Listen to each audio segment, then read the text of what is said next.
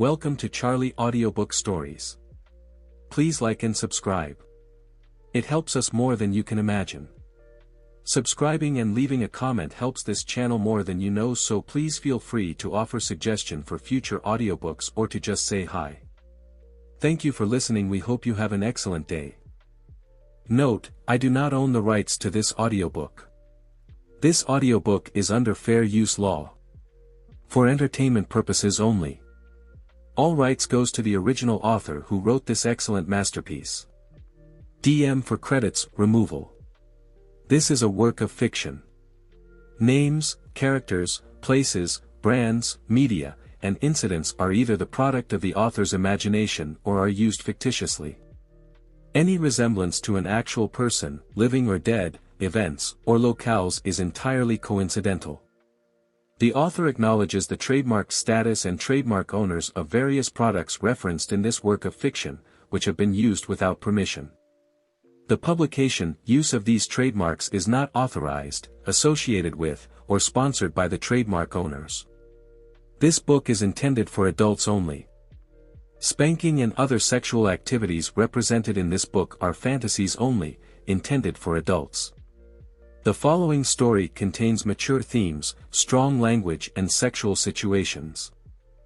All characters are 18+ years of age and all sexual acts are consensual. Chapter 1. Knox. There's nothing I like better than a day down by the river with family and friends. Hot, clear weather and the waters of the Guadalupe River sparkling with sunlight. Cold beer in hand. Burgers on the grill, and my brothers laughing and cutting up nearby. It's pretty much perfect. Until my brother's new wife, Ivy, ruins it. She hands a stack of red Solo cups to her husband, Boone, and then looks over at me and my other brothers, where we're parked on the nearest picnic table, enjoying a couple of natty lights. My sister Winona is bringing a friend, and Clay's bringing his girl, and she's bringing a friend. I bite back my groan, watching as my youngest brother Seth puts down his can. "They hot?" he asks. Of course he's gonna ask that. He's 20 and still thinking with his fucking dick. Of course, I'm 23 and I do the same. But I know what kind of girls these'll be. Blonde, giggly, vapid, angling for rich guys. Winona, Ivy's younger sister, is a sweet enough girl, if not my type. But man, she has shit taste in friends. I can only imagine the horrors that Clay is going to be flinging on us. 2 babes, Gage says, giving me and Seth a smooth, confident smile. That means one for me and one for whoever wants my leftovers. I snort and pick up a cigarette butt from the table as Seth scowls over at Gage. What makes you so sure they'd be interested in you? He just lays his confident smile on Seth, all cockiness. Because I'm me. Seth looks over at me, frowning. I slow my hand so Seth doesn't see I'm reaching for his beer. Instead, I shrug. He ain't wrong. Seth's frown turns into a scowl and he glances back over at Gage. Suck a dick, Gage. I bet I can get one of those chicks faster than you can. He's not paying any attention to his beer, and so I drop the butt directly into the can. Now we'll see how long it takes for Seth to notice it's there. Oh, I'll take that bet, Gage says in his laziest voice. So will I add in. We both know they're gonna take one look at Gage and cream their panties. Happens every time. Gage just flashes his white grin as if it's some sort of accomplishment to be Gage Price. I'm just amused, mostly. And I watch his beer to see if he puts it down. How much? Seth asks, crossing his arms over his chest. He's the youngest, but he's got the most bravado. 50? 100? How about that shiny new truck of yours? If we're betting that, it's gotta be a real challenge for you then, Seth demands. So, make it a challenge, Gage retorts. He puts his beer down and turns on the bench toward Seth. I casually slide his can toward me, listening to them argue, and look for something around here to put into his beer. The ketchup bottle is nearby. Ketchup and Natty Light? Sounds like a shit show to me. I slide the bottle to the edge of the table and into my hands, all the while keeping my focus on my brothers as they bicker about the terms of their bet. This is how it always is with Gage and Seth. They're the youngest Price brothers and the closest in age and temperament. Out of the 5 of us, Seth is the careless hothead and the youngest. Gage is a year younger than me, and he's the pretty one, the ladies' man. Doesn't matter if they're young or old, rich or poor, Gage can get him in the back of his truck within a hot minute. All he has to do is flash his smile. He's the only one that inherited Dad's lady killer attitude. Of course, I hope he doesn't end up like Dad, with 5 boys and 5 different baby mamas. That shit always turns into a mess. Then, of course, there's Boone, the oldest Price and the responsible one. I glance over at him. He's stoking the coals on the grill and chatting with Ivy, her pregnant belly sticking out like a basketball under her dark swimsuit and white, breezy cover-up. He's utterly devoted to her, and if I didn't like Ivy so much, I'd probably hate her for stealing so much of his time. But she's a nice girl and makes him real happy, so I can't be mad. Clay's all wound up over a girl, too. His high school sweetheart, who he just recently reconnected with. I think of Natalie back when I saw her at her father's ranch. Plump, but pretty. Kinda lonely and sad. Not really Gage's type, so I'm real curious to see what kind of friend she's dragging along with her. I finish squeezing a few hearty rounds of ketchup into my brother's can of beer when Ivy wanders off with Boone, heading to the restrooms. At that moment, Ivy's sister pulls up in her new little car, and Gage and Seth both lean forward with interest. I mostly sit back and watch. That's kind of what I do. As the middle brother, I don't have my own foil.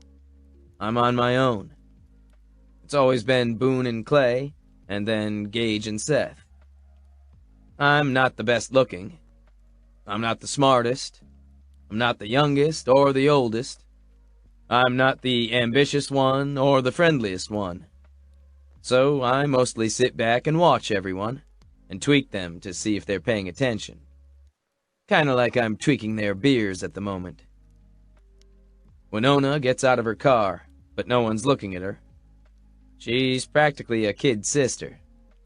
Instead, Gage, Seth, and I are sizing up her friend. The moment I see the friend, I snort and go back to watching my brothers, because this girl isn't here because she's wanting to hang with a family. She's clearly here to catch herself a rich bachelor. How do I know? She showed up to a family barbecue in a red string bikini and high heels, and I'm pretty sure the bottom of that bikini's a thong. She saunters forward, acting as if poor Winona ain't at her side, her attention on the 3 of us at the table. Seth begins to pick up his beer and I tense, but at the sight of the blonde he forgets all about it. Not yet, then. Of course, I wonder if I should add more to it, since both he and Gage are so distracted. It's not that she's not gorgeous, of course. She is. The girl sweeps her blonde hair back with a practiced motion and levels a sultry smile at me and my brothers. Can't help but notice she's got a nice pair of tits, and the ass that hangs out of her thong is tanned to perfection. I'd be a eunuch if I didn't notice shit like that. All the same, though, she ain't my type. I cross my arms and lean forward on the picnic table, waiting to see how things will play out. "I'm Gina," Blondie says, stepping over to introduce herself before Winona can even say hello. I notice that Ivy's sister frowns at her friend and then shrugs with a roll of her eyes. heading back to her car to get her bag. Guess she isn't all that surprised by her friend's predatory sensibilities. Guess she's run into this sort of thing before. "Well, hello there," Gage says in his best flirty voice. I swear he sizes her up and she visibly preens. Poor Seth doesn't stand a chance scoring this one. Gina saunters over to the table and manages not to lose her footing despite the incredibly high-heeled, impractical sandals she's wearing. "So, what's your name?" She scans over all of us as she says it, as if mentally assessing who will be the best catch. I can practically see the wheels turning in her mind.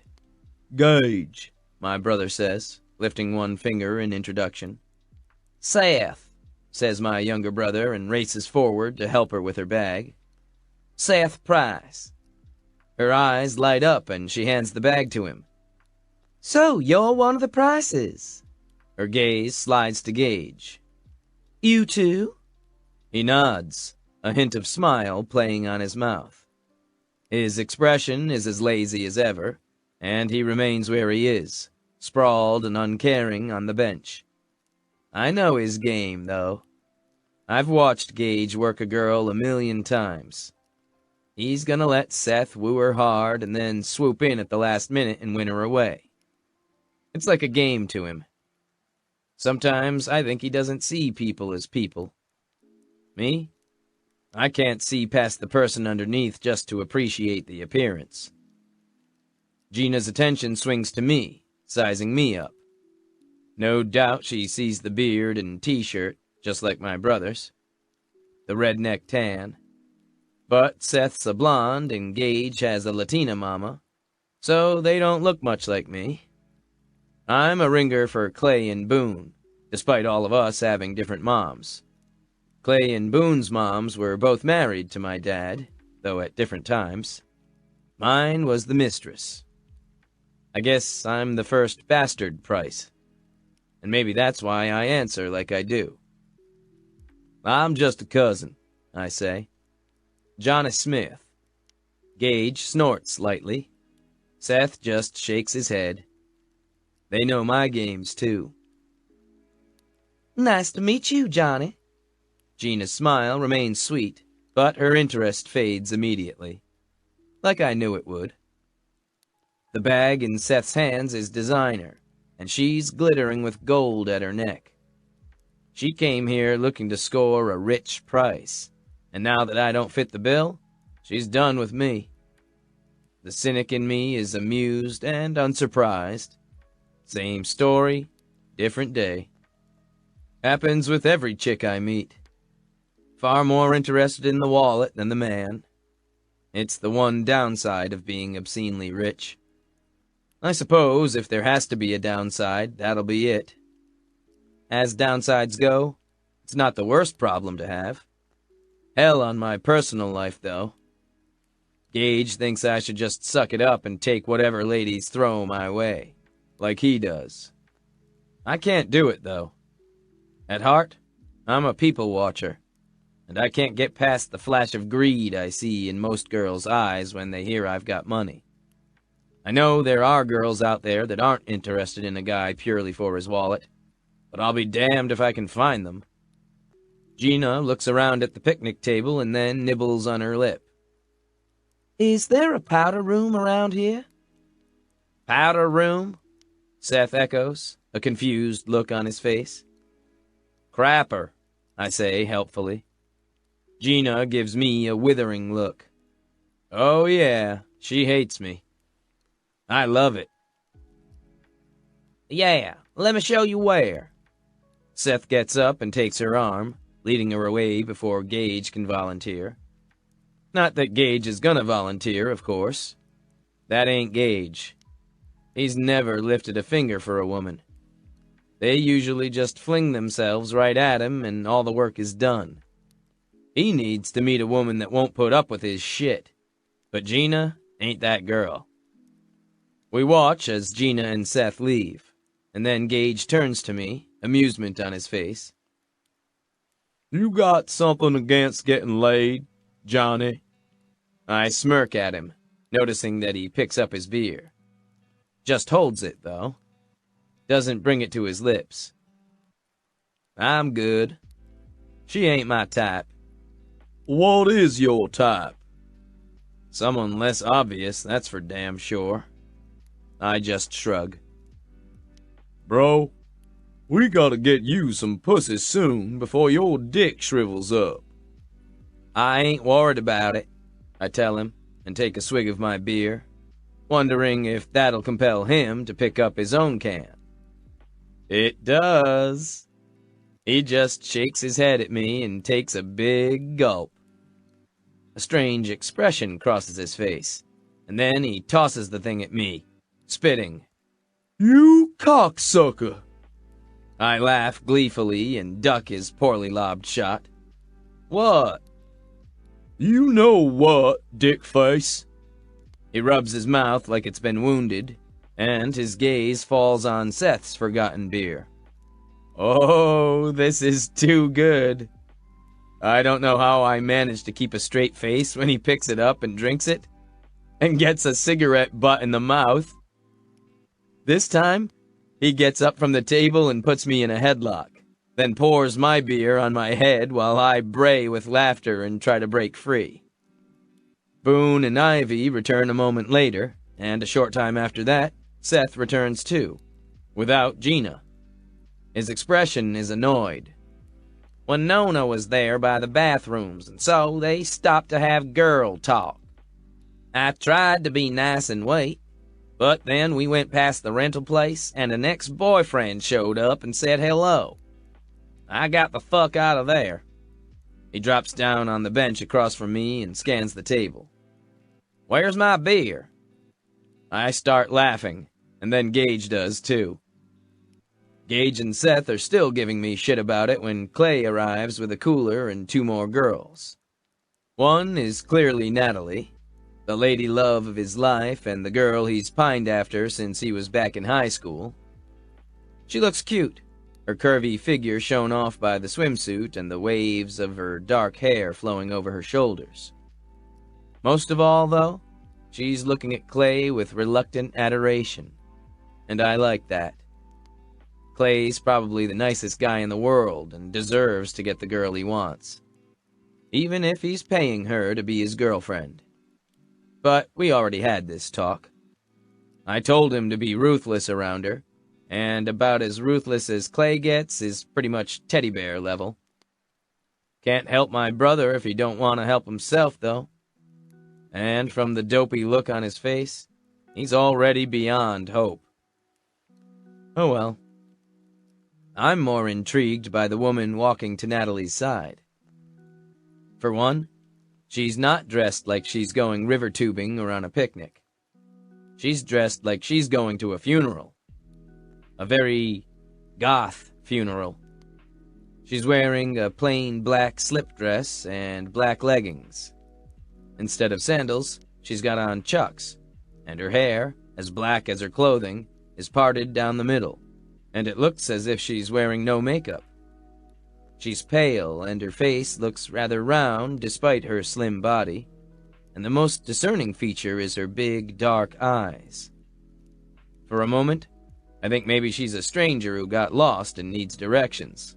But then Natalie says something, and the woman replies, a hint of smile on her face. This is Natalie's friend that she brought to the party? I'm shocked and intrigued. I can usually peg people right away, but I'm not sure what to make of Natalie's friend.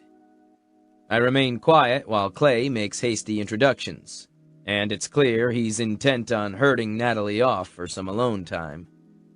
The friend's name is Lexi, and I mentally file that away.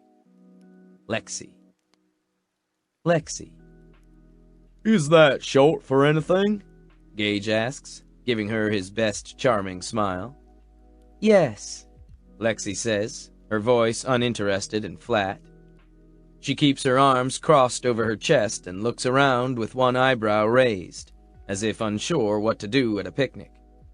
Her gaze sweeps over me and my brothers, and she studies Seth's camo swim trunks, trashed t-shirt, identical to mine, and trucker cap. And she still doesn't answer. Gage waits and then glances over at me. A chuckle escapes him. "Short for what?" he prompts. "Meredith," Lexi says in that same dry voice, and then walks away. Gage's brows go up. Nearby, Seth, Ivy, and Boone look equally confused. Seth eyes Lexi up and down and looks over at Natalie. "This your friend?" "She looks weird." "Thank you," Lexi says immediately. Her voice is dry and sarcastic. "So this is society. Fascinating." "This is my friend Lexi," Natalie announces. And I'm not sure if she's reminding us of Lexi's name or reminding Lexi that she's supposed to be a friend. "She's really very sweet once you get to know her." "Take that back," Lexi demands and saunters ahead to the water's edge. "I'll be by the water, frightening children if anyone needs me." It gets real quiet for a moment. "Oh, she's serious," Natalie says, a rueful smile on her face. "But I promise she's harmless.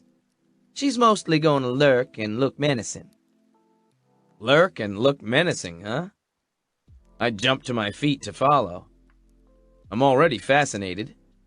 It's clear she doesn't want to be here, and she doesn't appreciate my brother flirting with her. I might be half in love already. Lexi barely gives me a look as I move into step next to her. I don't mind her standoffishness. It's kind of refreshing after Gina and her cooing and hair-tossing. "Kinda a warm day for all that black clothing," I comment, walking alongside her. "I like to think of it as SPF 1000, she says in that same caustic, almost monotone voice. It's clearly meant to be unfriendly, or a challenge. I like a challenge, though. Effective, if not the breeziest, I admit. Next time, you might be better off wrapping yourself in duct tape. She glances over at me. "Or tinfoil." "Nah," I drawl. "That'll bake you like a potato." She snorts, but her step's slow, and she glances over at me. "Are you the unofficial host designated to help me enjoy myself at the party? Because I'm good. I meant it when I said I was going to hide in the bushes." "Because you don't want to talk to anyone, I guess?" She shrugs those incredibly slim shoulders. All of her is slim and long, and I decide I like it. She's certainly not dressing up to show off her body, which just makes me wonder all the more what's underneath her dark layers of clothing. Like I said, I like a challenge. Lexi looks over at me again. "I'm perfectly capable of stringing together words to form a sentence. I'm just getting out of there so I don't crowd Nat and Loverboy with my epic third wheelness." She leans toward me and lowers her voice to a whisper. "It's called being a friend." She uses air quotes. "Or so I'm told. I call it tired of watching you two cast longing looks at each other." She's so salty when she speaks of affection. I love it. "You really gonna scare kids?" "I'm going to lurk and be my natural self. If that happens to scare children, I can't be held responsible for weak parenting." A slow smile curves my mouth. I think I like this girl. "Did I mention my name's Knox?" "I didn't ask. It's short for anything?" "Yep," I say. "Meredith." That wins a laugh out of her, and it feels like I just got a goddamn trophy. We don't hide in the bushes for too long, because it gets too hot and the Texas sun is unrelenting on the riverbank. I think longingly of my beer, but I don't want to leave Lexi's company either. She's making today more interesting than I imagined, even if there's very few unsupervised children for her to frighten by the riverbank. "You wanna head back to the others and grab some sunblock and a drink?" She squints up at me. If we must. I promise I'll protect you from anyone who tries to be friendly. I pretend to flex a muscle. Though you look scrappy enough to take on anyone. Lexi wiggles her eyebrows. It's true. I play dirty. She shrugs. I suppose we can try to be social at this social thing. Otherwise, I'm not being a good friend to Nat. I'm trying to give her space. But there's space, and then there's your face on the back of a milk carton space. I wouldn't worry about Natalie. I doubt you're gonna see much of her today, I mention as we turn and start to head back toward the picnic area. I can't help but put my hand at the small of her back, just because I'm dying to touch her, even in that small way. It's not often I meet a girl that trips my trigger, but Lexi's doing it for me. There's just something about her casual, fuck you sort of attitude that I appreciate down to my core. Plus, I kind of like the idea of stripping away that veneer and getting her to lose control. What would she look like all passion-dazed and begging for me to touch her? Would she be bitterly sarcastic even when I'm deep inside her? Just the thought makes me uncomfortably hard in my swim trunks. I do a quick tuck and adjust as she steps ahead of me, heading back to the area my family's claimed for the picnic. No one's at our designated area but Boone and Ivy. My brother flips a burger on the grill as Ivy lays her head against his arm. He turns to the side and presses a kiss to the top of her head, and she rubs her big belly. My mind immediately focuses on that domestic picture, swapping myself out for my brother and Lexi out for Ivy. I imagine her with a very pregnant belly, carrying a child. My child. It's amazing how possessive I can feel over a woman I just met, but damn, I have to bite back a groan before I embarrass myself. Of course, I don't imagine Lexi dressed as sweetly as Ivy is, or that she'd have such a Madonna-like expression on her face. She'd be in black, Lexi, and the expression on her face would be more challenging. I love it. No Nat or Clay? Lexi asks as we head back to the covered picnic table. Ivy glances over at us, a knowing look on her face as she makes eye contact with me. She keeps the smirk off her face. They went rafting down the river. The boys took Winona and Gina with them. You should go join them. I imagine you can still catch up. Sounds like fun, Lexi says in a voice that indicates that it sounds like anything but. She hates fun, I tell my sister-in-law with a wink, and sit down at the bench, grabbing the sunblock before Lexi can. Lexi turns back to me, an amused look on her face. You know me so well. It's almost like we're separated at birth. I tilt my head up at her. That wounds me. Why's that? Her voice is a low murmur. I think you would have figured out by now that I don't plan on being very brotherly. And just to test the boundaries of our new friendship, I squirt a little sunblock on my finger and wave it at her. Now come and let me take care of your face. Men, she murmurs, her gaze locked to mine. Always obsessed with rubbing white stuff all over a girl's face. The sly smile she gives me makes us both laugh, and when she sits next to me, I pop a blob onto the tip of her dainty nose. I can't tell if we're flirting or just teasing each other. All I know is that I'm enjoying the hell out of myself. Chapter 2. Lexi. Well, I did not show up to be a wanton slut, but it looks like I'm leaving that way. Actually, I'm kidding myself. I can't do it. Won't do it after what I've been through. But someone like Knox Price makes me want to forget everything bad in my past and show him that I can put my ankles behind my ears. He's just so damn perfect for me. Well, not the age. I'm pretty sure he's younger than I am, and he dresses like something straight out of Duck Dynasty.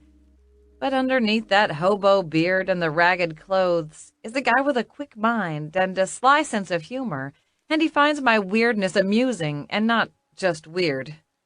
That's rare enough on its own. But I'm not here to hook up with someone. Not today. Actually, if I could figure out how to avoid men for the rest of my life, not ever. But today was all about my girl Natalie. She's been treated cruelly by her man of choice, Clay Price. I know she loves him because she's crazy like that and wears her heart on her sleeve. It doesn't matter that he abandoned her for days. He apologized, and she wants so desperately to believe him that she's willing to spend the day with his family at a picnic and river tubing excursion. I'm here to be the shoulder to cry on in case he hurts her feelings again. Luckily, it looks like that might not be the case.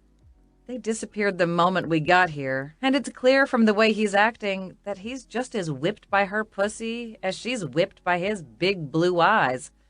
She's been glued to his side, utterly happy ever since we arrived. Which is fine. I don't mind being a discarded woman. I'm just relieved she doesn't need me after all. I can keep myself entertained, and since she's having a good time, that means I can relax. Which brings me back to the problem of Knox. He's one of the weirdly rich, overly bearded, and completely redneck brothers of Clay Price. I knew Clay's family would be here today, and I figured they couldn't be worse than Nat's dad.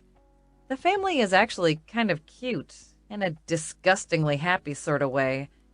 Boone's all over his pregnant wife, and Clay's acting all devoted, so I won't kill him. Yet. The younger brothers are playful in the way men can be, and they're all flirty. I can dodge flirting with the best of them, but I have to admit that I'm intrigued by Knox. He's got these dark, watchful eyes that make me think he misses nothing. He's not the talker of the group. That's Seth. He's not a flirt like Gage. He just sits back and watches everyone else. That intense gaze taking in everything. And for most of the day, that intense gaze has been fixed on me. It's been a while since a guy flirted with me. Everything I do and wear is pretty much designed to be anti-flirty. That's just who I am, and I enjoy it. I prefer shooting someone down to tossing my hair and batting my lashes. You want to see how big the balls are on a guy? You challenge him. Most fold like a deck of cards. But Knox Price just takes my prickliness with one of those slow, knowing smiles and plays right along. I'd be lying if I said that wasn't hot. It makes me remember how very long it's been since I've had sex. A really, really long time. There's practically been an ice age between my thighs since the last time a guy was there, and it's been of my own choosing. I like being independent and strong. I like being on my own. I like being Fort Lexi, impenetrable, and unlikable. I prefer being the salty, weird bridesmaid and never the bride. I don't date, after all. In fact, I do my very best to shut down all guys that think they should hit on me. But a few always slip through and make my life miserable. Currently, it's Keith Lawrence, local lonely fireman and pesky neighbor. He's been a nightmare ever since we met and toes the line of stalker. Not quite obsessive enough for the cops to do something, but just obsessive enough to make me sleep with a knife under my pillow. I wish I could say Keith would eventually get the hint, but I'm not sure he will. I think he views me as a tease. I hate that shit. I swear he thinks I'm wearing black because I'm trying to toy with him, not because I want him to fuck off. And because he thinks I'm flirting with him, he gets too inappropriate right away. Which is funny because Knox is flirty, but in a way that's subtly different. He doesn't look at my clothing as if he's just waiting to peel it off of me. He doesn't act like I'm a huge cockhound just dying to get a taste of his dick. He talks to me like I'm a person. So refreshing. More men should try it. It's been a long time since I was attracted to someone the way I'm immediately drawn to Knox, though. Maybe it's the way he sabotages any beers his brothers leave unattended. Maybe it's that watchful look in his eyes. More than anything, I think it's the confidence he carries, despite his young age.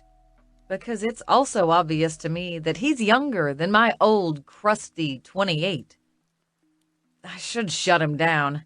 Let him know with a look that I'm not interested in the secrets that lurk behind those smoky, dark eyes. The last thing I need is to get another man thinking I want something from him. When he puts his hand on the small of my back, I should push it away. I've been down this road before. But maybe, my brain reasons, he's young enough that he doesn't want anything long-term. Just a quick hookup. A one and done. And maybe I'm okay with that. I've never had a one-night stand before. But when Knox smiles at me, I can see why girls chuck responsibility to the wind and let themselves be swept away for a night. I won't give in to it, of course. But that doesn't mean I can't think about it. The object of my tormented thoughts must be a bit of a mind reader, because he nudges me with his shoulder as we sit next to the fire, and I put the graham cracker on top of my most recent s'more.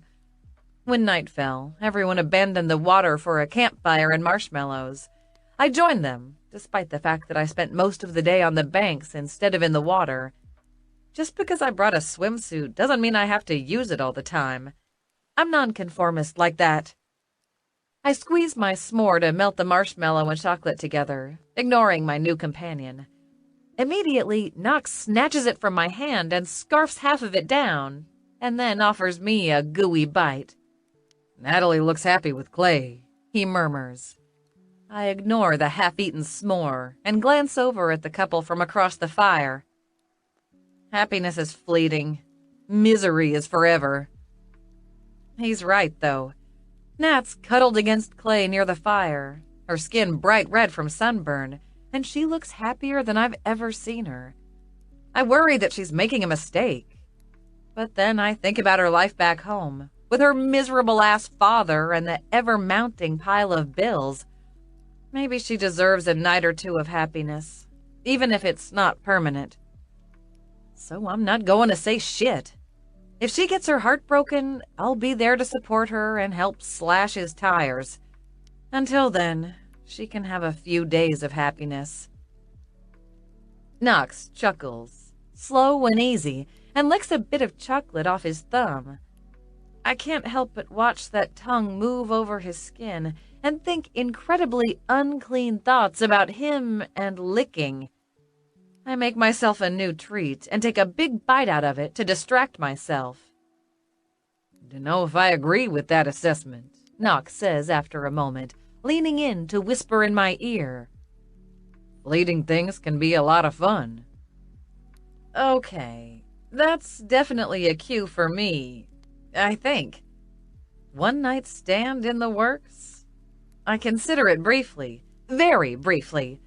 And then I think about that thumb and the licking and the thick beard that curves his jaw. I'd be a crazy woman if I said the beard wasn't a consideration.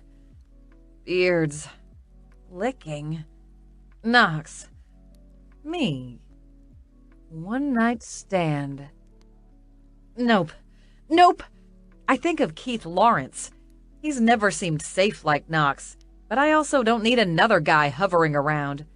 If Keith even so much as thought I had a boyfriend, well, it could go one of two ways. He'd either buzz off completely, or I'd wake up to a boiled rabbit in my kitchen. But Knox and Keith never have to intersect. Knox lives around here, near San Antonio. Me, I live out in East Texas, over in good old Luca, population 3,250.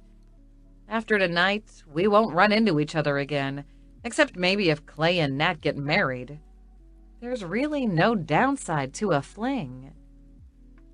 Boy, I'm really, really trying to convince myself I need to get laid. I really don't, though.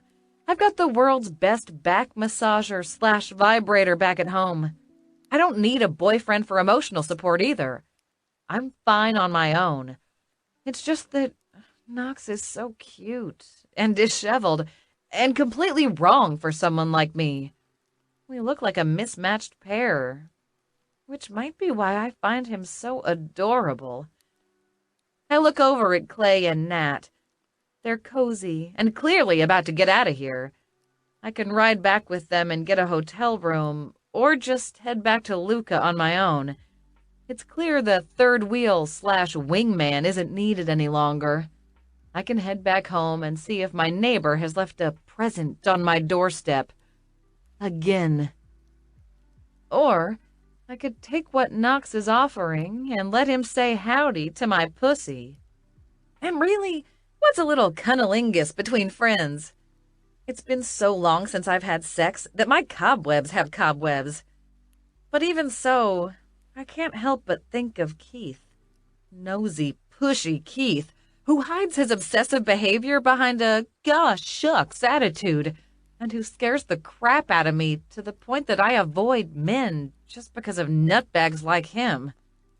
So, even as much as I would like to hook up with someone like Knox, who pings me in all the right places, I won't. Sorry, cobwebs. You get to stay a little longer. Come on, Clay says to a yawning Natalie. Time to go. Time to go? I'm not sure I'm ready. Look at how cozy they are, so wrapped up in each other. And I just feel... Ugh. Excuse me, I call out in my best British accent. Have you been drinking, good sir? I can't allow you to drive us home if you've partaken of the spirits. What did she just say? Seth murmurs. Clay shakes his head, a rueful smile on his face. No drinking. I left that to Nat. I'm the designated driver, and now I'm going to take my girl back to our room. Damn. I was almost hoping he'd want to stay another hour to clear his head, so I could make Knox a few more s'mores and see if he licks his thumb again. I shouldn't even notice his lips or tongue, given that they're practically covered by a dark, bushy beard. But that just seems to highlight how pretty his mouth is. It's unfair, but that doesn't change the fact that I'm leaving right now with a couple that's been all over each other all day. Oh, goody, I say flatly. Can I come along? I don't feel like a third wheel at all. I see Nat flinch, and I immediately feel like an asshole. I should. I'm trying to rain on her parade instead of being a good friend. I'm such a jerk. I hate myself a little, but I can't take the words back now. That hand brushes over the small of my back again, and then leaves. At my side, Knox pulls out his phone. I'll take Lexi home. I'm calling my driver right now. Oh, I don't know what to think of that. But when I look over at Nat and Clay, and his arm is on her shoulder, all possessive, and she's leaning into him like he's the only thing keeping her upright, I know it's going to be a long, uncomfortable ride back to the hotel. Then I'll have to immediately grab my crap from their room and make the long drive home to Luca, despite the late hour, because I don't have the cash for a hotel room. But if Knox takes me home, I can at least avoid the awkward car ride with the smoochy couple. I can figure out the rest when I get to the hotel. I look over at Nat, and she's giving me this worried look, like she's the world's worst friend. I feel guilty for making her think that, so I do the only thing I can think of. I tilt my head toward Knox and wink at her, indicating I'm fine with getting a ride home from him. If you're sure, she says slowly, giving me an out. She knows I don't date, don't drink, don't hook up. But I don't want to drag down their evening, not when she's clearly having the time of her life.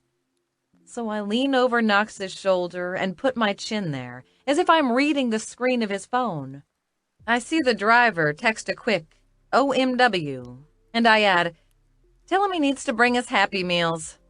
As if this is normal and no big deal, and I do this all the time.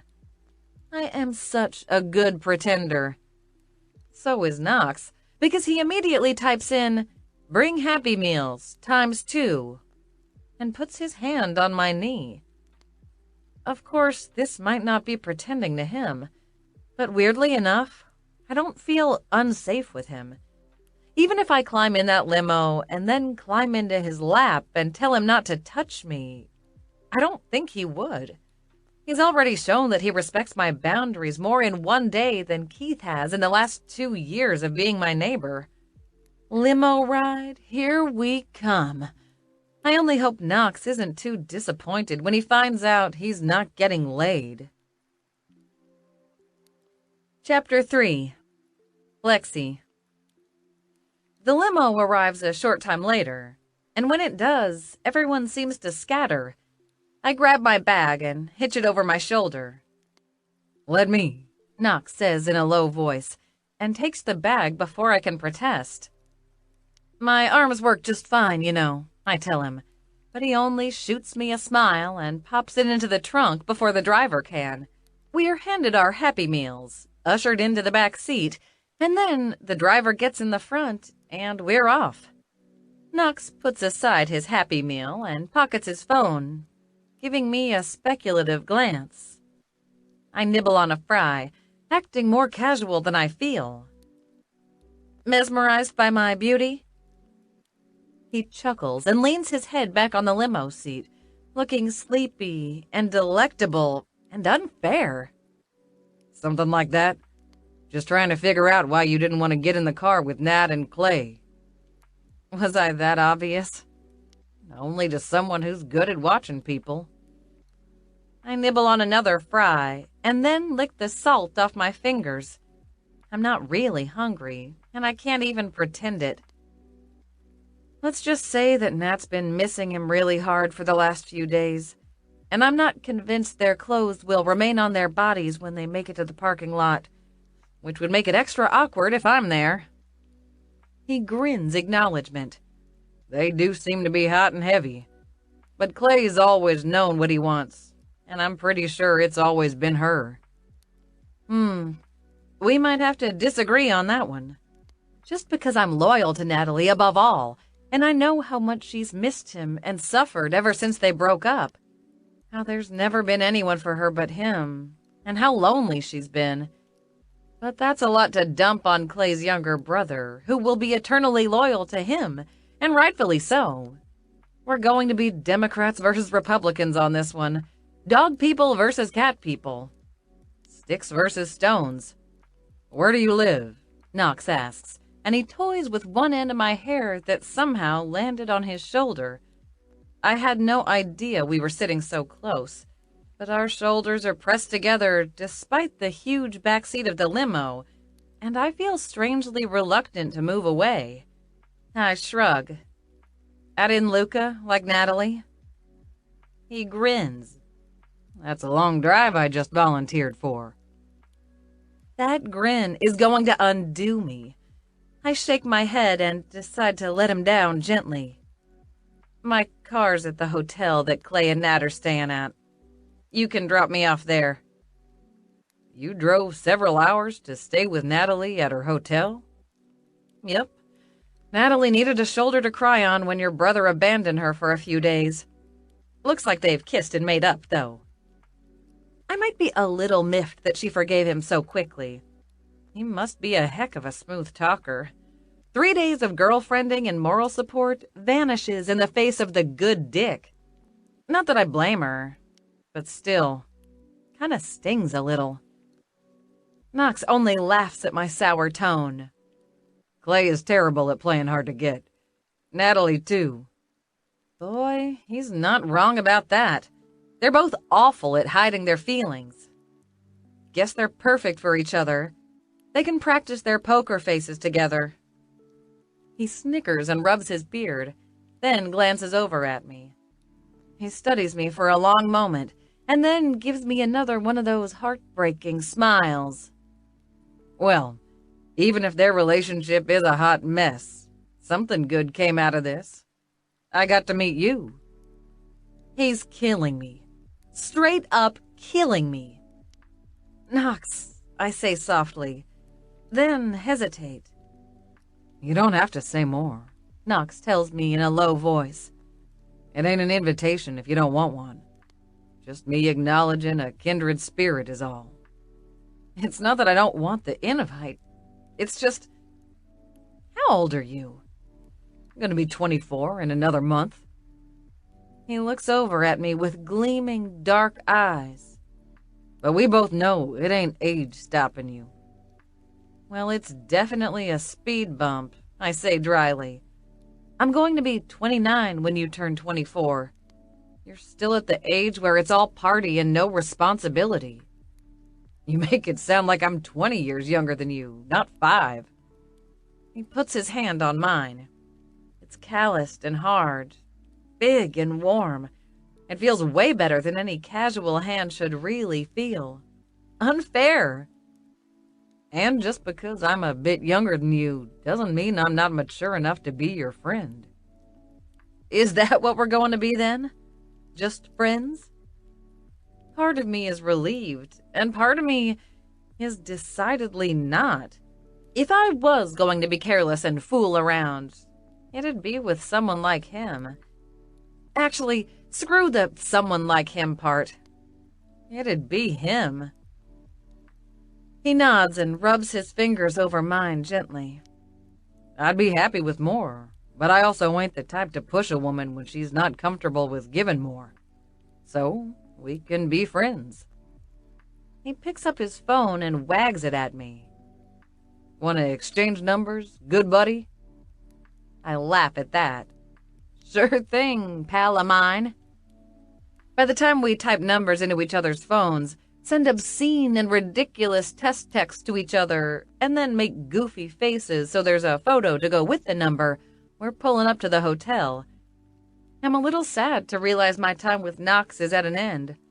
I'm sure we'll be text buddies, but I live a few hours away, and without a reason to hang out, I doubt there'll be many meetings in the future. It'll end up like every other long-distance friendship, slowly petering out. But I can't worry about that right now. I pat his hand and point in the distance. "My car's along that way." The limo cruises at a crawl through the parking lot, and as it moves with glacial speed, I see my car tucked underneath one of the trees.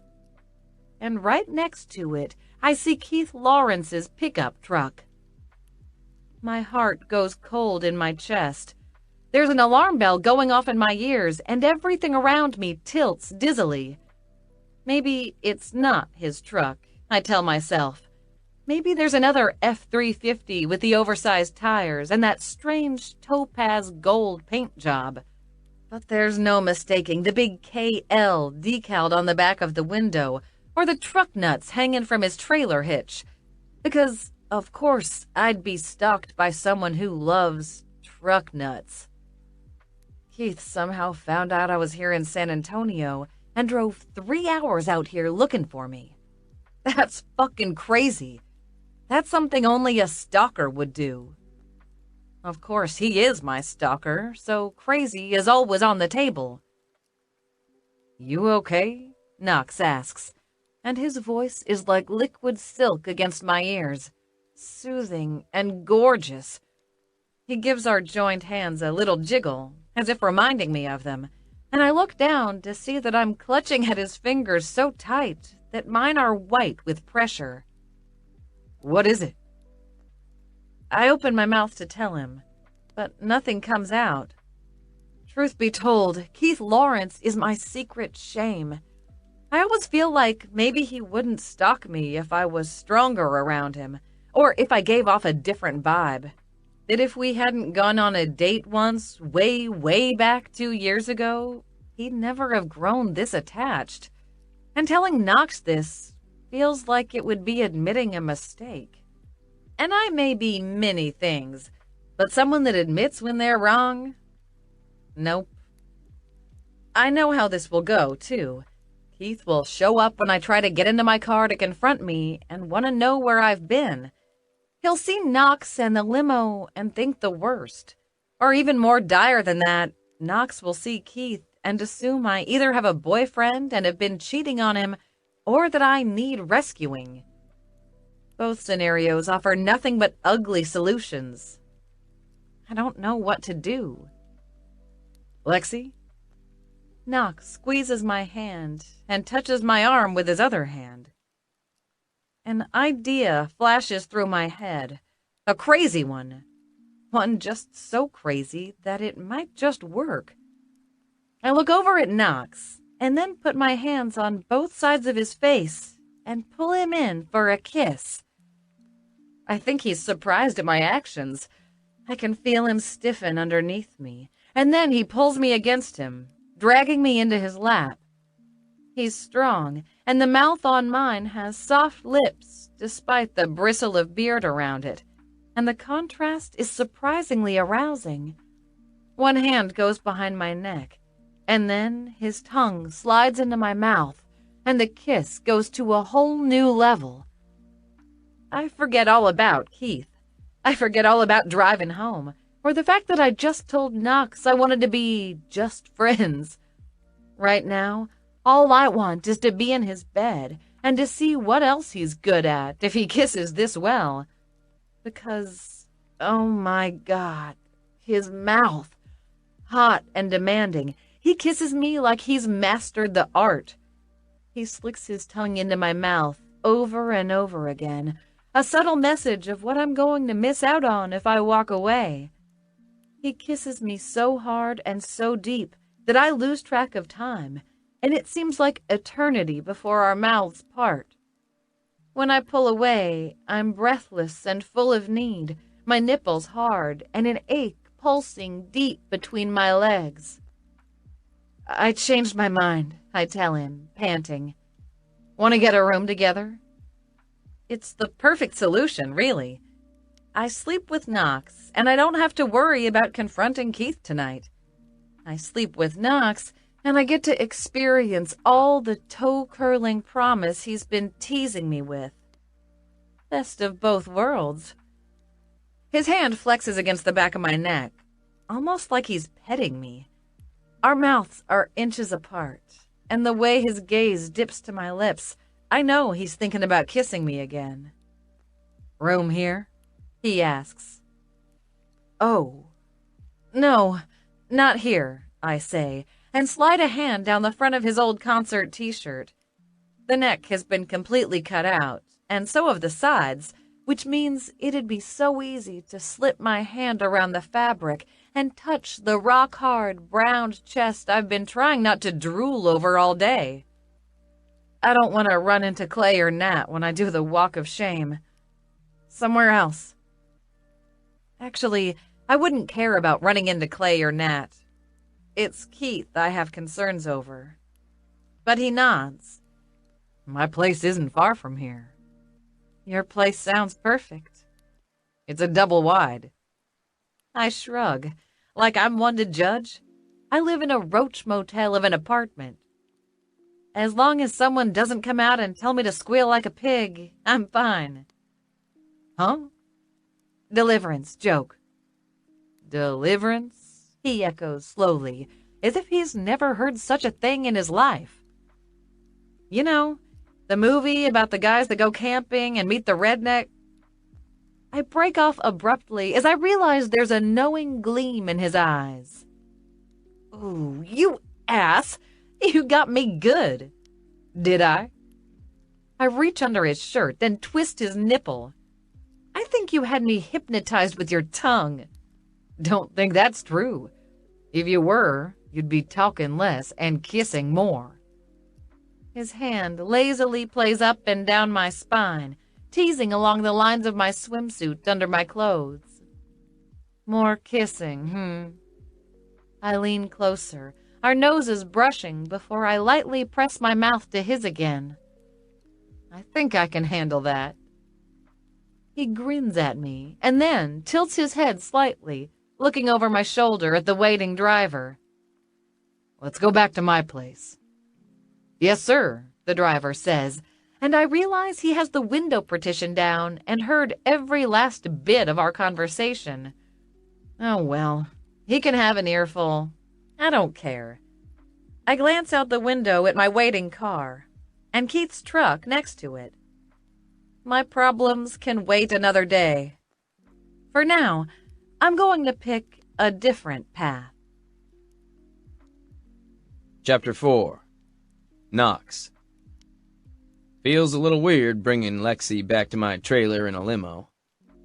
Feels even weirder to bring her inside because I know the place is a mess.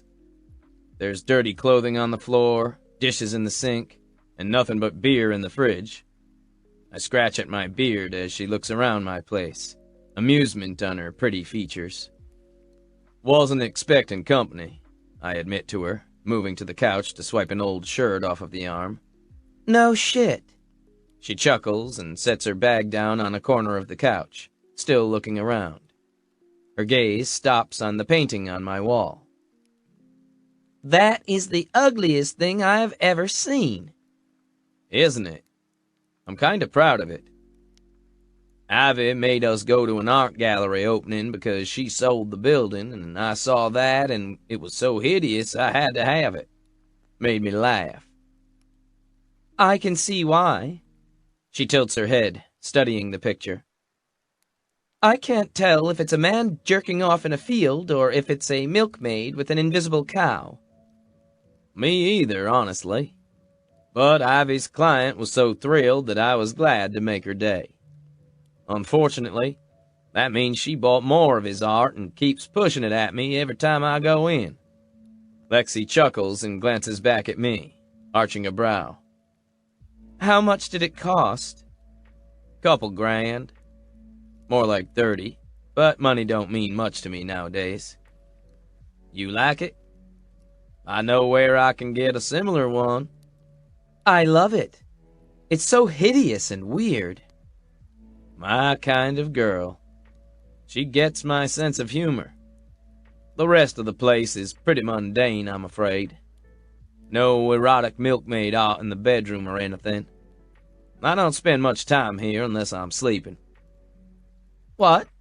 You mean to tell me this isn't a hopping bachelor pad? With a chick magnet like this? She points at the bright pink and yellow painting. I'm shocked. I'm not much for picking up random women. In fact, she might be the first woman I've ever brought back to my place. I'm not a love 'em and leave 'em guy like Gage and Seth. I need to get to know a girl before my dick joins the party. Just a pretty pair of tits or a nice ass will get my attention, but I have to know there's something in the brain, too. And Lexi's brain is damn fucking sexy. Her ass is pretty kickin' too, from what I saw in the plain black getup she wore earlier today. Still a little shocked that this amazing creature changed her mind and decided to come home with me tonight. Had to stop myself from mauling her in the limo, because my driver was watching a little too much for my taste. But right now, watching Lexi wander around my living room looking at my stuff, just reminds me why she came over, and my cock is achingly hard in my pants. I'm still thinking about that kiss. Her hands on my face, her legs pressing down on my lap.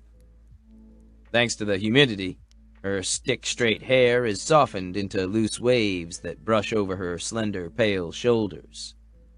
Unlike Nat, Lexi was vigilant with her sunblock, and her skin looks as touchable as ever. She glances over her shoulder at me, a teasing smile on her face. Can I see the bedroom? I gesture at it, indicating she can go first. Fair warning, it's not much cleaner. She smirks. You're a guy. A certain amount of slobbishness is expected. But Lexi strolls forward, arms crossed over her chest, and moves down my trailer, ignoring the creak of the floor. I kind of wish for once that I'd listened to Ivy's nagging about how I should buy a real house and not live in one of the shitty trailers we've all been living in for what feels like forever. Some part of me appreciates the weirdness of it. Bunch of billionaires living in shit-ass trailers on scrubby land. But I never thought about bringing a chick back to my place until now. Boone got this tricked-out mansion because he wanted Ivy to have a nice place. At the time, I laughed at him. Now I get it. I move 2 steps behind Lexi as she enters my room. There's more laundry here, a game console and stacks of games piled up on my dresser. My laptop's on one corner of my unmade bed, and I'm relieved that my sheets were recently changed thanks to the maid that sweeps through our trailers and straightens our shit on a regular basis. Thoughts? It's interesting, she says after a moment. Are you sure you're only 23? I don't see any bongs or beer cans in here. No used condoms on the floor. I snort. I'm younger than you. Doesn't mean I'm a pothead or a drunk. I like beer, but not in bed. Don't like the smell of weed. And no ladies come back here. Except me. Except you, I agree. But you're not like most. She gives me a curious look. You got a secret Wednesday Addams fetish? I clutch at my chest. How did you know? Lexi grins and then sits down at the edge of my bed, bouncing on it to hear the squeak of the springs. The mattress is older and creaks alarmingly when she does. This is definitely not the bed of a ladies' man, no. You think the spring sounds are a bit too much ambiance? Definitely. I prefer a nice wall-banging headboard myself. That paints a shockingly visceral image in my mind. Of Lexi, her hands pressed up against a heavy wooden headboard, her mouth open with need as I slam into her, so hard we shake the bed together.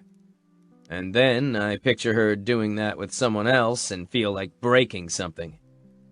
I want to ask her if she bangs a lot of headboards, so I can know who to punch. But I know that's too possessive of a question for tonight. She's still not mine. Not yet. Tonight is just a hookup. I need more than just a promise of sex to bring her back to me again. It's a challenge I look forward to, though. I move toward the bed and she gazes up at me, the playful look leaving her eyes. The hungry look returns, and I wonder if she's thinking about the heated kisses we shared in the limo like I am. I hope I didn't give her too much time to change her mind. I want to make her mine. She crosses her legs slowly and tilts her head back, watching me. Her mouth is still full and pink from our kisses earlier. I'm on the pill, before you ask. And clean. I haven't had sex in at least 2 years, and I'm sure I can pull up my doctor's last test on me if you need verification. That's very... arousal dampening. She grins and swings her foot back and forth. Now you can see why I haven't had sex in 2 years. I can use a condom. I'm not put off by her blunt talk at all. It's the opposite, actually, because now all I can think about is sinking into Lexi without a condom, feeling the hot, wet clench of her around my cock. Jesus. She grimaces. So, this is where it gets weird. I have a latex allergy, and I'm going to break out in rather unsightly hives if you so much as touch a condom. Which is why I get tested so vigorously. Do you have your last test results? I scratch my head. I honestly don't know. Most doctors have patient portals you can access and pull lab results. She pats the edge of the bed next to her. Go on. I'll wait. This is definitely the weirdest conversation I've had with a woman. But I sit down anyhow and pull up my email. I'm sure I've gotten emails from my doctor in the past, and I'm also pretty sure I've never paid a bit of attention to them. I flip through my inbox, looking for something that involves patient portals or doctor records or whatever. As I do, Lexi slides one leg over my knee and moves closer to me. Her arms go around my free arm, and she leans in closer, pressing her breasts to my arm. I'm going to break out in a sweat if this continues. She touches my earlobe with one fingertip, tracing it. Any luck? My cock's so hard it's like she's touching it instead of my ear. Gotta be here somewhere. A latex allergy? Jesus Christ. I've never heard of such a thing. But she's practically encouraging me to bareback her, and I can't pass that up. Lexi's hot as hell, and with this in the package, I'm a goner. It's difficult to concentrate on my email, but I find something that looks like it might be on the right track and type in a password. And type it in again. And again. Because I keep fat-fingering it while she's caressing my goddamn earlobe. Not that I want her to stop. Almost there, she practically purrs.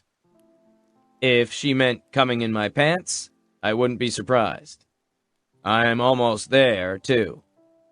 But I finally managed to log in to my doctor's website and pull up my records. Here, I tell her, shoving the phone in her hands. I know I'm clean. She can figure it out from there. I push her back on the bed as she stares at my phone screen, scrolling through, and pull off her shoes. She arches one gorgeous leg so I can do so, but doesn't otherwise get up. I toss them aside and then tug on her leggings, pressing my mouth to her skin as I bare it. God damn, but her legs are amazing. Sleek and taut. I swear, there's not a bit of jiggle on them. They're very pale, just like the rest of her, but I don't mind that. It's just part of her weird charm. She's gorgeous, though, and I want to put my mouth between her legs and taste her. But when I push her dress up, all I see is swimsuit. Hell, I mutter. She chuckles and rubs her foot along the inside of my thigh. Did you forget we went swimming earlier today? I vaguely remember her stripping down to a plain black suit and getting in the water. Vaguely. I guess I was just hoping I could close my eyes and you'd be naked under me. Lexi slides backward and sits up in a fluid motion, then crosses her legs under her, tucking them close in a way I'm pretty sure I wouldn't be able to repeat. We could take turns undressing for each other. You go first. I lean in, trying to kiss her, but she only leans away again. With a frustrated groan, I flop down on the bed. You're cruel to a man, Lexi. You like my cruelty. It turns you on. She ain't wrong. With a rueful chuckle, I get to my feet and give her the world's unsexiest and quickest striptease. My grubby sneakers go flying at the same time that my swim trunks do. And then off goes my trucker cap when I rip off my shirt. Total strip time?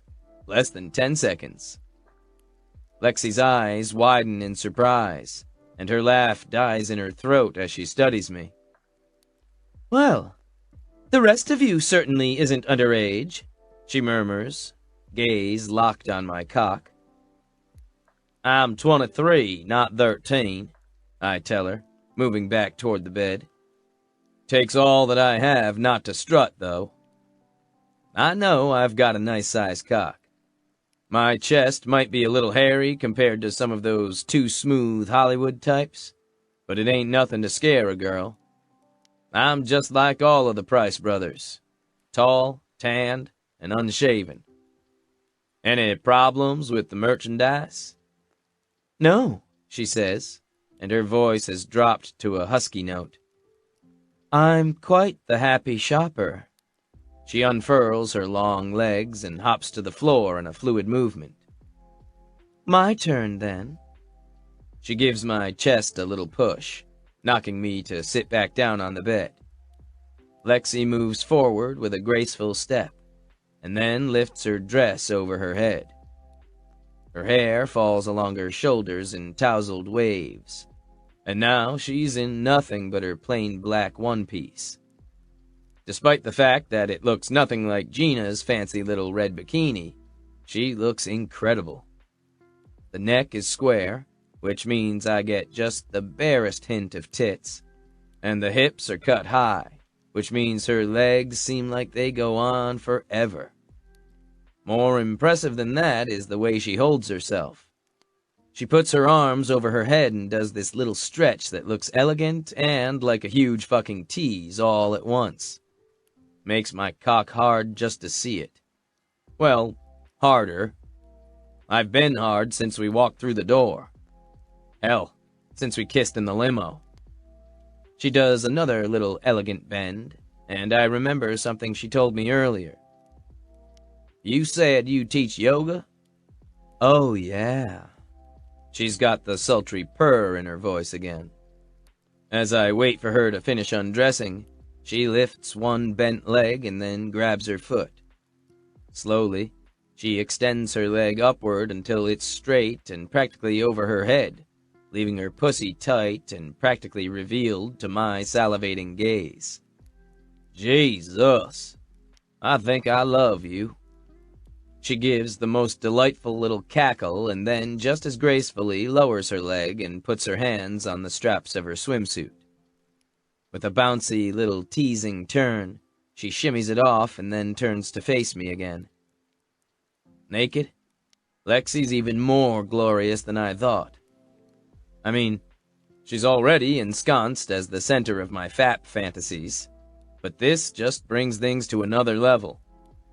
Her breasts are small but high, the most perfect, pert little mounds I've ever seen.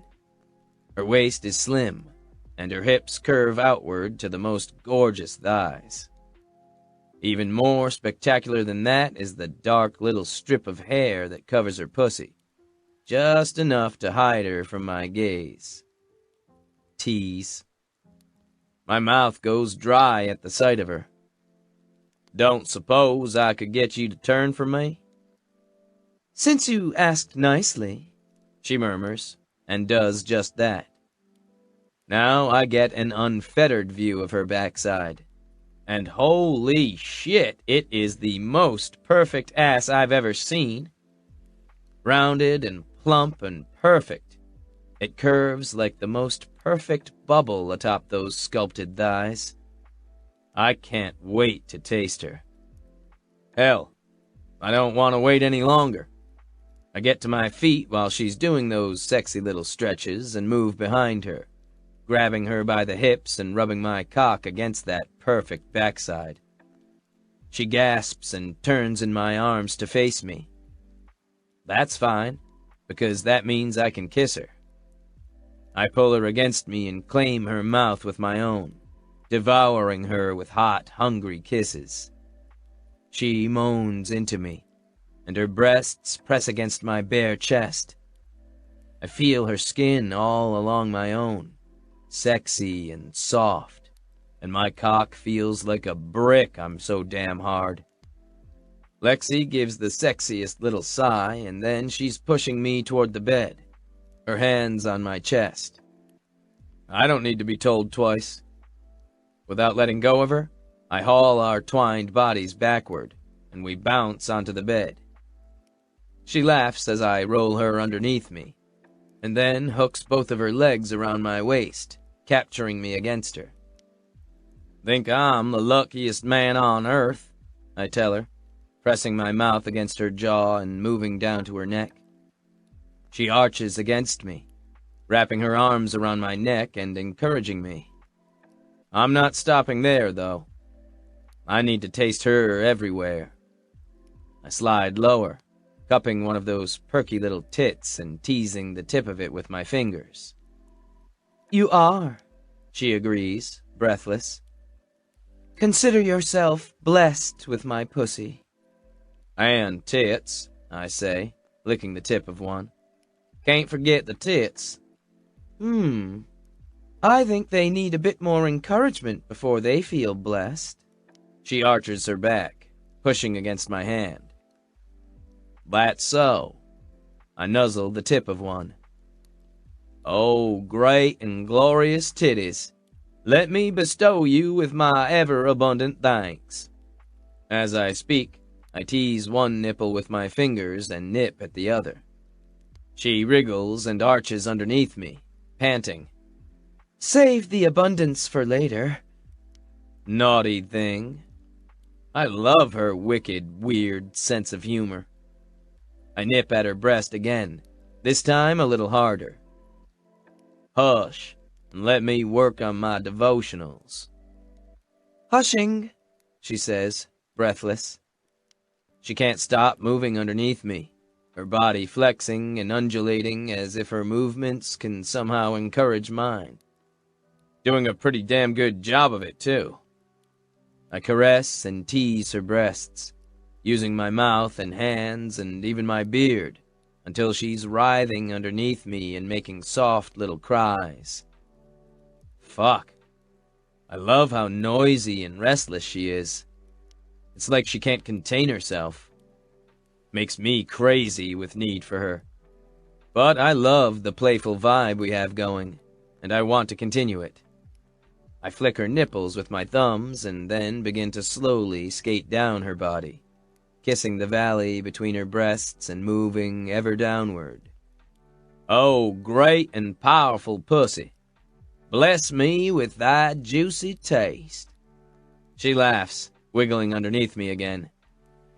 You're officially the worst. Or the best. I can't decide. The best in all the worst ways, baby. Man, I'm already living for that laugh. I continue to kiss down the slope of her belly. I deliberately scrape my beard along her skin, because she shivers each time I do, and her little breathless moans grow louder. It feels like eternity until I kiss my way to that little patch of hair over her pussy, and press the first of what I intend to be many kisses there. Hello there, promised land. Don't mind me saying so, but you're weird, Lexi tells me. Her voice has gone all lush and soft on me, and when I caress the inside of her thigh, she opens up like a flower, ready for my touch. God, she's beautiful. I'm the luckiest son of a bitch alive that I get to have her in my bed tonight. Of course, tonight is just the beginning, I'm thinking. I always thought it was a little strange that Boone said Ivy was his the moment he saw her. Clay's always only wanted one woman, ever. Never thought that made sense. Until now. With Lexi clutching at my hair as I nuzzle her sweet pussy, it makes total sense to me. This is the woman I was born to be with. We're perfectly in sync, both in mind and body. I ain't never felt this way about anyone. It doesn't matter to me that I just met Lexi, or that she lives 3 hours away, or that she's 5 years older than me. She's mine. And tonight, I'm going to show her. With that thought in mind, I use my thumbs to part her slick flesh and bury my face between her thighs. She cries out, her hands tightening in my hair. Gone are the teasing laughs and the inane commentary. She's panting and breathless now, her heels digging into my mattress as she squirms underneath me. Knox! Knox! Oh, God, your mouth! I lift my head, just because I know it'll drive her crazy. You want it somewhere else, sexy Lexi? Don't call me that, she mutters, and then hooks one leg over my shoulder and digs that heel into my back. And quit talking and get back down there. Yes, ma'am. I lean in and drag my tongue over her folds, enjoying her muffled shriek of response. She's definitely sensitive here. You like getting your pussy eaten out, baby? Never had it before, she gasps. Never? Well, shit. I'm about to blow her damn mind. With a pleased grin, I get back to work. I drag my tongue over her delicious little cunt, back and forth until she's lost in the moment again. It's clear she likes it best when I move toward her clit, So I deliberately avoid that, choosing to tease the slick opening to her core with my finger and skating my tongue along her sensitive skin. I save her clit for last, and just barely brush over it when I do. She makes a sound of protest and her hands flex against my skin. She pushes me higher when I try to go low, lifting her hips as if she can guide me. God damn, but she's fun to tease. I let my mouth move where she wants it and nibble on her clit with my lips. Her low, tortured moan tells me I'm on the right track, so I continue doing that. I lick and suck and tease her clit, then slide a finger deep into the hot well of her cunt, pumping her as I do. Cool, calm, detached Lexi claws at me like a wild woman. I fucking love this. I keep the rhythm up despite her constant movements, propelling her toward an orgasm. I need to see her come. Want it more than anything. I need to know that I can make her lose all control. That I'm making this as good for her as it's gonna be for me. So I keep nudging her forward, pushing her even when she's whimpering and her hips rise off the bed. I keep my mouth right where she needs it and thrust into her with my fingers. She's hot and slick and her cunt grips my fingers like a vice each time I do. Almost there. Come on, Lexi. Show me how beautiful you are when you come. She pushes at my face, trying to move me away from where I've encamped between her thighs. I ignore her hands, though, because I can tell from the full-body shiver that quakes through her that she's close. Oh, Knox! I groan and grind my hips into the mattress, because just the way she says my name makes me want to lose it myself. But then she chokes back a little gasp and her body jerks, and she floods my beard with her wet release. God damn, that's sexy. I keep licking and working her, determined to wring out every little reaction, and she quakes underneath me, shivering and gasping until she pushes me away again. This time I let her. I sit up, my cock aching like it's never ached before, and the taste of her on my lips. That was beautiful, I tell her. To my surprise, she blushes, her cheeks as bright red as the rest of her. That beard is unfair, she pants, and so is that tongue, and that mouth. You're welcome, I drawl, secretly pleased I got her to react like this. It's like she gets more and more perfect with every passing moment. I can't stop touching her either. I know I should probably give her a few to catch her breath and steady herself, but fuck that. I slide a hand up and down her leg, caressing, just because I need to touch her. One day and I'm already addicted. So, you've never done that before, huh? Did I say that? Her voice is casual, but her nose and cheeks are bright red, which tells me she's still embarrassed. Clearly I was full of shit. Clearly. I don't believe her for a second. Let her spin whatever narrative she wants. I suspect the truth. Don't know what kind of fucking jerks a pretty thing like her has been dating that they wouldn't love that pussy like I did, but that's fine. Just means that she's mine and no one else's.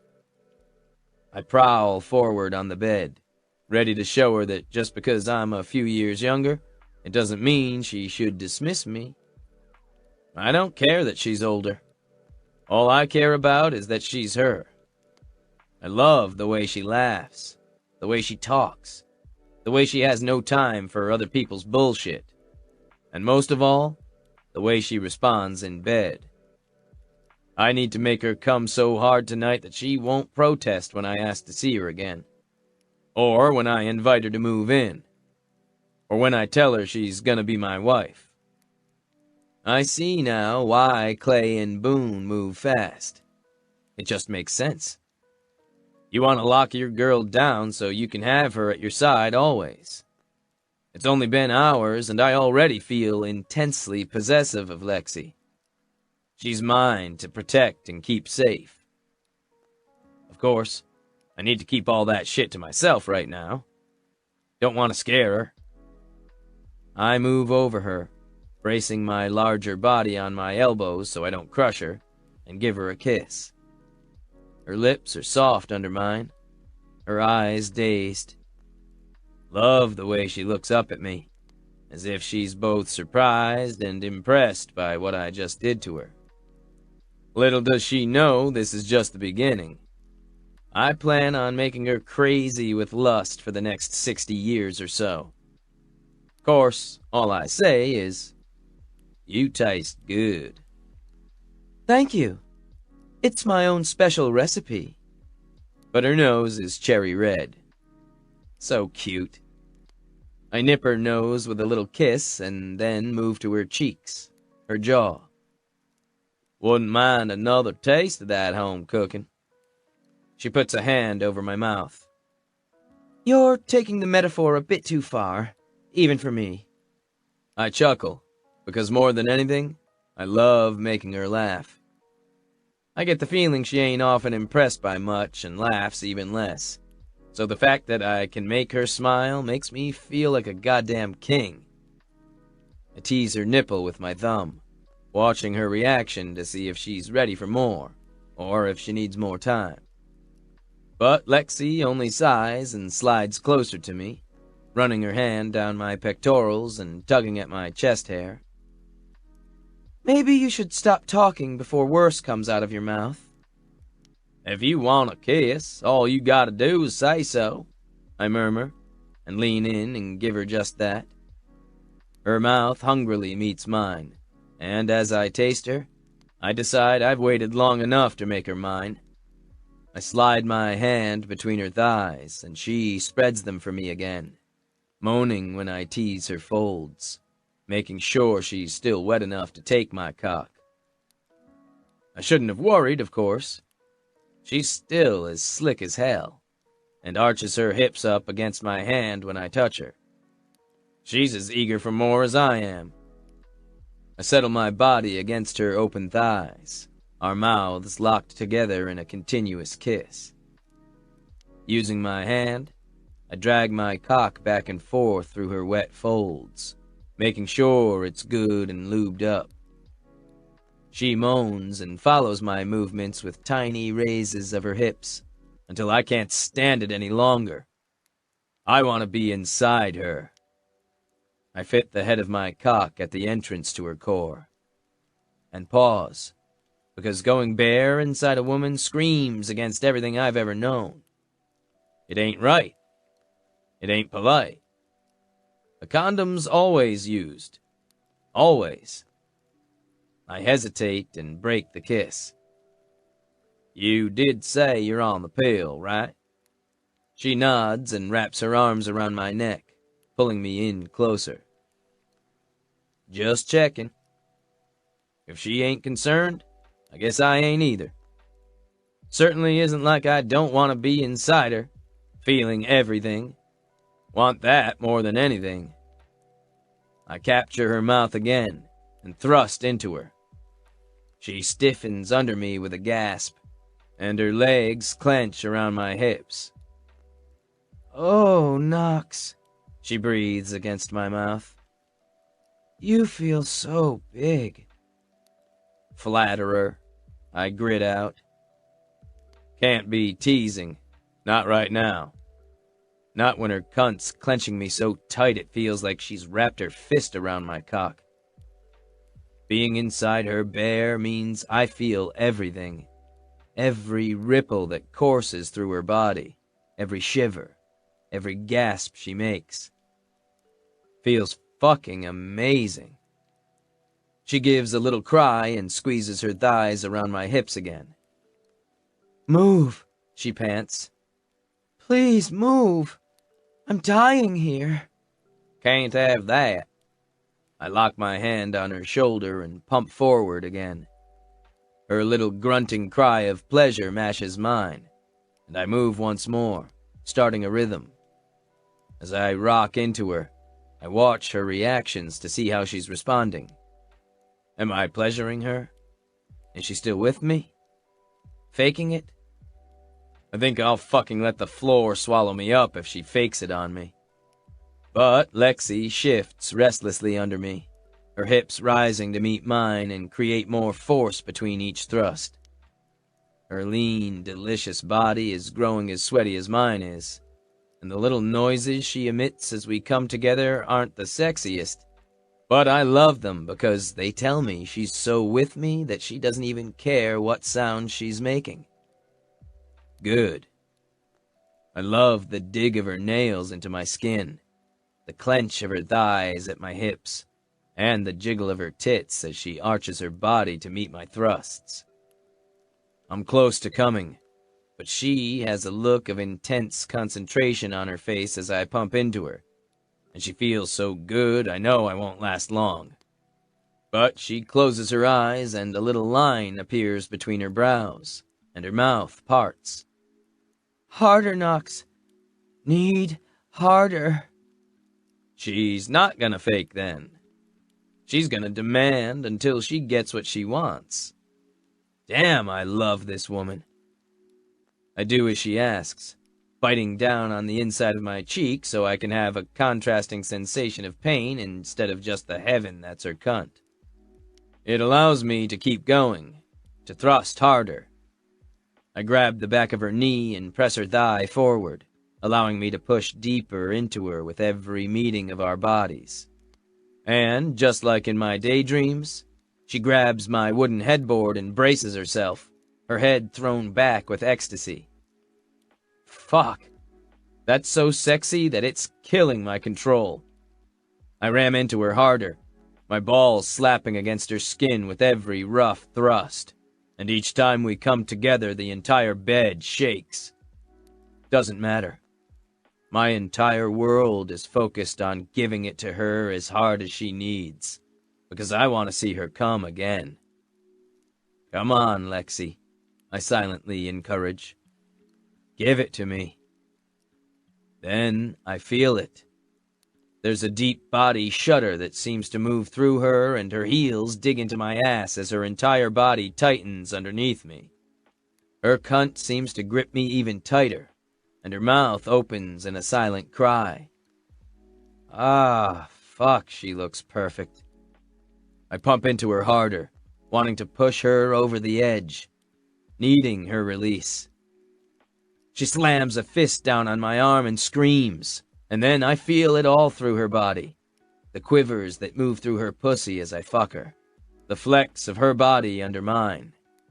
She's coming hard, and I'm right behind her, my hands tense on her thighs as I thrust wildly into her with my own orgasm. I've been fighting the tightness in my sack, determined to hold out, but once she releases, I give myself permission to go over too. With a low growl in my throat, I come. I've never let go like that. Feels like I'm emptying my entire body into her wet, inviting pussy. I come so hard I'm seeing black at the edges of my vision, but I don't care. It feels incredible. She feels incredible. More than that, she feels perfect. Chapter 5. Lexi. I wake up sometime before dawn, my pillow missing, and a big arm latched around my waist. I sit up in bed and realize Knox has both his pillow and mine, along with all the blankets. Damn, the man's a thief. I bite back my chuckle of amusement so he can keep sleeping, and slide out of bed. My pussy is pleasantly sore from the pounding it got last night, and I swear that if I crawled back into that bed and woke him up, I'd be leaving his bedroom bow-legged and happy. Unfortunately, I can't. The sex was amazing, but I'm already feeling a pang of regret that I chose to sleep with Knox, a guy I barely know, instead of confronting Keith. I move toward the window in the bedroom and glance outside. It's still dark out, I should probably call an Uber and have them come get me and take me back to my car. That would make the most sense. Staying here and waiting for Knox to wake up just means that there'll be an awkward conversation, and he'll feel obligated to give me a ride back to the hotel. I'm not a fan of forced conversations, so I'd rather not. I tiptoe over to my discarded leggings and hitch them up my legs, then slip on my dress. All the while, Knox sleeps on, completely oblivious to the fact that I'm awake. It's a shame I have to nail and bail, because he's so cute in the early morning sunlight. The shaggy beard hugging his jaw is just begging for me to run my fingers through it, and there's a floppy lock of dark hair curling over his tanned forehead. From my vantage point, I can see that delicious chest hair arrowing down to where the blankets hide his very impressive cock. Sigh. He's going to be a guy that's difficult to forget. But reality's calling me. I need to go back home, contact my yoga clients that I bailed on for the last few days, see how my advertising is doing, and what my next month's lesson plan will look like. Figure out how to pay the rent on my small studio and which credit cards still have room on them. I slide my shoes onto my feet and tiptoe out of his bedroom. More than anything, I need to make sure Keith didn't do something insane like take a baseball bat to my car while I left it unattended all night. I grab my bag and look for a piece of paper somewhere in his trailer to leave a note, but I can't find one. I dig in my purse and find a tampon. Well, that'll have to do. I peel it and flatten the wrapper, and then write on the pale underside. Had a great time. Text you later. Lexi. As love notes go, it sucks, but I don't have a lot of room to write, and I'm not really sure what to say anyhow. I put it under a beer can on the coffee table, and then grab my purse and tiptoe out of his trailer before calling an Uber to come and pick me up. The unplanned Uber drive back to the hotel takes a large chunk out of my credit card, but it's worth it when we circle the parking lot at the hotel and Keith's truck is gone. Thank God.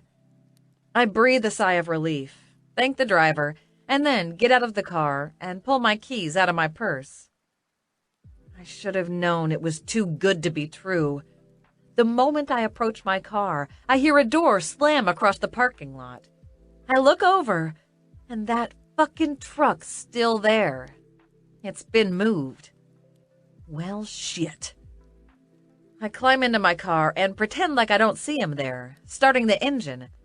Before I can back out, though, Keith walks behind my vehicle and puts his hand on his hips, blocking me and waiting.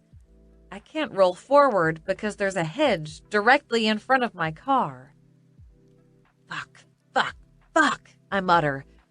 I consider for a moment, then roll down my window ever so slightly and try to act like all of this is no big deal.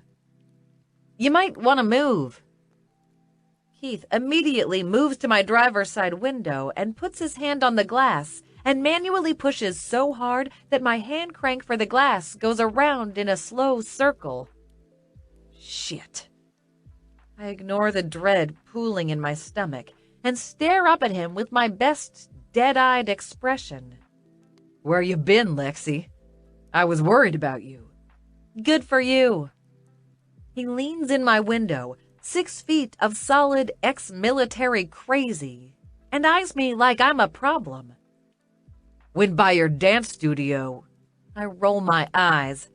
It's yoga, and it was closed.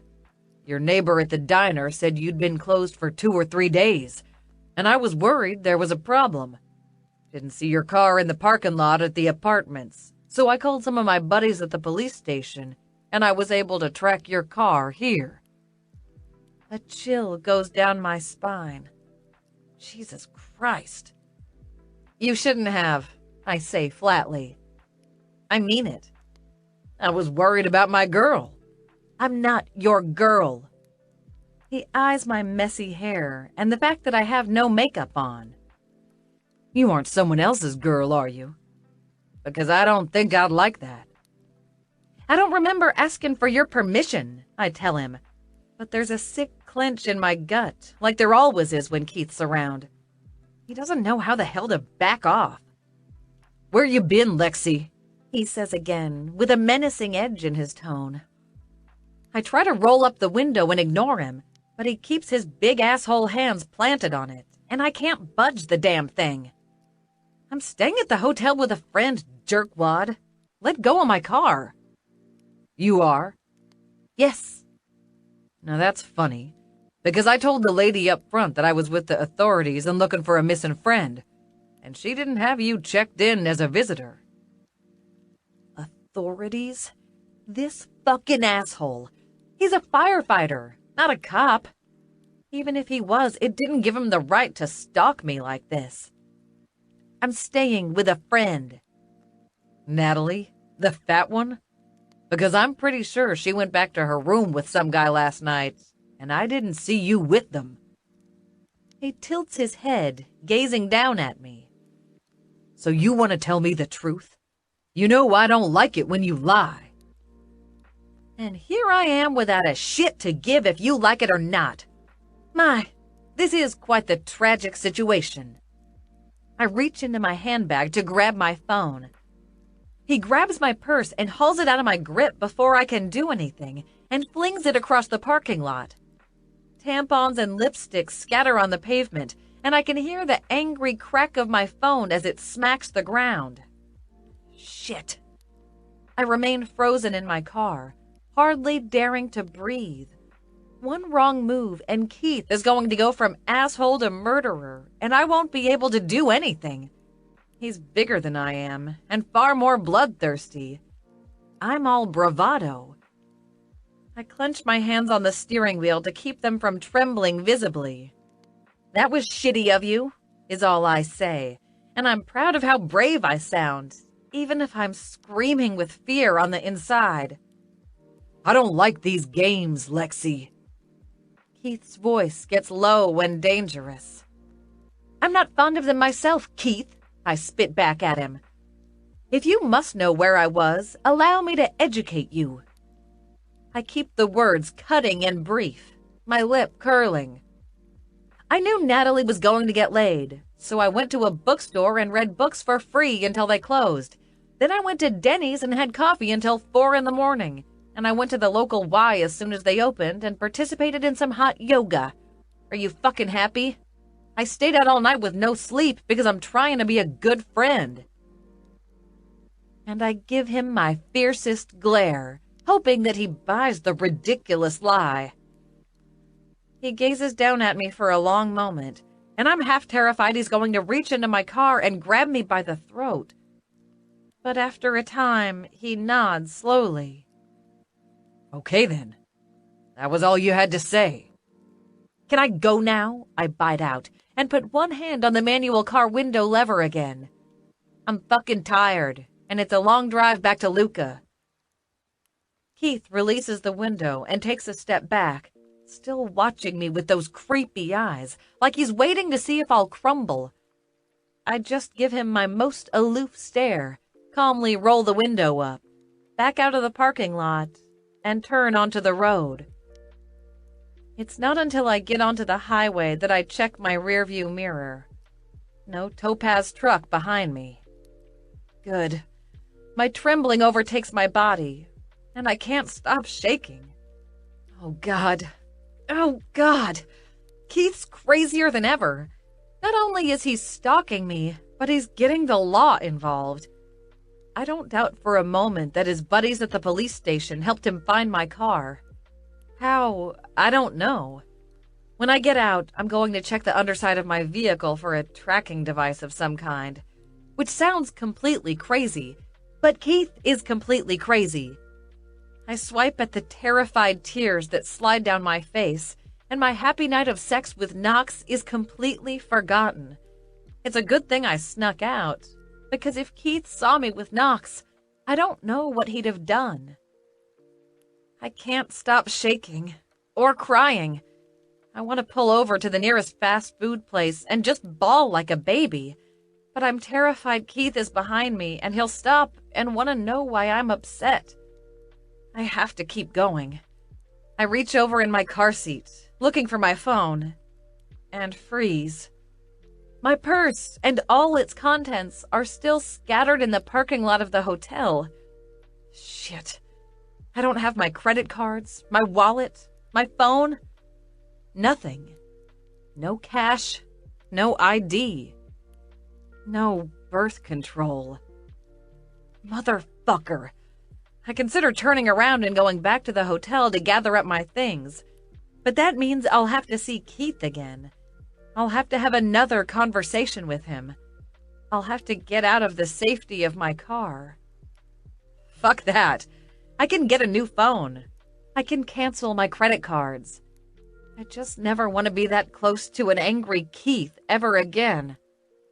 I'll figure something else out. Chapter 6. Lexi. Days later. Lexi. Yo. Natalie. Who's this? Lexi. It's Lexi. I lost my phone and they couldn't give me back my old number because of something with the contract. So this is my new number. Save it. Natalie. Thank goodness. I've been texting you for days. Where the heck have you been? I've been calling and texting and you haven't answered. Lexi. Sorry, I didn't have the money for a new phone until today. You know how it goes. I emailed you, but I guess you didn't get it? Natalie. No, I've been spending all my time with Clay. I figured if anyone needed me, they'd call. Lexi. Well, there you go. Needless to say, I'm fine. Just write this number down, okay? Natalie. Did you lose your phone at the party? I can ask Clay's brother if they've seen it. Lexi. It's all good. I promise. I have a shiny new phone no one in the world could possibly afford. Visa won't know what hit him. Lexi. Imagine me laughing maniacally at the thought of some fool giving me another credit card. Yet they do. Suckers. Natalie. Oh, geez. Natalie. I'm glad to hear from you anyhow. What's new? How's work? Lexi. Slow as ever? That possible client/investor I told you about bailed. Figures. Natalie. Here's a thought. Try being friendly. I know it's hard, but I swear you get results. Lexi. But then people want to talk to me. I hate talking. Natalie. Huh? Lexi. In all seriousness, I'm fine. Business is fine. Everything is fine. Fine all around.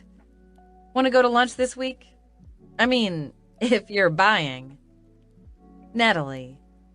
I'm still with Clay. Smiley face. Lexi. Sorry, that pause was me throwing up in my mouth a little. Natalie. Stop! He's wonderful. Lexi. I know. You told me. Wink. Lexi. I'm just glad you're happy. Natalie. I thought his family was nice. Did you like them? You seem to get along well with Knox. Wink. He asked me about your number. Should I pass this one on to him? Lexi. Let's not and say we did. Natalie. Uh-oh. That bad? Lexi. Not bad. But can you just tell him I have Ebola or something? And my mouth is covered in sores so I can't talk? Natalie. Ouch. How about I just not give him your number? Lexi. Or we can go with that, sure. You can give me his in case I change my mind. Natalie. Will do. Sorry it didn't work out. Lexi. You know me. I'm difficult even on the best days. Now tell me what you and Clay have been up to. I let Natalie go on and on about Clay and how wonderful he is and how happy she is via text, making the appropriate smiley faces and commenting when I need to. I'm not paying much attention, though. I'm still thinking about Knox. He asked for my phone number. He wants to talk to me. I sigh because I wouldn't mind talking to him or seeing him again either. But the timing is rotten. Keith's still lurking entirely too much for my liking, so the best thing I can do is remain under the radar and go about my day as normal. He'll eventually buzz off. He always does. Until then, I have to play it cool. I still have plenty to occupy my time, at least. I'm still canceling credit cards and trying to get new copies of the ID I lost. I could ask Keith if he picked them up, but I'd rather roast in hell first. The door to my studio opens, and my 3 o'clock enters, 5 minutes late as usual. She's wearing jeans and a t-shirt, not optimal yoga wear. But she pays on time, so I don't much care. I text a goodbye to Nat, put my phone down, and nod a greeting at Alice. Let's get warmed up, shall we? Weeks later. Lexi. I'm sorry to hear about Seth's death. I saw on the news. I'm shocked. He was such a great guy. Kid. Whatever. Natalie. I know. Clay's devastated. They all are. I am too, but I'm trying to hold it together for Clay. Lexi. Is there anything I can do? Send flowers? Something? Natalie. No, it's okay. I'm helping Ivy with the arrangements. But thank you for offering. Lexi. Now I feel like shit that I blew off Knox. You think I should call him? Natalie. Honestly, no. I'd leave it alone. None of them are handling Seth's death very well. Let them grieve for a bit. Lexi. Will do. Give me the address and I'll send flowers, though. It's the least I can do. And call me if you need a shoulder to cry on. Natalie. 'Kay. Thanks. 1 month later. I swing my legs back and forth in the doctor's office, waiting for him to come in. The paper gown catches my eye in my reflection, and I glance over, then hop off the table and move toward the mirror. I cut my tits because they look a lot bigger than normal. Surely that's my imagination. Surely all of this is my imagination. I turn to the side, then frown. I'm just here to make sure. That's all. The home pregnancy test had to be wrong. Dr. Kepler enters and beams at me, pretending not to notice that I'm playing with my boobs as he enters. How are we feeling, Lexi? We're feeling a little hoary, Doc. Thanks for asking. I hop back up on the table and immediately start swinging my feet nervously again. He chuckles and moves to his counter, pulling out a pair of disposable gloves, and then pauses. No latex, right? Only if you want to examine my rash right after you examine my hootenanny. You're a funny one. I remember that, too. He winks at me and opens a cabinet. Non-latex gloves just for you and your hootenanny. Thanks, Doc. Normally I'd give him more shit, but I'm too nervous. So, what did my pee test say? Well, what do you want it to say? He pulls on his gloves and glances over at me. I just glare at him. I want it to say no, of course. Feet in the stirrups, please. When I do, he moves forward and puts a blanket over my abdomen, and one of the nurses discreetly enters the room. Test results, please, I say back immediately. What your test said, Dr. Kepler continues in a mild voice, is that someone remembered her latex allergy but didn't remember her birth control. Shit. I'm pregnant? Yes. He sticks fingers in inappropriate places and continues my exam. I remain quiet, staring up at the kitten posters on the ceiling and trying to figure out what the hell I'm going to do. Pregnant. Jesus. Me, a mother. God has a very ironic sense of humor if he thinks this is a good idea. I'm barely capable of taking care of myself, much less a baby. The stacks of unpaid bills and the sheer number of credit cards I have can attest to that. Or my fridge, considering it's empty of everything but expired yogurt, some wilted greens, and kombucha. Even I don't want that shit.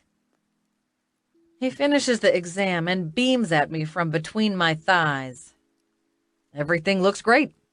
You're about 6 weeks along. Congratulations. He pulls the gloves off and turns to one of the rows of pamphlets on the wall. Unless you don't want to keep it. I don't judge, of course. It's your body, and I can't tell you what to do with it. But if you need information on terminating it, I have some pamphlets. Terminating it? That sounds so awful. Ugh. I'm still coping with the fact that I'm pregnant. Let's not get too far ahead of ourselves. I'd advise you to take a few days and think everything over. Nothing has to be a snap decision. His voice is soothing and calm, and he gives me a fatherly look. If you're still taking the birth control, you need to stop. Once you get dressed, you can talk to the front desk about a follow-up appointment, and we'll decide how to proceed from here. That's it? That's all I get? I lick my lips and pull my feet out of the stirrups, sitting up. The gown's hanging loose around me, and I hug it close like a blanket. I can't believe I'm pregnant. Did you miss any of your pills? A few days. More like a week. Okay, maybe 2.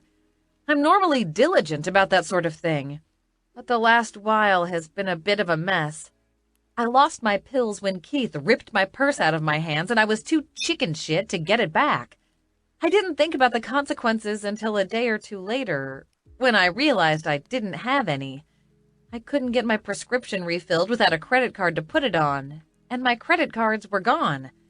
My bank account is always close to 0 thanks to the monthly rent on my studio and my apartment, so I hoped that nothing weird would happen. I even had my period last month. Well, kind of. It was spotty and light, but I told myself it was because I was stressed and not eating so well. Oh, God. I bury my face in my hands. I had sex with someone, and we didn't use condoms because of the latex, and then I lost my pills and didn't get them back for a while. So, yeah, I'm an idiot. One time is all it takes. I've had young women get pregnant even while on the pill. It's not infallible. I give him a miserable look. You're not helping. Dr. Kepler grimaces. I guess I'm not. Do you need to talk to someone? Oh, God, do I ever? I feel a desperate need to talk to someone. Anyone. I want to call Nat, but, oh my God, she'd freak. She doesn't even know that I slept with Knox, and I haven't felt like there's been a good time to bring it up. Not after I ghosted him, and then Knox's younger brother died. The entire situation is hella awkward. As for Knox himself, that's another can of worms entirely. If I'm this freaked out at being a mother at 28, I can only imagine what he'll think of being a dad at 23. Another realization hits me as I go cold with fear. How's Keith going to react when he finds out I'm pregnant with another man's baby? I know it's none of his business, and I know I shouldn't give a shit. But the thought of Keith finding out makes me break into a damp sweat. If anyone asks, I came in here for a routine lady business exam. Dr. Kepler's expression goes from genial to sour. Lexi, you're my patient. What we discuss is confidential. I won't tell anyone what this is about, because that would violate HIPAA laws. Okay. He says that, of course, but I've seen too many people bend the law when Keith puts on his "gosh, shucks, I'm harmless" routine, like all his cop buddies that seem to look the other way every time he amps up his harassment. I'm not allowed to disclose your medical records to anyone unless you give them written permission.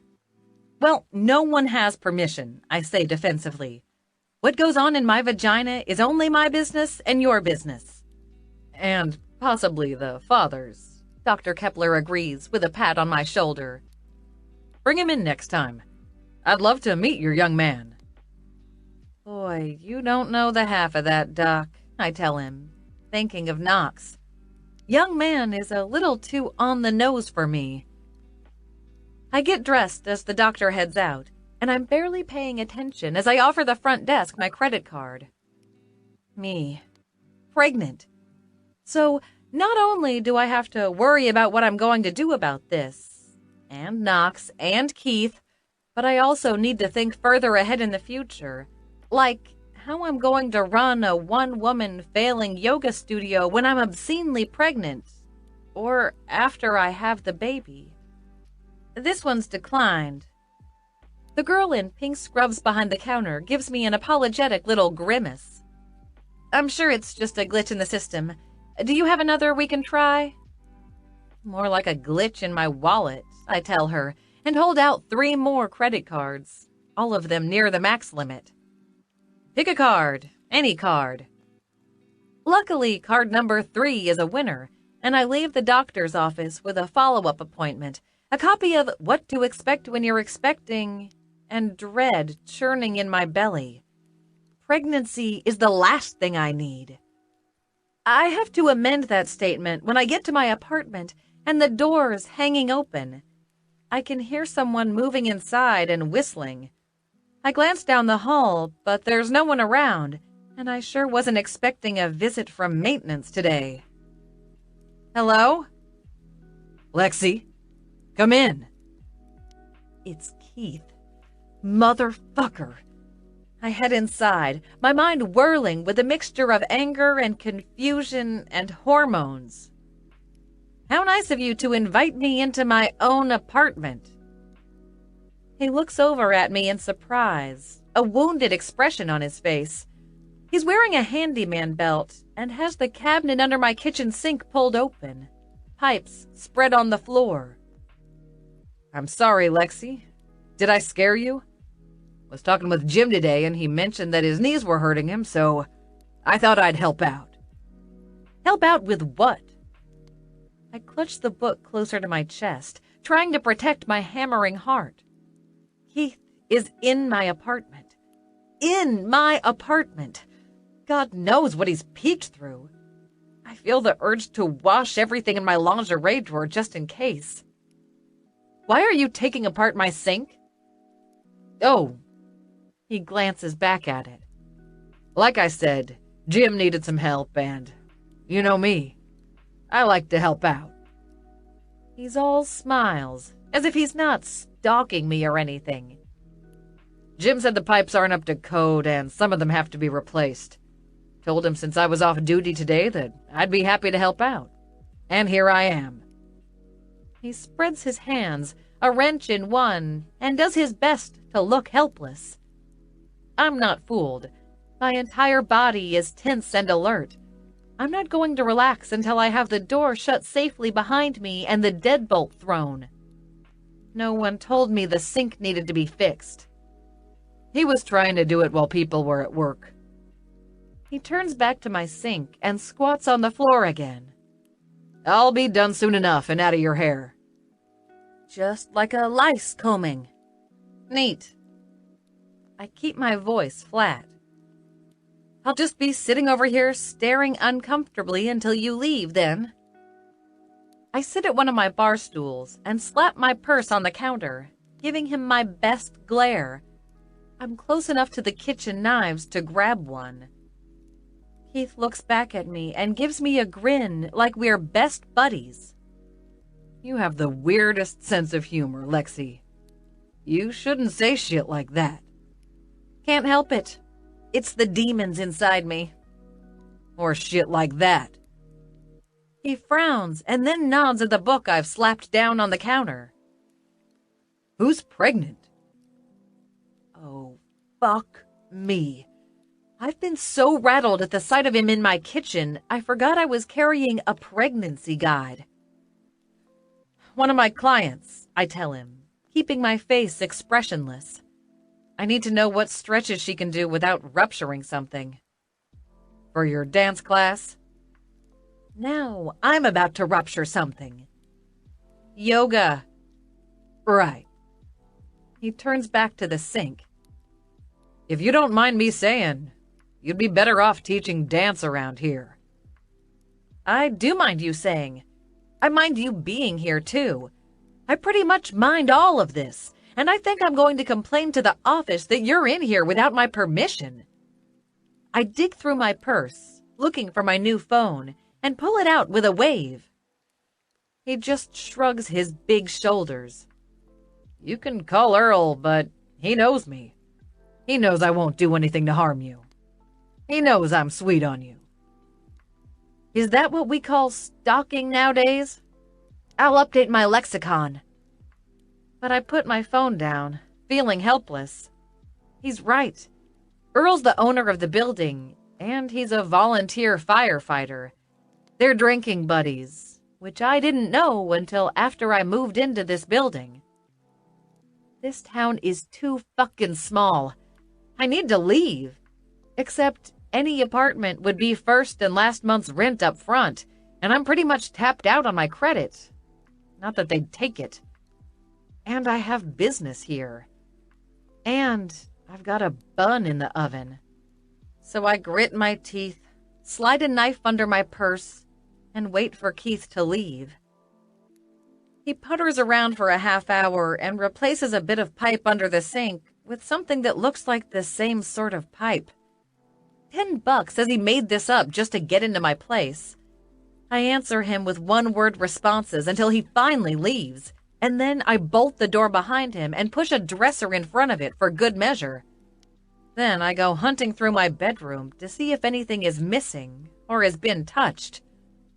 I feel exposed, vulnerable, violated. I feel like I need to cry, but I'd rather pound something. And my boobs fucking hurt. Furious, I tear apart my lingerie drawer, but I can't tell if anything's missing. I check the bed and then peek into the bathroom. There's a bud vase with a rose in it on the counter. That cocksucker. I grab the entire thing and fling it against the tile wall of the shower. It shatters into a million pieces, which just makes me cuss even more because I'm going to have to clean it up. Pissy, I glare at it, shoulders heaving. Where is my fucking zen today? Keith stole it, just like he's stealing my privacy and making me lose my mind. I want nothing more than to relax and do a couple of calming asanas to set my brain straight. But if I get sweaty, I'll have to shower. For all I know, Keith sabotaged the plumbing, so he'll have to, oopsie, come back and help once more. God, I hate this. I hate this so much. I sniff back the tears that threaten to well up and march into the living room, grabbing my rolled-up yoga mat. My studio. I'll go to my studio. At least there I can turn on some soothing music and not worry that Keith is going to show up. For some reason, he avoids my workplace. I guess he doesn't like the thought of women outside of the kitchen or some sexist bullshit like that. But if I get sweaty, I don't have any place to shower. I don't feel safe doing it here. What if Keith put a camera somewhere? Or what if I'm mid-shower and he finds a way to come back inside? The thought gives me goosebumps. I pick up my phone and text Nat. Lexi. Hey, you busy? My shower's busted and I was wondering if I could go over to your house and use it. Lexi. Your dad's house, I mean. Up until she shacked up with Clay, my poor, sweet, too innocent Natalie lived in the ranch/museum with her decrepit old asshole dad and basically took care of him and his museum. Of course, now that she's with Clay, he's got her dad living in an assisted living place, and she just moved in with him to some house that came with an obscene price tag. She's now in the outskirts of San Antonio, and I miss her like crazy. I mean, I'm happy for her, but at the same time, I'm a little resentful of Clay for stealing her away from me when I need her. Nat. Hey. Nat. Might not be a good idea. The new staff gets a little wigged out if someone comes over without notice. Nat. I can text the manager and let him know a friend's coming by to shower if you want. Nat. Or you can come visit me for a few days. Smiley face. The new place has a guest house. It's practically screaming for someone to give it a gothic makeover. God, I would love to escape for a few days and hide over at Natalie's new place. I don't even care that I'd be third-wheeling it, and they'd be all schmoopy all over each other. There'd be no Keith. I'd have room to breathe. Unless he followed me. And then I'd have to explain to Natalie and Clay both why Keith won't leave me alone, and someone will want to step in and help me out with my life. And I've had enough of that shit to last a lifetime. I can do this on my own. Mostly. But the thought of getting away for a few days is super tempting. Lexi. Unfortunately, I have clients. Nat. Maybe this weekend? I haven't seen you in forever. Lexi. Maybe this weekend. Sure. Nat. I'm glad you texted. So... Lexi. What? Nat. How do you know if you're pregnant? I stare at my phone in horror. How the fuck does she know?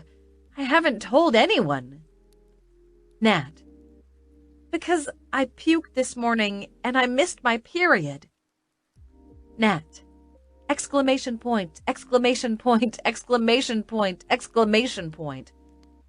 Nat. Do you think I could be pregnant? Oh, thank God. I can feel my entire body unclench as her excited texts roll in. For a moment there, I thought somehow that Keith had found out, and I was picturing how angry he'd be. I shiver and fight the urge to vomit myself. Instead, I focus on typing a response. Lexi. You might be. Do you have the urge to wear cardigans and wander around the kitchen barefoot? Nat. Huh. Very funny. And you know I always wear cardigans. Smiley face. Nat. But seriously, I haven't gotten a test yet. I'm scared to. Lexi. Do your boobs hurt? Nat. They feel a little sore. Is that a thing? Lexi. So I've heard. I touch my own throbbing tits and wince. Heard my ass. Nat. I'm so excited. Nat. Clay and I have been wanting to try. Nat. We've wasted enough time apart, you know? Lexi. Fingers crossed you've got something growing inside you, and it's not a waterborne parasite. Nat. Ew. Thanks for that. Lexi. You know I'm here for you. Wink. Nat. I'm going to the pharmacy right now to get a test. Should I say something to Clay or wait to get results? Her excitement is practically palpable. I know my Nat. I know how excited she must be about the thought of babies with Clay. It's like she's had a miserable experience for so long, and now all her happiness is exploding around her like a mushroom cloud. Good for her. I'm genuinely thrilled that she's so happy. I just wish my own shit was a little more together. I ponder her question, then text my answer. Lexi. Depends. Does Clay know you're trying for a baby? Lexi. Or will he be upset if you're preggo? Nat. OMG, no. He'll be thrilled. He tells me all the time he wants to see me pregnant with his baby. Isn't that the sweetest? Nat. I love him so much, Lex. Puke. I ponder my own baby daddy. Would Knox want to know that I'm knocked up with his bun? Or will he be horrified? Should I tell him? I want to ask Nat, but I'm not sure how to phrase it. Lexi. Hypothetical question.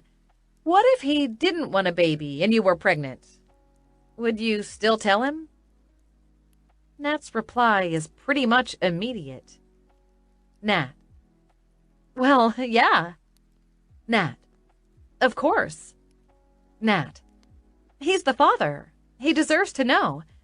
I mean, it wouldn't affect how I feel about things, but I'd feel like a jerk if I didn't tell him.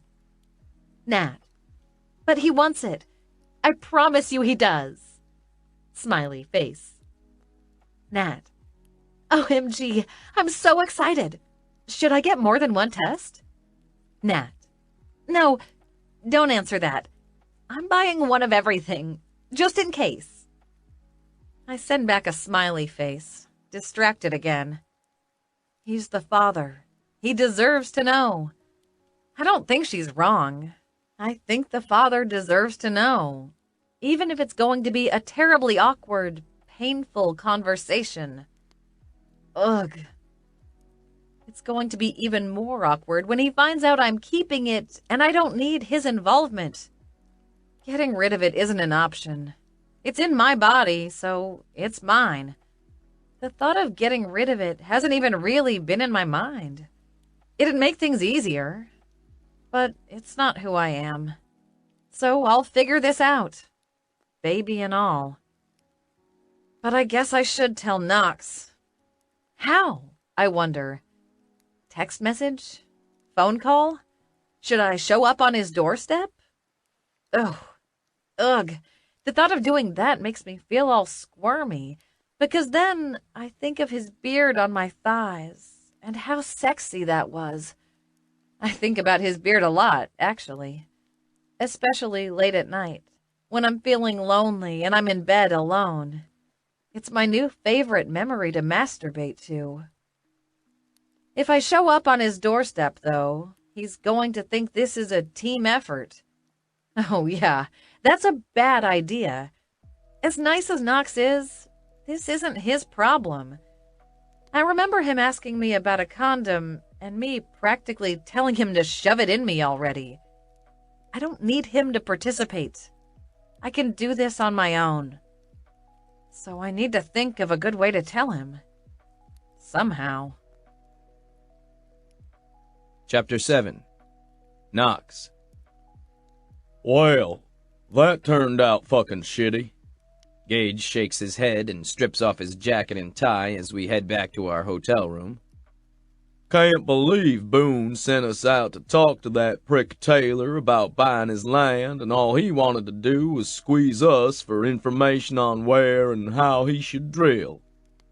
Cocksucker. I don't say much. What is there to say? Gage ain't wrong. We came out here to East Texas for business.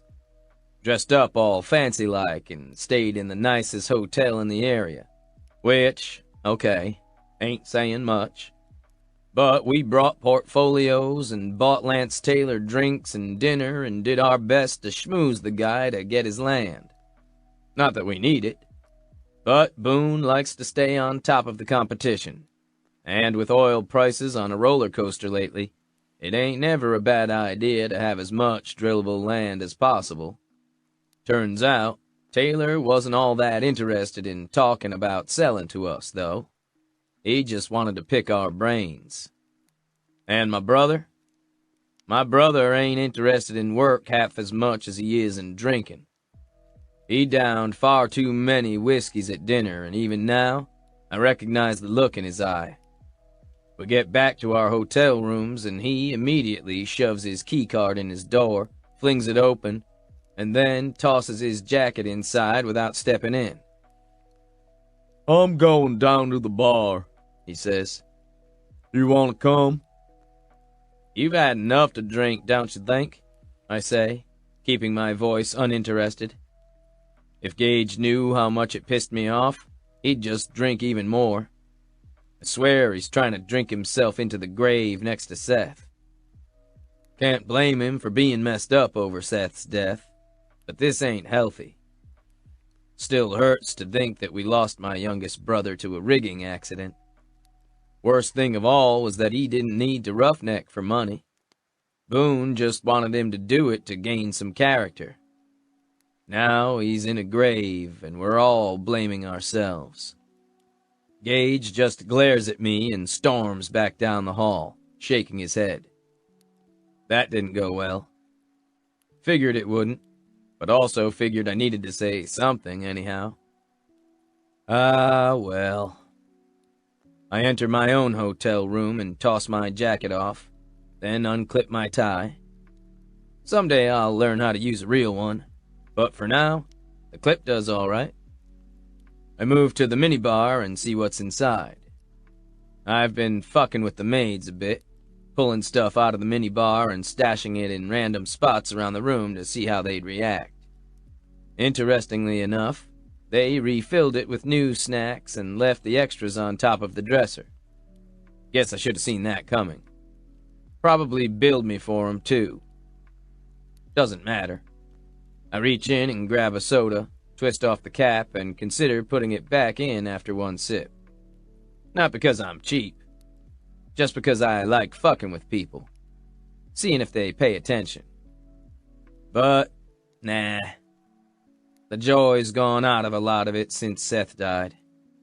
Now, kinda feels like it doesn't matter anymore. All of my pranks and nudging are half-assed at best. Ain't got the heart. My phone buzzes, dragging me out of my depressing thoughts. That'd be Boone, calling to check on our sorry asses. He's not gonna be happy with the waste of time, but ain't much I can do about that. I answer. Before you ask, it was a bust.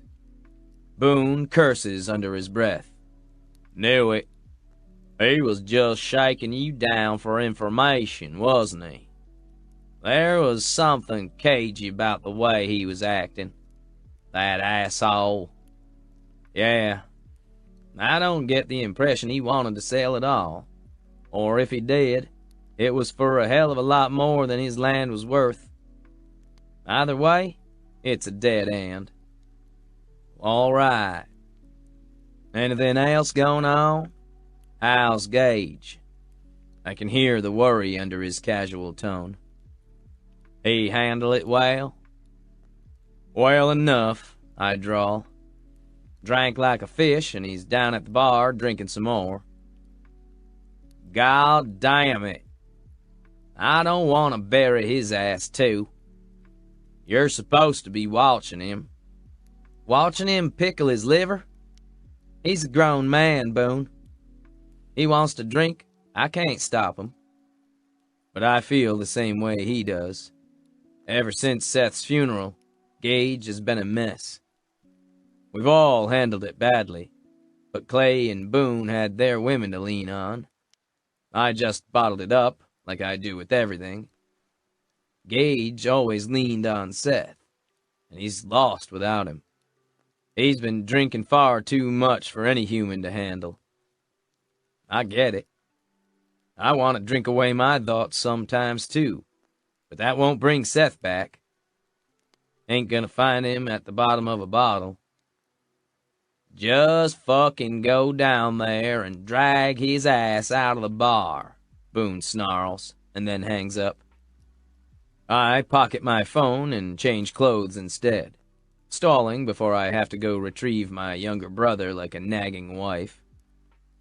I'll give him time to down a drink or two first.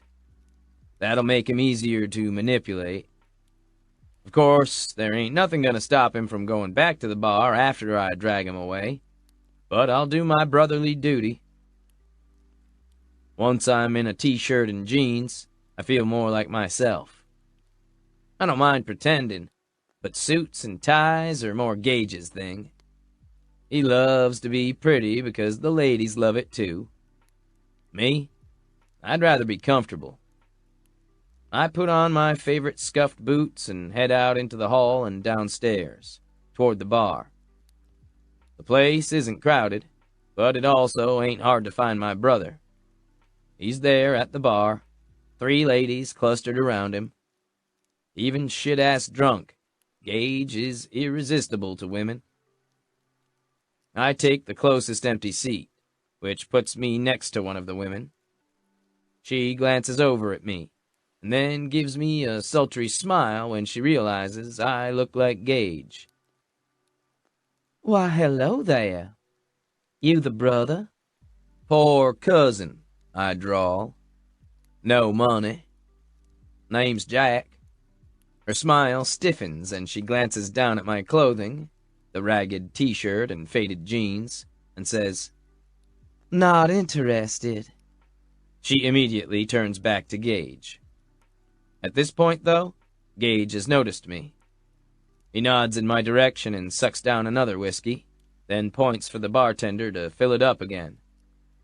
One of the women touches his hand, and I see her sliding her room key into his sleeve. If I don't step in, I imagine Gage is going to get all their room keys. Then again, this might be their thing.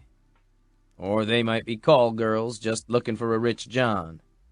All right, ladies, I say, raising my voice. Gage is packing up for the night. I am?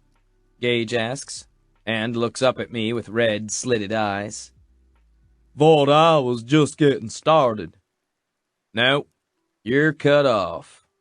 I hold my credit card up to the bartender. Cash him out. He's done. God damn it, Knox. Just because you're my brother doesn't mean you're my keeper. Gage scowls at me from down the bar. That's exactly what it means, I say as the bartender takes my card. The woman next to me gives me a speculative look. I thought you said you weren't the brother. I thought you said you weren't interested. My tone is brusque, and she stiffens at hearing it. I don't care. I ain't interested in her.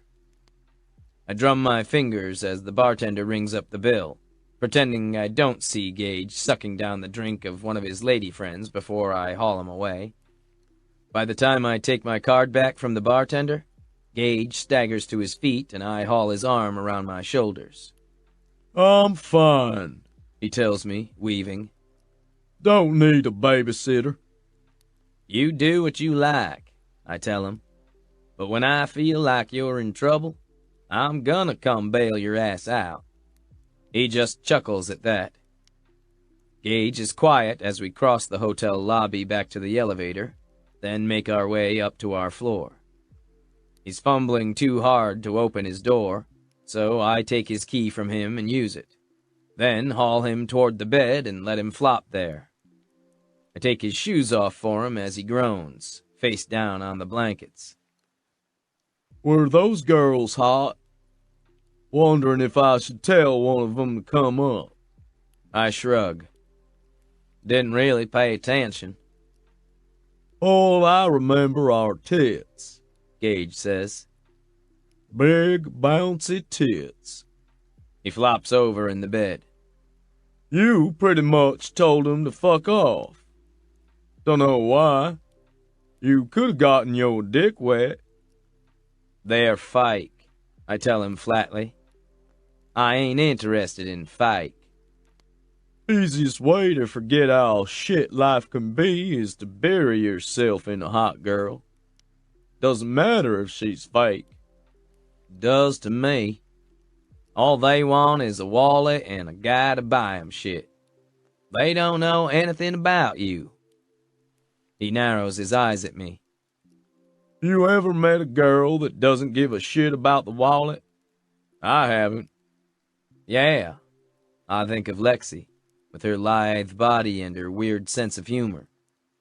She's not traditionally sexy like Gage thinks of it, but just the thought of her dark hair and little smirk makes me ache inside. Yeah, I met a girl like that once.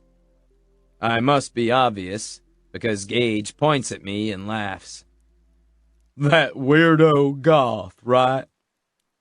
That's the one. Damn, Knox. How come you didn't hit that? I got silent. It's none of Gage's business if I slept with Lexi or not. He's my brother, but he's also a drunk lately and can't hold a secret to save his life. Shit happened. You mean Seth died? Instead of turning sad or angry, Gage just laughs. Shithead's cock-blocking you from the grave. That's just like him. He puts a hand to his forehead. Oh, fuck. I miss him. Me too. I'm not as hollowed as Gage is, though, and I feel guilty for that. Maybe because I've always been a bit more remote than my brothers. I didn't have that closeness that Gage did with Seth. He was my brother and I loved him, but Gage is shattered by his death. Maybe I'm fucked up, because I only feel like my heart's been cored like an apple. I'll recover, eventually. I don't know if Gage ever will. I slap his leg. Get some sleep. I'll come get you in the morning. He mumbles something and rolls back over in bed, grabbing a pillow and hugging it to his face. I leave his room and shut the door behind me. I don't go back to my room immediately, though.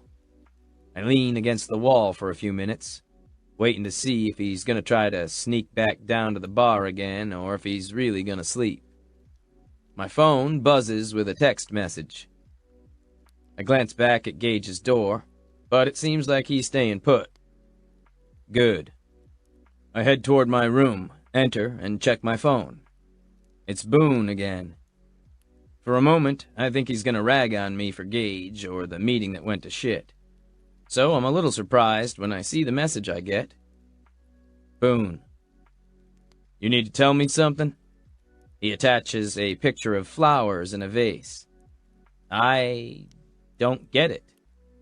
Why flowers? Is there some secret message I'm missing?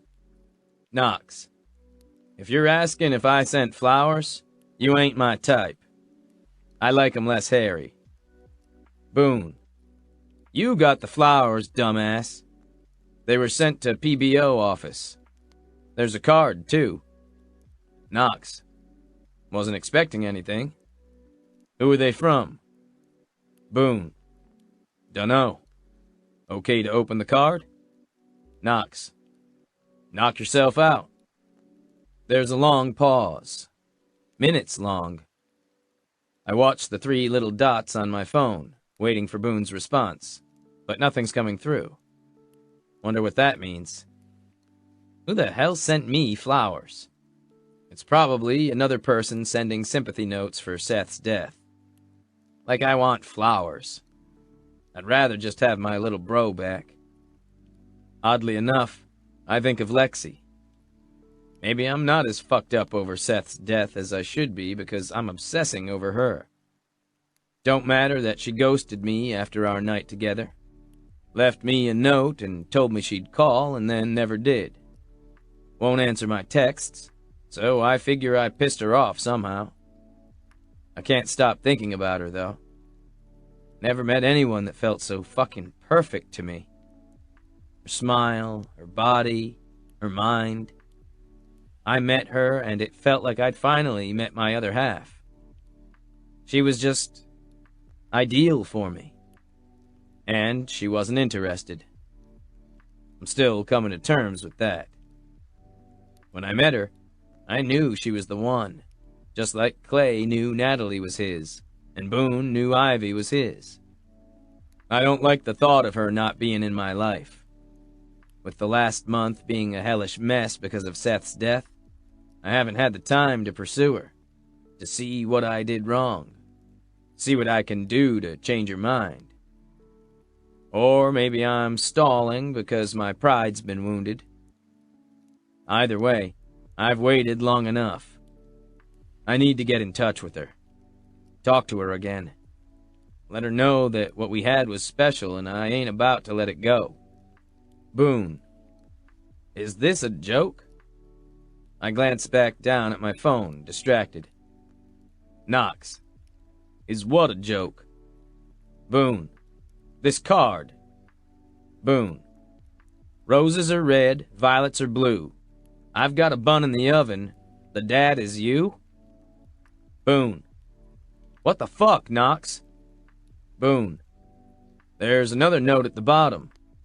Says she's not interested in child support and just wanted to let you know. Boone. What the hell is going on?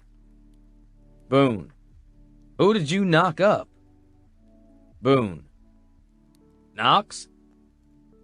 Boone. Damn it. If this is one of your pranks, I'm gonna rip your tongue out of your throat. Boone. Knox? Answer me. My phone starts ringing a moment later. I'm sure it's Boone, calling to try and shake the answer out of me from afar. I just stare at it. That's all I can do.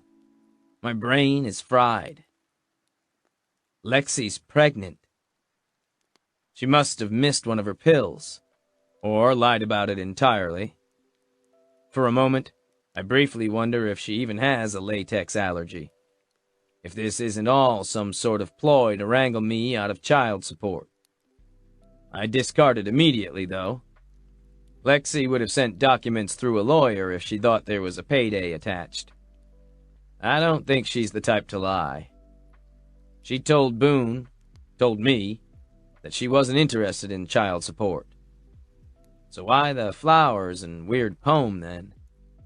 Unless she's joking? And this is some sort of prank? But no, this feels different. The phone rings again, and this time I grab it. Is there a return address? I ask immediately, before Boone can speak. You wanna tell me what the fuck is going on? You wanna tell me if there's a return address? I retort back. No, there isn't. It's from a florist. It's not even a woman's handwriting on the card. What's this all about? Boone sounds tense, irritated. Sounds like I got Lexi pregnant is what it sounds like. I can't stop the slow smile that crosses my face. Holy shit. I'm going to be a father. A father to Lexi's child. This is the best thing that could have ever happened to me. God damn it, Knox. Do I need to get the lawyers on this? Is she shaking you down? No. No lawyers. I'll get it settled on my own terms. And the first thing I'm going to do is track Lexi down. Nat will have her address. I'll handle things. Great. My brother doesn't sound enthusiastic at all. You know Clay and Natalie are having a baby too. He just told me yesterday. And Ivy's due to have hers any minute. It's a population boom. The realization hits me like a ton of bricks. Ivy and Boone are married. Clay and Natalie just ran to the JP a short time ago and had a shotgun wedding. I'm not married to Lexi. My child's going to be a bastard. Just like me. He's going to grow up with the stigma of knowing his parents weren't married. That they were just fooling around and he was an accident. It's going to fuck with his mind like it fucked with mine. I always knew growing up that my dad didn't want me. He loved me, of course. He loved all his boys. But he also loved sticking his dick into any woman that headed his way. Boone's the son from his first wife, Clay from his second. I'm the third kid, but he wasn't married to my mom. Gage was a few months after me, another bastard. Seth a few years later. Bastard. Maybe it's never bothered them, because by the time you get to bastard number 2 or 3, you're used to it. You're just another Price kid. But to me, it always mattered.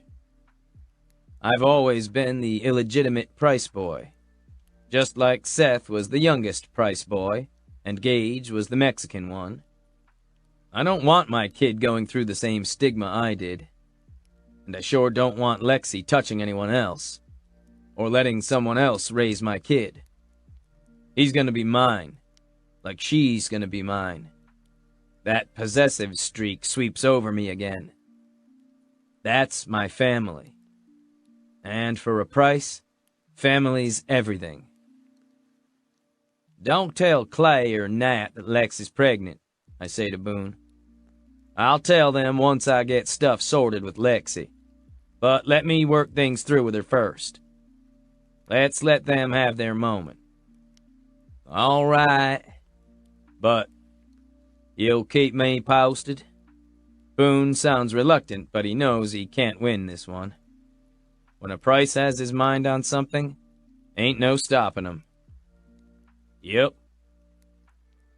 Don't abandon Gage, he tells me before I can hang up. That little shit needs someone to keep him on track. I hate that he's right. Everything in me is screaming to go after Lexi right now, but I can't. Not with my drunk brother determined to kill himself with the bottle. I can't get to Lexi right away, but that doesn't stop me from Googling the hell out of her. I don't know why I didn't think of it before. Wounded pride, I guess.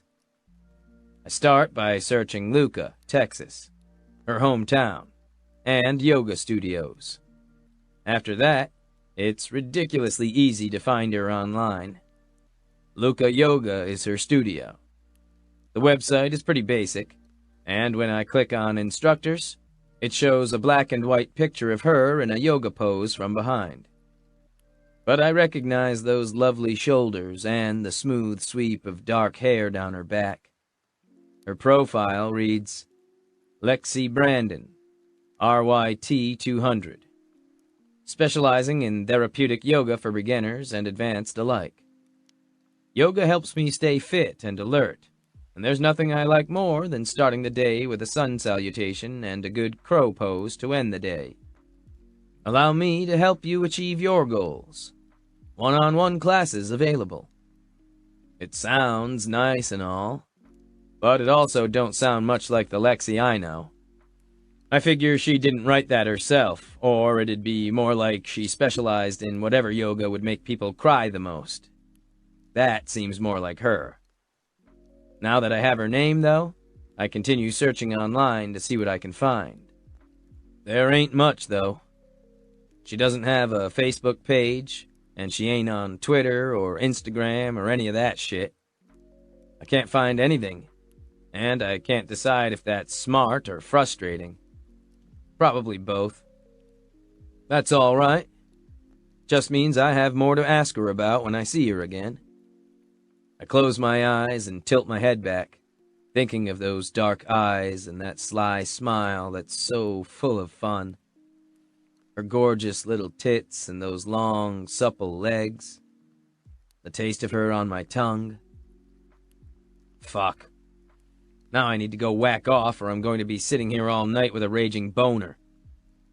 Gage better enjoy his sleep while he can, because I'm waking his ass up at the crack of dawn so I can shove him back to Clay and Boone and free myself up to pursue my woman.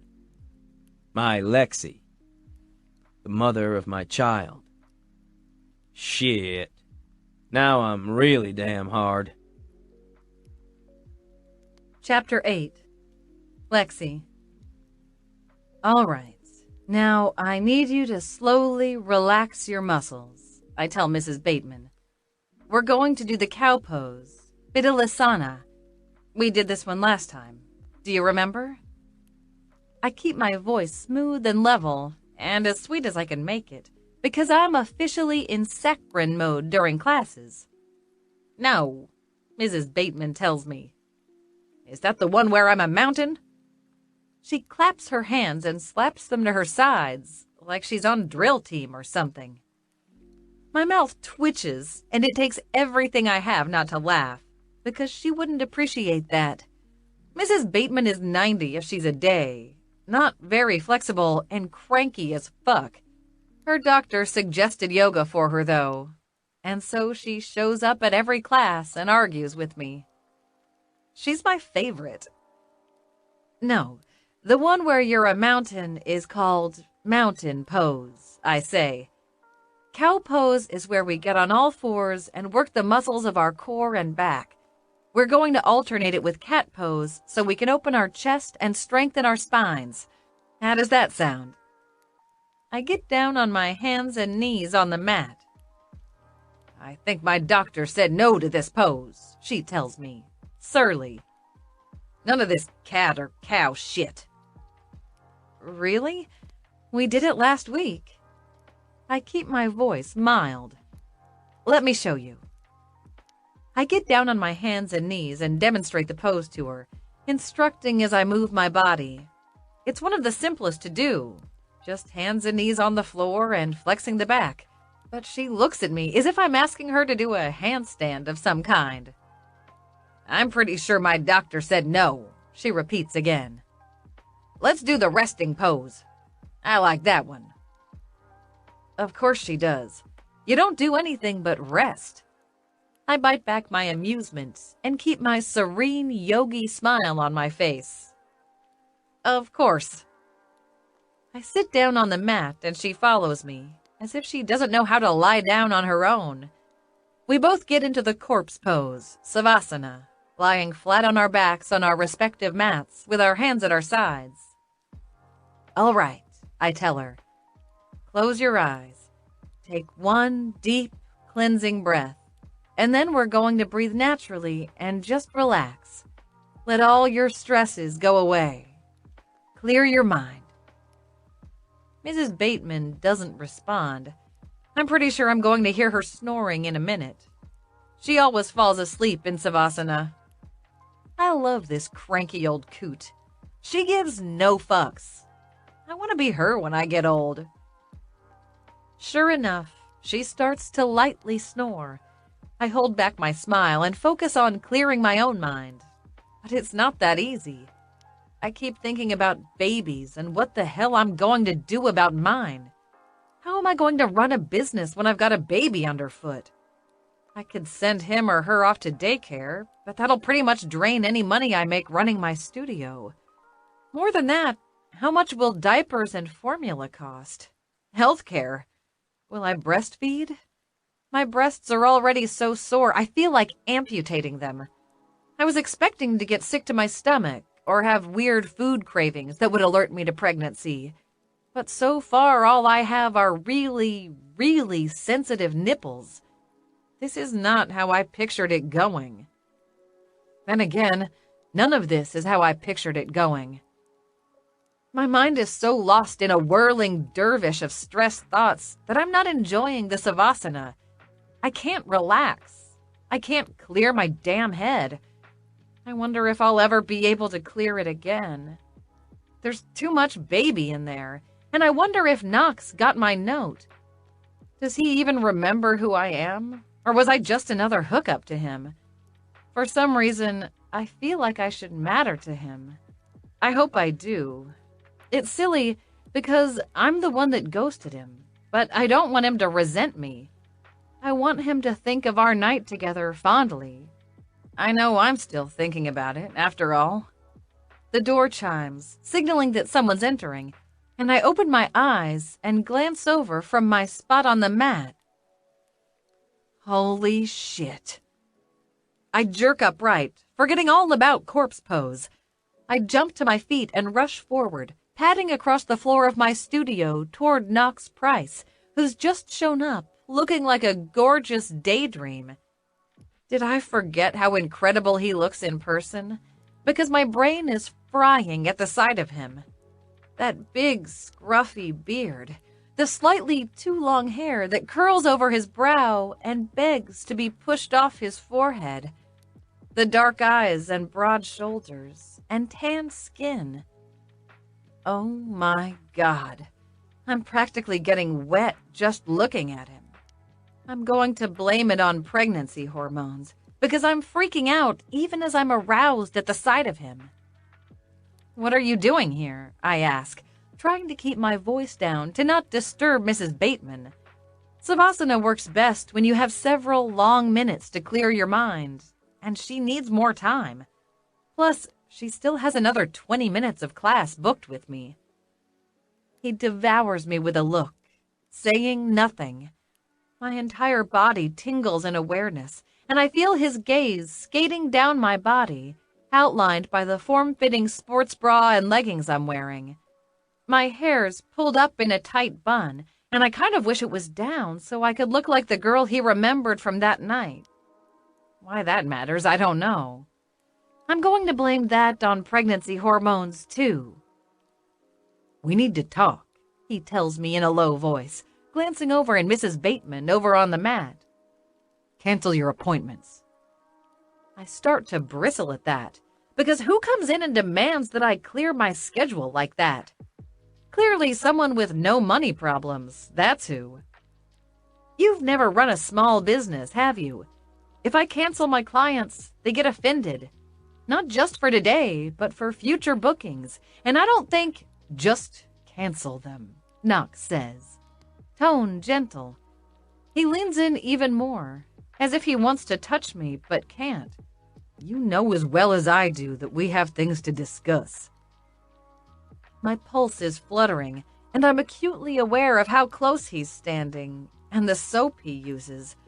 The way that the t-shirt he's wearing is so worn, the screen-printed logo on the breast is cracked, and there's a tiny hole at the collar.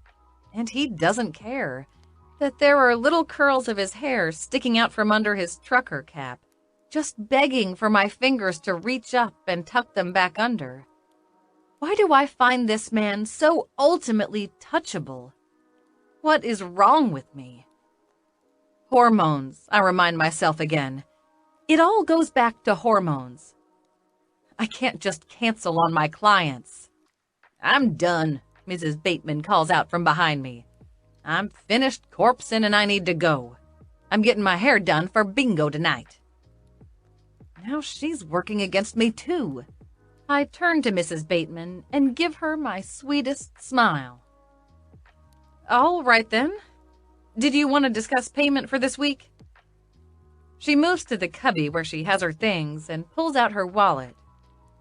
"I'm only going to pay you for 2/3 of a session today, since your boyfriend is here and that corpse pose shit doesn't count as yoga. If I wanted to lie down all afternoon, I'd do that at home. Next time, try teaching me some damn yoga like I pay you to." Such a salty woman. I adore her. "Pay me what you think is appropriate," I tell her, just because I'm fond of the old bitch. "And let's schedule your next few sessions." Mrs. Bateman gives me a crisp $5 bill and allows me to schedule her for twice more in the upcoming week.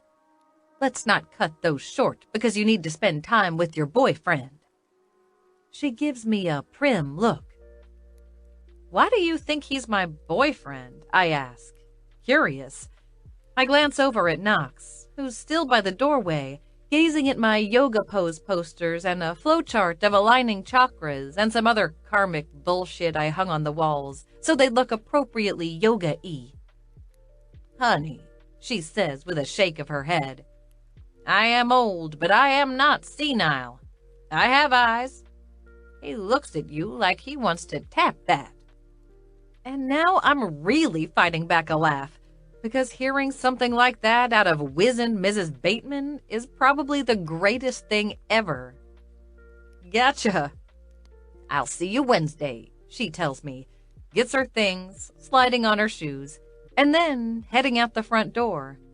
She giggles as Knox holds the door open for her and waves. He waits until she's in her car and then strides forward toward where I'm hiding behind the checkout counter of my studio. Did she just pay you $5? How much do you charge for a class?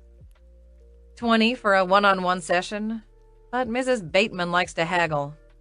She's fun. I slide the $5 into my nearly empty till. I can only imagine the hell she'll give them at the nursing home when she deigns to go. Knox just shakes his head. How are you supposed to run a business if your customers ain't paying you properly? I can't decide if that's sweet of him to be concerned or intrusive. I'm just waiting for a life-threatening injury so I can spend my days lounging on workers' comp and living the good life, I tell him dryly. Maybe if I get lucky, I'll rupture something vital, and then the big bucks roll in. Ka-ching! He snorts. I'm just saying. She's using you. Yeah, but I love her sour ass, so it's all good. I consider it an entertainment discount. My favorite part's when she cusses at me for making her stretch. I mock shiver. I learn new words every time. Can you break for lunch? He asks. It's 4. Yeah, but don't pregnant ladies want to eat all the time? I just eye him. He's not wrong, though. I'm starving. There's a diner next door, but you have to promise not to talk very loud. This is a small town, and I'd prefer not to be the town pariah because I'm unmarried and pregnant. I'd like to be the town pariah because I'm weird, and that would ruin my cred. Whatever you want. I have my truck. We can go someplace else if you'd like. Just tell me where. I glance down at my planner. I can't go anywhere for long. I have a 5:30. I'm totally fucking lying, because my 5:30 permanently canceled on me a month ago, and I just haven't updated my books. Truth is, I'm a little wary of going somewhere else with him. If we're local and someplace small, he can't yell at me. At least, that's my theory. Next door it is, then. But you're letting me by. I shrug. That's fine. I grab my cell phone and slide on a pair of flip-flops, then lead the way out. My heart is hammering as he exits my studio, and I flip the "Back Soon" sign on the door. I'm not expecting drop-ins, but going out in public with Knox like this makes me worry that Keith is going to see me with him and flip his lid. Maybe we should leave town after all. Then again, it might be worse if Keith sees me in Knox's truck than if he sees me sitting publicly in the diner with him. Jesus, I can't win for losing. I debate this for a moment, and then decide it's safest in town. It'll show I have nothing to hide, whereas if I drive off with a stranger and it gets back to him, he's sure to go nuts about it. We head down the little strip mall into the Luca Diner, and I keep my steps brisk so he can't put a hand on my shoulder or my back or anything like that. Much as I'd love that small touch, it's not a good idea. The moment we enter the diner, Laura looks up from her spot behind the counter. We're the only customers in the tiny diner. Of course we are. It's early for the dinner rush. The place is a bit dated and cheap as far as eateries go. There's still wood paneling from the 70s on the walls and popcorn ceilings. The chairs are orange molded plastic, and the tables are tiny laminate squares that manage to always be a little bit dirty from the last customers that sat there. But the place has great coffee, and it's close by, so it gets a lot of traffic from the locals. Hey, Laura, I call out, doing my best to be cheerful and act like nothing about this is weird. She just looks at me as if I've grown another head. Okay, maybe that's a little overly chirpy for me, since I normally get coffee from the diner in the morning with a few monosyllabic grunts. Well, whatever. I pick a table close to the door and sit down, grabbing a sticky menu before Knox can do something gallant like pull my chair out. He sits across from me as Laura hustles over. New boyfriend, honey? She drawls her words and gives me a curious look. Please, I say dryly. You know I'm a lesbian and I'm holding my heart out for you.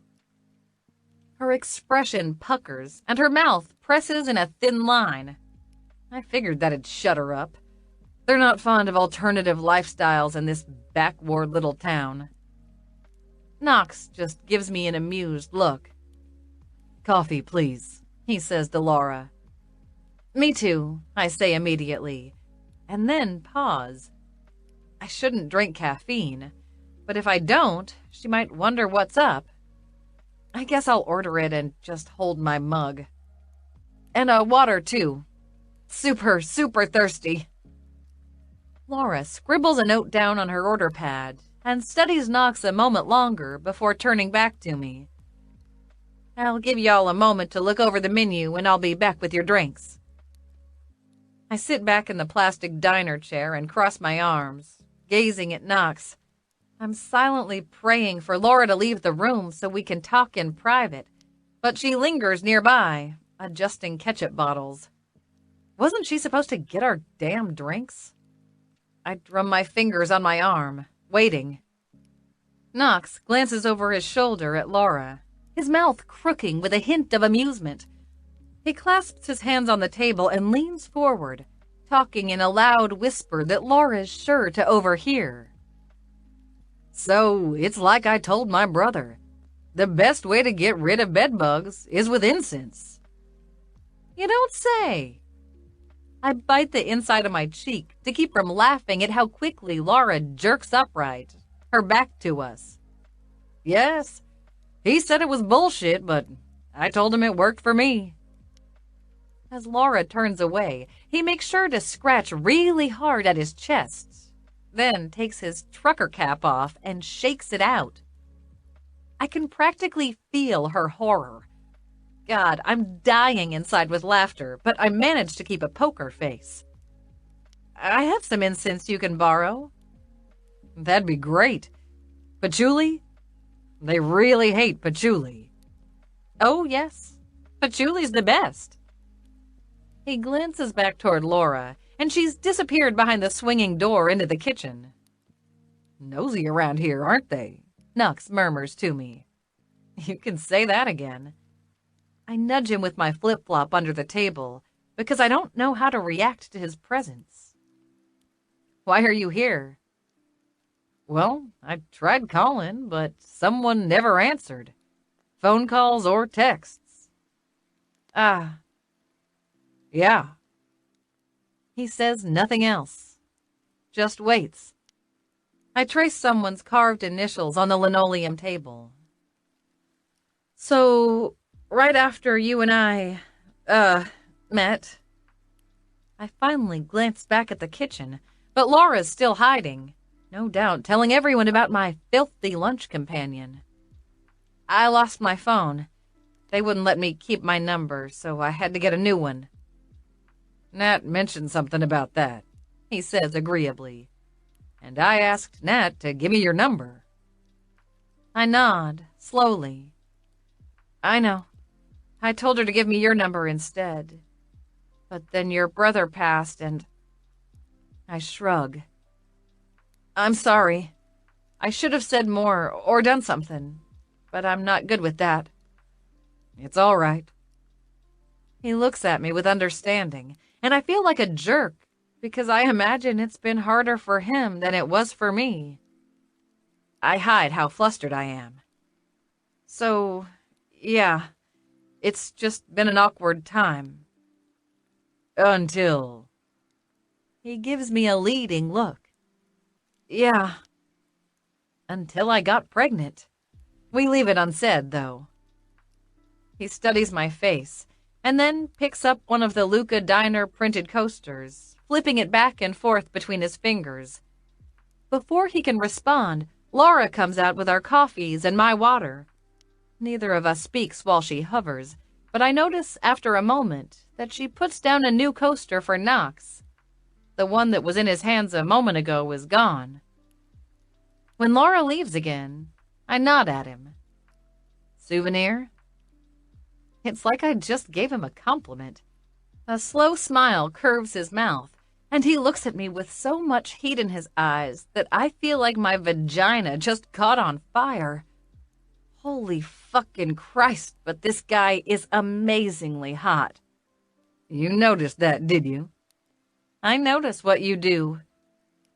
And then I feel a flush coming on, because that sounds incredibly sexual, and now I'm thinking about his beard as it scratched between my thighs. And, oh God, I really, really want to get out of here and ride his face for hours. For some reason, I am incredibly horny today. But I can't do that. I just cross my legs and clamp my thighs tightly together. Knox just grins at me. That's one of the things I like about you. He pauses and straightens, studying his menu, and I realize Laura's swinging by again. Damn, it's like she's never had a fucking customer in her life, the way she's hovering. I hope Knox gives her the shittiest tip ever. I glance at the menu, and then put it aside. Y'all ready? She asks, all chirpy attitude. Pancakes, I tell her. Knox makes a big show of scratching. Chest, neck, then arm. Chicken fried steak good? He asks, leaning toward Laura. She subtly leans away from him, frozen smile on her face. Yup, it's great. It'll take about 20 minutes to make, though. That okay? Fine with me. You can bring out my pancakes with his, I tell her, holding up my menu and giving her a go-away glare. She gets the hint, takes the menus, and hightails it back to the kitchen. Knox looks over at me again. Think she'll be gone for a minute? Fingers crossed, I say, and make the accompanying gesture. He studies me for a long moment. You don't look it, you know. I'm not sure how to take that exactly. On one hand, I'm grateful he's not blurting out about how pregnant I am. On the other hand, does he think I'm going to grow a beach ball inside my stomach overnight? Surely not. Explain? He shrugs and leans back in his chair, scratching at his heavenly beard. God, it's so arousing to watch him move. I don't know. I kind of thought something would look different, you know? Like it would tell me for sure, yeah, there it is. But everything seems the same. His mouth quirks just a little. You're just as sexy as ever. Well, yeah, I say lamely. But nothing visual happens for a while. Still in the early stages here. I keep my voice low so Laura doesn't overhear. Only symptom I have is... well, it's not a big one. And you're sure? His casual demeanor is gone, replaced by an odd sort of tension. He cups his mug with both hands, but I could swear he's on the edge of his seat. Went to my doctor this week. I'm sure. I have a due date and everything. His hands clench tight on the coffee mug, and I get a sick feeling in the pit of my stomach. He's going to ask me to get rid of it, I realize. He's not happy. He's going to yell at me or bitch about me ruining his life or... Marry me, Knox says quietly. I look up from studying his hands, surprised. What? I don't want our kid to be raised without two parents in his life. Let me marry you. Get married? Again? I think of my first husband when I was 18 and stupid, and how miserable I was. No fucking thank you. Pass. His brows go down, and a thunderous frown crosses his face. Is this just a bid for child support, then? I pinch the bridge of my nose, frustrated. You would think that, wouldn't you? It's okay. I can see how you're getting there. Okay, let me make this clear. I don't want child support. I don't want anything from you. In fact, if it'll make you feel better, we can sign some paperwork absolving you of any sort of parental responsibility. I don't have to put your name on the birth certificate. Whatever it takes to extricate you from this. I didn't send flowers because I wanted you to come and open your wallet. I sent that because I felt like you should know. I pick up my water and take a sip. Now you know. Congratulations. You can go home now. He stares at me. Really, really stares at me. He's quiet for so long, I wonder if he's ever going to speak again. But he finally does. This isn't a bid for child support. Nope. I'm happy to sign off on whatever you need to ensure that. I don't give a fuck about the money, Lexi. I don't want our kid growing up being a bastard. I don't want him to feel a moment of shame. He glances around to make sure no one's listening to our conversation and leans in. Or her. Or whatever gender the baby comes out as or chooses. I don't care what it is. I just know it's our kid, and I want him to have everything, including 2 parents. That's sweet, I tell him softly. It is. It really is. He's trying. I'll give him credit for that. But while I appreciate the offer, I'm not ready to lock myself down to anyone or anything. A marriage between us might be what you feel is best for the baby, but I don't think it's best for you and me. And you're overlooking the fact that we can always hyphenate if you're stuck on names. I take a sip of water. His jaw clenches, mouth hardening. Did I do something wrong? Was the sex bad? I immediately choke on my water. Jesus, talk about not preparing a girl. No. It was fine. Then why do you ignore me? I kinda enjoyed our night together. The look on his face is intense. All teasing gone. His hands are tight on that coffee mug again. I wanted to get to know you better. But after you ignored my texts, I kind of felt like I'd done something to piss you off, and I didn't know what. Then I wondered if you had a boyfriend already. That the case? I shake my head, toying with my own coffee mug. No boyfriend, no problems with the sex. It's just all me. I glance up at him. If I tell you it's not you, it's me, would you believe me? Gotta admit, it sounds fake. You're not wrong. I want to sniff my coffee because I'm already craving caffeine. But I can't. I won't. I pick up my water and sip it instead, hating every tasteless mouthful. I'm really not looking for a steady thing. I had that once. Didn't like it. That was someone else, he says confidently. I'm different. I want to be there for you and my kid. Yeah, well, the more you push, the less I want it, I snap back at him.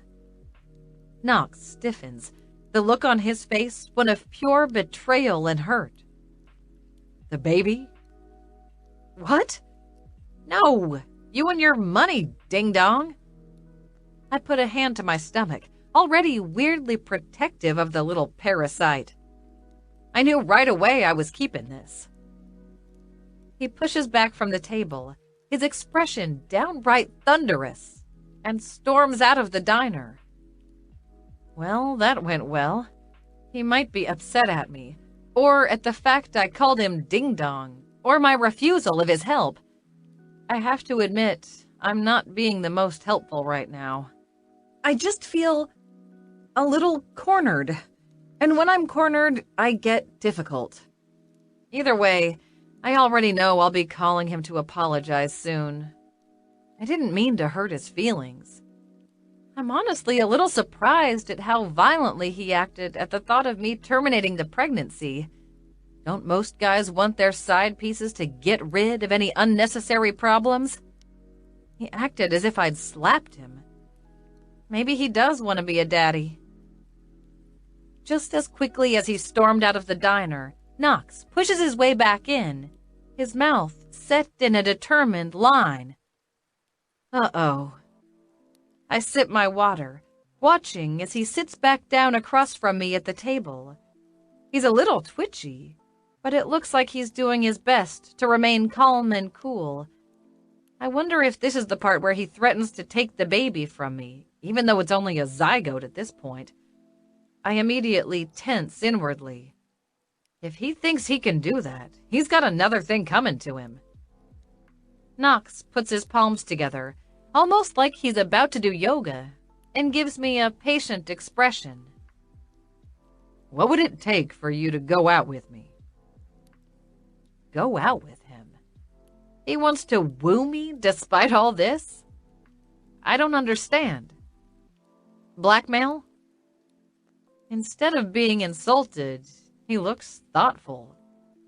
That'd work? I shrug. What else am I supposed to say? Yes, please blackmail me. That's not a no. His eyes narrow. How come you won't go out with me? I thought we got along. We did.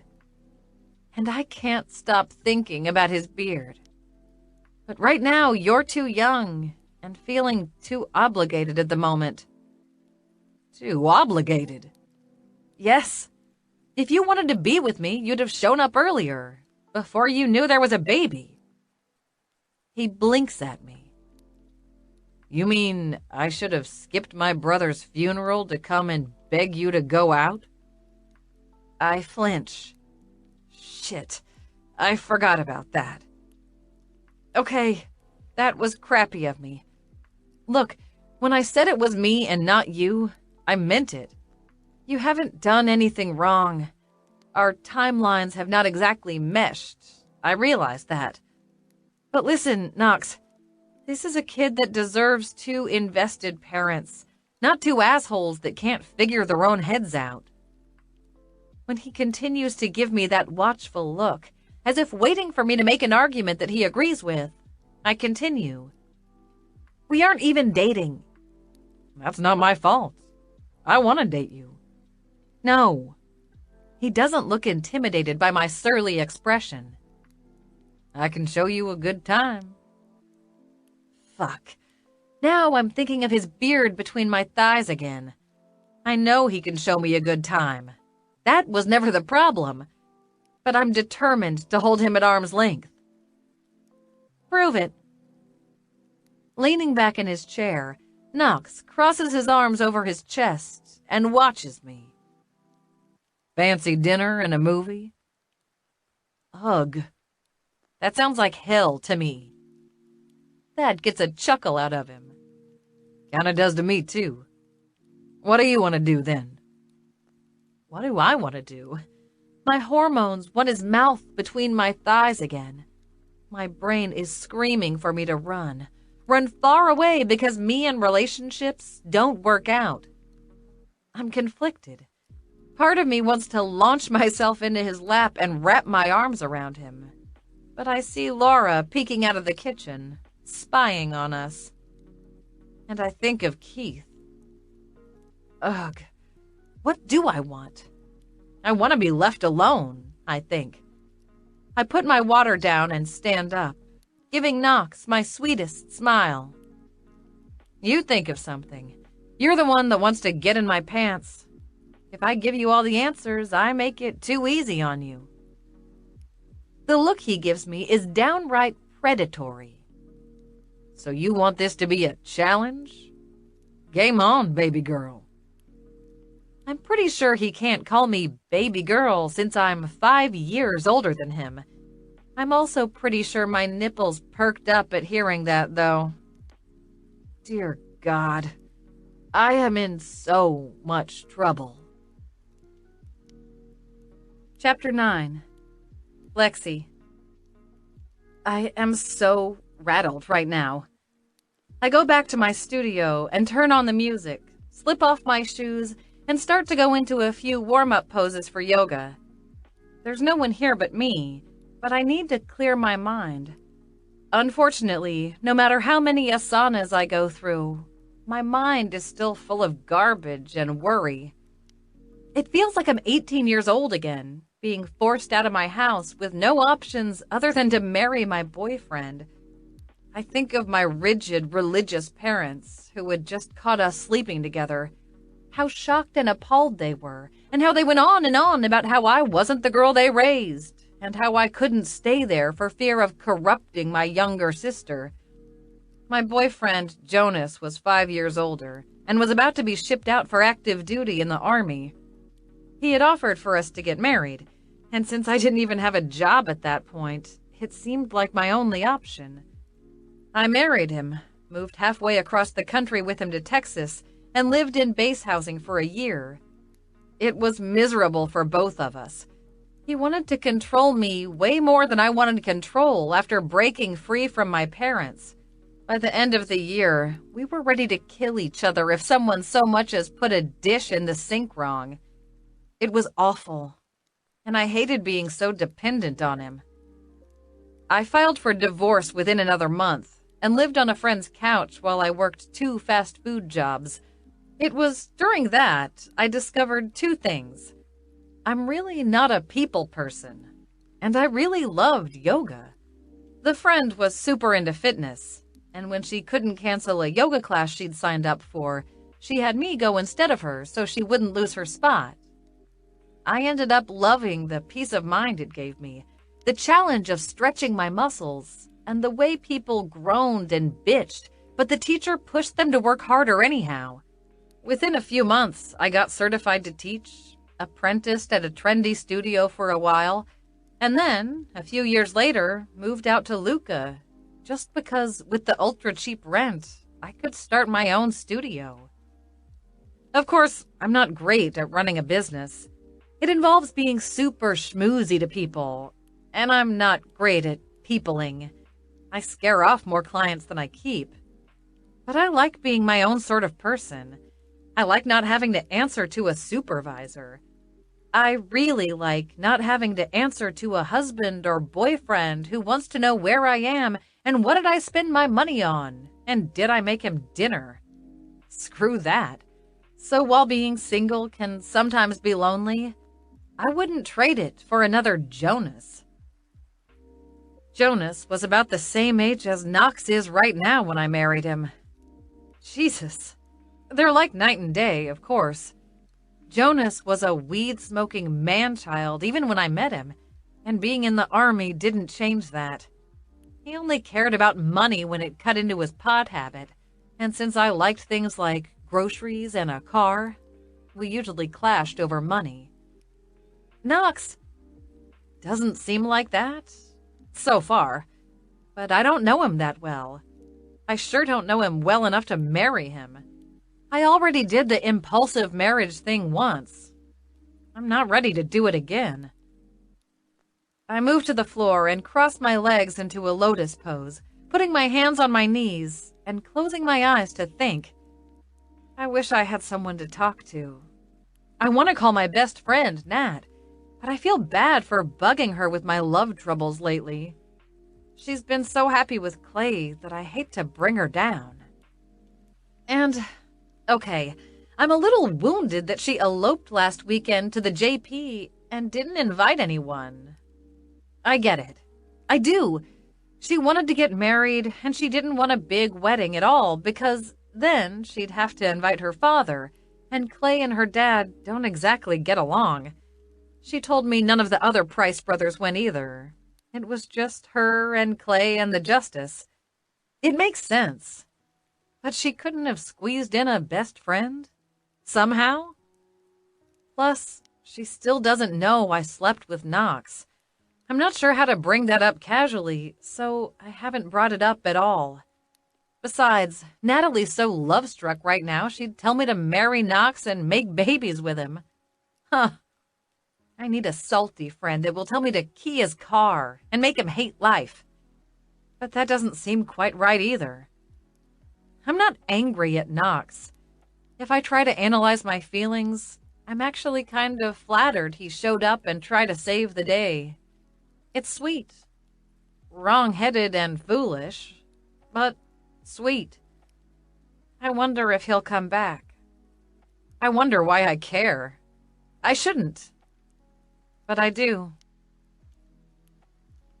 Knox. She wants romance? She wants me to work to win her?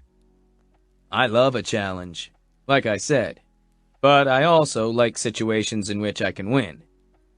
I'm not sure Lexi can be won by normal means. Whoever wins her heart is gonna have to think way, way the fuck outside the box. And since I'm determined to be that man, that means I've got to bring my A game. I consider my options as I sit in my cheesy motel room.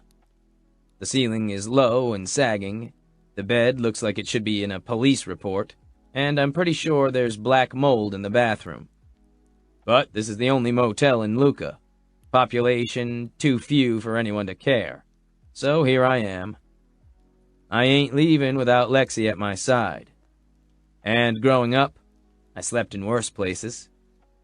I remember weekends with my mom when she decided she should spend time with me, and her running off to crack houses to get a fix while I waited in her broken-down car for hours, sometimes a full day. I remember having to pull her out of a party house because I was sick and wanted to go home. I remember her home being full of her wasted friends and the bathroom sink full of broken needles. I can deal with a little mold. I sit in the only chair in the room, my feet up on the windowsill, and gaze out into the empty gravel parking lot, the window open to air out my room. Funny how I'm thinking about my mom. Haven't thought about her in ages. My dad pretty much raised me. I think I was with Mom for the first couple of years, back before her addiction got too bad. She didn't tell Dad about me, not until she needed some cash for drugs. I was really young at the time, maybe 5 or 6, but I still remember the day I met him and he just looked at me, all tired instead of proud. "Yeah," he'd said. "that's my kid all right." After that, I started to stay with Dad during the week and Mom on weekends. And then the weekends got less frequent, and every time I went over, they were worse and worse. At one point, Mom was living with 6 other people in a house with no power. Took me a long time before I realized they were just squatting. At any rate, Mom was a mess, even though she loved me in her way.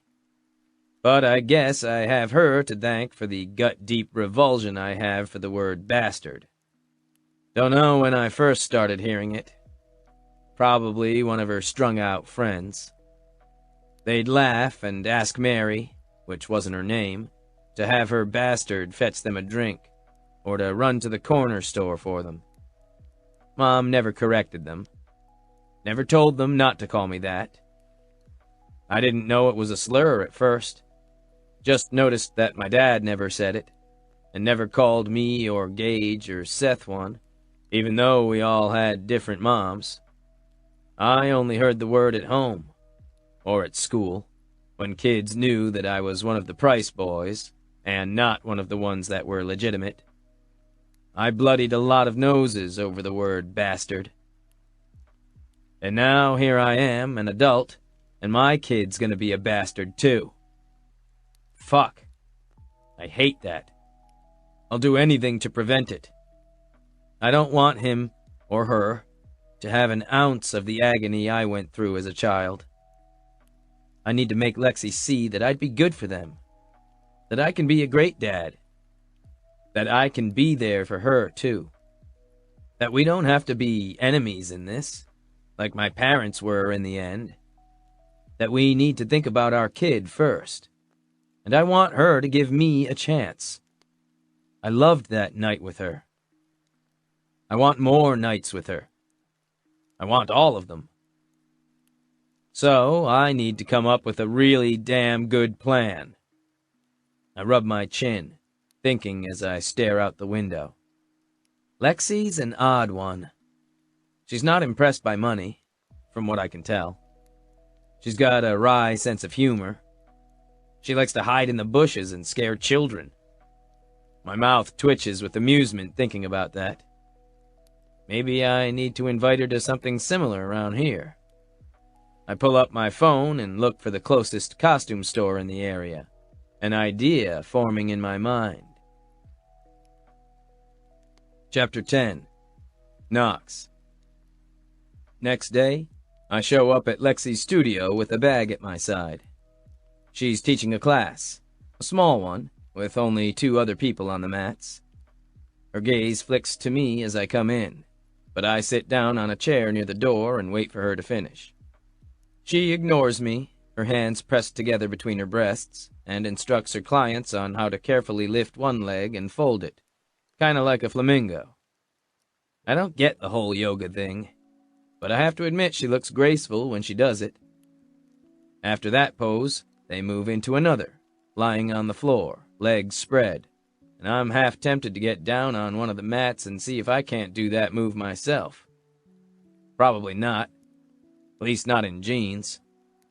Eventually, they go to a pose that just looks like lying on your back, and they stay like that for a good 10 minutes. Kinda crazy. They pay Lexi for her to tell them to lie on their backs and breathe? Can't anyone do that? But I guess I ain't one to point that shit out. If this is how she makes her money, good for her. But then class ends and the ladies put their shoes on and head out, and then it's just me and Lexi. A slightly sweaty, disheveled Lexi, who's wearing a sports bra and tight leggings that show off every inch of her taut little body. Now I'm getting the appeal of yoga. She saunters over to me, lightly toweling off her neck and face. Hello again. Back already? Should I have given up? I ask, getting to my feet. Heard you liked a man that's as difficult as you are. A reluctant smile touches her mouth. You're not wrong about that kind of thing. But seriously, Knox, you don't have to do this. Shh. I'm trying to figure out how to romance you. One dark eyebrow goes up. Oh? Yep.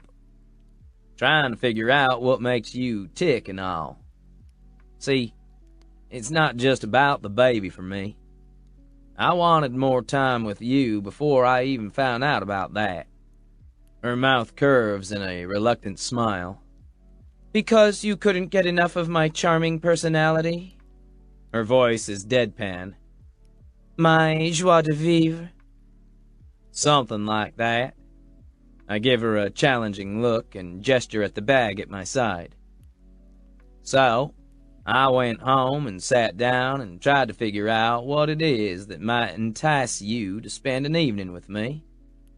Thought, what does a girl that hates people want to do? And this is what I came up with. I pull open the bag and offer it to her. She pulls out the first item. Clown masks? Thought we'd stand on a street corner and scare children. I can even climb in a drain if it'll turn you on. While it does make me wet at the thought of horrifying youngsters like that, I'm also pretty sure it's illegal, alas. Lexi hands a mask back reluctantly. Though I must say, giving people coulrophobia is pretty high on my bucket list. I thought something like that might be. All right, then. Not clowns. I pretend to consider for a moment. What if I booked up all the slots for your studio for the rest of the day? It would be just me and you.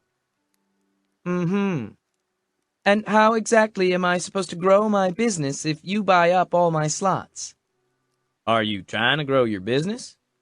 She pinches her forefinger and her thumb together. Teeny bit. I mean, you don't see anyone trying to beat my door down to get in class right now, do you? I don't. In fact, both times I've came by, her studio has been pretty empty.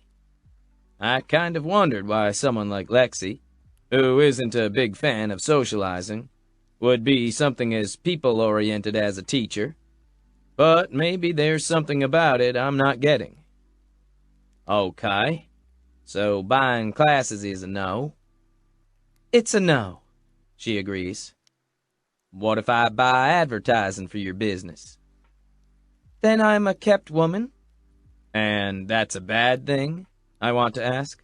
But I can tell from her expression that she needs more than just a few dollars waved in her face to get her attention. I like that about her. If she were easy to bribe, I'd just buy her some shiny jewelry. But then again, if she were easy to bribe, she wouldn't be my kind of girl anyhow. You're forcing me to pull out the big guns, I tell her, because I anticipated that she might be hard to please. I've thought a step ahead. Oh? She crosses her arms over her chest. Do go on. I can tell she's curious. It's evident in the gleam in her eye. So I carefully take out my wallet and make a great show of unfolding a piece of paper and then hold it out to her. What's this? She takes the paper and scans it, glancing up at me. Tickets to a haunted house. Her face lights up, and the sight of the pleasure in her eyes is like a gut punch. It's so powerful. I'm not sure what it'll take to get her to look at me like that every day, but I'll do it.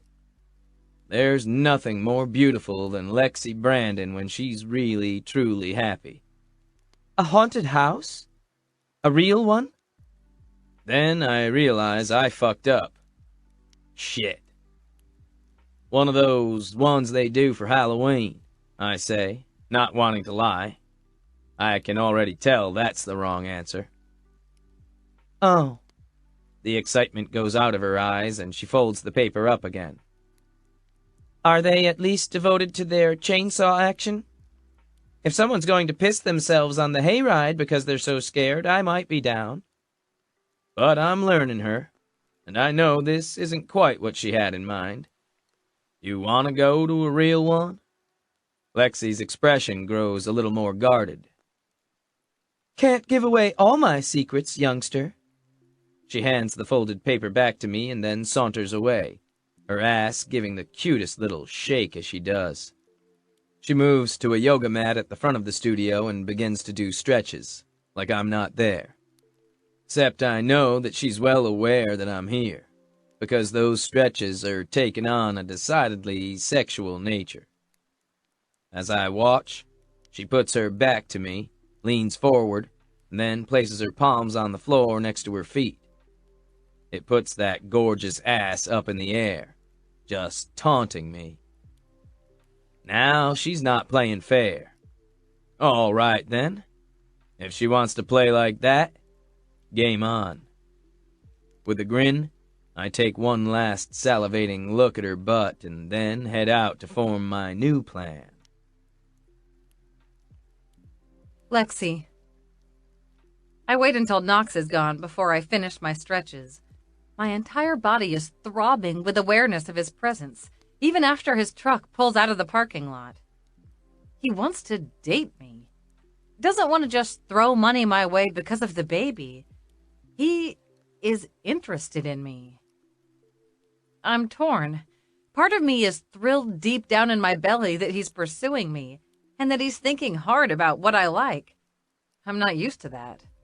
Most guys that I've dated in the past thought they'd try to change me or make me more to their liking.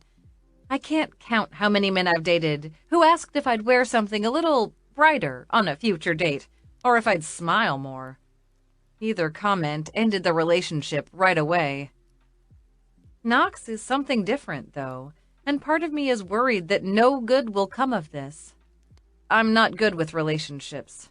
I'm shit at picking out men. Look at Keith. Look at my ex Jonas. Whatever it is that's wrong with those men, I somehow call it to me. I worry that there's going to be a hidden awfulness somewhere inside of Knox, and I just haven't uncovered it yet. So far, he just seems to be exactly what he is. A watchful, sharp-eyed man who has the same wicked sense of humor that I do. Oh, God, please let that be all that he is. I touch my stomach as I straighten. Let my baby have a good dad. Let me have a chance with a guy that's wonderfully, achingly fantastic and not a crazy, over-possessive lunatic. The door to the studio clangs open, and I whip around with a coy little smile on my face, ready to give Knox a little hell for returning so quickly. Could he just not stay away? Is he coming back to offer something new? I have to admit, I'm looking forward to seeing where his mind goes next. But it's not Knox. The person that strolls in is tall and clean-shaven, wearing a black shirt emblazoned with Luca Fire Department over the breast. Fuck. It's Keith. I immediately freeze, the smile on my face disappearing. What do you want?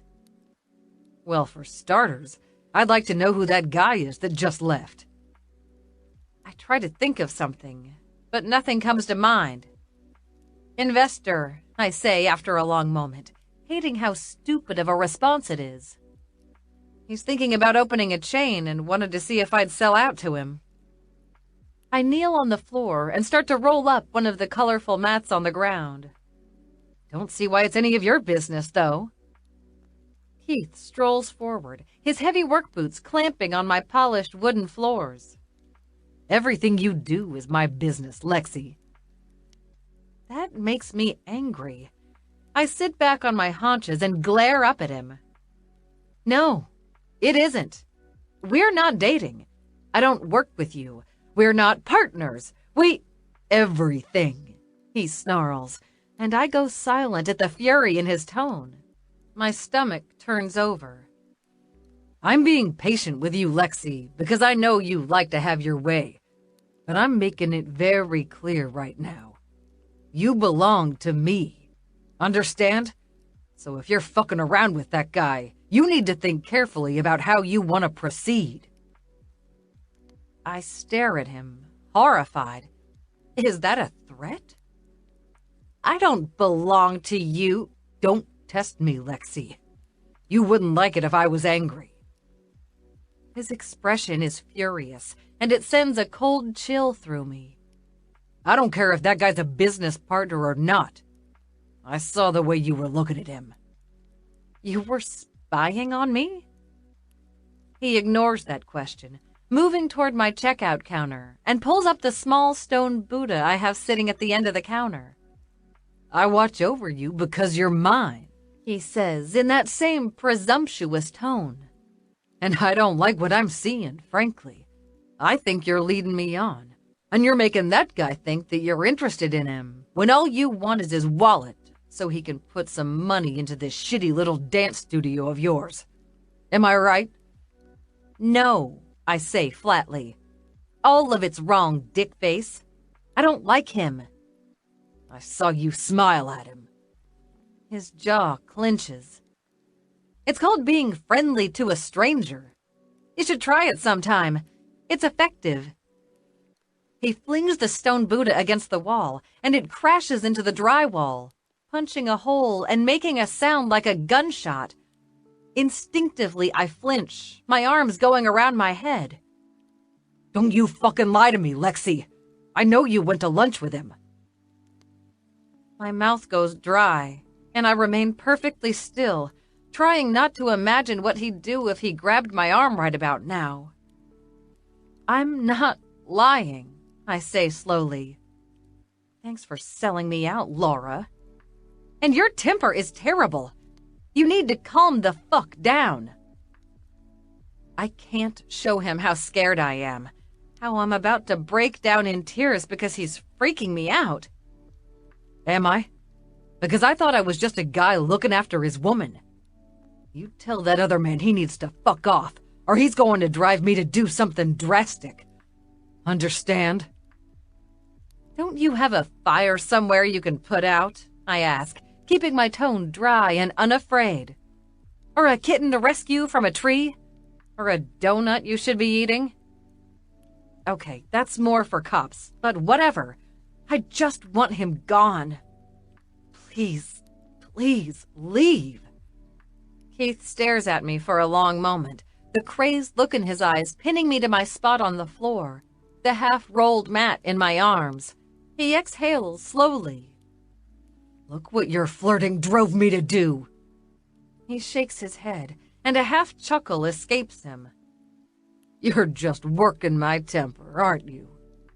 I'm really not. You must get turned on when a guy gets all possessive, Keith continues, smiling. Still no. But it looks like the rage explosion has come and gone. He moves over to the wall, where a fist-sized hole has been punched in the sheetrock, and my poor Buddha lies in 2 pieces on the ground. He picks it up and tries to put the head back on. I'll come by and fix your wall tomorrow. I'd prefer that you not, I tell him, and clutch the mat against my chest so hard I worry it's going to leave a waffle print on my skin. Just leave me alone, Keith. This is what happens when you tease a man, he says, with a little shake of his head. He pockets the Buddha head and holds on to the rest of it. I'll glue this back together for you too, Lexi. Keith, please, just go away. He turns to look at me, and then begins to stride my way. I lock every muscle in my body, my shoulders stiff, afraid that I'm going to start screaming bloody murder if he touches me. Please, God, please don't. But he only squats on his haunches next to where I'm sitting. Lexi, I'm sorry I lost my temper, but you know I have feelings for you. I just get jealous. Do you forgive me? No. He chuckles and reaches out to touch my hair. Tease. We both know that you're just saying that. When I jerk away, his smile grows a little tight, and he gets to his feet and strolls away, whistling. He moves to the door, and then holds the Buddha up again. I'll be back tomorrow afternoon to fix this. Then we should talk about you and me, and where this is going. This isn't going anywhere, I call out in a shaky voice. But it's too late. He's slipping out the door and into the parking lot. I gaze at the hole in my wall and try not to tremble. I fail miserably, too. That's the most violent Keith has ever gotten. Normally, he's just pushy and watches me far too much. This time he's really scared me. I wait several minutes to make sure that he's gone. Then I get up and grab my keys and purse from the counter. I head out of the studio and flip the "Back Soon" sign on the door. I get in my car and drive 2 blocks over to the police station. Clutching my purse, I take a deep breath and approach the counter, where an elderly man is seated. How can I help you, ma'am? I need to file a harassment report, I tell him. And property damage. The man's bushy gray eyebrows go up. That so? I nod, doing my best not to break down and cry. I hate crying. Hate it so much. It's a sign of weakness, and I refuse to be weak. But the tears are threatening, just behind my eyes, and waiting for the right moment to emerge and make me lose my shit. Yes, a guy I know came into my studio and knocked a hole in the wall and threatened me. I want to get a restraining order, too, if possible. He picks up a pen and glances at me again. Name? Keith Lawrence. The man immediately sets down the pen and gives me an impatient look. You're Keith's girlfriend, aren't you? The weird one with the dance studio? Actually, it's Yoga, and I'm not his girlfriend. He was just by here today, actually. Bragging about you. His eyes narrow at me. You sure this isn't just a lover's quarrel? Why is it that every time I get to the police station to ask them to do something about Keith, I get the feeling he's already been by and talked to people? I hate that this town is small enough that all the firefighters and police are friends, because they all take his side and not mine. We're not dating. It's not a lover's quarrel. He's harassing me. His gaze flicks over my sports bra and leggings. You think maybe you're leading him on with the way you dress? Oh my God, I give up. Every time I come to the police station, I get stonewalled and insulted. I clench my keys in my hand and shove my way back out of the station, angry and frustrated and scared. This time, when I get in my car, I can't stop the tears. I don't know what to do. Get up and leave everything I've built here? Move across the country again? I don't have the money. But how can I stay here? No one will help me against Keith. No one will protect me. Except Knox, of course. I know he'd step in and try to help me against Keith. But I worry that something bad would happen if he did. It's not exactly fair when the entire police force is on the wrong guy's side. I feel helpless and alone. Knox. I show up the next day at the same time, ready to enact my battle plan.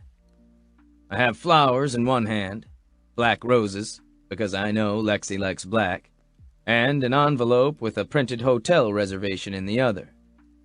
I'm wearing a black t-shirt and unripped jeans, and I even trimmed my beard a bit. As other guys would fancy up for a date, it ain't much, but for me, it's a lot. I'm here to impress Lexi, though. Not with the money I'm throwing around, but with my thoughtfulness. I think this time I hit the nail on the head in regards to what she wants. If I didn't, well, I'll just try again. I ain't giving up on her or on the idea that she's mine. I'm just gonna have to work a little harder to make her see it. When I enter the small yoga studio, though, something feels off. It's hard not to miss the fact that there's a fist-sized hole punched in one wall. The studio's empty, too, and the weird, supposed-to-be soothing music seems to echo more than relax.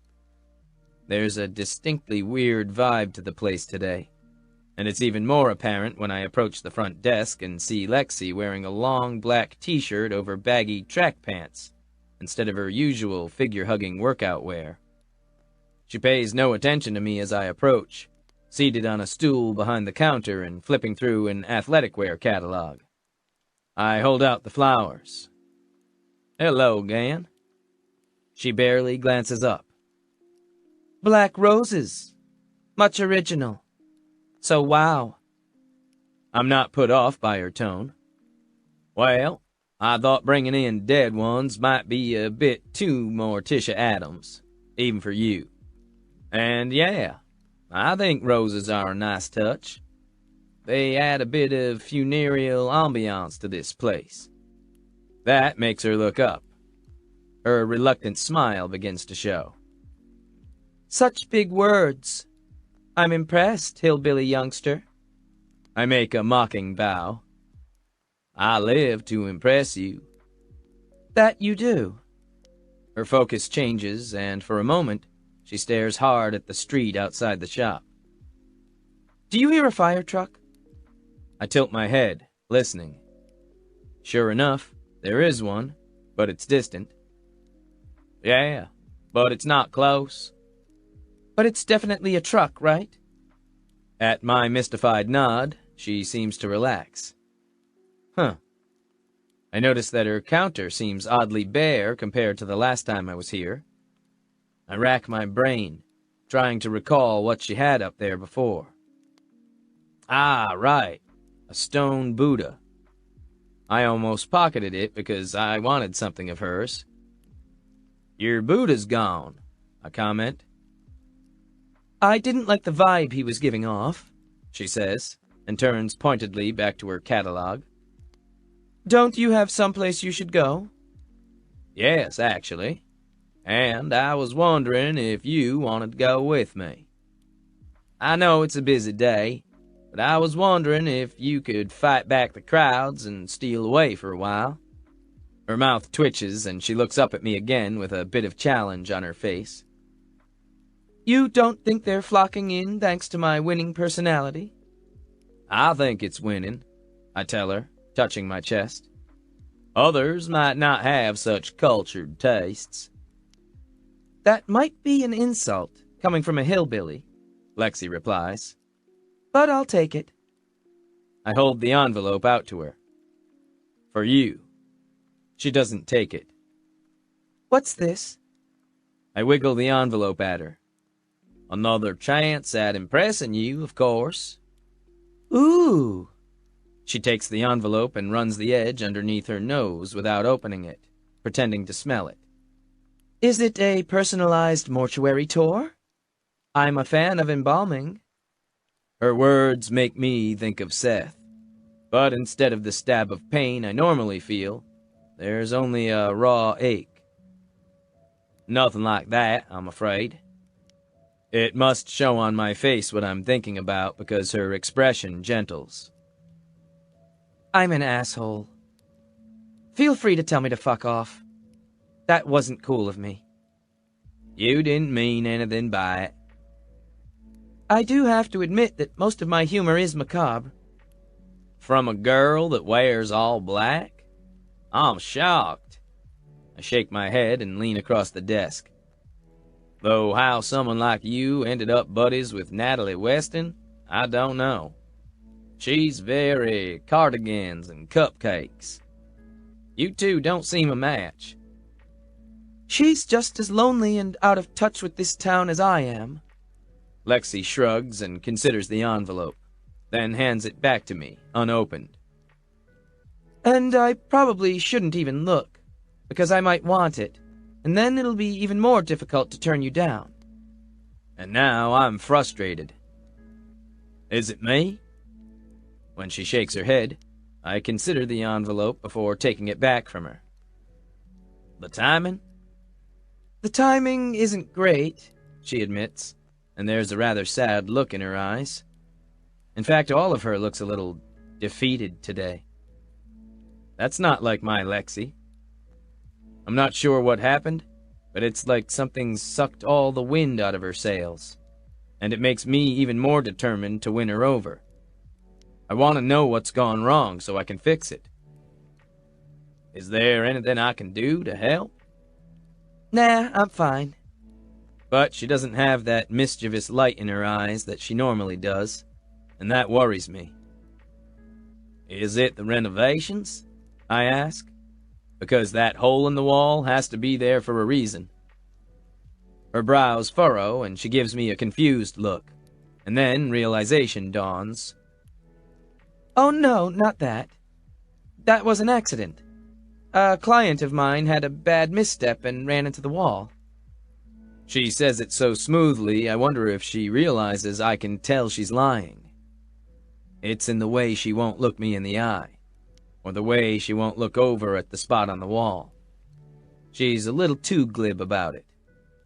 Whatever it is that's bothering her, though, it's clear that Lexi doesn't want to talk about it, and she's not going to let me sway her. Time to turn up the heat a little. So, you don't want the reservations, then? Reservations? Her head perks up. Yeah. Thought maybe if you weren't doing much that you might want to get away. I'll, of course, compensate you for any classes you might have to reschedule if that's going to be a problem. Lexi looks torn. Much as I would love to get away right about now, and God, you have no idea how much, I really can't. I'm sorry, Knox. It's really sweet of you to come here and keep trying, but I shouldn't... You don't even know where the reservations are for. Her wistful expression deepens. It doesn't really matter. I can't go. If money's a factor... Money's always a factor, my friend. Like I said, I can make up the difference of what you'd make in your classes. I just want you to spend some time with me. Get to know you better. Hear more about how the pregnancy's going. It's true, too. If she goes with me and all she wants to do is tell me about morning sickness and isn't interested in touching, I'll be fine with that, just as long as I get to spend time with her. For some reason, with Lexi, it's not just about the physical, though I have to admit, the physical is pretty damned amazing. It's that I love her personality. I love that dark mischief in her, the way she constantly tries to make the people around her uncomfortable. In a way, she's like me. I steal things and sabotage to see if people are paying attention. With her flat voice and gothic demeanor, Lexi makes sure they pay attention. She's perfect, and I ain't taking no for an answer. Again, she hesitates, but then shakes her head, declining once more. I really can't, Knox. I'm sorry. When I say it's not you, it's me, I actually mean that. I refuse to be deterred. I study the envelope thoughtfully. If that's how it is, I guess that's how it is. I'll just call the owner over at the old Pearson and tell him me and my friend won't be making it after all. Her eyes go wide, and she reaches over the desk and snatches the envelope out of my hands. The old Pearson? The old Pearson? The one in Galveston? She tears it open with shaking fingers. Yeah, that's the one. I'm secretly thrilled my present's getting such a reaction. I don't know much about it myself. I just Googled most haunted hotels in Texas and started calling, asking for rooms. Like I said, thought you might want to get away. She rips the printed confirmation out of the envelope and scans it, then groans and half collapses back onto her stool. You rented out the entire 14th floor? The owner told me that's the most haunted one, yeah. It is. That's the floor where Bloody Louise shows up on full moons, and where people hear ghost children moving up and down the hallway at night. Her gaze fixes on me. It's legendary for its creepiness. Do you promise to hold my hand if I get scared? I say, using my best flirty voice. Ghosts and shit don't scare me. Hell, I'd give anything to see my little brother Seth again, ghost or not. But if this is what rings Lexi's bell, I'm game for it. I'll hunt down every creepy place in Texas if that's what it takes to get her back in my arms again. The smile that curves her mouth is equally flirty, equally wicked. For a moment, she looks like she's inches away from leaping across the counter again, and this time to tackle me. The hot stare she's given me promises so much that my own heart trips with anticipation. And then, just as quickly, her smile fades again. She looks down at the paper, and then carefully folds it back up once more. I wish I could, Knox. Fuck. Just tell me what's wrong, Lexi. I can help. You mean other than being pregnant? One of those dark eyebrows arches. Nothing's wrong. The timing's just shitty. Otherwise, I'd love to go. That's such a non-answer that I cross my arms over my chest and let my stubbornness take over. So, you're not gonna tell me what's really going on? Maybe I'll just stick around here this afternoon until you wear down and tell me what the deal is. To my surprise, her face goes pale. She jerks up and looks at me with such terror that I'm stunned.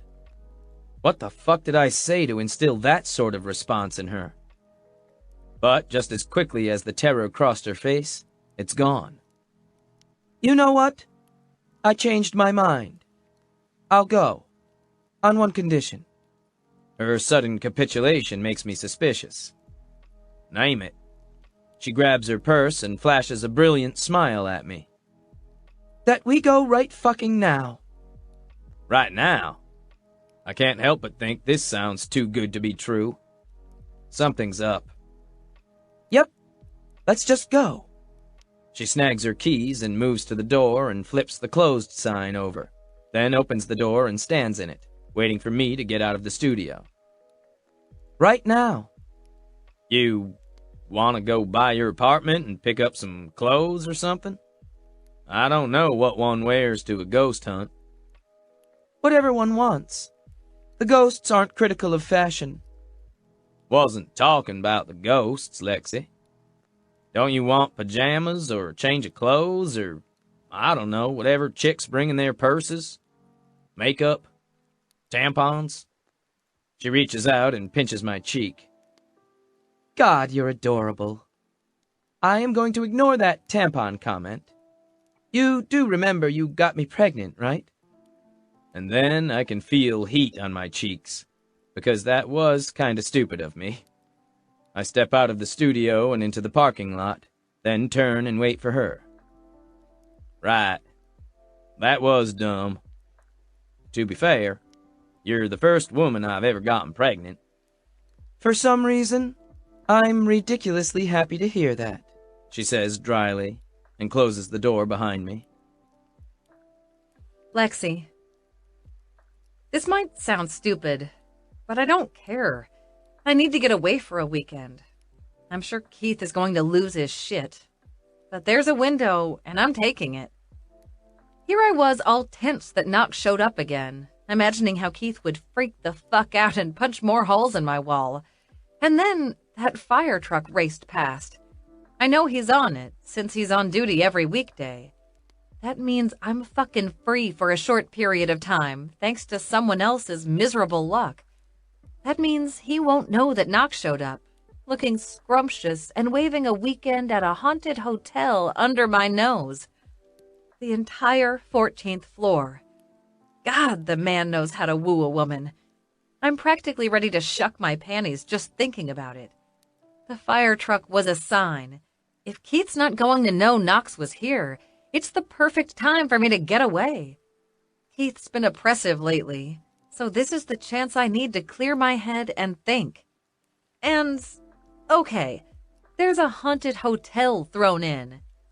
And, okay, there's a really hot fucking guy that eats pussy like there's no tomorrow, and he's giving me steamy looks, and I'm super knocked up and super full of randy hormones that want me to get laid. All of that's a factor. But really, it's harder and harder for me to resist Knox because I don't want to. I love his determination and the way he's really trying to go out of his way to figure out what I need. I love that he wants to focus on me instead of just the baby right now. It makes me feel like I'm more to him than just a walking womb. And I appreciate that. I don't know what I'll do with that thought, but it's nice anyhow. I didn't bring any clothes, though. He suggested going back to my place, and I did briefly consider it, but someone in my building is bound to be spying for Keith. Everyone loves him and thinks I'm just weird. No one in this shitty little town is on my side. Nat was, but she moved away.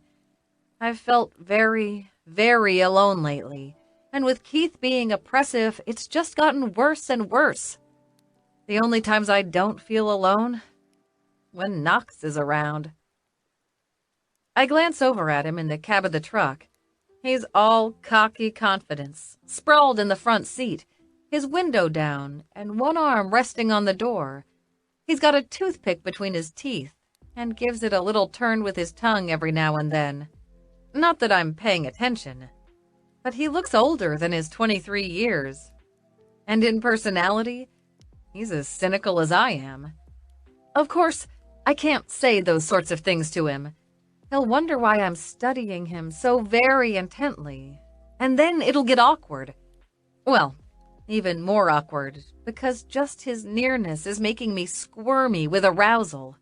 Thanks, pregnancy hormones. Like I needed soaked panties for a ghost hunting trip.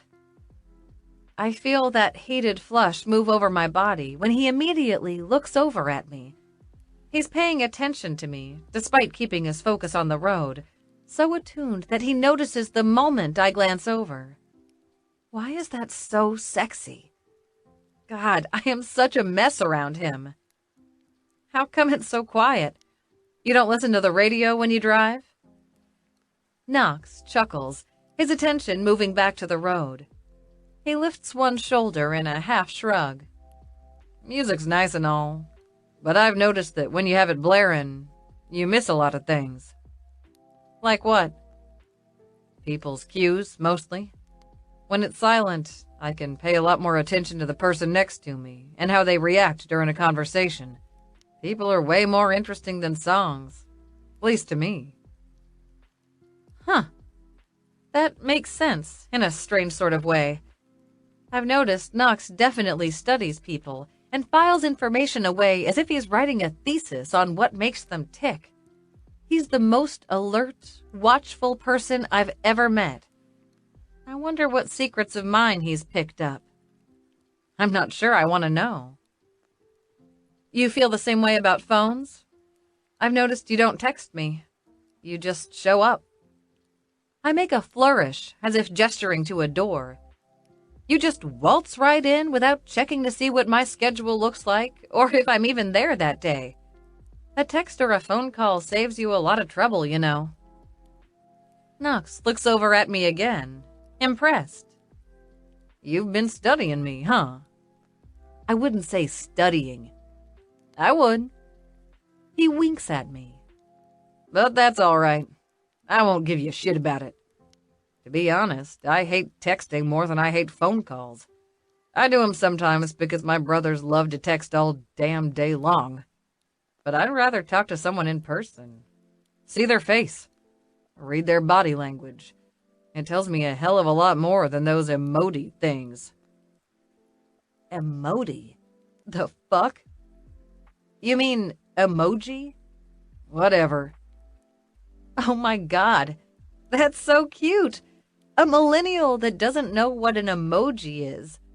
Are you sure you're not an 80-year-old with a really great skin regimen instead of a 23-year-old? I reach over to pinch his bearded cheek, and he half swats my hand away. Just the brush of my fingertips against his skin fills me with an insane amount of lust. Man, I have got it bad for this guy. What is wrong with me? I'm used to being on my own, being independent. I haven't wanted or needed anyone in forever. But the moment Knox is around, my body seems to be making up for lost time. It's a little ridiculous, and a lot unfair. I think what I'm hearing, Knox says slowly, unaware, or maybe too aware, of my sexual frustration, is that you want me to text you more often. I'm not saying shred my phone bill with texts or anything like that. I'm just saying that if you're going to drop by, maybe you text me first so I know to expect you. And so I can make sure that Keith is nowhere around to freak out. I aim to please. I can't resist the response that immediately comes to mind. I pat my stomach. Seems to me like your aim is pretty good so far. His laughter fills the truck and makes me feel far too good. The Old Pearson is everything a paranormal enthusiast could ever hope to want in a hotel. It's a massive old building downtown, made of red brick, and with rounded white brickwork over some of the windows that reminds me of cake frosting. It looks cheery and old-fashioned from the outside, despite the fact that it's growing dark, which is fascinating. It's almost like it's unaware that it's such a hotbed for paranormal activity. There's a massive archway entrance to the hotel that reminds me of a church more than anything else, and it goes straight up like a skyscraper for 16 floors. There's a neon hotel sign up front, and it's a fascinating mix of old and new. I give an appreciative shiver at the sight of it. I can't believe you booked rooms here. Wasn't easy, he murmurs, moving to my side as we gaze up at the building from the parking lot. Apparently, the 14th floor is under renovation, and the owner didn't want to rent it out until I threw some serious money his way. Should I ask how much money is serious money? Nope, you shouldn't. Doesn't affect things one way or the other, and I'm rich. He crooks his arm, indicating I should slip my hand in the space at his elbow. Shall we? Oh, yes, we definitely shall. As we check in, I can't help but notice how much the front desk girl fawns over Knox. He's not dressed like a bajillionaire in the slightest. His jeans are worn as hell, and not in the designer way. The t-shirt he's wearing is plain, and he's still got that scruffy beard and hair that's a little too long under his trucker cap. He looks like he just came into town on a big rig. I mean, he's ridiculously handsome, of course, but she's acting like he's a fucking celebrity with the way she's fawning over him and giggling at everything he says, which suggests to me that she's done a little Google foo of her own. She's closer to his age than I am, and perky, and cute, with blonde highlights that sweep into a light pink, and a bubbly personality to match the cupcake cute hair. I hate her on sight. Knox smiles at her flirting, but doesn't encourage her, which is good. That means I don't have to murder him. She hands him a business card and flutters her lashes at him, and I almost reach across the desk to slap her around. I don't know why I care so much, but when he gets the envelope with the electronic keys and then turns to me, putting a hand at the small of my back, I practically melt into a puddle. Take that, flirt. He's with me. So much for my not wanting him. All it takes is one barely out of high school twit, and I'm suddenly snarling and ready to claw someone's eyes out. I wonder if I can blame that on pregnancy hormones too. Ready to do this? He asks, eyes gleaming with enthusiasm. Born ready, I reassure him. From what I've read online, all the good shit happens after midnight. But we can do a little reconnaissance first. Lead the way. I do, hating myself a little for wishing that his hand would slide a little lower and caress my butt. Not too much, just enough for Pinky McGiggles back at the front desk to realize he's not interested in her. The elevator is empty as we head up, and Knox is just as quiet as I am. After a moment, I glance over at him. That card had her phone number on it, didn't it? Knox grins at me, his expression knowing, and I get a little weak in the knees at just how gorgeous he is. Yup. You want it? I do. I intend on prank calling her on a regular basis for the near future, just to make her regret that action. So fierce. I love that in a woman, he murmurs, handing the card over to me. I reach into my black t-shirt and tuck it into my sports bra since I don't have any pockets on my workout clothing. I want to tease him back about not getting a swelled head, but he's giving me this possessive look of approval that's making me melt, and I realize the conversation could head in a direction that would be very bad for my independence. If he challenges me on my jealous streak, what happens then? Is he going to believe me when I say it's nothing? I'm not even sure I believe me. Time to change the subject and deflect. Have you ever ghost hunted before? Me? No. Do you believe in ghosts? He shrugs. Think I'd like to. It'd be proof there's something after death, you know? I go silent, aching for him. His brother's death is still too near, and I imagine that's on his mind. Poor Knox. Maybe this was a bad idea, and I'm an asshole for going through with this. After all, it was my hints about haunted houses that made him do this. Maybe I should have hinted about a love for steak or something along those lines. Well, most people that have visited this hotel haven't seen a full-body apparition of a ghost. It's subtle things, like noises in empty rooms, lights turning on when no one's home, and cold spots. Cold spots? In an old, air-conditioned hotel? You don't say. Now I can't help but grin, because he sounds just like me. That's right. People take pictures, too, and they see orbs and shadows where nothing was supposedly there. Okay, then. He pulls his phone out of his pocket. I giggle at the sight of it. The screen is a spider web of cracks, and I swear to God, one side is duct taped. That's your phone? He shrugs. Yeah, it works fine. You do realize you're rich, don't you? You do realize it's a perfectly good phone. A cheap rich man. Never thought I'd see the day, I drawl. Pinky McGiggles down at the front desk would be so disappointed. He laughs and gives me another scorching look as the elevator dings our arrival. It's good for her that I have zero interest in her type, then. I know what his type is, and my heart skips a little beat. He likes girls that wear all black and give him shit. Girls like me. Oh, God, I desperately want to have sex tonight, even though it's such a bad call. Sex leads to relationships and connections, and I told Knox I'm not interested. I shouldn't be. The last thing I need is a confrontation between Knox and Keith, or another man in my life that thinks he owns me. I give him a polite, tight little smile and rush out of the elevator as the doors open. As confused as I am about what's going on between Knox and myself, the 14th floor provides the perfect creepy vibe to distract me.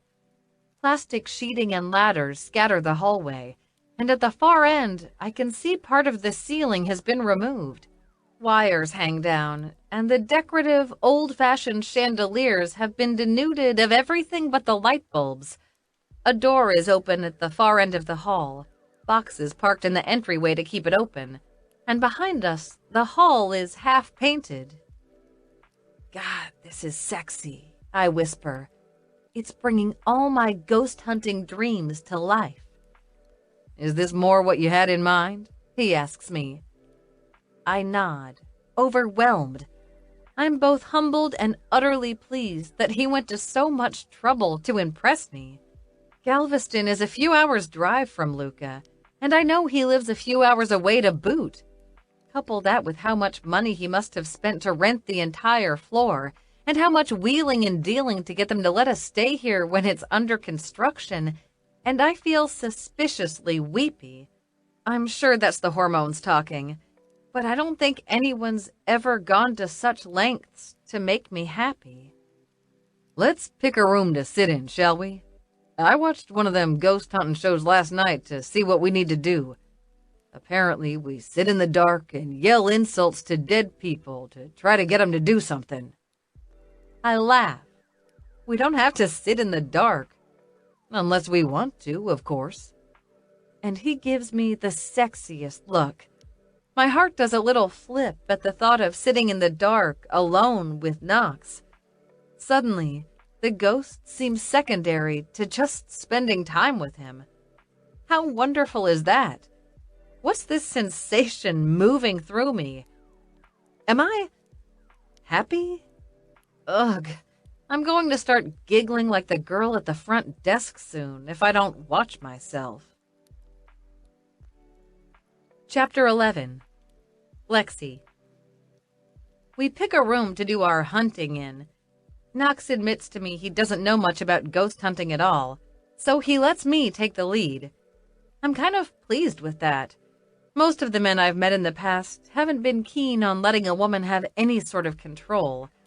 Since I've heard that ghosts are bothered by renovations, I picked the room that needs the least amount of work. I don't want pissed spirits. I'm just curious about the situation. Okay, I'm actually way more curious about Knox and spending time with him than actually ghost hunting. Maybe that's another reason I picked the most finished room. There's only one bed and no chairs, though, and I realize that after I've selected it. I turn on the lamp next to the bed and sit down on the edge of the mattress.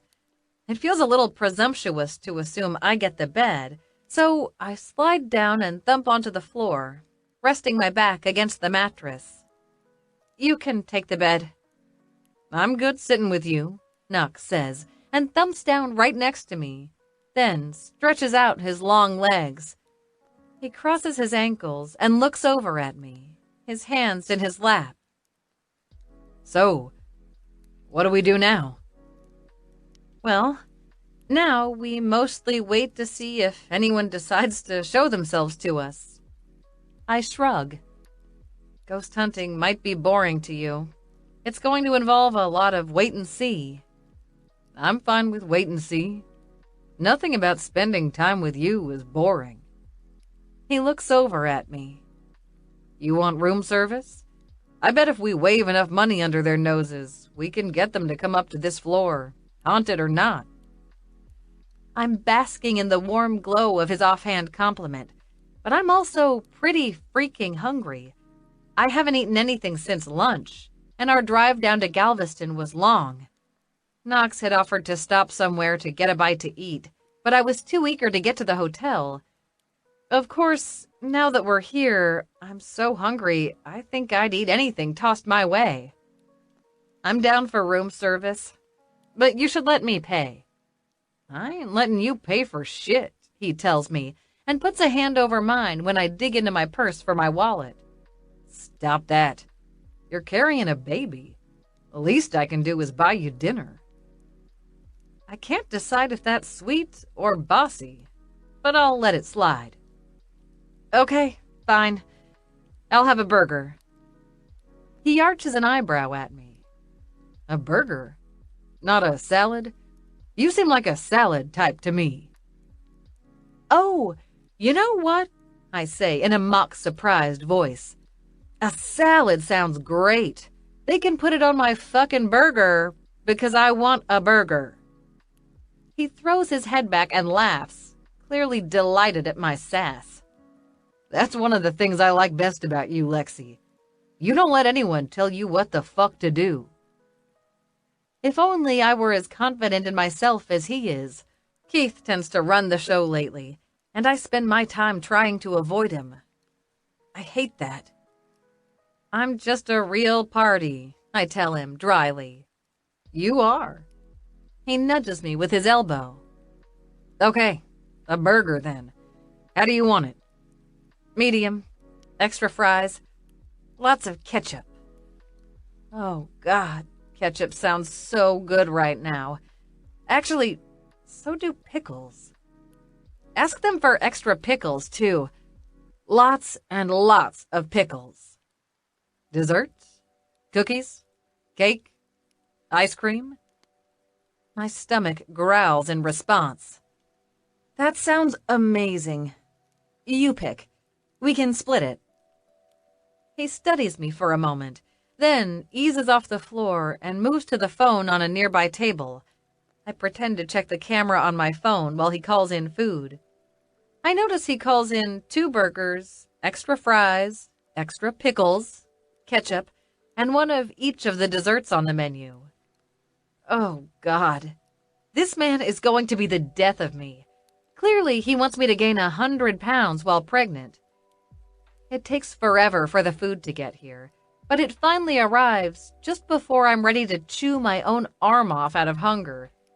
There's an enormous chocolate-dipped cookie on the tray, and I can't help but wonder what it'd taste like on my ketchupy, pickly burger. On a whim, I throw it under the bun and take a huge bite. Yup, it's bizarre and delicious.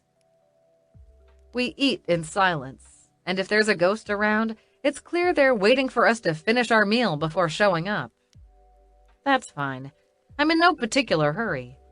I demolish my food and some of Knox's fries, then take bites out of a few desserts before I'm done.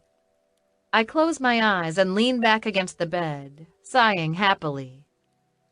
That was probably the most disgustingly yummy thing I've ever eaten. It did look interesting. I'm going to blame it on pregnancy, like so many other things. It gets quiet in the room, and then Knox gives me another gentle nudge with his elbow. So, what happened exactly with the baby? Maybe it's the food coma, but I'm not following him. What do you mean? You said you were on the pill. Did something happen? Oh. I cross my arms over my chest, feeling a little defensive. I know I shouldn't. Hell, if it were me in his position, I'd be using a lot of cuss words to figure out what the hell happened. He was the one that had brought up condoms, and I shot him down.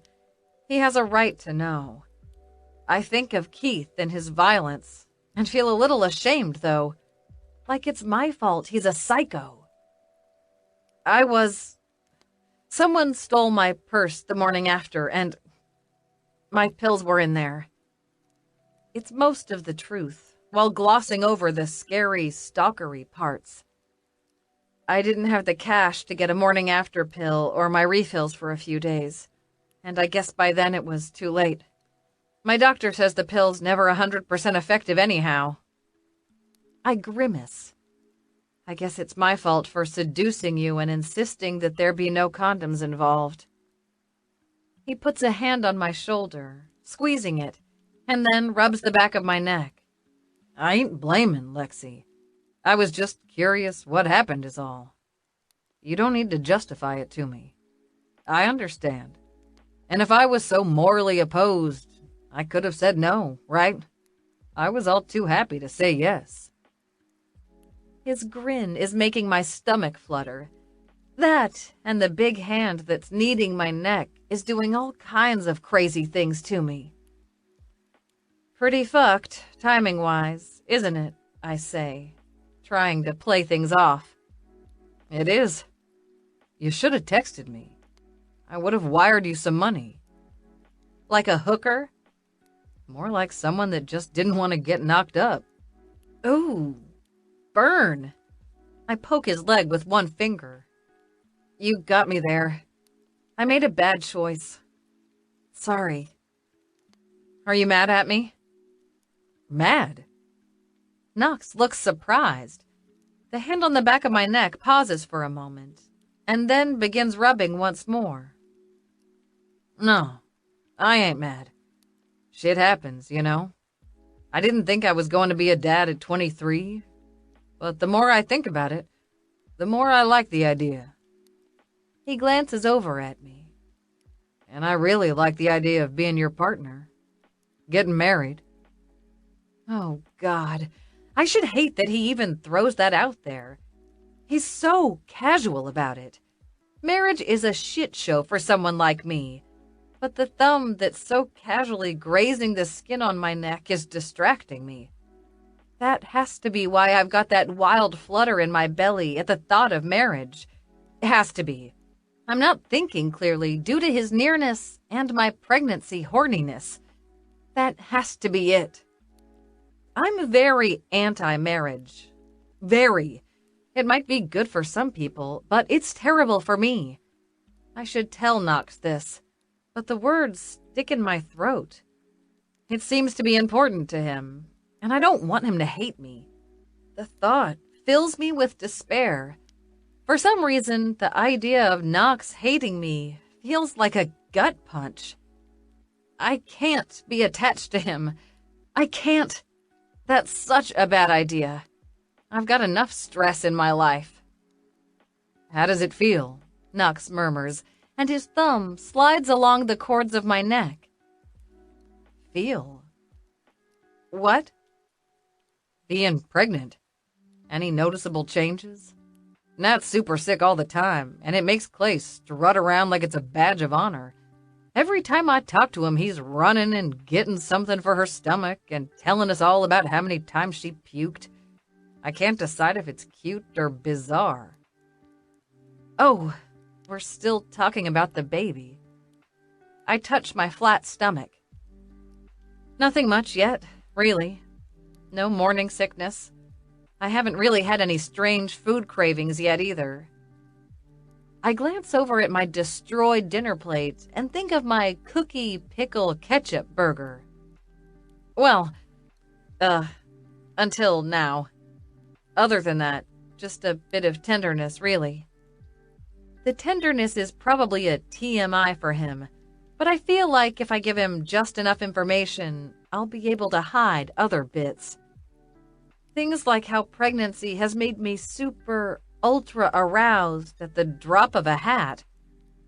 But Knox isn't a woman, so I doubt he knows anything about pregnancy like that. He just nods like what I'm saying makes sense, and then adds, "If you need anything, just let me know and I'll get it for you." Like dick, I want to say, but for once I hold back. I have no doubt in my mind that if I wanted sex right now, he'd give it to me. Screw ghost hunting. The undead can just watch. But I remind myself that I can't think like that. I can't. Much as I may want otherwise, it's smartest to keep Knox at arm's length. I can't forget how bad my first marriage was. Nor can I forget Keith and his constant looming presence in my life. Ugh. So I look over at gorgeous, sexy Knox and do what I can to try to stem the rising tide of my stupid feelings. I'm glad we're here, but in the future, can you please not ambush me in my studio? It makes me feel trapped. He cocks his head, regarding me. Trapped? When I nod, he removes his hand from my neck, which makes me want to cry, and adds, slowly, "You ain't married, are you?" And now I feel like an asshole. There's a cautious wariness to his face that wasn't there before, and I feel like I've somehow ruined something I wasn't even sure I wanted. God, I'm such a mess. I can't tell him about Keith, though. The last thing I need is him white knighting his way into my life more than he already is, and making the fuckery dial up to 11. It's already going to be at an 8 by the time I get back from this date with him. But I can handle Keith at an 8. I'm not married now, but I was married once. Knox seems surprised at this admission. Oh? I can tell he wants more information, and I feel like I owe him this much. More than anything, I just want him to put his hand back on my neck and stroke it again. That's shamefully weak of me, but I'm not sure I care. Just having him here at my side seems to make everything okay.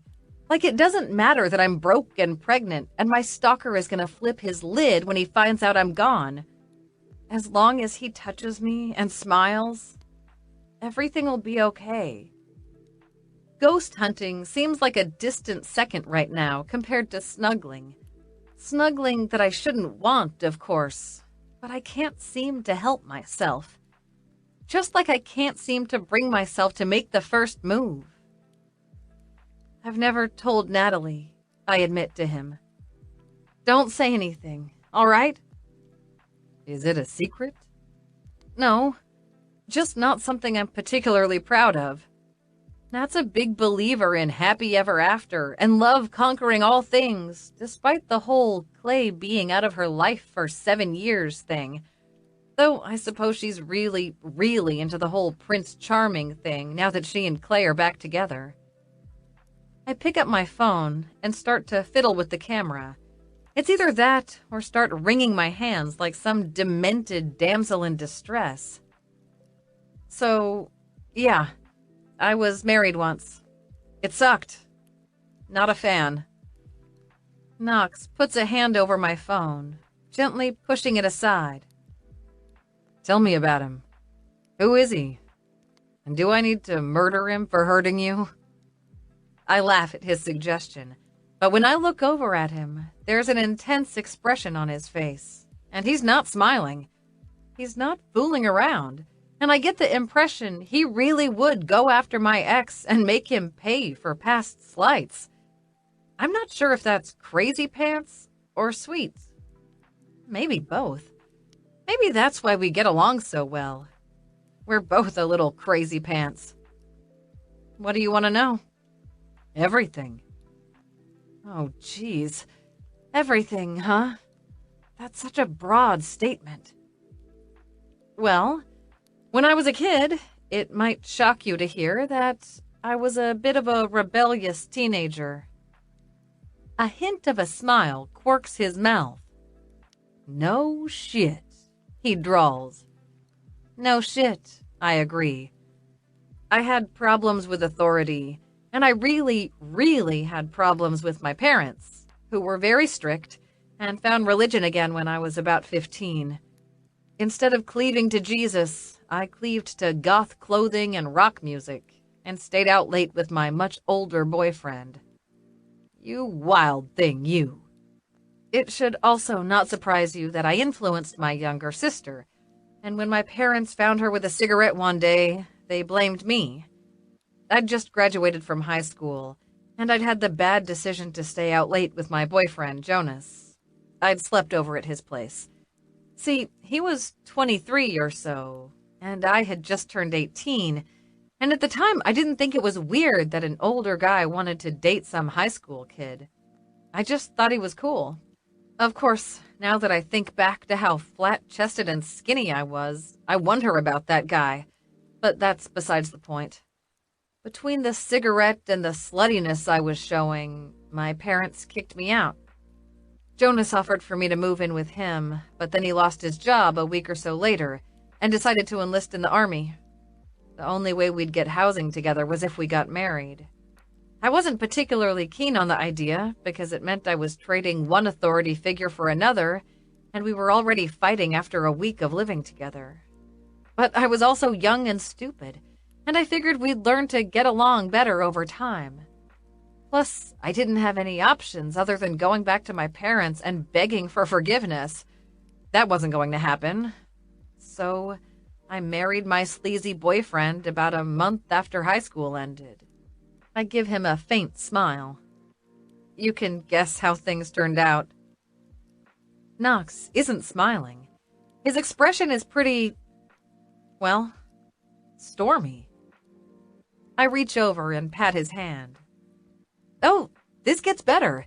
See, it's a combination of two people being really wrong for each other and desperate situations. Jonas was desperate for work, and he was a real pothead, so he couldn't get a regular job. Plus, he was kind of stupid looking back. So he joined the army because he figured they couldn't really fire him if he was enlisted.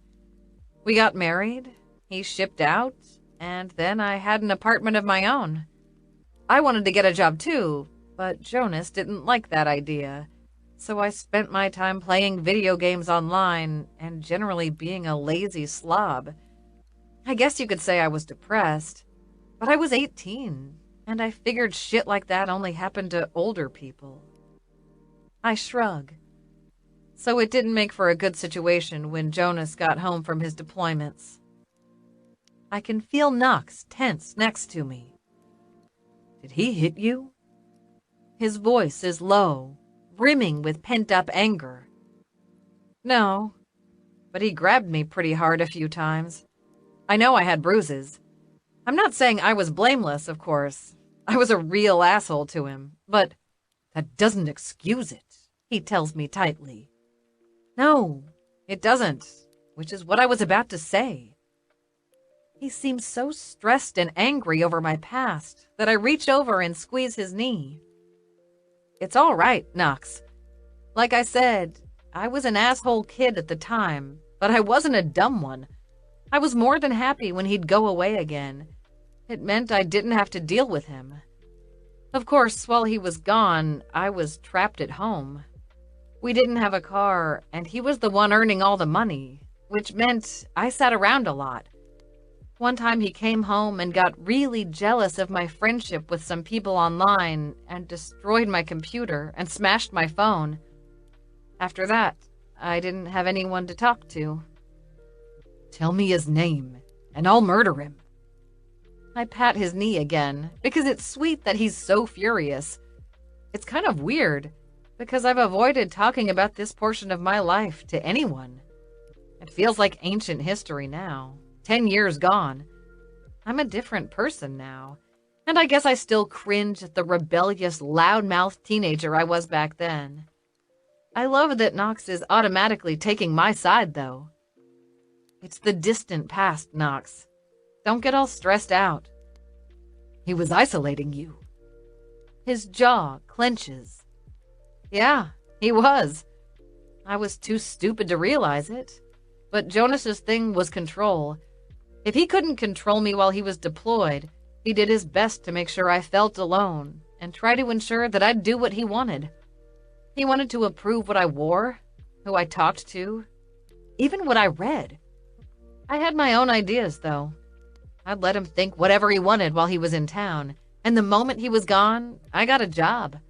I worked so many fast food jobs back then and didn't tell him about it. Walked to work and took the bus and grabbed every shift I could. I saved every dollar, and by the time it was close to our 1-year anniversary, I took my nest egg and moved in with one of my friends I'd met through one of my jobs. She let me room with her for a while, and between jobs and things, I found yoga. I shrug. Like I said, it was a long time ago, though. How many years? He asks. 10, give or take a few months. Remember, I'm an old lady compared to you. I nudge him with my shoulder and wonder if he notices I still have my hand on his thigh. I can't bring myself to remove it, even though I know I should. There's just something so comforting about touching him. Hell, I'm even finding his protective, growly response to my stupid marriage adorable. You're not old, Knox tells me, clearly still angry. And you just need to give me that guy's name and... Nope, I say, ending the conversation. I haven't talked to him since I filed the divorce, and we both prefer it that way, I think. He was just as miserable as I was. And because he was miserable, he tried to make me fit what he thought a good wife would be. I'm my own girl, though. The more he pushed, the harder I pushed back. I squeeze his knee again. I have enough clarity now with some years behind me that I can recognize I'm not good at being someone's partner. I think some people are just meant to be solo artists. I'm definitely one of those people. So, when I say it's not you, it's me, I really mean it. Because you think I'm like that douchebag, Knox says, his tone flat and cold. I can tell I've hurt him. No, if I thought you were like that, I wouldn't talk to you at all. I shrug. I just have, let's call it an aversion to being trapped. I don't like people that think they can control me. I don't think you're controlling, but I think that people in a marriage have a certain obligation to listen to their partner and try to be a partner. And like I said, I'm not great at that sort of thing. If I've ever made you feel trapped or controlled, I'm sorry, Lexi. The look in his eyes is dark. I can understand why you'd react badly to me dropping in. I won't do it again. And now I feel a bit like I've overreacted. I know Knox is different. Everything he does, even the smallest gestures of letting me pick what to eat on the menu and then letting me eat all his fries, tells me that he's more than willing to give me enough space. It's just that I don't trust myself all that much. I've always been very confident in who I am and my life in general, except when it comes to men. There, I always seem to fumble the ball. I worry Knox is going to be just another fumble. That hurts a lot, surprisingly. We've only met a few times, but it feels like I've known him always, that we have this deep connection on another level. But what if I'm just all wrong again? You don't make me feel trapped, Knox. I'm just really cautious when it comes to relationships, because I'm not very good at them. You don't have to be good at all relationships, he tells me. You just have to be good at one of them. The man's got a point. I can't help but smile at that. Well, if I could pick a relationship to be good at, it would be this one. I'm just pretty sure I've already fucked things up by getting pregnant and all. Think that depends on who you ask, Knox drawls, leaning in closer to me. Because from where I sit, it ain't fucked up at all. Maybe it's exactly how it needs to be. He's moved closer to me, and I'm dying for his hand to go back to my neck, for a small touch from him that will close the distance between us. But he only watches me, and I realize that as possessive and protective as he is, he's going to wait for me to make the first move, for me to tell him with my words and my body that I want this to go forward. I can kill this right here and now if I want to. I can leave things as they are, and we can part from this night as friends. Buddies. We can probably even co-parent in a friendly sort of way without taking things any deeper. That's the safest route. Friendship. I study his face, devouring his features, wondering what it'd be like to shake hands after tonight and then never see each other again. Like Jonas. I'm surprised at the sense of loss that fills me with. I don't know why it does. Friendship is safest. Isn't that what I want? To have things easy to handle?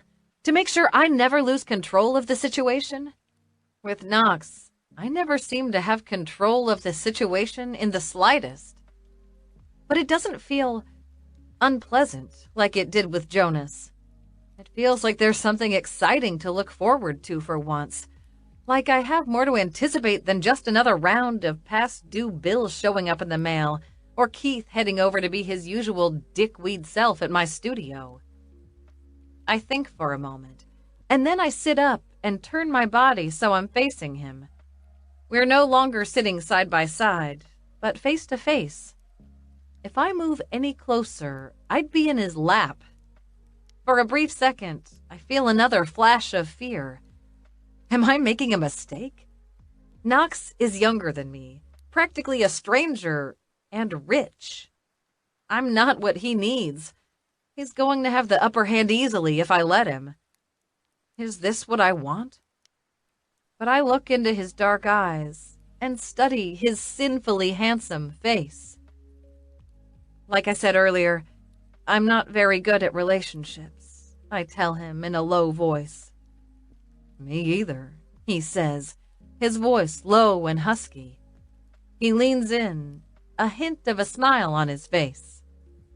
Last one I tried, I got the girl pregnant. For a moment, I'm shocked, and then I realize he's talking about me. Oh, did you think that night was a relationship? Kinda hoped it'd be the start of one. He's so watchful, so very intent and full of tension, like a coiled spring. He's waiting for me. And if it's nothing, I whisper, it'll be the best nothing I ever had. That makes me ache, it's so sweet. And then you'll move on with your life? I don't know about that. Oh?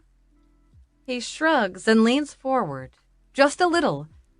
That small motion makes me realize that I'm leaning forward, too. Any closer, and we'll practically be kissing. How do you move on from your arm, or your leg, or half your heart? You can't. You just do the best you can with the pieces you got left. Oh, my God. I fling myself into his arms, pressing him back against the mattress. I crawl over his lap and press my mouth to his, swooping into a kiss.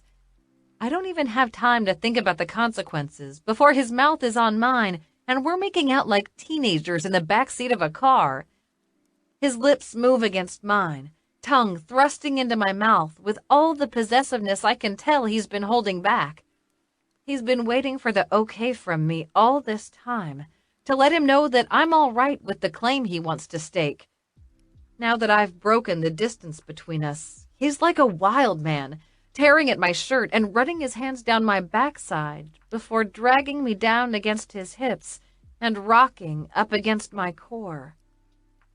I whimper when his cock rubs me right against the heat of my pussy. The yoga pants I'm wearing seem far too thin because I can feel all of that hardness. At the same time, it's far too much material between us. I'm wet already, and as his mouth slants over mine, claiming me with rough, frantic kisses, I start to rock up against him. I'm so wet, so full of need. I have been this entire night.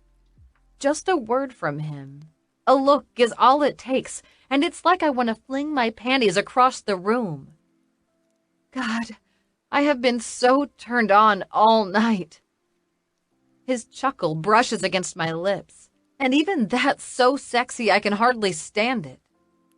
Never met a girl that got turned on by spiderwebs and dark shadows.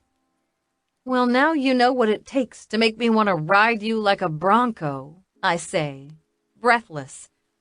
I slide my hands under his shirt and feel his hard chest. It's smooth and warm and rippled with muscle. Yummy. If you keep asking me like this, fuck yes. I can do that, he whispers, and his tongue flicks against my mouth in the most obscene, sexy little gesture. Tell me what haunted house you want to visit next, and it's all yours.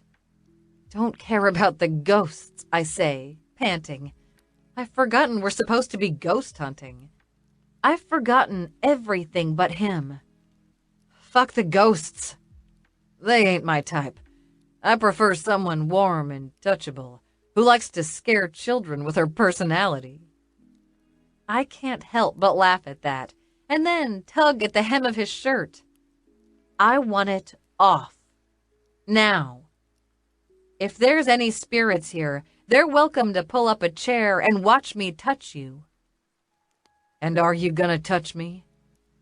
He can't take his eyes off me, and I love that. It makes me want to do more. Touch you all over, I tell him in a silky voice, and I love his sexy groan of response. Being here with him feels more perfect than I could have imagined. I can't walk away from this. I won't walk away from it. Was kinda hoping you'd say that, Knox murmurs, because I've been dreaming about it ever since that first night together. Oh, God. Me too. That's so. Yep, he says slowly, and leans in and nips at my lower lip. Keep thinking about how I didn't get a chance to part those gorgeous thighs and put my head between them for hours. Didn't you? I distinctly remember lots of licking. I haven't been able to think about much since. Not for hours, though. Felt like we didn't have enough time. He rubs his nose against mine in a subtle little touch that melts me. Next time, I'm going to take twice as long, because I love the way you taste. Well, I breathe, curling my fingers against his hard abdomen. You certainly know how to make a girl want to shuck her panties. You don't even have to shuck 'em, he tells me, and teases the waistband of my yoga pants. I get along just fine with you fully dressed. His fingers brush against my belly, and I practically squirm with need at that small touch. I can't resist teasing him because I want that so badly. I'm hearing a lot of talk and not seeing a lot of action. Knox chuckles. Bossy, bossy. His hand dips into my clothes, pushing right into my panties. He finds my pussy instantly, fingertips brushing over the curls of my sex before he heads straight for pay dirt. He touches my clit and immediately begins to rub, watching my face to see my reaction. He's definitely a man of action. All I had to do was hint that I'd like to be touched, and 2 moments later, his hand's in my pants. He makes a murmur of surprised pleasure as he slicks through my wetness, lubricating his fingers before moving them back over my clit again. How is it possible you're so wet already? You been thinking about me touching you all day? I whimper, twining my arms around his neck. Being pregnant does have a tiny side effect, I tell him. Makes you horny? He guesses. I guess that was obvious, I say, then gasp as he circles my clit. I can't help myself as I grind against his fingers, because it's not going to take long for me to come at all. Kind of surprised I haven't already spontaneously combusted just from his touch. Well, that, and since I'm visiting, I needed something to do at night while you were playing hard to get. With every word, he drags his fingertips against the sides of my clit, making my body sing. So I went to a bookstore and bought a book about pregnancy. Been reading it at night. I dig my fingers into the loose waves of his thick hair. It's just long enough that it tickles his collar and makes a girl want to run her fingers through it. or claw it when he finger bangs her. Neither one. You're reading a baby book? Why is that so sexy? I have to admit, I'm touched and super aroused.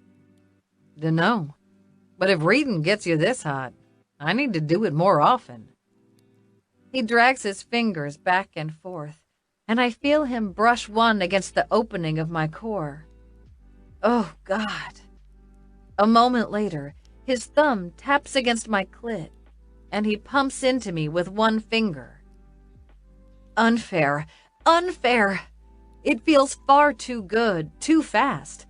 I cry out and press my forehead against his, clinging to him as he begins to work my pussy hard, thrusting into me and using his thumb to tease my clit.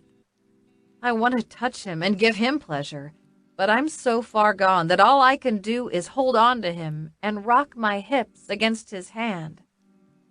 That's right, sweetheart, he murmurs as I ride his palm, lost in pleasure. You come for me, and you come hard. It's too much for my overstimulated body. I come a moment later, just as he tells me to. It feels so amazingly good to ride the orgasm, to let it ripple over my body as he pumps his big fingers into me. I give a breathless little sigh as he stops, quivering. That went by entirely too fast. I'll say. I don't know if I'm pleased or disappointed that I didn't get to watch more. He brushes his lips against mine, and I realize my face is still pressed up against his. I hope I didn't make any unsexy expressions as I came, seeing as how I'm giving him a poor close look at my O-face. Guess I'm just gonna have to make you do all that again so I can get another look. I squeeze my thighs around his hand, still settled between my legs, his fingers deep inside me. You're not going to hear a protest from this girl. Knox gives me another one of those meltingly perfect smiles and moves in to kiss me again. His beard rubs against my face, part ticklish and part abrasive, but I don't care. I love the feel of it. I kiss him with all the enthusiasm I feel, and he groans, his hand surging up against my pussy again. I remember that he hasn't come yet, that the last few minutes were all me. Kinda makes me want to stick my hand down his pants and give him the same reward. Actually, I should do just that. I wiggle my eyebrows at him and slide my hands down his chest, and then move to the waistband of his jeans. Your turn. My turn. He arches one dark brow at me. Are we taking turns then? Only seems fair to me. I'm all about equality. I shift on his lap, rubbing up against his hand, which is still deliciously tormenting me. You might have to move this, though. No deal, he drawls, heat in his eyes. Thinking at this point that it's my property. I shiver at the thought of him owning my pussy. I'm not saying you can't play with it again later. Just let me do as I like, and I'll make it up to you. And I stroke my hand up and down the hard length of him through his clothes, and then undo the button of his jeans. Unless you don't like that sort of thing. Fuck, not like it. You might as well ask if I like breathing. Pretending like it's no big deal, I shrug and rub up and down against his cock again. You tell me. He leans in and kisses me hard, as if he's going to miss out and wants to claim as much of me as he can before I'm taken away from him. I love that, and I moan against his mouth when his tongue strokes against mine, and he gives my pussy one last firm finger thrust that makes me needy all over again. But then his hand is gone, and I'm left feeling oddly bereft, even though it was my suggestion. Maybe next time I need to keep my mouth shut. The open button taunts me, though, and reminds me of all the fun we can have in an entirely different way. Speaking of breathing, I whisper, let's give this part of you a little air, shall we? I slide his zipper down carefully, and then pull his jeans apart, exposing a dark triangle of boxer briefs. The material's straining against his erection, and I make a little clucking noise at the sight. He's practically suffocating under here. I think he should come out and play. I think he agrees, Knox tells me, nearly as breathless as I am. Shall I do the honors? When he nods, I tug the material down, exposing the thick length of his shaft. His skin is darker here, flushed with blood, and there's a long vein that traces up the underside that's just begging for my tongue to explore it. The head of his cock's already glazed with a bit of pre-cum, telling me he's not as controlled as he's pretending to be. Of course, now that I have him exposed, I'm not entirely sure what to do with the elastic band of his briefs, which I've pulled down his thighs. Since he's seated, there's no room to drag the material down further, and if I let go, it's going to choke his nuts. This isn't quite the same as his sexy under-my-clothing fingering, because his clothing is a lot less stretchy than mine. I should get up so you can take this off. No, he murmurs, and reaches into his back pocket. A moment later, he pulls out a pocket knife and flips it open, exposing the blade. He puts it under the elastic and jerks, cutting the fabric with a quick motion. The material rips, and he doesn't stop until he's torn his underwear off and tossed them aside. Well, I murmur, a little surprised at the action, and a little amused. There go all my plans for a ghosts and panties party later. I'll just borrow yours if I need panties, he tells me with a wicked grin, closing his knife and tossing it aside too. Of course, I might have to stop sniffing them first. You're going to sniff my panties? Fuck yeah. You think you're leaving here with them today? Hell no. His grin is mischievous. They're all mine. We'll see about that. Maybe I'll just distract him enough that he'll forget all about panty snatching. With a little teasing of my own, I grasp his cock and give the shaft a squeeze. If we're claiming things, I think I'm going to start here. Knox's eyes grow heavy-lidded. It's all yours, sweetheart. Just be good to it. Oh, I'll be very, very good, I murmur to him, then lean in and give the head a lick. I've thought about doing this ever since we parted that night. I didn't get a chance to tease him with my mouth, and I've wondered how he would react. Is he one of those that gets grabby and starts shoving a girl's head down? Or is he one that prefers other things in bed? Every man is different, of course. But Knox only groans and caresses my cheek, then strokes my arm, as if he needs to show me just how much he appreciates my efforts. That's heady stuff, and it makes me want to do more to him. I want to show him just how much I like him, how much touching him is so very appealing to me. I've never really minded touching a man in the past, but none has made me have such cravings as Knox has. I've daydreamed about what it'd be like to take him in my mouth and suck him until he loses control of his senses. Have you ever had anyone tell you that you have a nice cock? I murmur as I rub my lips against the head. Never. Never? No one's ever told you what a nice, thick shaft you have? I give it another squeeze just to prove my point. Or that it's got a big, fat head that's just begging to be nibbled on. I flick my tongue against it. Or that there's this little vein underneath that looks very, very sensitive. I move lower and lick the vein, and then cup his balls in one hand. or that these are so nice and plump. Can't say the boys in the locker room ever said such things, he grits out, panting. It's clear he loves my touch. His cock jerks in response every time I move, which is almost as exciting as touching him. Almost. What about the women you've dated in the past? Can't remember a thing about 'em other than they weren't you, so they don't matter. And he gives me a look filled with such longing that it makes me quiver all over again.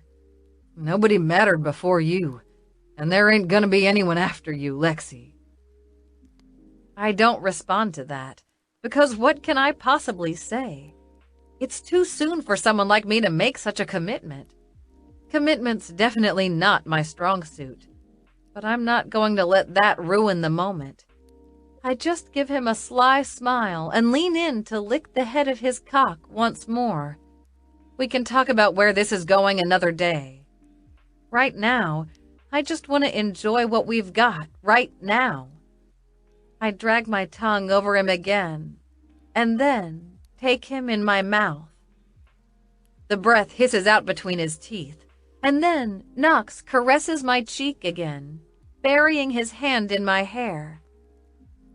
Fuck, you're pretty like that. I tighten my lips around him, and then take him even deeper. I love the way he gives this masculine grasp, like he's forgotten that air exists until this very moment. I need to hear that over and over again, so I do my best to make him wild with desire, employing everything I know from past experience. My hand is tight around his shaft, and I work it slowly, even as I use my lips and tongue to pleasure him. I hum a little as I move up and down on his shaft until I hear that intake of breath again and taste a hint of salt in my mouth. He's close. I kick things up a notch then. With my tongue, I work the underside of his shaft, alternating between that and sucking. I plunge deeper, taking him as far as I can until he's butting up against the back of my throat. He encourages me with heated words and small touches to my face, even as his hips lift up, as if he wants desperately to fuck my face, but won't push me into it. That's sweet, but I'm enjoying this as much as he is, and so I take his hand and put it on the back of my head, showing him that it's all right to be as forceful with me as he wants. He groans when I do, and then begins to guide my head, pumping into my mouth until he comes with a hoarse shout of my name. I swallow his spend and drag my tongue over him as I lift my head, then give him a sly look. You know you're allowed to touch me, right? I won't break. His face is sweaty and flushed, his eyes heavy with his arousal as he pants. Didn't want you to feel like you were forced into anything. If I feel that way, I'll let you know. Until then, I'm yours to play with just as much as you're mine. That's so, he asks, breathless, and locks an arm around my waist, dragging me up against him. He holds me close, even as he moves our bodies to the floor, and a moment later, he's on top of me, and his hand is going back into my pants. You want to do some ghost hunting now, or you want to hand over these panties? I think we've scared away any ghosts that might be here, I murmur, my arms going around his neck. They're scandalized by me deep-throating that hammer of yours. He snorts, and a moment later, I feel his fingers brushing over my folds again. If they're scandalized by that, they ain't seen nothing yet. Oh? I ask, breathless. I can't believe how aroused I am again already. Giving him a blowjob was exciting, but I've never been this turned on in the past. Guess I really haven't seen anything yet. I can't wait for him to show me more. Chapter 12. Lexi. Sometime in the early hours of the morning, I'm roused from an exhausted sleep, cuddled against Knox's chest. What woke me up? I hear something a moment later, a muffled thumping sound. I freeze in bed, my heart pounding. Is it ghosts? Is there a haunting here after all? Knox rubs my naked ass with one big hand under the blankets. It's your phone, sweetheart. Don't be scared. Oh, Jesus. I exhale slowly and sit up in bed, looking around. I knew that. Sure you did, he says with a yawn, and tries to pull me back down against him. Ignore it and it'll stop. I lean in and tease his nipple, just to make him groan. Be right back. I slide out of bed, not caring that I'm naked, and start digging around in the strewn clothing and bedding to figure out where my phone is. We've pretty much demolished this room after another round or two, or three, of sex. I find a sock hanging off the flat-screen TV, and my phone's in the ice bucket under Knox's t-shirt. I have no idea how either one got there, but that answers why there was a weird thumping. With it tucked against my chest, I crawl back into bed and let Knox pull me back against him. He tangles his legs with mine as his hand goes back to my hip, as if he just wants to touch me while he sleeps. I tilt my phone away from his face so I don't blind him with the screen and click on the text messages. It's Natalie, and she's sent me a flood of texts. Nat. Hey, I know it's late, but I can't sleep, and I'm peeling wallpaper at 3 a.m. Nat. In case you're asking why I am peeling wallpaper at 3 a.m, let me tell you, I can't sleep. This house is such a fixer-upper that it's keeping me up all night. Nat. There is teal wallpaper in the bathroom and yellow countertops from the 70s. I'm going to let that sink in for a moment. Nat. I know it might not be the brightest idea to decide to remodel when we're just starting out. I'm realizing that now. But we couldn't find anything we liked, and Clay wanted the baby to have a home, aka not his trailer. And I was all, hey, I can do that. No problem. Nat. Next time I say it's no problem, slap me in the face.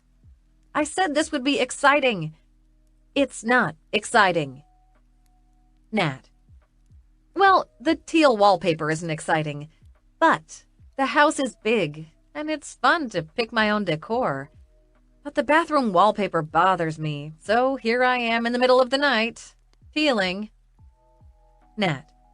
Well, in between peeling, I'm texting you like a madwoman. Nat.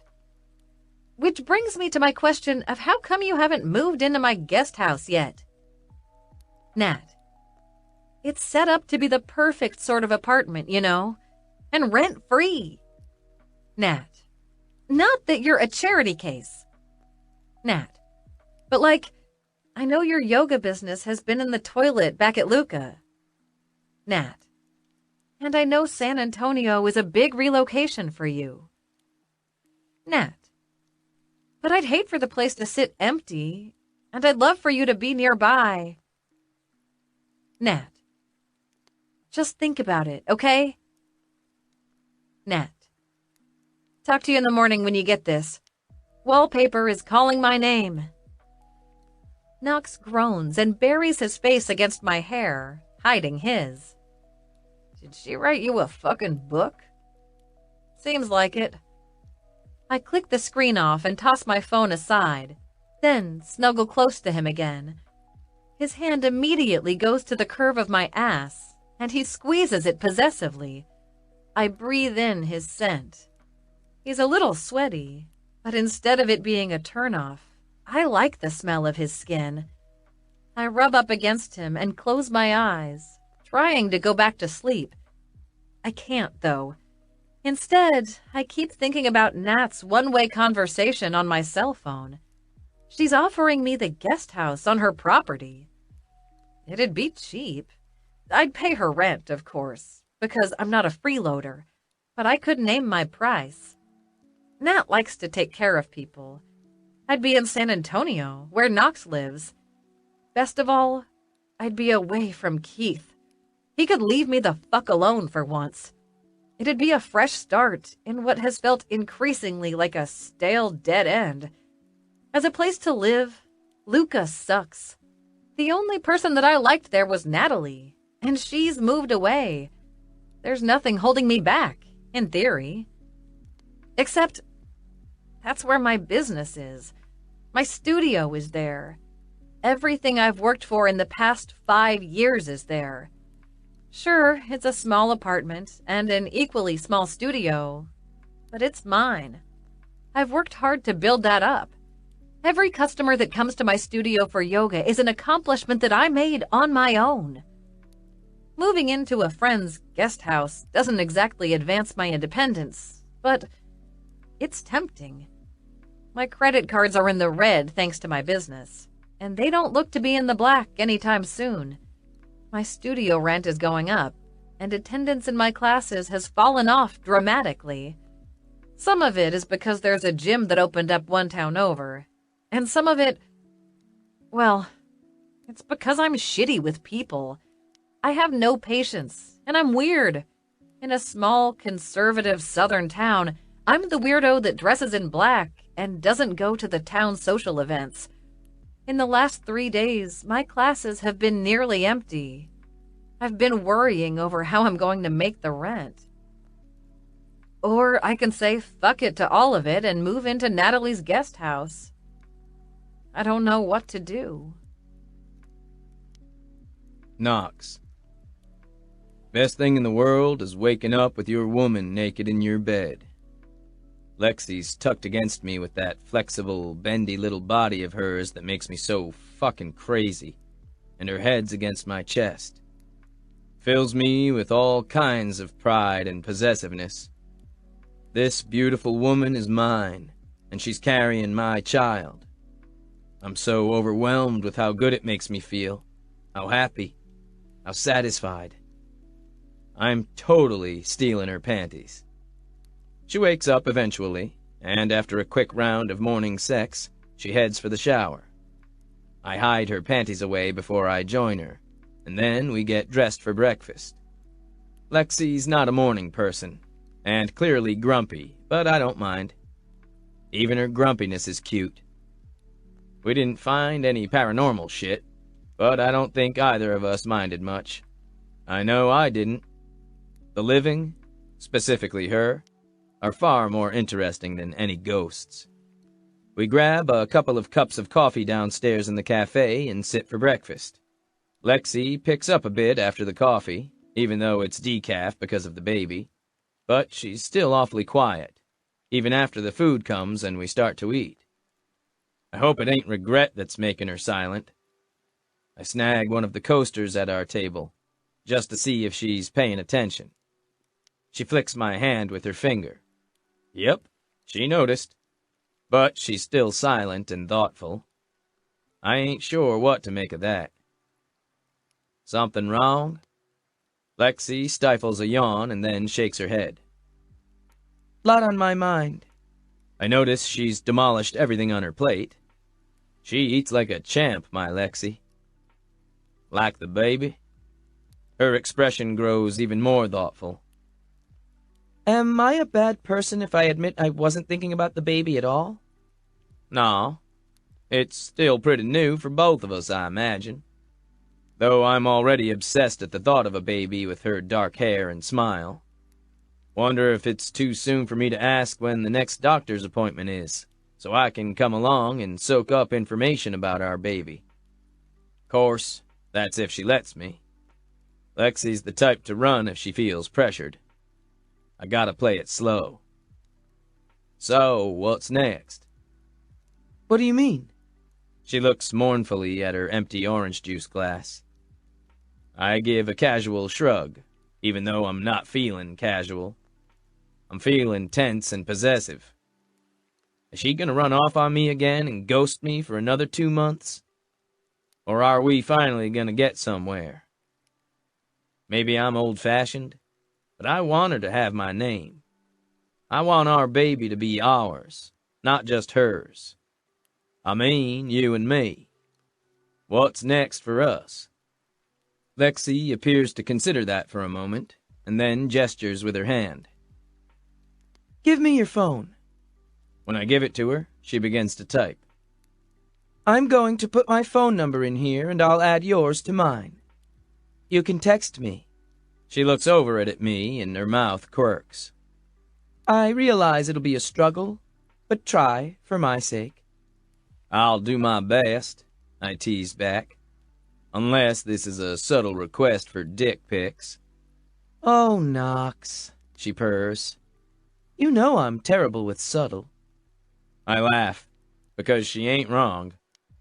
I'm disappointed that all I'm getting is her number, but it's something. "So that's all we're doing then? Exchanging phone numbers?" She licks her lips and considers for a moment, and her expression seems a little tense. Troubled. "I need a few days to think." "About me?" "Actually, about me." Her smile is brilliant. "You're the easy part to figure out in all this. I know what you want. I'm just not sure what I want." "Can I help?" I nudge my half-drunk orange juice toward her. "I'm good at convincing, if that's what you need." "More like I just need to figure out which path is best for me and the parasite." Her gaze connects with mine. "But I'll include you either way. This is not me telling you no or running away, Knox. This is me saying I might be running around this weekend and I want to hear from you, so please text me instead of dropping by." "I can do that. I ain't got much choice in the matter, but I know one thing for sure. I'm not giving up on her." Clay. "Hey, bro, you around?" Knox. "Call me." Clay. "Where are you at?" Gage said Texas. "Why?" Knox. "Call me." Knox. "Call me." Clay. "Hit me back. In a meeting." Clay. "A meeting you should be in, by the way." Knox. "God damn it." Knox. "Why doesn't anyone call anymore? Why is everyone obsessed with texting?" Clay. "'Cause you can do it in a meeting? Not my fault you got meaty fingers." Knox. "Fuck you." Knox. "If you're not gonna call me, just tell me what you want already. I'm trying to keep the line open." Clay. "Bro, did you fall out of the Stone Age? You can get a call when you're texting." Clay. "Anyhow, Boone wanted to know if you want to go on the next rig run with him. He's dowsing on Tuesday at a new location. I'm taking Nat to a tile warehouse in Houston, so it's either you or Gage playing sidekick. You know how he needs someone to keep the suits busy while he does his thing." Clay. "And just between me and you, I'd rather it be you than Gage." Clay. "I don't trust Gage to show up sober." Knox. "I might be busy." Clay. "Oh? With who?" Knox. "Not necessarily a who." Knox. "Damn it, why can't you just call me already?" Clay. "Well, now I'm just gonna text you all the time." Clay. "This is payback for putting ketchup in my beer all the damn time." Gage. "I'll go with Boone." Gage. "You go do your little Darth yoga chick." Gage. "Did you swap all the beer in my fridge with fucking root beer?" Gage. "I'm going to murder you when you get back." Gage. "Where are you?" Gage. "Scratch that. I'm raiding your trailer." Knox. "Why do you MFers never call a man?" Knox. "You just text all day. It's annoying." Gage. "Kinda like if your brother stole all your beer?" Gage. Dude, your trailer has a padlock on the fridge. WTF?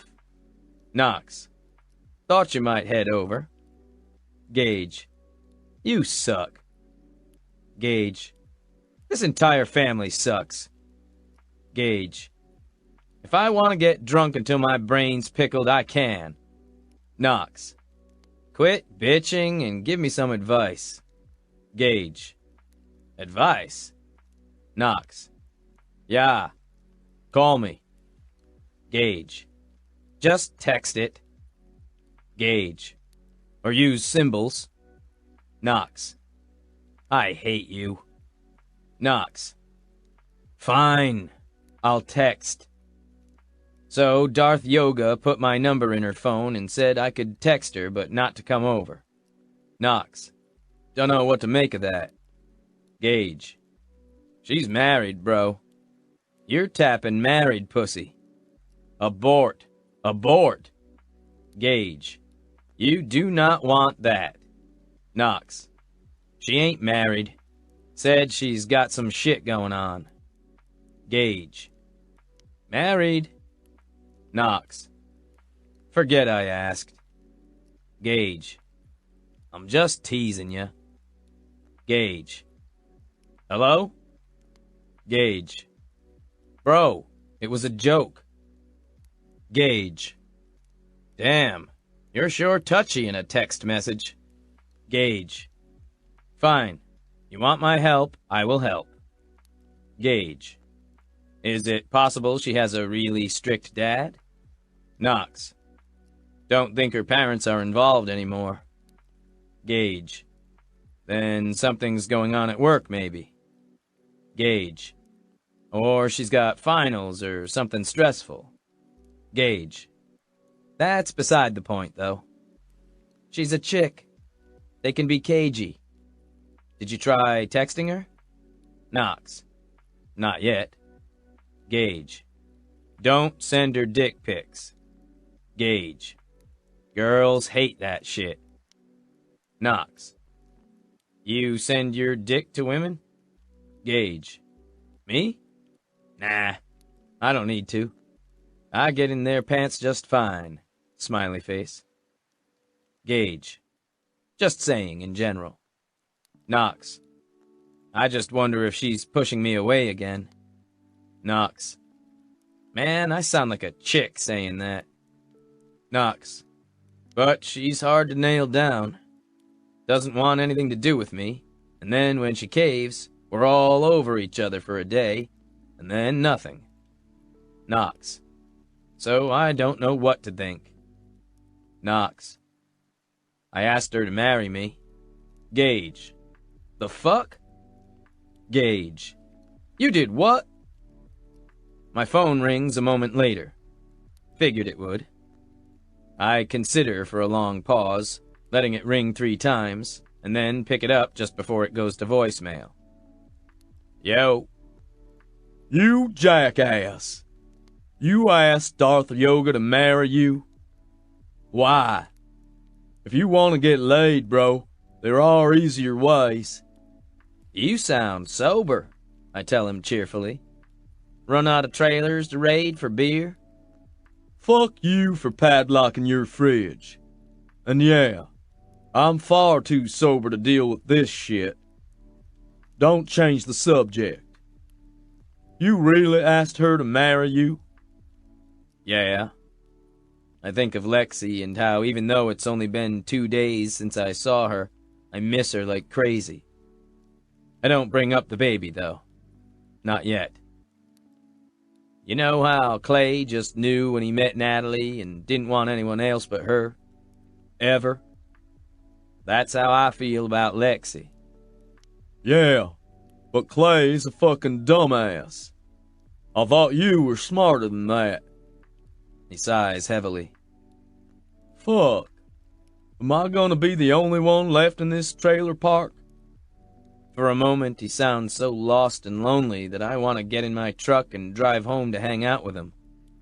I know what he's thinking. That it used to be him and Seth that would bro up and play video games and talk shit when they didn't have dates. And now it's just him.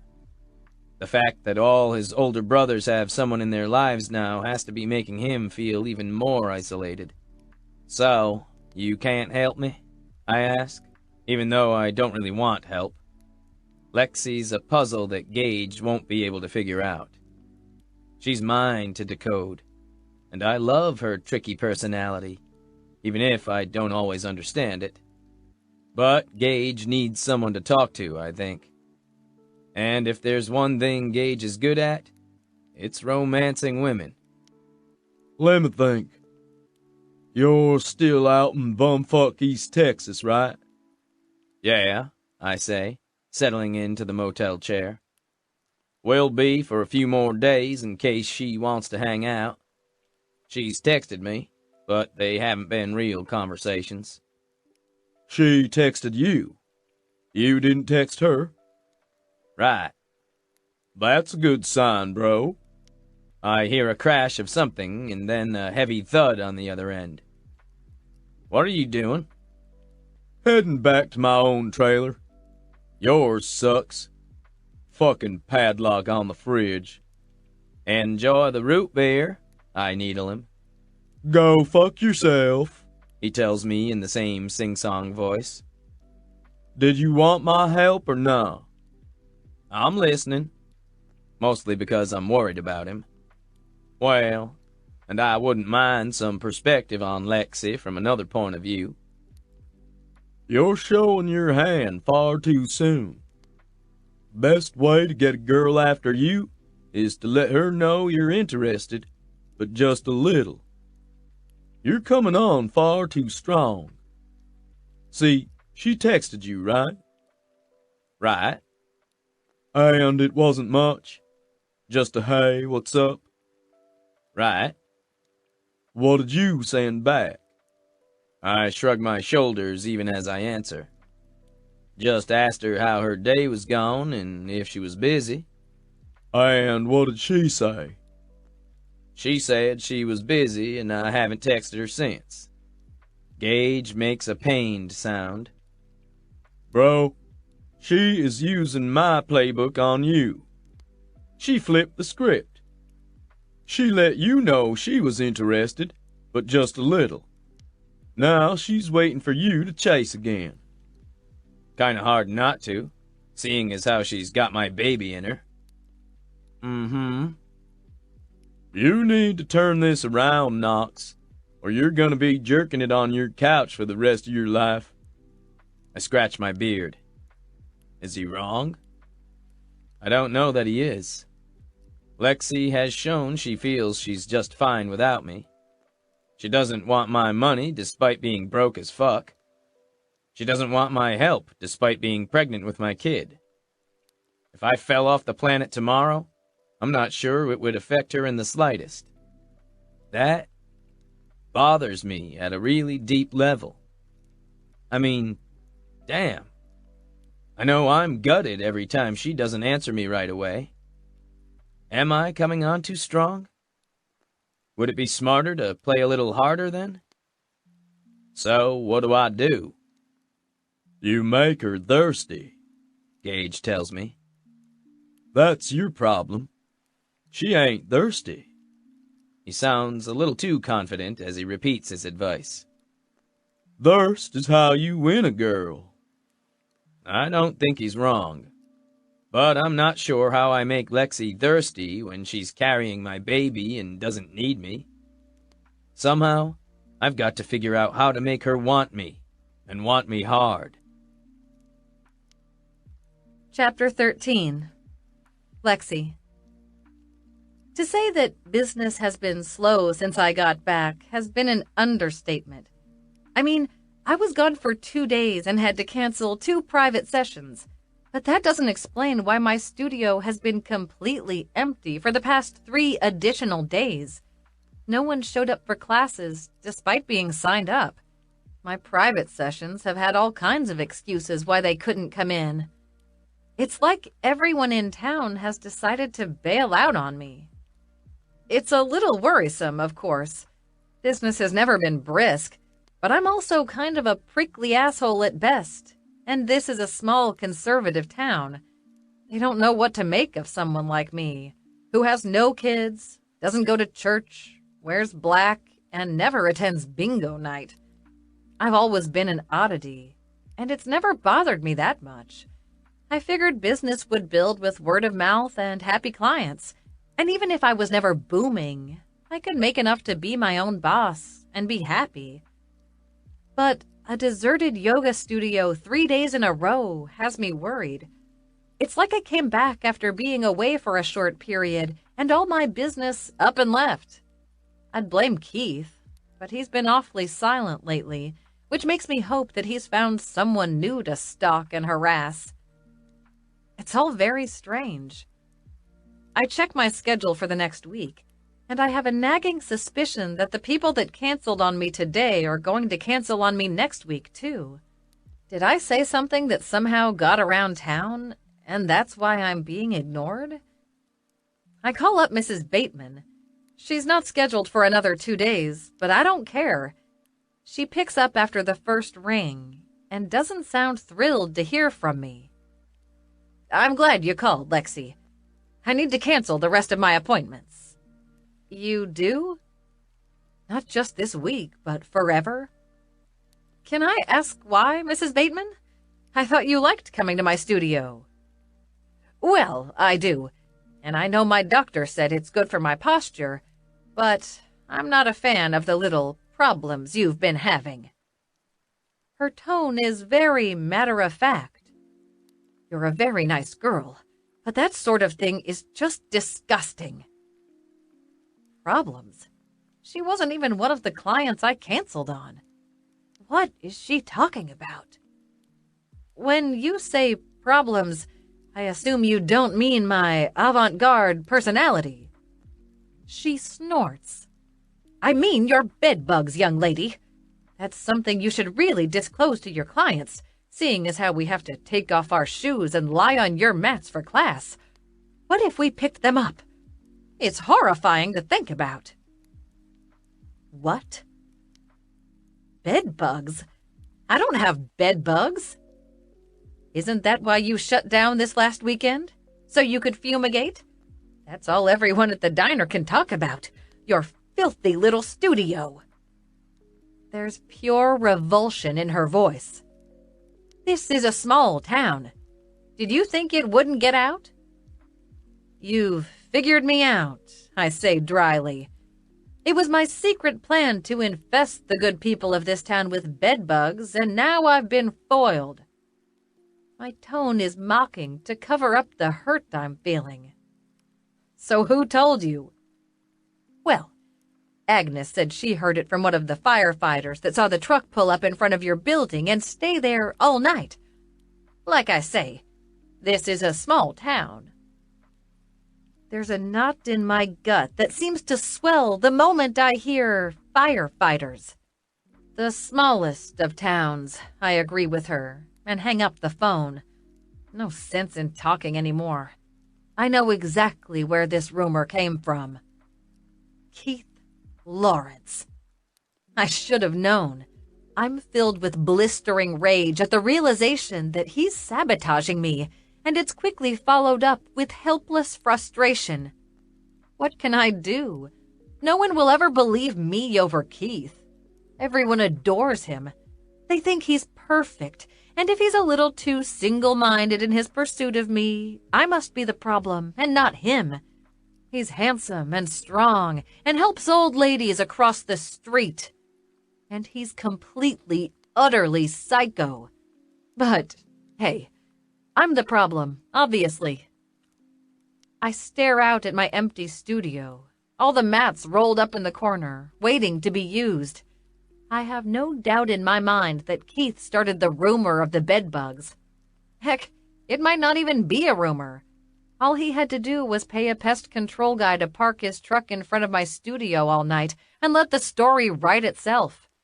For all I know, the town thinks I have any number of creepy crawlies, roaches, bedbugs, lice. Or Laura blabbed about Knox's offhand comment at lunch. I don't think it's her, though. I don't put it past Keith to completely destroy my business to punish me and make me needy and vulnerable. I have no one here that will take my side. He's trying to corner me. Except, I don't have to be cornered. Natalie's given me an out. I can give up here and run away, start over with a new place to live. I can give up on my business. I can get hours away from Keith. I can move closer to Knox. Just thinking about him gives me warm, fuzzy feelings. I haven't been the greatest girlfriend to him the last few days, since I've been preoccupied with the mystery of my failing business. But being closer to Knox means I can see him regularly. It means I can see his laugh in person and touch him and let him put his arms around me. I can breathe in his scent and touch his ticklish beard, and we can have all the nasty sex we want to. We can go on more dates. He can be at my side when I have more doctor's appointments for the baby. Really, if it weren't for Knox, I'd turn Natalie down flat. I love her, but I'm stubborn and don't like to give up. In fact, the idea of abandoning my studio here makes me crazy. But there's Knox to think about, and the baby. I'm not just thinking about what's best for me at this point, but what's best for all of us, and the future. Maybe it is better to move closer to him. It doesn't have to be moving in with him. Not yet. But maybe in a few months we can see where we're at. Maybe. It's a little frightening to be thinking about a future with him. All of my future plans have only included me. Then again, none of my future plans ever included a baby either, and I'm having to wrap my head around the concept. I touch my stomach, thinking hard. Do I do what's best for me? Or do I think about the baby and Knox, and the future we could possibly have together? As if he can sense my troubled thoughts, Knox pings my phone with a text. Knox. Let's say I was missing my girl and thinking about her. Haven't seen her in almost a week, and keep thinking about the taste of her pussy. How would I get her to go out with me again so I can lick her until she's screaming? Knox. Asking for a friend, of course. I can't help but smile at his text. I know how much he hates texting, but since I asked him to do that instead of call, he's been great about it. Every day, I get weird pictures from him, little notes, and the most exacting, precisely spelled and punctuated texts that make me laugh inside. It's like he's trying so very hard to do texting correctly, just to please me. Doesn't take much to give me the warm fuzzies when it comes to this guy.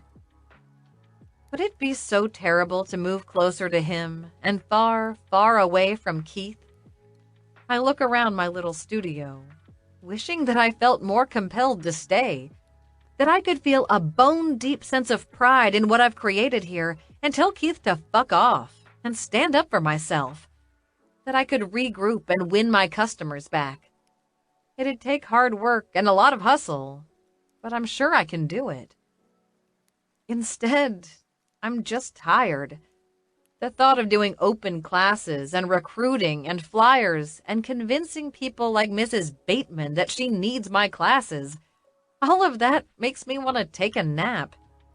Even if I manage to right my sinking ship, that doesn't solve the problem of the baby and what I'm going to do once it gets here. Knox deserves to be in the baby's life, but if he's a few hours away, it means we're going to have to hustle twice as hard to make things work. And the thought is exhausting.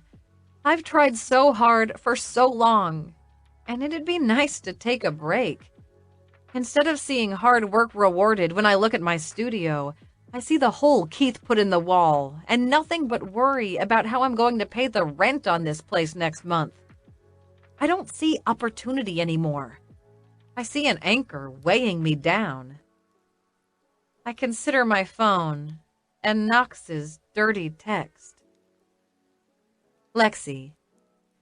I think you have the wrong number, young man. Lexi. No hot pussy here. Knox. I'm not so sure about that.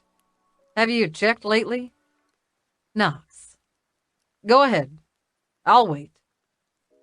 I laughed despite myself. He can always make me forget just how troubled I am. And I love that about him. Lexi. You're just dying for me to touch myself to the thought of you, aren't you? Knox. Am I that obvious? Lexi. You're a man, so yes. Knox. I'm going to pretend you said that with a smile on your face. Lexi. Oh, absolutely. I wouldn't dream of saying such things otherwise. Knox. So, do you have an answer? About how I'd get my sexy, tasty, limber girlfriend to see me again? Lexi. I like how you casually threw limber in there. Knox. I feel it's an important trait. Lexi. Totally. I'm doing stretches in anticipation of our reunion. Knox. Me too. Want to make sure I can keep up. I laugh again. I feel like a bit of a loon sitting in my empty studio and just laughing to myself. But Knox's texts just make me feel so good about everything. Like nothing's a problem when he's there to make me smile. Like it'll all be okay, even if I'm pregnant and unmarried and broke and being stalked by a jerk.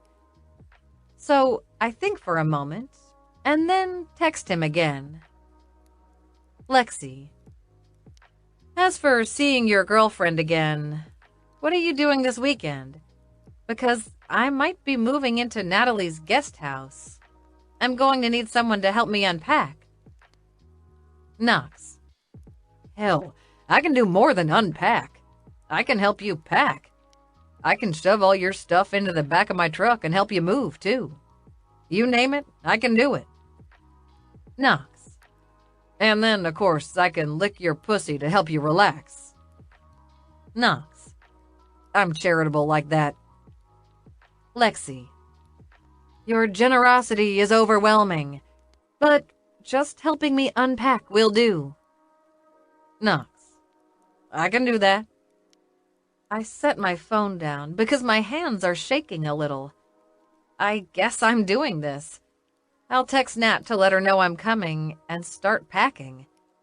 I don't want Knox to come to Luca and help, because I worry that Keith will see him hanging around and it'll turn into a messy confrontation.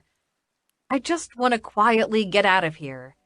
I'll keep things low-key and then just bail one night. No forwarding address, no confrontations or goodbyes. Close down the studio and quietly disappear. No more Keith. No more stress. No more worries. Fresh start. I can do this. Chapter 14. Lexi. 3 days later. You have no idea what a good friend you are, Nat, I tell my bestie as I run a roller up and down the wall. I've just moved into Natalie's guest house with most of my stuff still in boxes, and we're giving the place a quick paint job before I unpack. Well, I'm giving it a quick paint job. Poor Natalie's lying on the couch with a cold cloth pressed against her forehead and a barf bucket at her side. She has morning sickness, something awful. It makes me feel a little guilty that I'm doing amazing, without a hint of any sort of nausea. If anything, I've needed to nap and I eat like a horse, but I don't see those as problems. I'm selfishly glad you're here, Nat tells me from her spot on the couch. I missed having a friend nearby. I mean, Clay's here and he's wonderful, but I can't complain about girl stuff to him. I grin and give the wallpaper another swipe of cheery yellow. Even though I love my dark and foreboding color palette when I wear clothing, I like a bright and airy room. The ceiling here has been scraped of popcorn and painted a pale pink, and the walls are going to be a pale yellow. Instead of curtains, I've opted to use some of the sheer Indian scarves from my studio. I abandoned most of my furniture, since I figured I could buy new stuff at the nearest superstore. Mostly, I just wanted to get out of Luca fast. I waited for a weekday so Keith would be working, packed up my studio, packed up my apartment, and shoved it all in my car and got the hell out of here. I talked to my landlord and paid the rest of my apartment rent, even though it cleaned out my savings. I'm still figuring out what to do about the studio rent, since I'm technically on the hook for it at the beginning of the month. But I'll figure that out. For now, I'm going to concentrate on the fact that I'm here with friends and grabbing at my fresh start. I really appreciate this, I tell Natalie again for the billionth time. Are you sure Clay doesn't mind me paying you just $100 a month until I figure out what to do about my business? She snorts and presses the towel tighter against her brows. Lexi, you dork. Clay wouldn't care if I paid you to live here. He just wants me to be happy, and if having you nearby makes me happy, he is all for it. I'm just surprised you decided to pull up roots. I shrug and dip my roller into the paint again, then slap it on the wall. I thought it was time for a change. All my clients have been kind of wandering away, and the writing was on the wall, so to speak. Why are you losing clients? She asks, sympathy in her voice. Because Luca's so small? Maybe, I tell her. I don't elaborate. She doesn't know that Keith was causing me problems. I've always been really good at hiding my issues. Heck, it was hard enough confessing to Knox that I was married once. I haven't told Nat that. There's something about my inability to handle my personal life that embarrasses me. My yoga studio failing? That sucks, and it happens. I can talk about that. But my ridiculous first marriage, my problems with Keith, the baby in my belly, I can't say a thing about them. It's not that I don't trust Natalie. It's that everything inside me locks up and fills with shame at the thought of sharing all my fuck-ups. Sorry, baby, I mentally apologize to my stomach as I run the roller down the wall. You're a fuck-up, but a good kind. I promise.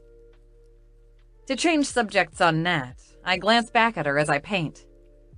So, tell me about the parasite. How far along are you? She groans. Almost 3 months.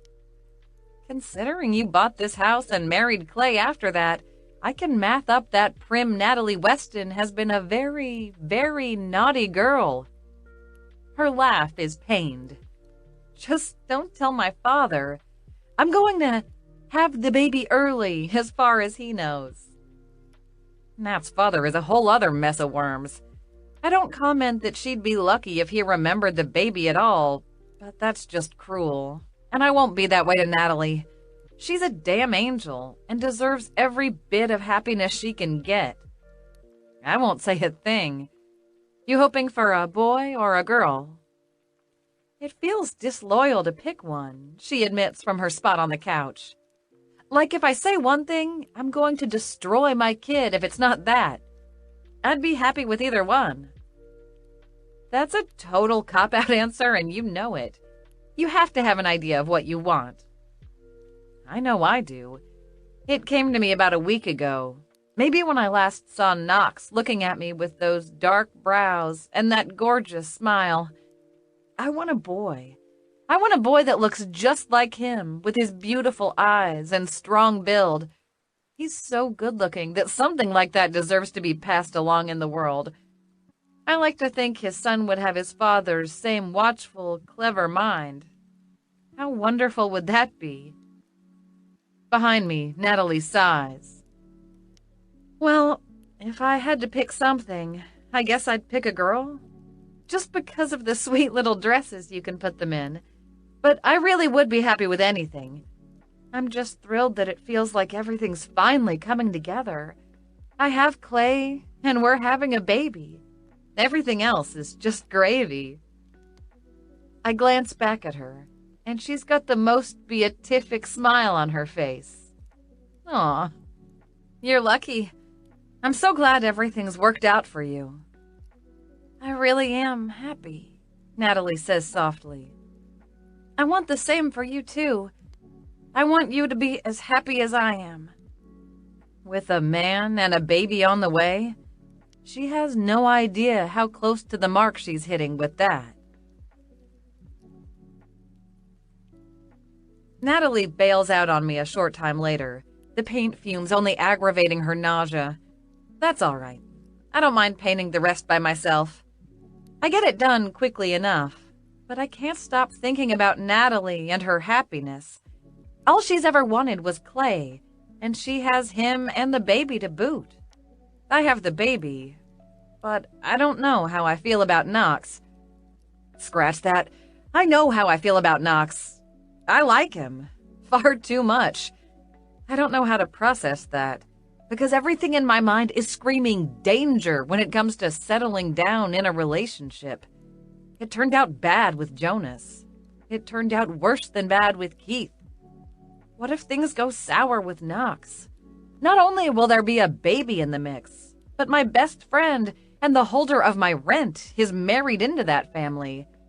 It'd be smarter not to get involved at all. If Knox and I have an ugly breakup like I did with Jonas, I could lose everything. Again. Just the thought makes me break out into a cold sweat. Someone knocks at the door to the guest house. "We don't want any," I call out. There's a laugh. I recognize it immediately. Knox. My body flushes with awareness, and I feel feverish. Going from terror to arousal will do that to a girl, I suppose. I put down my roller and head to the door.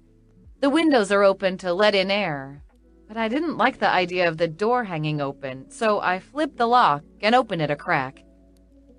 Knox gives me a devilish smile on the other side of the door. He's got a basket of flowers under one arm and what looks like a champagne bottle. "Housewarming celebration incoming? Before you ask," he says, pointing at the bottle. "This is apple cider." Exciting. You're just in time to paint. I open the door wider, indicating he should come in. He eyes the guest house as he walks in, sizing it up. This is nice. It is, I agree, really pleased with my new digs. I forgot to ask Natalie to send me pictures before I moved, so I came into things a little blind. The guest house itself is roomy, the main room as big as my old apartment, and windows line the walls to let in a lot of light. There's a stone fireplace angled in one corner, a small kitchen, and a separate room for my bed, with a bathroom in the hallway. It's absolutely wonderful, and I'm so thankful Natalie's such a good friend. I couldn't even afford something like this on my regular budget, so for her to graciously allow me to live here for $100 a month seems practically criminal. It feels like I'm using my friend, and my mood plummets a little. Combined with my confusion over where Knox and I are at, I'm a frustrated mess within a few seconds flat. Thanks, hormones. He enters the guest house, and his eyes gleam with pleasure as he sizes me up. You're looking mighty fine today. I glance down at the shorts and old t-shirt I'm wearing. My hair is pulled into a messy knot, and I'm sweaty and covered in paint drippings. I see we're going to have to recalibrate what mighty fines means if this is your idea of hot. Sweetheart, you could be wearing a paper bag, and I'd think you were the sexiest creature alive. He moves toward me immediately and puts his arm around me and gives me a light kiss. Been too long since I looked at you. Now show me where all this furniture is so I can help you set up your new place. I should be melting under such flattery, but all I can think about is how I'm using him, in a way. He didn't ask to be a dad or to have a ready-made girlfriend. Our hookup was supposed to be a one-time only thing, and here I am bringing all my problems to his lap. I'm even moving closer, and he won't be able to get away from me, even if he wants to. I can't shake the feeling that I'm like a tornado, ripping up lives wherever I land. Jesus. I have to wonder how fucked up my kid is going to be with me as a parent. I didn't have the best examples myself. Last I heard, they were living in a religious commune and waiting daily for Armageddon. Hey, Knox says, and brushes his fingers over my cheek before tilting my chin up so I can meet his gaze. That's not the Lexi I know. What's wrong? You sure about that? Depressing, moody Lexi might be the true Lexi. Moody, maybe, but depressing, no. Even when you're at your darkest and finest, there's a hint of glee in those eyes. It's gone today. What's bothering you? He moves to the only chair in the house, a folding metal one, and sits down, then pats his knee. Want to come tell Daddy about it? I can't decide if that's creepy or a turn-on. Little of both? I can't help the smile that curves my mouth, despite my shitty mood. Hard to stay upset around him.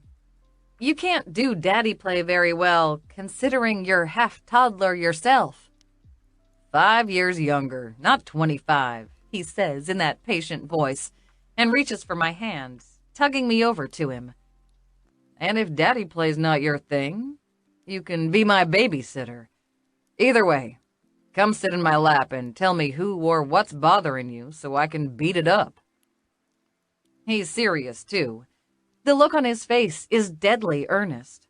I rub his jaw, feeling the wiry bristles of his beard against my skin. You can't beat up the world. Watch me try. I shake my head. You can't beat up depression and anxiety. Trust me, I've tried. He wraps his arms around me and hugs me closer to him until I'm cuddled in his lap, my legs curled up and my entire body pressing up against him. I put my head on his shoulder and he strokes my hair.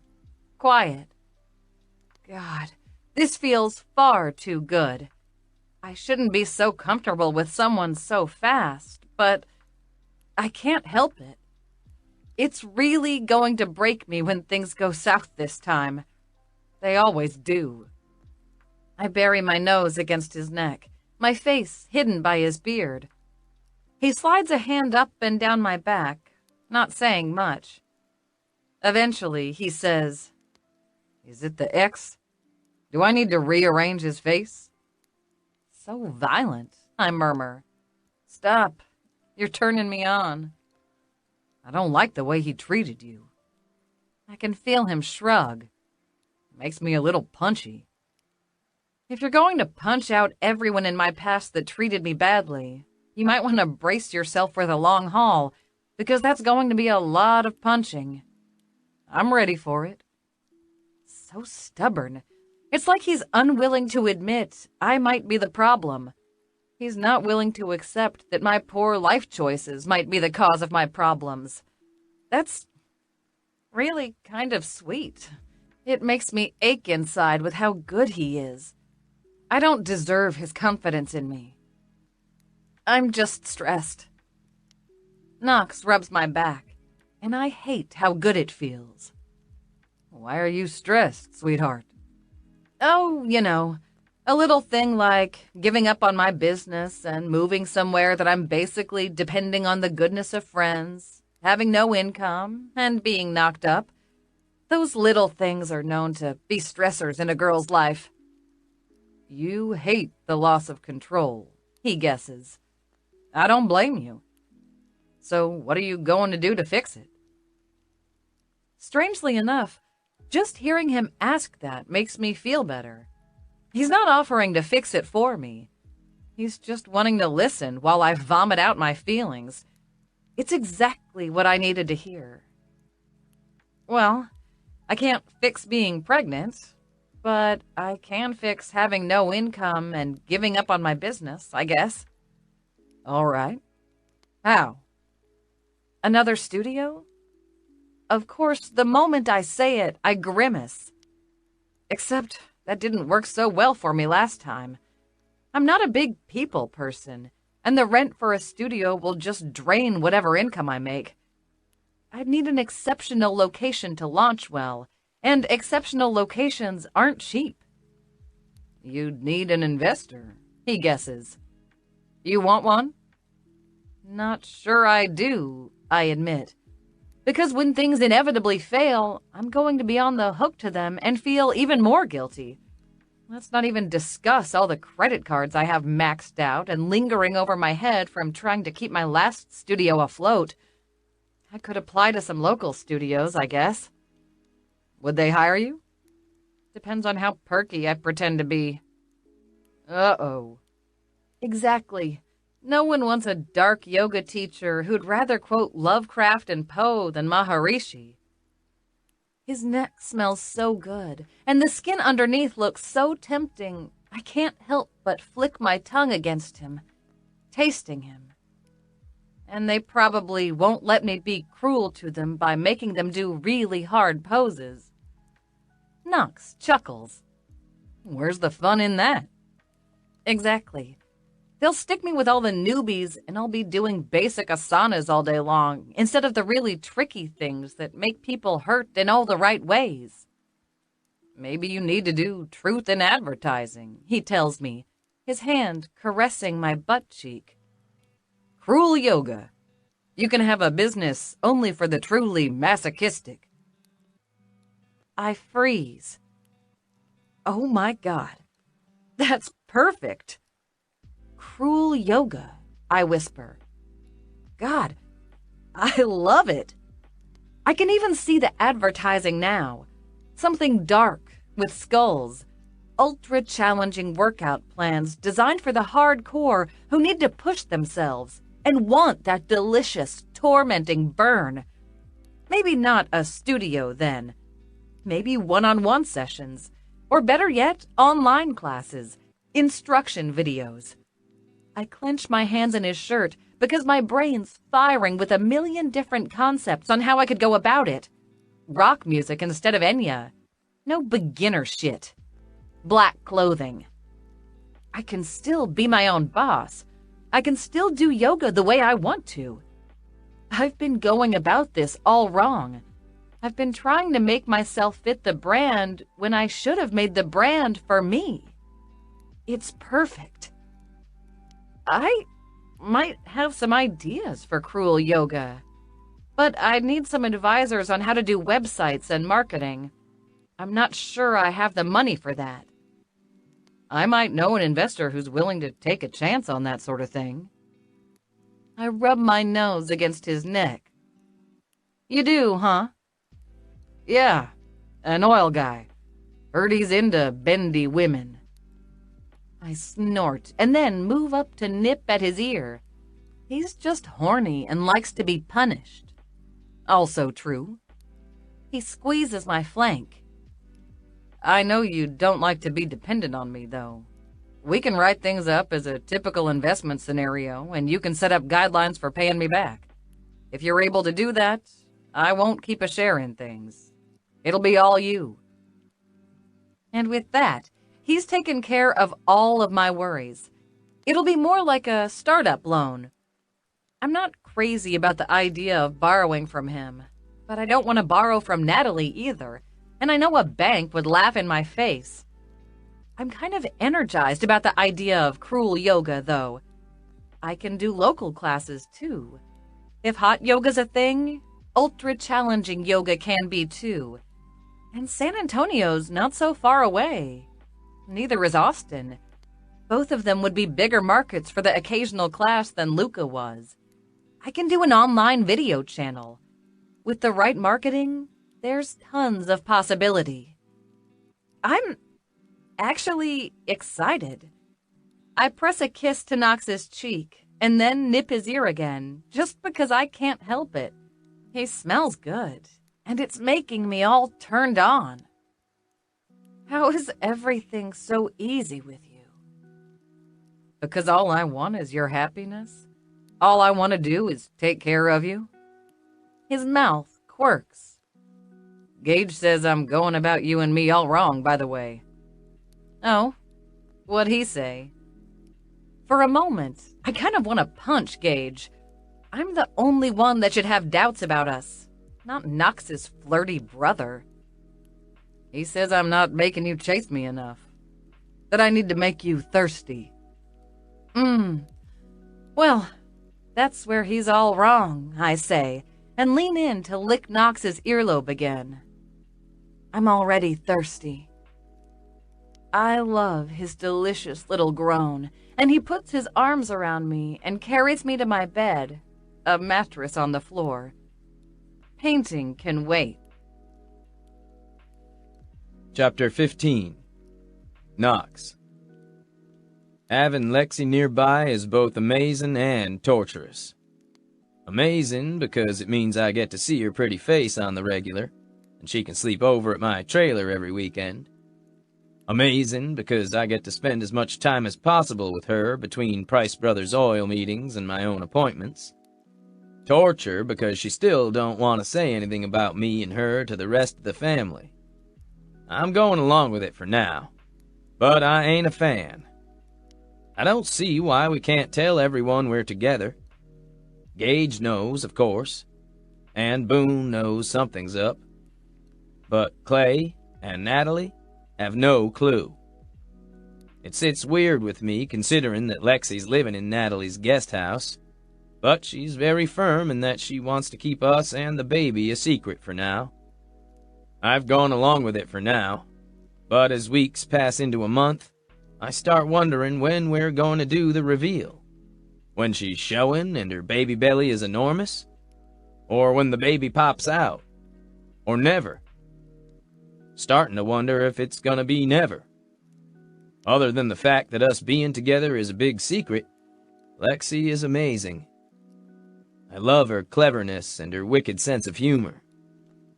I love that she's always making me think, and she's a fan of the unusual. She makes me have to work hard to impress her, and I love the challenge. Our dates are always out of the ordinary, and I go out of my way to keep her on her toes. Some girls like to go out to dinner or to the zoo. I took Lexi on a speed dating session, and we both pretended to be strangers with bizarre personas. I was the owner of an alpaca farm who had recently discovered cologne. Lexi pretended to be an ex-nun who had recently divorced Jesus and was looking for a new husband. Pretty sure we scared everyone there, especially when she reached over the table and started making out with me like our lives depended on it. That was pretty great.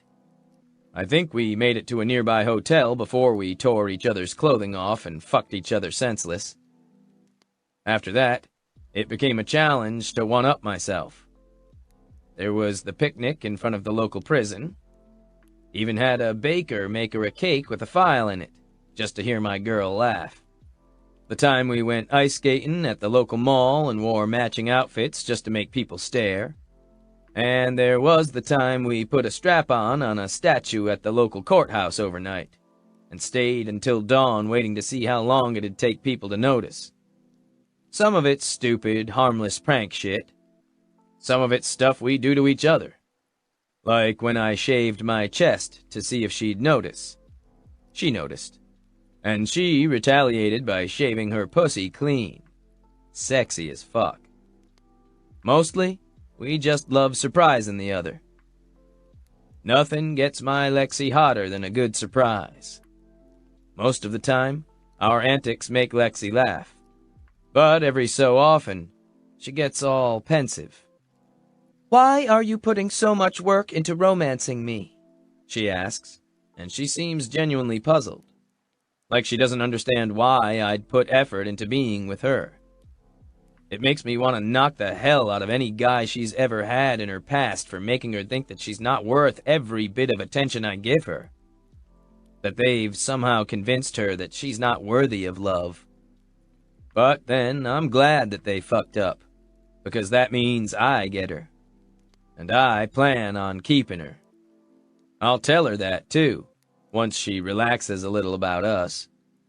She's still skittish, ready to bolt at a moment's notice. I tell myself that a lot of it's the baby, that she doesn't want to be a burden on me. So every time she asks that, I tell her, "Can I just like you for you?" But my answer doesn't satisfy her. It's like she's waiting for the other shoe to drop, for something to go wrong so she can point to it and say, "See? That's why we can't be happy.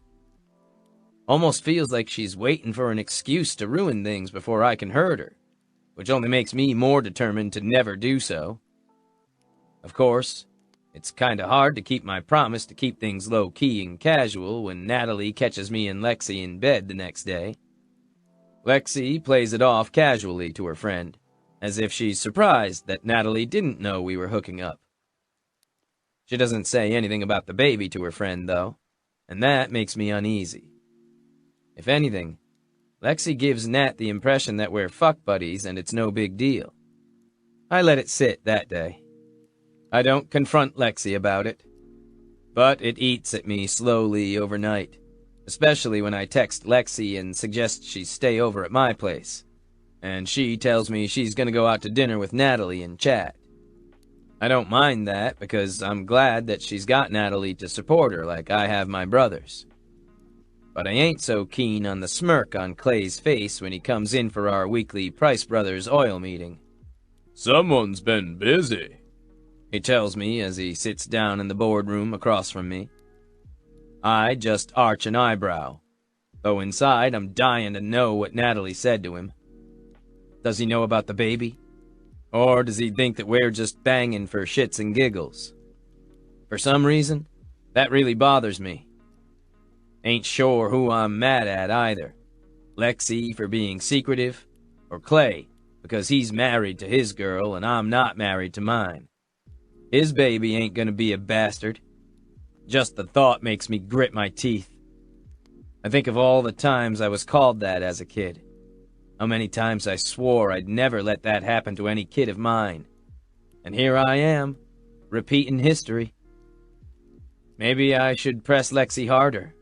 Let her know how important it is to me that our baby has married parents. She's stubborn, but she's also reasonable. I need to make her realize how much this means to me. How much she means to me. Because I can tell myself it's just about the baby all day long, but I know in my heart it's about Lexi too. I need to know how she feels about me. I need to know that she wants me as much as I crave her. It's hard to push her when I know how much she fears it, though. But maybe I ain't pushing hard enough. No answer? Clay asks, still joking around. Ain't much like you. What do you want me to say? Yeah, I'm with Lexi. Yeah, she's pregnant with my baby. She don't strike you as weird? Clay asks. No more than someone waiting 7 years for her high school sweetheart to roll around again, I say flatly, taking a direct stab at him and Natalie. That hits the mark. He scowls at me, all brotherly playfulness gone. I feel like a dick, but talking about Lexi right now is hitting below the belt. He needs to back off. Clay means well. I don't think he has a cruel bone in his body, but I'm a little touchy about this right now. I keep thinking of my baby. Our baby. If he's ever gonna wonder, like I did, if his parents didn't love him enough to get married. Hits me right in the gut. I'm gonna ignore your shitty attitude, Clay says, flipping open the folder in front of him. And just pass along what Natalie told me to say. If you hurt her friend, she'll castrate you. I kinda have to smile at that. Soft, fluffy Natalie couldn't harm a flea. I'll keep that in mind. A moment later, Boone enters the room with a coffee in one hand and paperwork in the other. A couple of suits, the lawyers and financial guys, are close behind him, ready to update us on the inner workings of Price Brothers Oil. It's the shit I don't care too much about, but it's important. To my surprise, Gage comes in last, dressed in one of his nicest suits, and with his hair neatly groomed, his eyes clear. He doesn't look like the drunken mess he's been for the last month, and I'm wondering what happened to pull his head out of his ass. Whatever it was, I'm thankful for it. Gage sits down next to me and plops his folder in front of him on the conference table. It's thick with paperwork, which I also find interesting, and it pulls me out of my gloomy thoughts. He leans over to talk to someone else, and I slide his folder over to me, switching mine with his. All right. If everyone's here, let's begin, Boone says, and takes a sip of his coffee. We'll start with all prices this week. One of the suits begins to speak, and I fully admit I tune out. It's been hard to care since Seth died, and I know Gage has struggled too. It's hard to look over at his empty seat at the meeting table and realize it'll never be filled again. Makes it hard to give a shit about fluctuating oil prices or how many barrels we pumped this week compared to last week. I flip open Gage's folder and page through the documents, curious what he's up to. First time he's shown any initiative since Seth died. I read on. Gage apparently has investment ideas for a taco delivery service, much like pizza delivery. I admit, it ain't a bad idea. A hand thumps down on the paperwork before I can read much more. Nice try, Gage tells me, and I grin over at him. That was faster than normal. He's on the ball today. What's with the turnabout? I ask him. You're showering and everything. He just grins at me, and looks so much more like his old self that it feels like this tense knot in my gut I didn't know was there unraveled. Had a long talk with someone that convinced me I had my head in my ass. Must have been a very wise person, considering I've been telling you that for forever and you ain't listened. Very wise, he agrees, flipping through his pages. And pretty. Ah, ain't it always about a girl? If you two are done jawing, I'd like to get back to business, Boone says, and Clay smirks at us. I was just asking Gage about his new lady friend, I say smoothly. He should be asking you about yours, Clay retorts, and then all hell breaks loose with the four of us. Between the shouting and the paper wad tossing, business is completely derailed. Some of the suits look terrified, especially when I put Gage in a headlock. Me? I'm kinda happy. This is the first time the Price brothers have had a knockdown, drag-out brawl over stupid shit in months. It's almost like we're getting back to normal. The meeting isn't a particularly productive one, and other than teasing my brothers, I don't have much to share. I'm too preoccupied with Lexi, and all of my creative efforts have been focused on wooing her. Gage is watching me curiously as we leave, though, and when I head out into the parking lot, he grabs me by the arm and pulls me aside. What's eating you? He asks. Funny. I could have asked you the same for the last few weeks, I deflect. But I know what was eating at him. He was depressed over Seth's death. I ain't a fan of the fact that I'm suddenly the fucked up one. I know you, Knox. You may think I don't pay attention to what you do, but I do. I notice when you're off your game, and you're definitely off it right now. That's so. I reach over and pick at a piece of imaginary lint on his fancy suit. He's the only one of us that dresses the part. His beard groomed and hair meticulously styled. His clothes designer.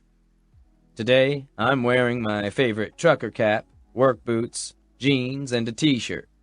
Just like I do every day. It doesn't scream billionaire, but I've never wanted to call attention to that. She making you miserable, ain't she? Darth Yoga. I'm irritated he'd dare to ask me that. More advice from you?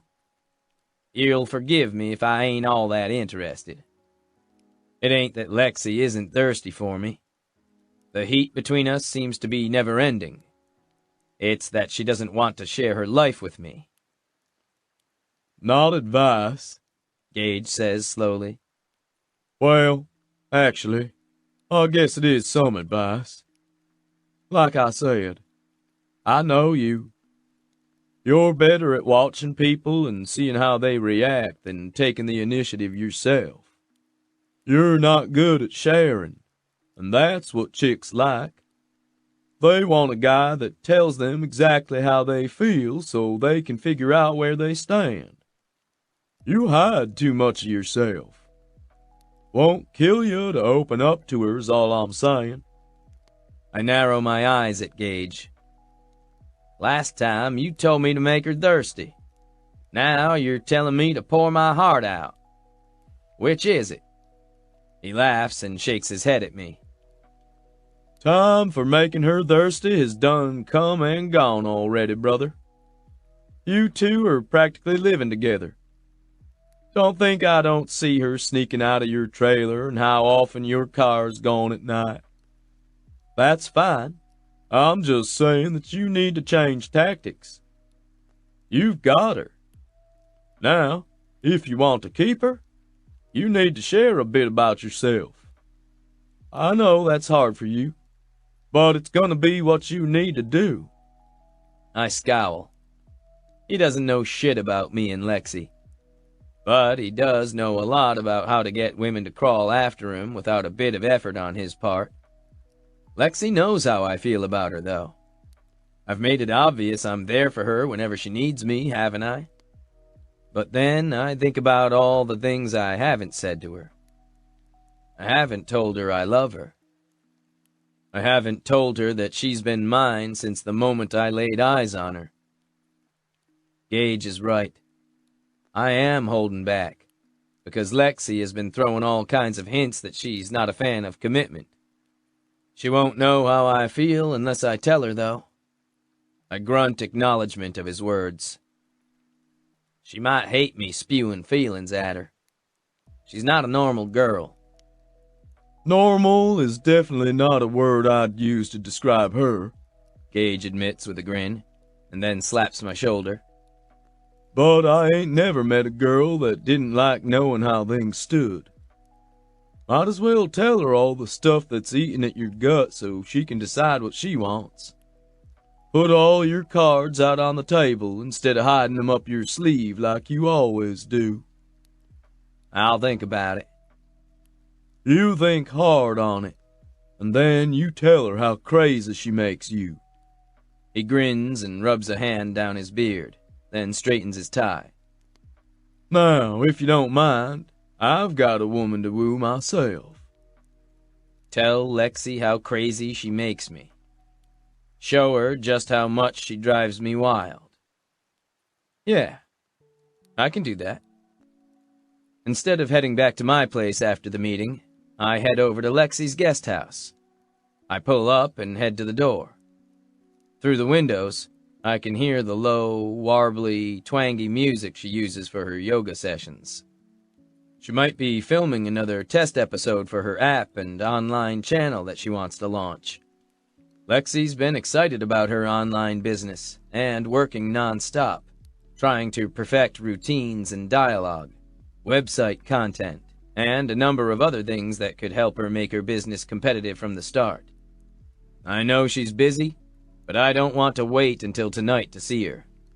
I need her now. I keep thinking about what Gage said. You've got her. Now if you want to keep her, you need to share a bit about yourself. I can do that, even if the thought makes me feel naked. Maybe Gage is right. Maybe I'm not as good at sharing as I think I am. Maybe I'm all clammed up and haven't let Lexi know what I think about the situation. I asked her to marry me, but maybe it ain't the same in her eyes as telling her I love her. Whatever it is, she's gonna know today how I feel. I'm gonna hold nothing back. I knock on the door, but there's no answer. Her music winds through the air, and I knock again, then test the doorknob. It's unlocked. I let myself in, and the moment I do, I can hear the shower running. Perfect.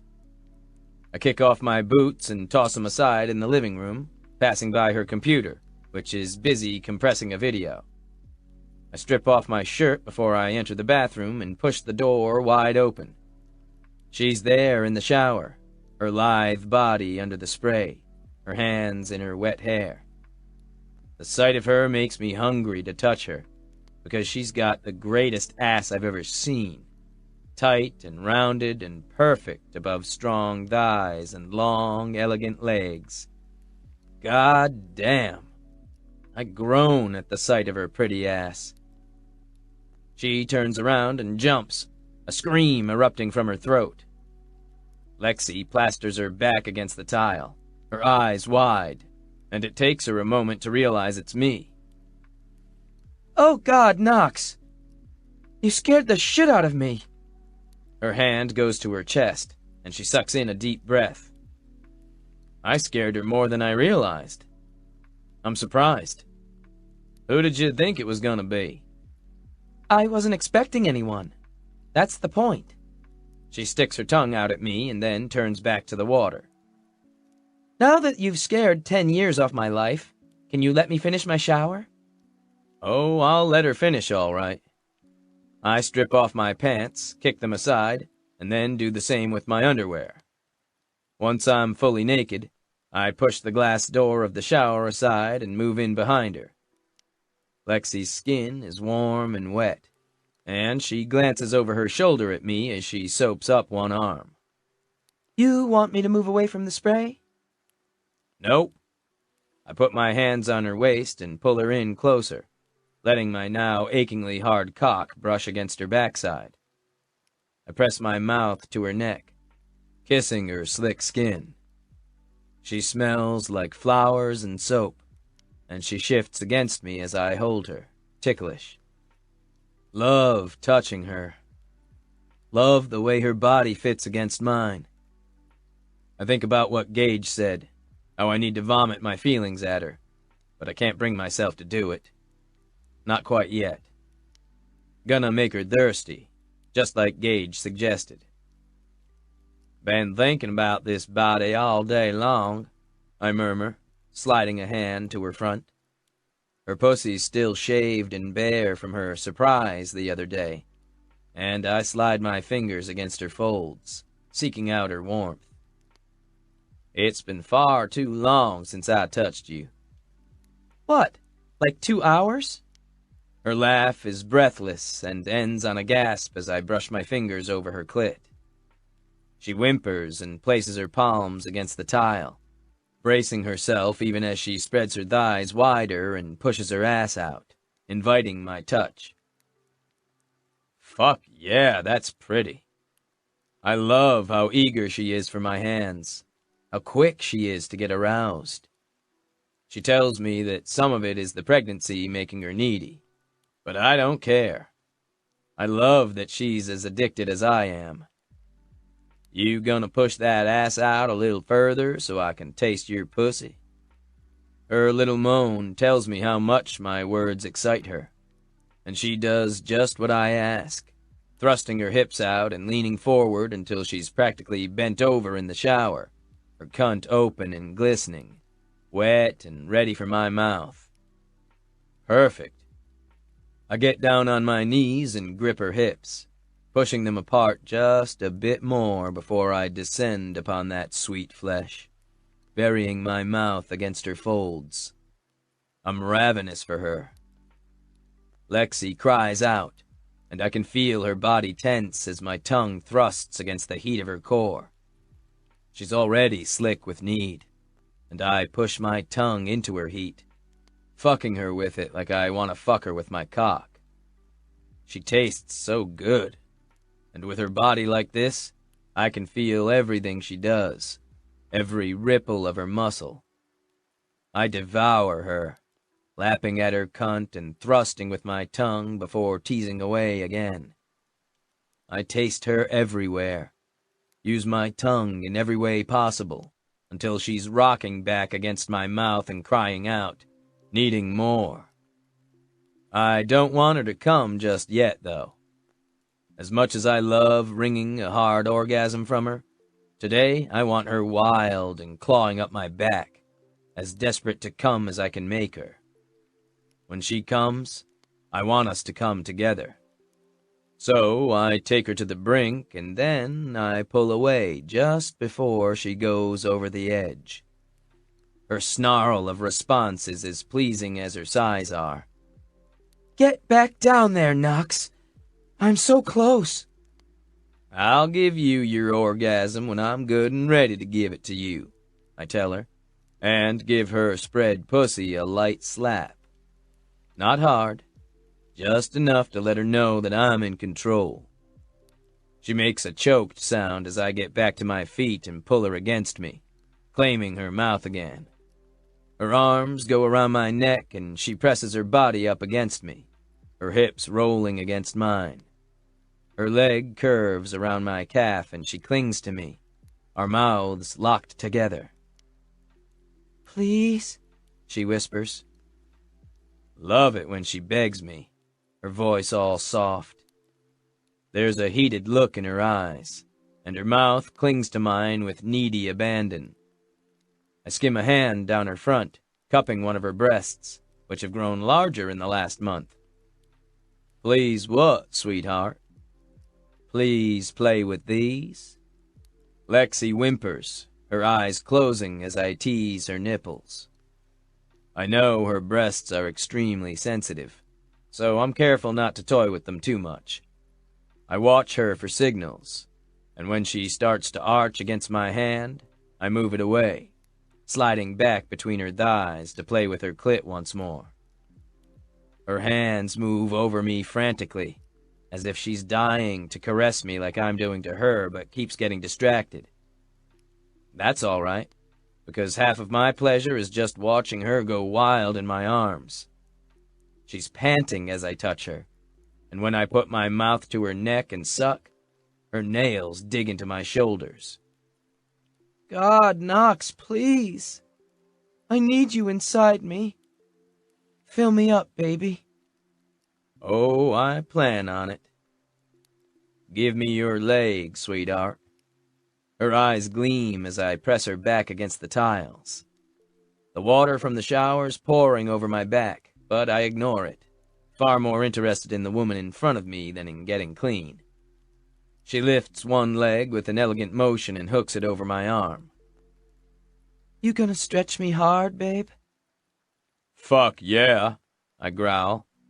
It's one of my favorite things. Lexi's flexible as hell and supple thanks to yoga. And once I found out how far she can lift her legs up, I've been fascinated with pushing her body to the limits. One of my favorite poses is to put her leg on my shoulder. It lets me push into her deep, and she loves it because it opens her wide for my cock. I slowly ease her leg up, inch by inch, watching her reaction. She presses back against the tile, bracing herself as I skim her foot up my arm and then rest it on my shoulder. She's like a ballet dancer when it comes to this, her leg a smooth line, and I skim my hand down her skin. How's that, sweetheart? It'd be better if you were inside me, she tells me, lifting her chin up in silent demand. Or are you going to just tease me all night, Knox Price? I love it when she says my name like I'm some naughty schoolboy. Makes me all hot and bothered. I've got her stretched wide now, though, and she's mine to do with as I like. With her foot on my shoulder, I slide my hand between us and graze a finger up and down her slick folds. What's wrong with teasing you? Lexi moans and her nails dig into my skin again. Makes me want you too much. No such thing. But I'm aching to be inside her, so I shift my weight and move forward, pressing the head of my cock to the entrance of her cunt. I push in, just a little, just enough to breach her, and then cup her jaw in my hand. Say that you're mine, Lexi, I demand. I want to own all of her, not just her body. I want her to say it as I thrust into her and claim her hard. You're mine, Lexi. she parrots, and then makes a sound of protest when I pull back. No, no, baby, wait. Come back. Tell me you want me, I murmur, stroking my thumb over her jaw. It's agony not to thrust into her and claim her as roughly as I want to, but I need to hear her say the words. I'm yours, Lexi tells me in a trembling voice. all yours. Tell me you want my cock deep inside you. She moans. Oh, God, do I want that? Tell me you belong to me, Lexi, and I'll give it to you, as hard and fast as you want it. Her moan turns into a whimper and she clings to me, her heel digging into my shoulder. Oh, please, Knox. Tell me, I demand, and lean in and claim her mouth. It presses her leg between us, presses my cock against the folds of her pussy, and I can hear the little sound of need she makes as I tongue her lips and then release her again. Tell me, I breathe against her mouth. I'm yours, Lexi tells me again. all yours. I want you. I want everything. I sink into her in one hard thrust that makes her utter a low cry, her words dying in her throat. Her eyes close and she tilts her head back, lost in the sensation of my cock deep inside her. I don't want for her to relax, but build a punishing rhythm right away, pounding into her against the tiles. I'm claiming her with everything I am, and she loves it, her cries of delight ringing in my ears. Our bodies slam together as I pump into her. Say it again, I snarl between thrusts. Say that you're mine, Lexi. I belong to you, She cries out. Then, oh, God, just don't stop. her words make my body tighten with the need to release, but I won't stop fucking her until she comes first. With every thrust, I spear her hard, pushing deep into her body. Her cries are full of tension, and as I speed up, I can feel her clenching around me. When her pussy begins to ripple with the onset of her orgasm, I let my own release explode out of me, and we come together, her cunt gripping me like a vice as I fill her with my seed. My Lexi. We're both silent, panting, as we come down from the orgasm. I tangle my hand in her wet hair and hold her tight, letting her leg down from my shoulder as our bodies slide apart. She wobbles a little, her knees weak, and I keep an arm around her waist until I'm sure she's got her footing. She leans against me, breathless, and nestles against my chest. Wow. What's gotten into you? Her voice is pleased but curious. I mean, not that I minded, but that was intense. I press a kiss to the top of her head. Now's when I should tell her how I feel. Tell her that I love her and want us to get married because I don't want the baby to be saddled with the same stigma I had as a child. That I want her to be mine forever. She just said she was mine, after all. But I can't force the words out of my throat. Instead, I keep thinking about how she wouldn't say it on her own, only until I teased it out of her. Did she only say she was mine because she wanted my cock? I can't be sure, and if I ask her now, she'll get all skittish. It's nothing, is all I tell her.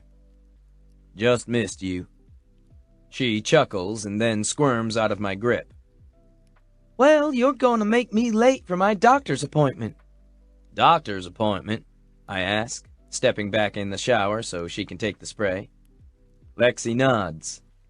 Yeah, I should be able to hear the baby's heartbeat today. Want to come? We get to hear that today? My throat grows tight. More than anything. All right, then. It's a date. She winks at me and pumps a handful of body wash into her hand and begins to scrub her limbs. I can't help but wonder if she was going to invite me to the appointment if I hadn't dropped by. Or am I already being edged out of her life? Maybe she doesn't want me around after all. Maybe she would be just fine without me. Maybe I'm the one that can't live without her, and it doesn't go both ways after all. Chapter 16. Lexi. Knox has been awfully quiet this afternoon. I glance over at him as we come out of the doctor's office. He was as thrilled to hear the heartbeat of the baby as I was, so I don't think that was it. There's something off about his mood that I can't quite put my finger on. Did I say something when we were in the shower that made him this quiet and pensive? I try to think back, but all I can picture is how forcefully he claimed me. And damn, it was good. I shiver just thinking about it. Cold? Knox asks, moving to my side of the truck to open my door for me. You need a jacket? No, I'm good. I should stop being a chicken and ask him what's crawled up his ass. But what if I'm imagining things? He hasn't been short with me, or rude. He's just been quiet. Thoughtful. When is Knox not thoughtful, though? He's always been more watchful than the next guy. Maybe I'm reading him wrong. Maybe I'm looking for something to go haywire so I can bail out. I'm not sure how I feel about that. It feels shitty. My stomach growls, and I glance over at the pharmacy across the street. Do you think they have sour gummy bears? He looks over and shrugs. They might. Want to go do a snack run? Do I ever? I'm thinking about Funyuns with chocolate sauce and all the sour candy I can find. My baby's a junk food lover because I can't get enough of processed garbage ever since I found out I was pregnant. I think this is definitely your kid, I tell him as he shuts the door to the truck and offers me his hand. Because the thought of celery fills my gut with horror, but pork rinds make me gleeful. A hint of a smile crosses his face. Pork rinds are good stuff. Don't hate on those. I never liked them before, I tell him as I slip my hand into his. I watch his face closely, but the smile doesn't remain, and weirdly enough, I feel like crying. Something's wrong between us, and I'm not sure what it is. It might be nothing but hormones, but I can't shake the feeling of dread. It follows me as we head into the pharmacy and hit up the snack aisle. I load up a handbasket with a little of everything. There's a freezer nearby, and my mouth waters at the thought of a frozen Snickers bar. Can you check if they have candy in the fridge? Knox nods and moves to the freezer, and I turn toward the hard candy. As I do, I can see several aisles over, and I catch sight of a familiar dark head that ducks down. My body goes cold. That looked like Keith. It can't be, though. He's not here in San Antonio. He doesn't know I moved here. He should be in Luca. I didn't leave a forwarding address. I must be imagining things. Fighting back the fear I feel, I move forward, clutching my basket to my arm. I'm not hungry anymore. I'm terrified. It's been a good month without Keith Lawrence in my life, and I thought I wouldn't have to worry about him anymore. I thought I could move ahead. I thought I was free.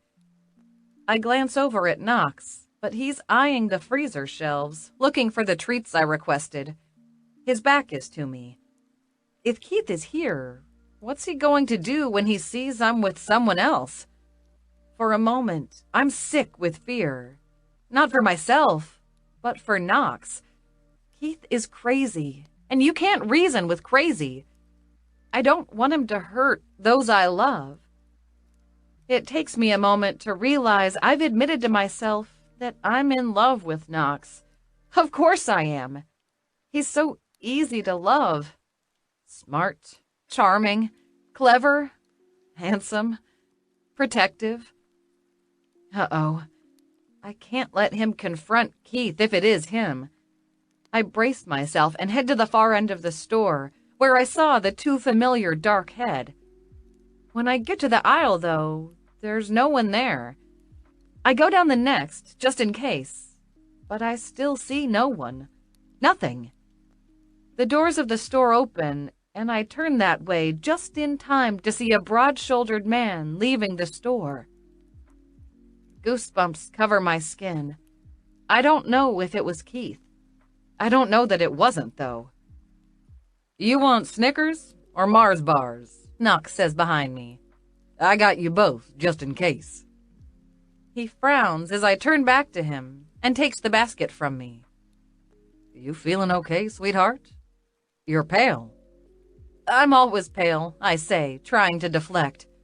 "And I'm fine." It wasn't Keith.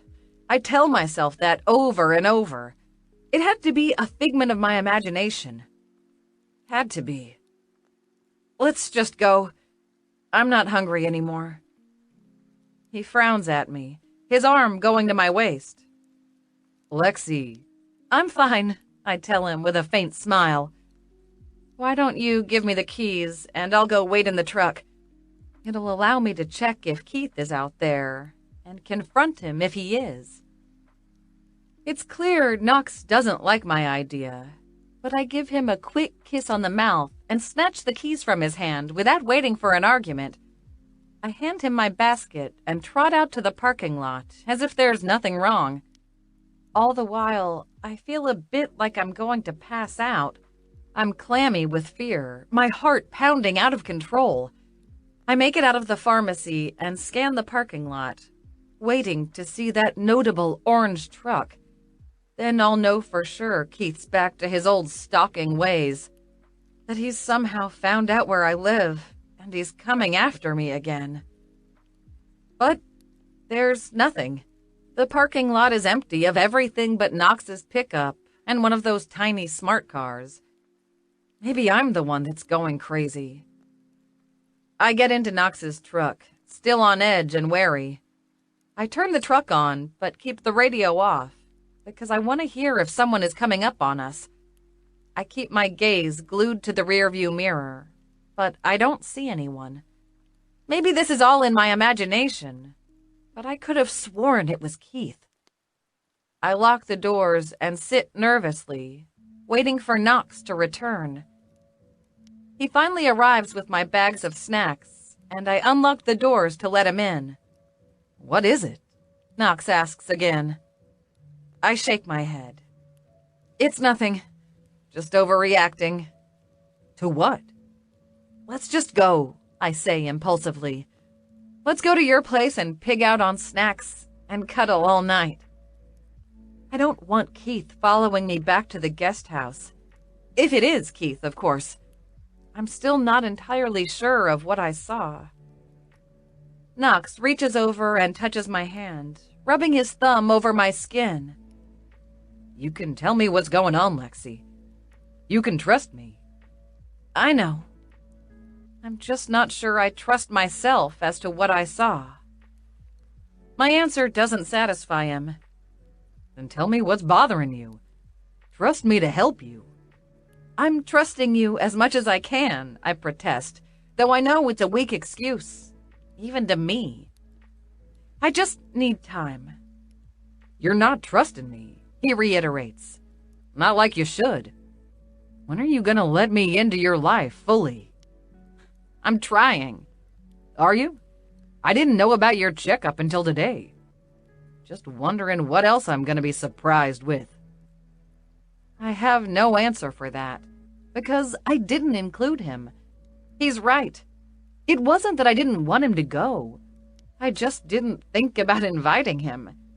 I'm used to it being me and only me. "Sorry. I'll do better." He grunts and then looks over at me. "Maybe we should get married. Get you on my insurance. Make sure you and the baby are taken care of." "Maybe," I agree, but I don't sound convincing, even to my own ears.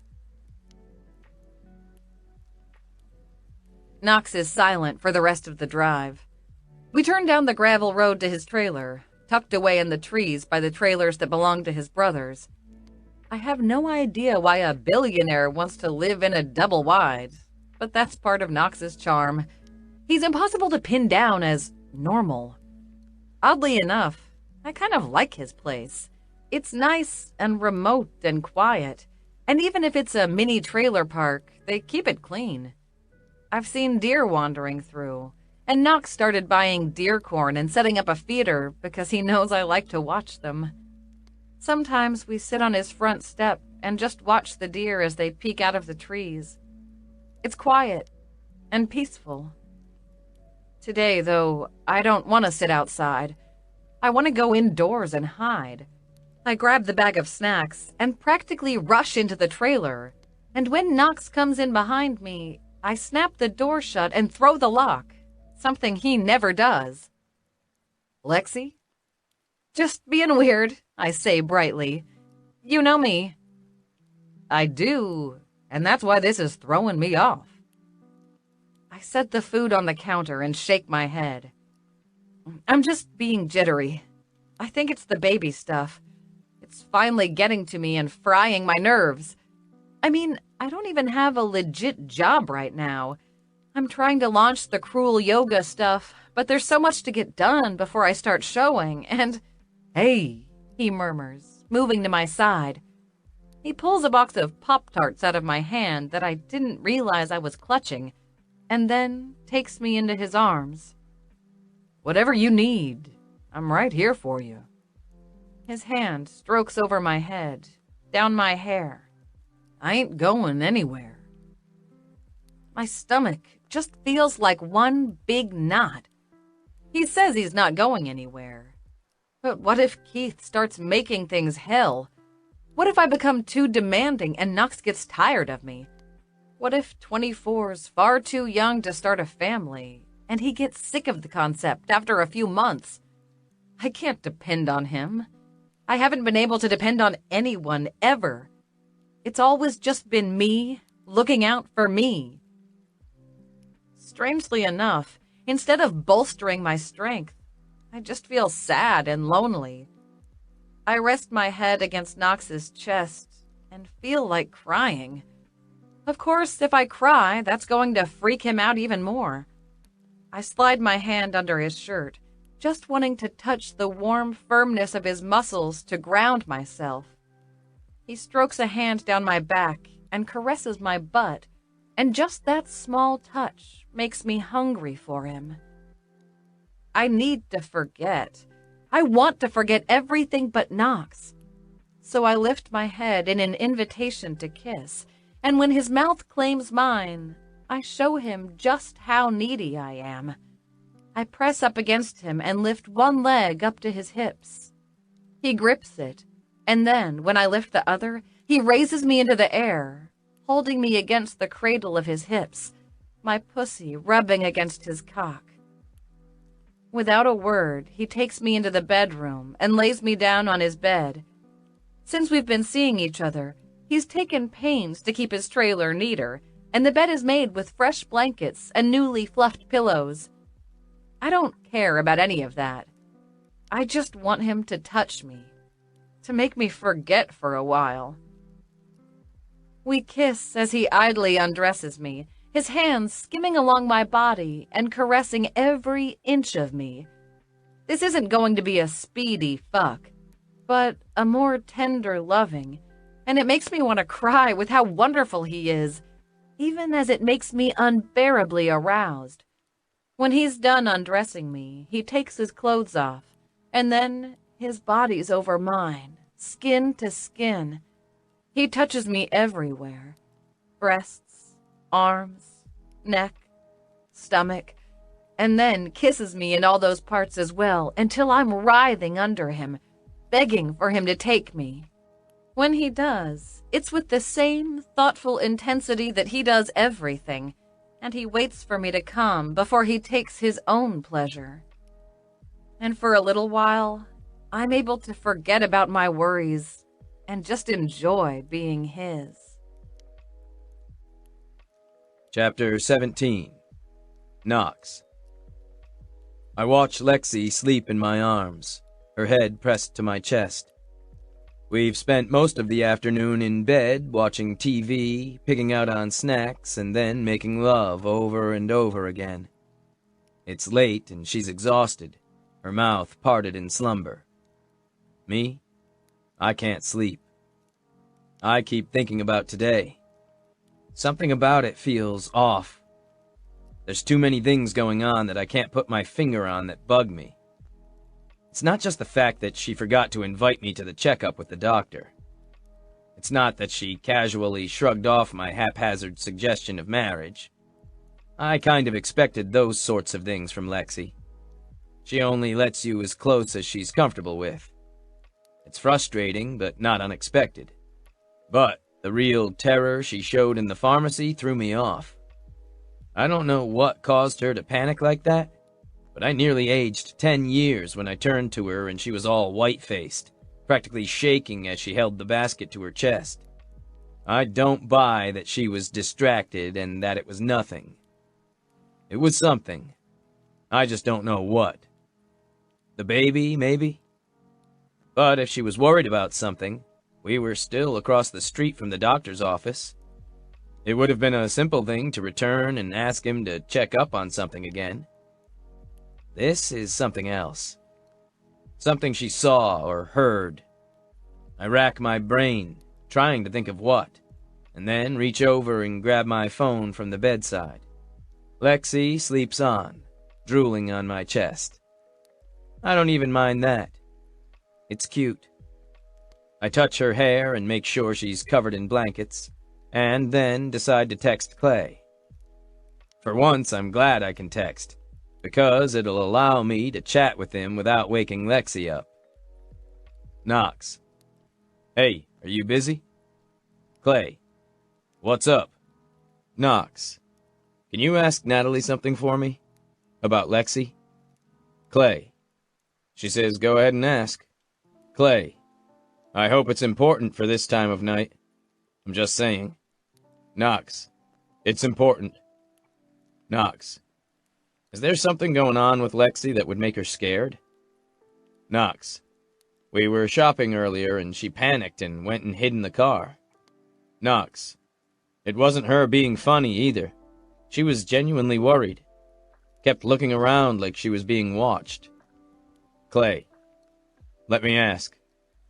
I stare impatiently at the phone as 3 dots show up in the corner, indicating there's an incoming text.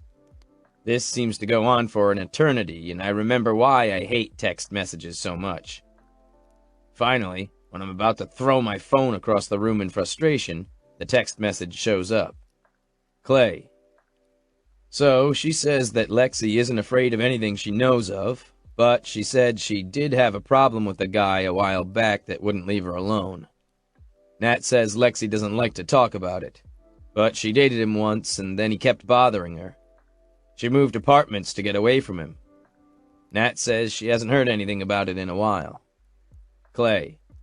Says he was a fireman or a policeman or something. Clay. She says it's old news, though, and he wouldn't be in San Antonio, so that can't be it. Clay. She'll think some more on it and let you know. Knox. Thank you. I toss my phone aside, bothered. A stalker. Lexi? Is that why she was so quick to move to Natalie's guest house? I think back to some of our conversations. How I kept thinking she was married because she insisted on me not coming round without warning her. Then I think of the hole in her wall. It was just about the size of a fist. I think about how pale she was that day, and how she was wearing a dark t-shirt and sweatpants instead of her usual sleek workout clothes. Did some bastard say something to her? I'm filled with so much rage my entire body tenses. Has she felt unsafe? Has someone threatened my woman? My Lexi? The mother of my child? My head feels as if it's about to explode. Lexi murmurs and stirs against me, and I realize my entire body is clenched up tight, my hands in fists as if I'm about to punch something. I force myself to relax, to calm the fuck down.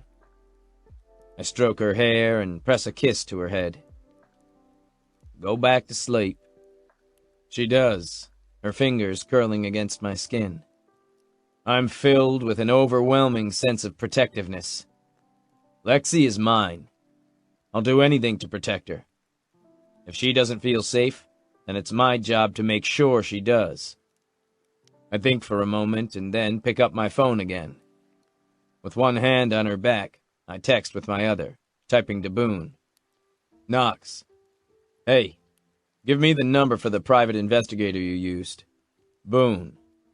It's midnight. This important? Knox. Yes. Boone.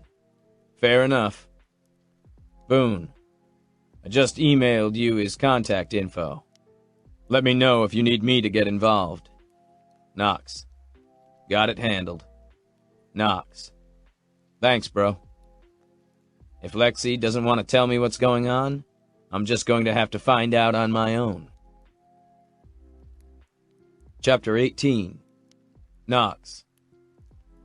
2 days pass while I'm waiting to hear details from the private investigator. I need to know if that fucker is connected to my woman. And I need to know everything about him if he is, so I can destroy him. In that time, Lexi's been content to stay at my trailer with me. I haven't let on that I'm worried about her. Just made sure she knew I wanted her at my side at all times. She hasn't put up a fuss, either. She's slept in my bed, let me cook breakfast for her, and basically worked remotely using my laptop to talk videos with her PR team. I keep waiting for her to protest that she needs some time alone, that we're in each other's space too much. But Lexi seems happy. And that just makes me even more suspicious that something's up. There's something she ain't telling me. Then I finally get the email that tells me everything I need to know.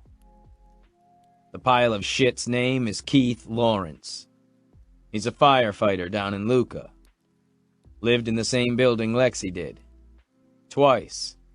Seems he moved to the same building she was in about a week after she moved in, which pisses me off. I think about what Nat said about her moving to get away from him, and to think that he followed her makes me furious.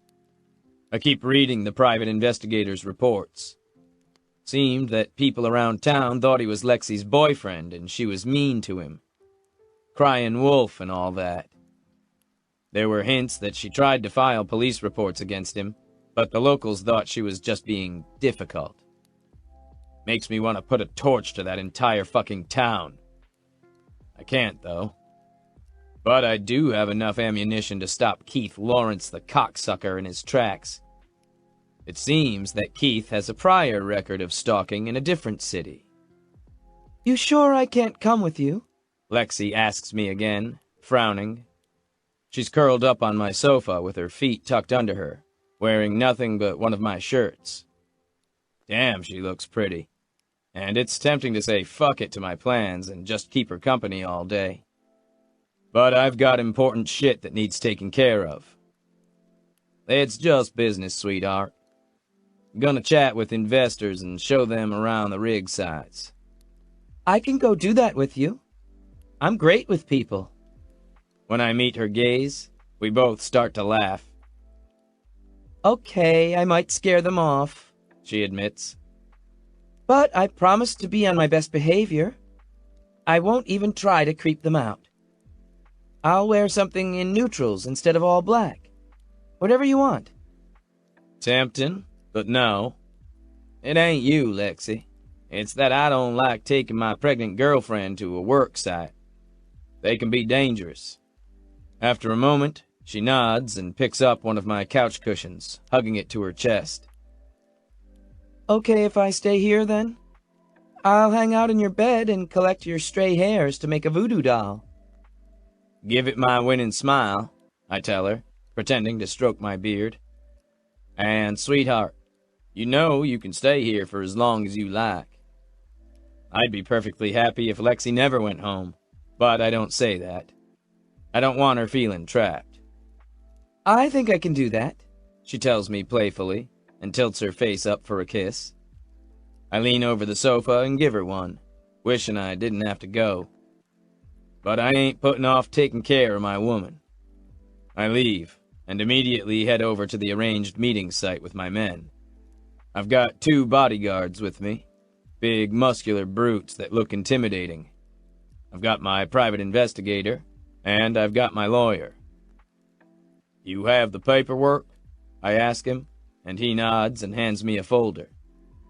"Good. My jacket?" He pulls out a freshly cleaned fancy suit jacket, and I shrug it on. "Let's get us out to Luca, then." When we stroll into the firehouse of the tiny town, everyone turns to see us. That's no surprise, considering that I want to be seen. I want everyone here to be talking about this for days. All heads are turned in our direction as me and my posse of suits enter the firehouse, and someone immediately comes out to greet us. "Can I help you, sir?" It's an older man with glasses, dressed in a gray t-shirt and suspendered jeans. I shake his hand. "I'm looking for a man named Keith Lawrence. I'm told that he's a firefighter in this town. Is that correct?" He nods and turns his head, calling out, "Keith, got company?" Keith must have been nearby, because he immediately appears, a sweat towel around his neck and the collar of his shirt wet with perspiration. He's a big guy, about the same height as me and probably about 10 years older than I am. Got beady blue eyes, too, and a smarmy smile. I don't like his face. That's all right, though, because he's about to hate mine.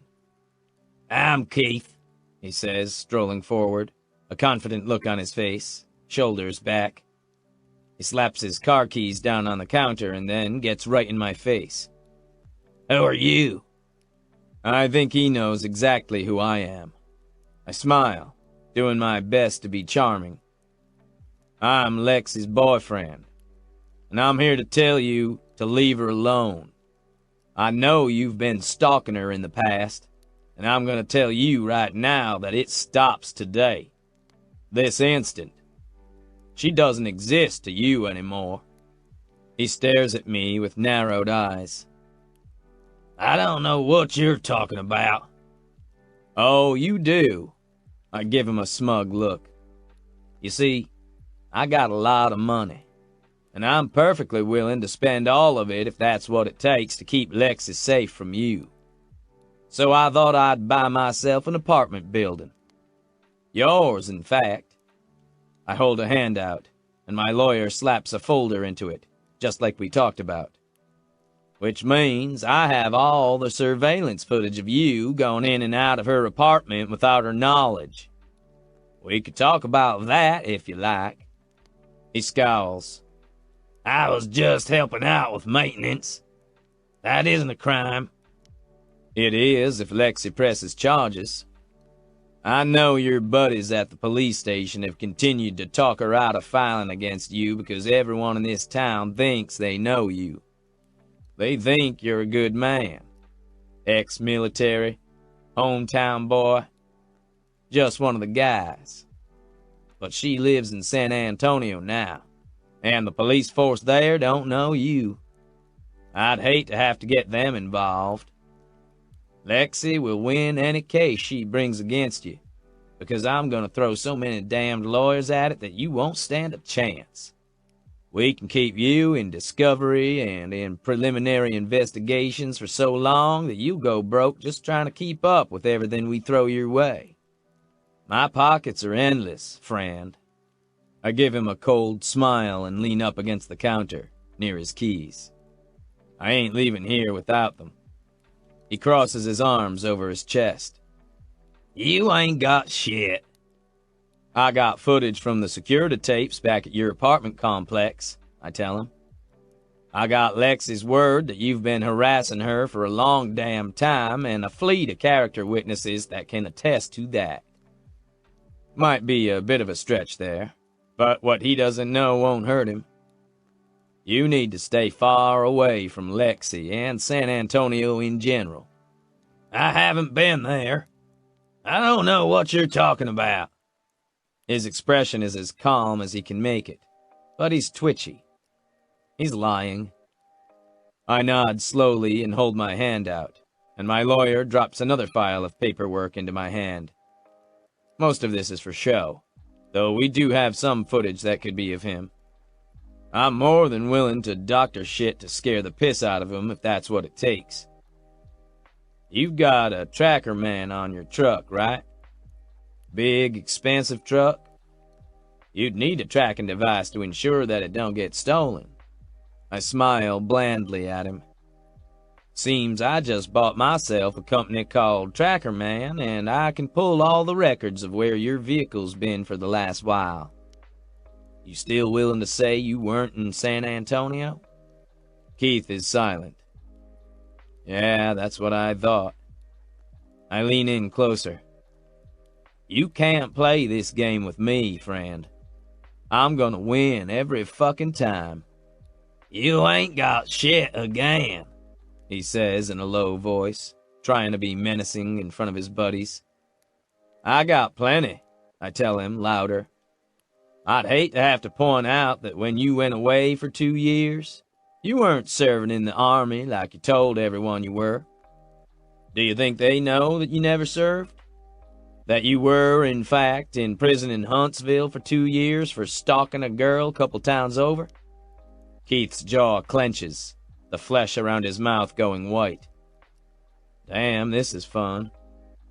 He says nothing, but I didn't think he would anyhow. But I'm sure you told everyone about that, I drawl, noticing that we've got quite an audience here in the firehouse. I think everyone's turned out, and I suspect Keith's gonna be explaining himself for a long damn time. And guess what neat info I just found out? It seems if you go to jail for a second time for the same crime, your sentence goes from a third-degree felony to a second-degree one. That means at least 2 years in prison, up to 20. Isn't that something? And I'd do my best to see you get the full amount, because that's the kind of man I am. He's sweating now. His face has an unnatural flush, and his hands are clenched at his sides, as if he'd like nothing more than to punch me out, but can't do it in front of his co-workers. It's just another reason I wanted to publicly call him out like this. So, to recap, I say, setting the folders down on the table. You stay the fuck away from her, and you won't go to prison.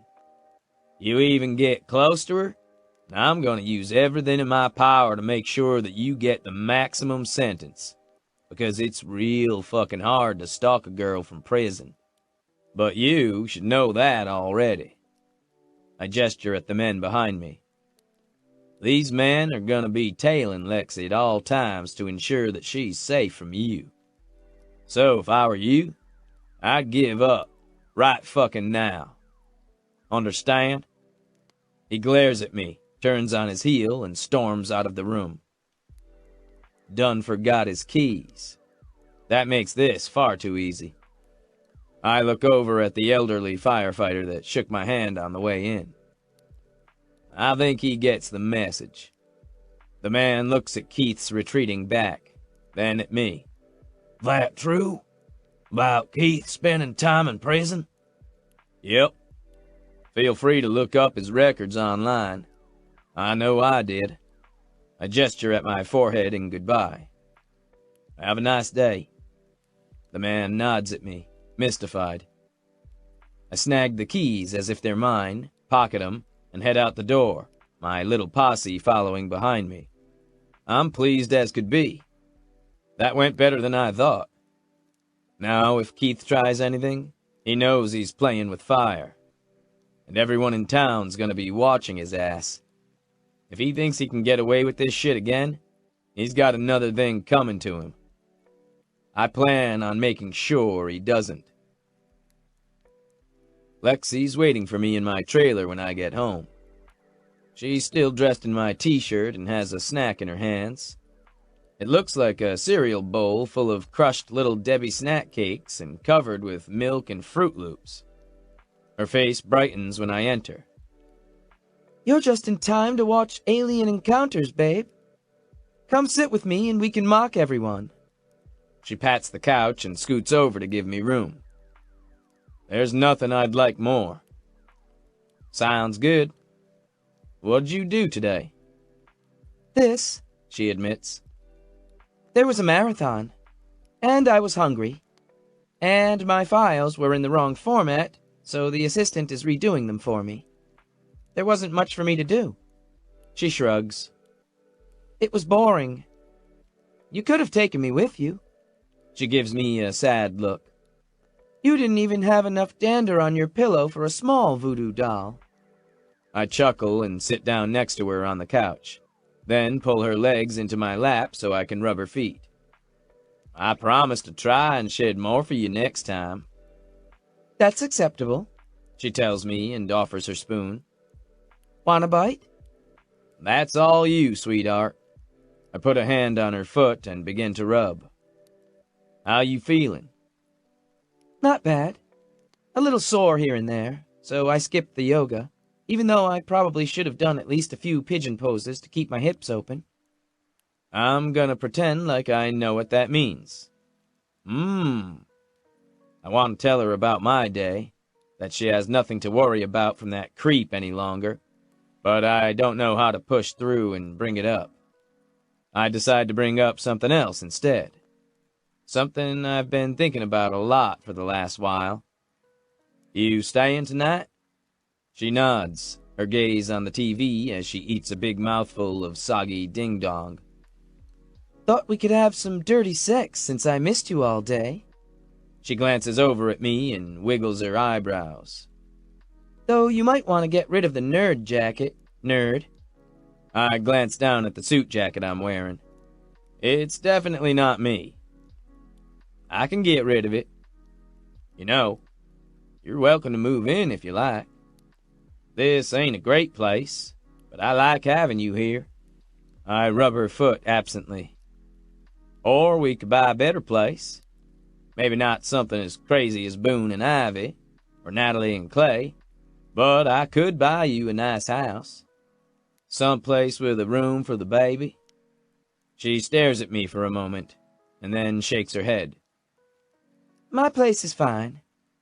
For now, I agree. But what about when Junior gets here? Junior?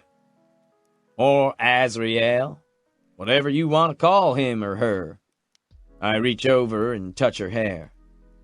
But we've got to start thinking about where the baby's gonna sleep and what's the best environment for him.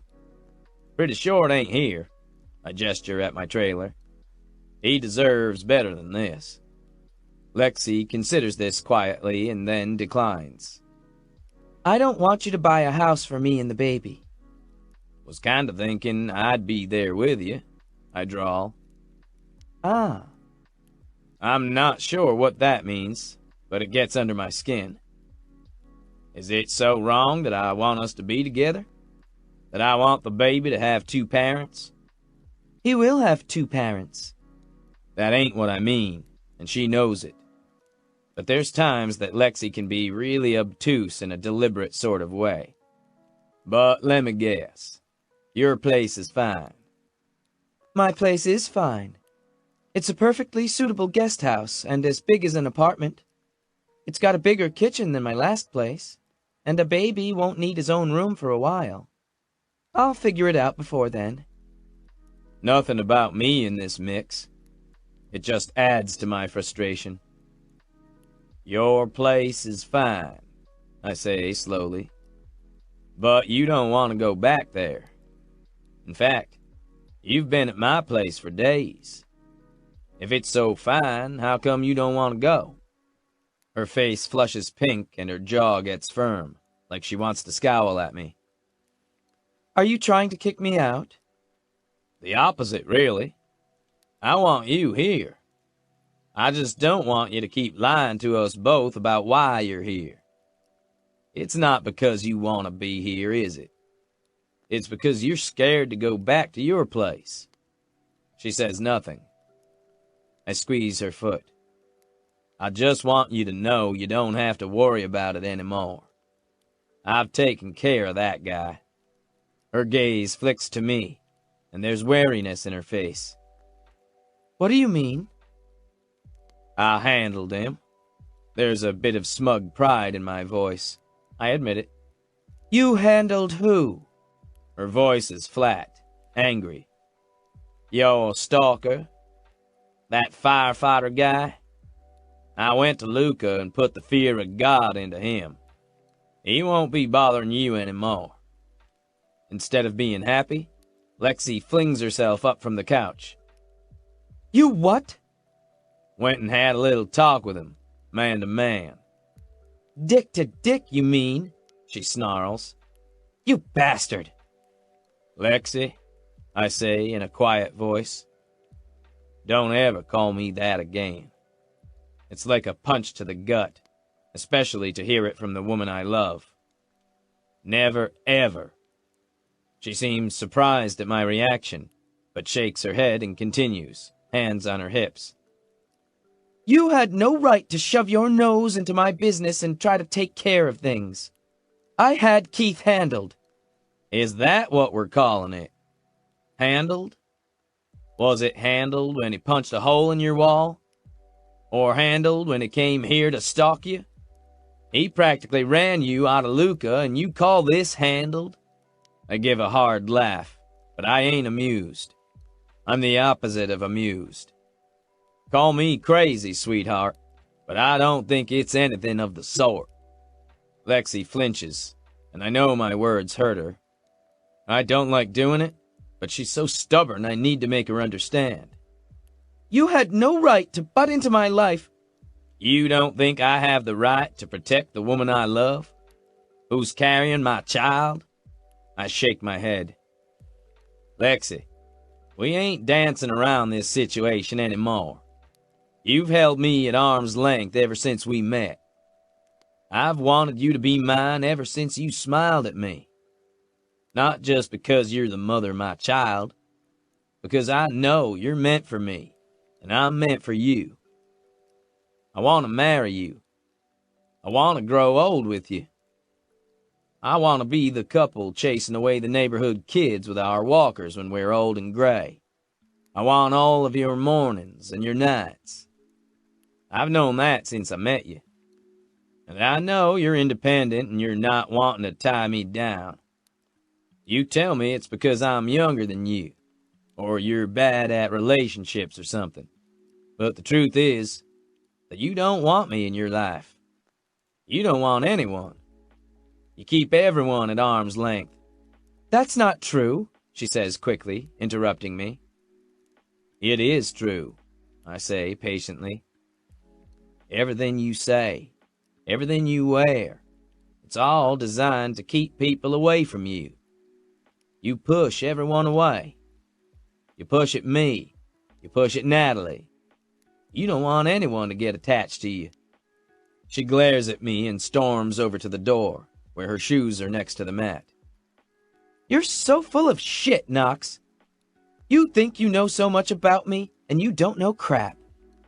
You think I'm wrong? I challenge. Yeah, I do. All right. I cross my arms over my chest. You didn't tell Natalie about your stalker. She guessed. You didn't tell me about him either. And you didn't tell Natalie about me and you until she walked in on us. This sure sounds like someone that's sharing her life, doesn't it? When she has no response to that, I continue. At what point are you going to tell your best friend about the baby? When it's here? She sucks in a breath. Fuck you. I should have known you'd be all controlling like this the moment I let you be a part of my life. That's just it, I tell her, and there's a dull ache in my chest where my heart should be. I don't think you had any intention of letting me be a part of your life at all. Lexi glares at me, grabs her purse, and heads for the door of the trailer. Where are you going? I ask. I'm leaving. I don't have to stay and listen to this. She's right. She doesn't. That's not what Lexi does. She keeps everyone at a safe distance, and when she feels vulnerable, she runs away and starts over. I'm gonna wait right here for you, I tell her. Lexi glares at me from over her shoulder. You fucking do that. I wouldn't hold your breath if I were you, though. I ignore her angry words. I'm gonna be here waiting, I repeat, and then continue. Because you need to realize I'm always gonna be here for you. That you come first in my life, no matter what. That I'm not gonna betray you or control you like your parents or your first husband. I can love you without owning you. And once you realize that, I'll be right here. She shoots me an angry look, flings her purse over her shoulder, and storms out of my trailer. I don't go after her. I knew she'd leave. She needs to get away right now, because she's upset, and this is how she gets control back. She's determined to cut me loose. She'll come back eventually, I hope, and realize that I love her and don't want to hurt her. If she doesn't come back, it's because she's never planned on letting me in. It's fucking killing me inside. But at the end of the day, if she doesn't want to be mine, I can't force her to stay. No matter how much I might want to. No matter how much it destroys me. Chapter 19. Lexi. I just drive. I'm not sure where I'm going. All I know is I don't want to be around Knox. Knox and his pushiness. Knox and his overbearing, overprotective side. Knox and his stupid smile and stupid sexy beard and stupid big hands that felt so good on my body. He just had to go and ruin things. I knew he was too good to be true. I knew that once I let him in close, he'd try to take control. He'd try to make me into someone I wasn't. Push for things I didn't want. Except, even as I accuse him of those things in my mind, I'm not sure they fit. They feel slightly wrong, even in my wild, scattered thoughts. I drive down the highway, turning toward familiar territory. Not to Natalie's house, but back to Luca. I don't know why I'm heading there. It's not like there's anything left for me. I guess I'm going because it's the one place I know Knox won't want me to go. So I'm letting stubborn anger drive me there. I just feel so betrayed. After all the things Knox said about not pushing me, he went and poked his nose in. After I'd started to trust him. After I'd gotten comfortable being at his house and spending time with him without wanting to run away, he does this. And now I feel like we're set back to zero. I glare angrily at the highway as I drive, my hands clutching the steering wheel tight.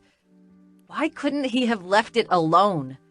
Now Keith will never be out of my life, and Knox will think he has to stick his nose in. He thinks we need to live together. He wants to get married. And, okay, if I was going to marry anyone, it'd be him. But I already know marriage doesn't work. It gives one person control over the other. It means giving up your independence. But you were already staying at his trailer all the time, my brain whispers. Even it's not fully on my side. Ugh, I'm just torn up emotionally. Worst of all, I keep thinking of Knox and the look on his face. He went stark white when I called him a bastard. Apparently, I hit a nerve there, and instead of making me feel triumphant for finding his weak spot, I felt like the world's biggest asshole. Like I went too far, without even realizing it. Even after all this, I've never wanted to hurt him. Never wanted to go for the jugular just to win a fight. I know about his family and how his parents weren't married. I was just calling him a bastard because I was angry. But Knox took it very personally. I wish I could turn the car around and go tell him that I didn't mean it. That I could rewind back to that conversation and call him a jerk or something that wouldn't make him look as if I'd kicked him in the gut. Then again, if we're rewinding time, I'd go far enough back that I wouldn't have reacted to the hint of Keith at the pharmacy like I did. That must have been what tipped Knox off, that I acted skittish and afraid. I don't know how he found out about him, but once again, Keith has ruined my life. I don't know if I can really blame Keith, though. Maybe Knox has been controlling all along, and I've just been too enamored of him to notice. This is why I'm bad with men. Because once I get emotionally attached, I can't separate the good from the bad. Or maybe it's the hormones. Or maybe it's that I'm in love with Knox and terrified of what that means for my life. You don't want anyone. You keep everyone at arm's length. It's a lie, isn't it? I don't even know. I let some people in, I reason. Like Natalie. Except he's right in that I keep things secret even from her. And I've never truly let anyone in and exposed everything I am to them. The thought is utterly terrifying. I guess some part of me is still waiting for the inevitable change of heart. The part where I open up and show them exactly who I am, and they decide it's not enough. Just like my family did back when I was a teenager. My stomach cramps, and I try to remember the last time I ate a meal, a real meal, and not just garbage. I'm feeling a little nausea, but I don't know if that's from pregnancy or driving or just the fact that I feel like Knox betrayed me. It might be all those things. The highway around me is empty, but an exit sign advertises a truck stop waffle diner if I head south instead of east. I think for a moment, and then I exit to head south when it comes up. East is Luca, but there's nothing for me there. Might as well go south. Houston's big, plenty of opportunity, plenty of space to hide in plain sight. I pull up to the diner and head inside, sliding into one of the booths. The waitress raises a finger, indicating she'll be with me shortly. That's fine. I'm not in a hurry. I'm too busy wallowing in self-pity, hurt, and betrayal. Might as well eat my feelings. I pick up a sticky menu from behind the napkin dispenser and consider it. All right, honey. Can I get you a drink? The waitress says as she comes over to my table. I really, really want coffee, but the awful way I'm feeling reminds me that I'm pregnant, and I can't just think about me. That means no coffee. Milk, I think. She scratches a note on her pad. Ready to order? Pancakes, I say, then glance up at her. Can I get a big side of pickles with that? She nods, as if I've said the most reasonable thing in the world. You know what else is good, honey? I can have the cook whip you up some hash browns made with a hint of sriracha and maple syrup. It's really something. Right amount of sweet and spicy. I look up at her in surprise, because it's like she's read my mind. She pats her stomach under her waitress apron. 4 months along with number 4. I get the same weird cravings. You are? Yep, and I recognize a pregnancy craving when I hear one. She smiles at me. Sound good? My belly cramps again, and I nod, putting aside the menu. My parasite and I would love that. She winks at me and heads back behind the counter. I watch her go, studying her. She's older than me, with hints of gray in her frizzy blonde hair, and now that she mentioned the pregnancy, all I can see is the slight bulge of her belly under the apron. It must be rough to work on your feet at a diner all day while pregnant, and I think guiltily of the little guest house back at Natalie's that I'm leaving behind. And I think of Knox, who I'm also leaving behind. That hurts me more than any guest house. Why did he have to get so controlling? Why couldn't he have left the situation with Keith alone? Instead, he stepped in like I was his property, and he had to piss on me like a dog marking his territory. The sad thing is that I understand why he did it. I just don't like that he did. It goes against everything that I've taught myself over the last 10 years. While I'm lost in thought, she brings the first plate of food to me and a glass of milk, and then sits down across from me. I'm surprised that she takes a seat, but a quick look around the place shows that there's no one else around, the last customer having exited a few minutes ago. Great. My normal surliness at being around people doesn't seem to be here tonight, though. I actually don't mind the company. Maybe it's because we're both pregnant. Or maybe I've just gone soft in the head. Maybe Knox boned all the brains out of me. That's more likely than me suddenly liking company. So, how far along are you? She asks, tilting her head and regarding me. About 3 months, I say, and fork a mouthful of hash browns into my face. Oh, God. She's right. They're spicy and covered with maple syrup, and it's pretty much the best thing I've ever eaten. This your first one? When I nod, she studies my hand as I reach for the milk. Unmarried, huh? Yeah. He's an international spy and can't settle down in one place, I say, my sarcasm rising to the forefront at her nosy question. She chuckles. Sure he is. So, he's not in the picture? Oh, he's in the picture, I grumble. A bit too much for my liking. But there's problems, I take it. The waitress gestures toward me. Let me see a photo and I'll tell you if he's worth it. I snort at that. Like she can tell me if he's worth the hassle just by a look at him. But I pull my phone out and flip to a selfie we took together in front of a gravestone on one of our dates. Just looking at it makes me hurt, because he's not even looking at the camera in the picture. He's just staring at me like I'm the greatest thing ever created. And I wish again that he hadn't ruined things. I wanted him in my life. You don't let anyone get close. Okay, maybe I wanted him in my life on my terms, not his. I hand her the phone and shove another mouthful of food into my stomach, because it's cramping up again out of stress. The waitress studies the picture. I want her to comment on how cute he is, how gorgeous his eyes are with those long eyelashes, and his strong face, and that smile that makes me melt. But she just looks at it quietly, and then looks at me again. He younger? 5 years. That makes him pretty young to be a daddy. I don't know if I like that. Oh, shit, I say, feigning surprise before switching to sarcasm. I completely forgot to get your approval before we banged. My bad. She harumphs and shrugs. I'm just saying. I've had 3 husbands, and I'm about to marry number 4.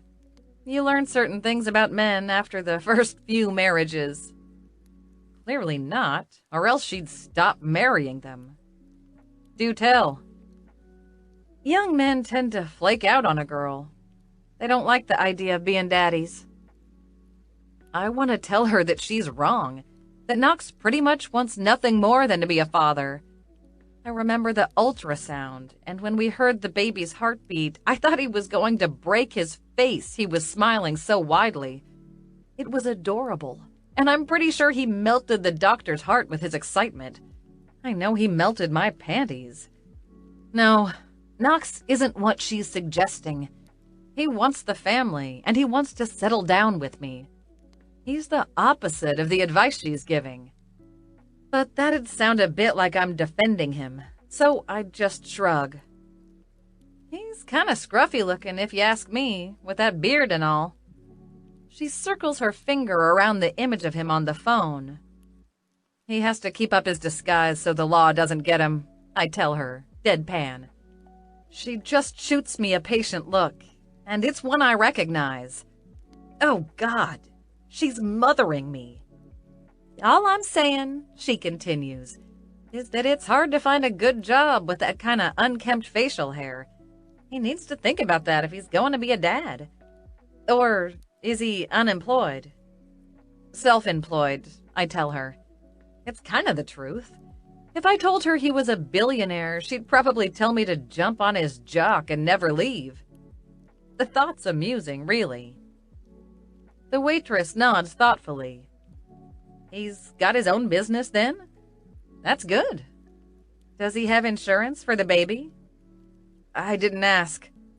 You need to ask, she tells me. It's not just you that you have to think about, but that kid inside you. Do you know how much insurance costs? Why do you think I'm on my feet at this shithole all day? The ambiance? She laughs. Yeah, that's it. No, honey. It's because this is one of the few chains that offers insurance to their employees. All of them. Hell, I'm still paying off the hospital bill from the last one's birth. Kids cost money. I stuff more food into my mouth because she's talking sense, and I don't want to hear sense right now. I'm outraged and butthurt over Knox getting into my business. Look, he's young, but it doesn't matter. You've got that baby to think about. If he's got a business, that means he can pay child support, and you're going to need that money. Don't be too proud to ask for help when it comes to babies. They're a lot more work than anyone ever tells you. They're worth it, of course, but I'm not going to lie to you and tell you that it's great. It's hard being a single mom. I know she's trying to help out, and I swallow my food and offer her a faint smile. I'm more ready to be a single mom than part of a couple. She gives me a knowing look. He's clingy and you're running? Oh, wow. She's good. Not really clingy. He just wants more than I'm ready to give him. Keeps getting into my business and all. Spending your money? No. Tracking your phone calls? Not letting you talk to other people? Raise a hand to you?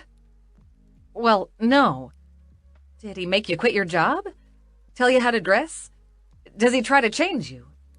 She sets the phone down and crosses her arms over her chest, looking all mama bear at me, despite the fact that she's probably only 5 years older than me. All of what she's describing is pretty horrific, and from the expression on her face, I wonder how much of that she's experienced herself. No changing my appearance, and he was giving me money to help me set up my business, but... Oh, honey, if you don't want this young man, I do. She chuckles. He sounds better than my up-and-coming number 4. I scowl at her, because the thought of Knox, my clever, sly Knox, flirting with this woman makes me want to fling things across the room. He's a pain in the ass. You don't know him like I do. Try me. You said he kept getting involved in your business. What'd he do? He interfered with an ex. There's no way to say it that doesn't sound crazy, now that I'm reasoning it out loud. So, you were cheating on your man with your ex? Her expression grows icy. No. The ex was being a nuisance, and Knox threatened him. I didn't want him to get involved because I had it handled. The waitress gets a soft expression on her face. Oh, honey, if that's your biggest problem, I don't know whether or not to hug you or slap you upside the head. You don't know what kind of girl I am. Maybe I like both. And I give her an exaggerated wink, hoping she'll find me weird and stop spouting advice. Maybe I like it rough. No, you don't know what rough is. Rough is working a double shift and coming home at midnight to find the electricity is off and you've still got to pay the babysitter and make lunches for the next day. Rough is your youngest having the flu and giving it to you, and you still have to get up at 5 in the morning for the breakfast rush and hope you get enough tips for cold medicine. Rough is an entirely different sort of thing when you have babies, honey. Her words sound far too sensible, and I hate that she's making me feel like a petulant child. I also hate that everything she's saying is right. If Knox trying to make Keith leave me alone is my biggest problem, I have a pretty good life. Maybe so. She reaches over and puts her hand on mine, ignoring my cringe backward. Let me tell you something about babies. How you're feeling right now? Queasy? Protective, she says, ignoring my sarcasm. Protective and fierce about that little one. Like you'd do anything and everything in your power to ensure that baby has a good life. He probably feels that way about you. If he's a little overprotective of the mother of his child, I don't think that's a flaw. Just imagine how he'll be with the baby. I try to picture Knox with our baby. In my mind, the kid's dressed in black onesies and wearing a tiny matching trucker cap that looks just like Knox's favorite hat. I picture Knox's expression while holding the kid. And, okay, yeah, my ovaries melted a little. I picture Knox swapping pacifiers out on the baby to see if he'd notice. But if he's Knox's kid, he'll notice. His dad won't be able to get anything past him. I imagine a little boy grabbing a fistful of Knox's beard, and how Knox would smile like it was the most adorable thing he's ever seen. And then he'd look at me like I'm the center of his world. And, well, shit. Maybe Keith Lawrence isn't the hill I want to die on when it comes to relationships. I toy with my spicy sweet hash browns, not really hungry anymore. For the first time in my life, it feels lonely to be alone. I want what I had with Knox. I want to be able to curl up against him and imagine our life together. But I'm terrified of that very same thing. I'm not good with relationships. Honey, who is? The hard part isn't fighting or fucking. It's meeting in the middle when things are important to you. You learn that as you go. I'm not sure she's qualified to give that advice, but she sounds pretty sensible so far. Maybe so. All I'm saying is give him a chance. If he wants to be in the baby's life, maybe you let him. There are worse things out there than a dad who wants to be involved. She pats my hand and gets to her feet as the doorbell clangs. And now, back to work for this mama. She squeezes my shoulder as if we're best buddies, and then heads off. Funny, but I feel weirdly better after that talk. Maybe it's one a mother would have given me if my own mother hadn't been such an unforgiving wretch. I rub my stomach. I'm not going to turn into that for you, baby. I'm going to be the best mom you ever had, even if I'm the weirdest mom in the PTA. I think of Knox and the way he flinched when I called him a bastard. He doesn't want the baby to grow up a bastard like he did, I realize. All the problems he had growing up, he wants to fix them for our parasite. I know how that is. Maybe his declarations of marriage aren't so crazy after all. Maybe I'm the one that's being unreasonable. I don't know what to think. My stomach cramps again, and this time it's a sharp, awful pain, and I realize it's not my stomach. It's lower, deeper, almost like I'm getting my period, except I'm pregnant. Ill at ease, I slide out of the booth and get to my feet.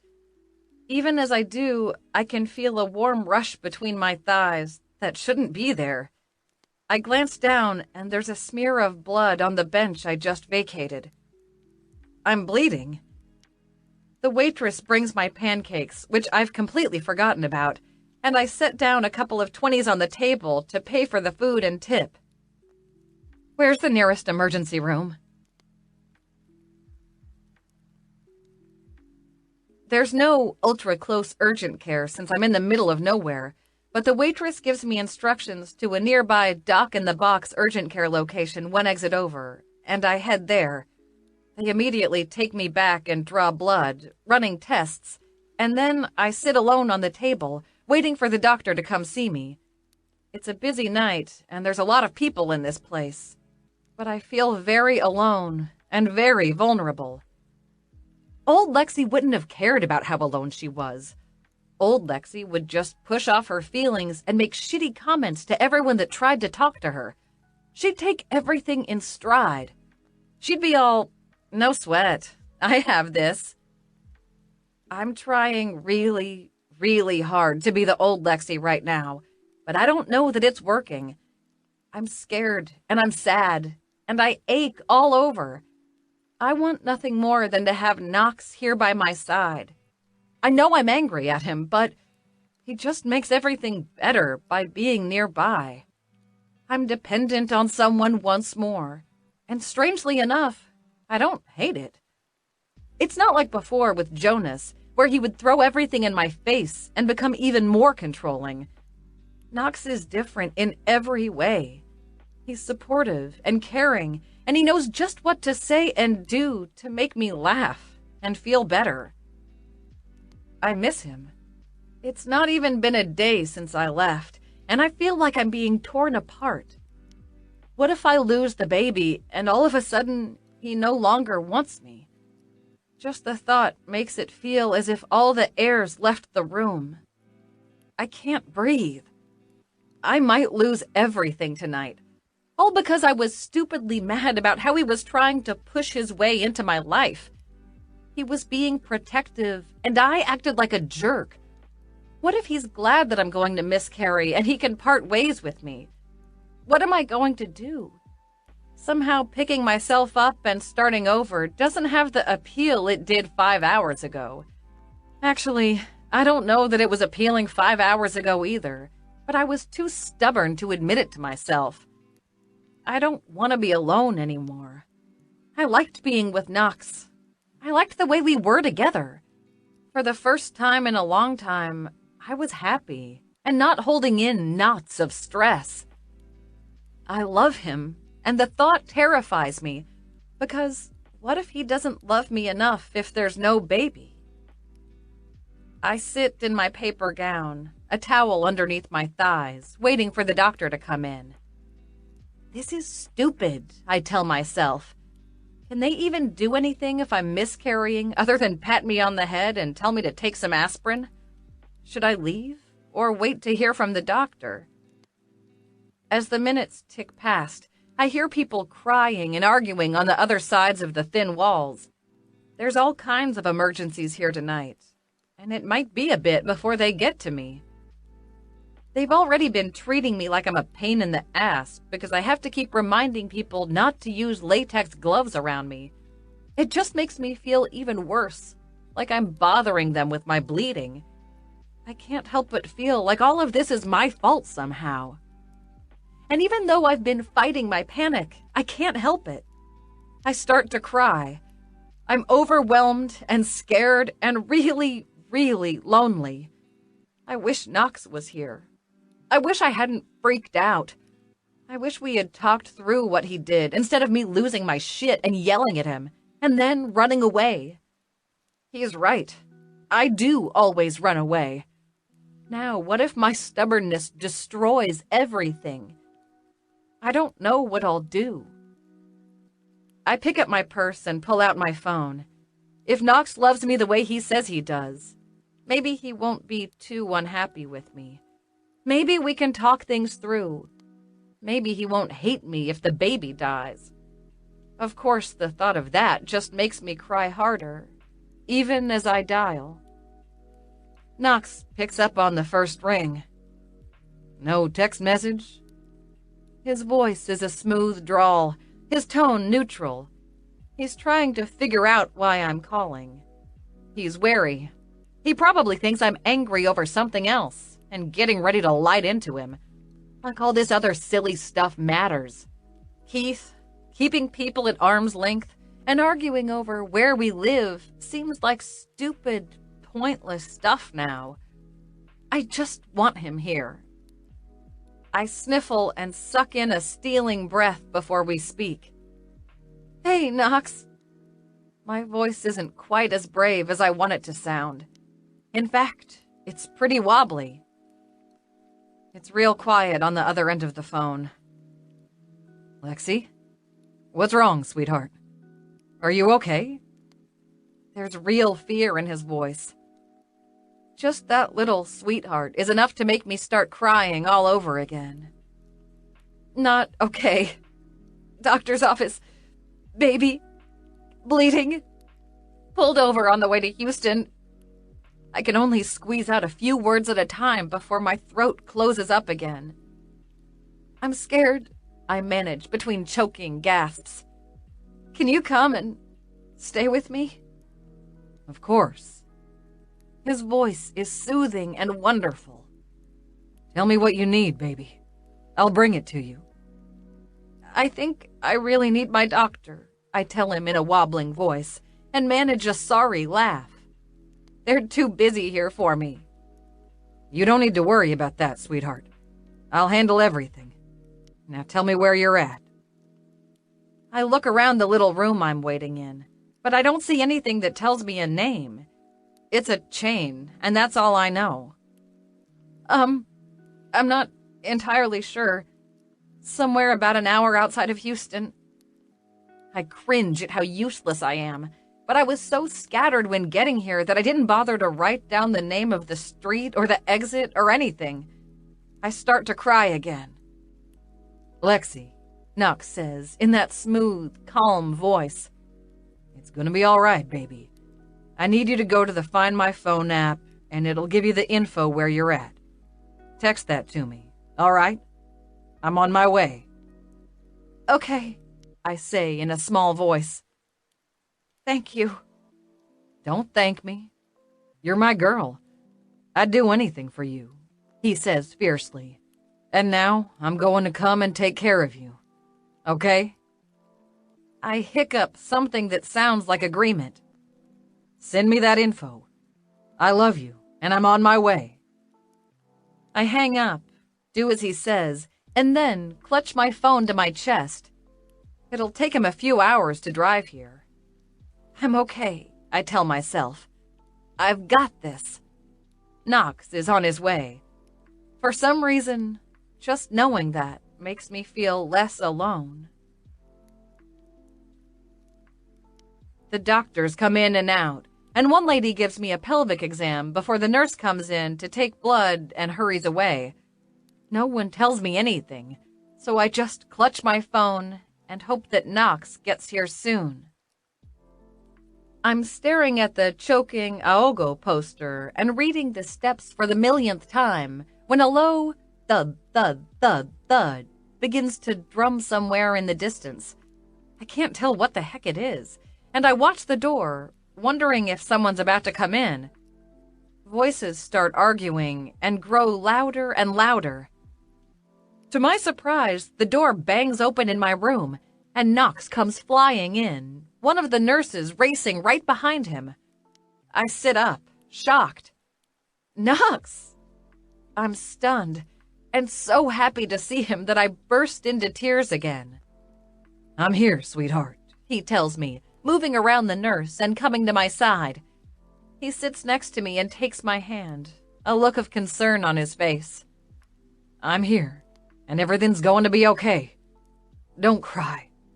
Easy for you to say, I weep, and when someone enters the room behind him, I'm surprised to see it's my obstetrician. What?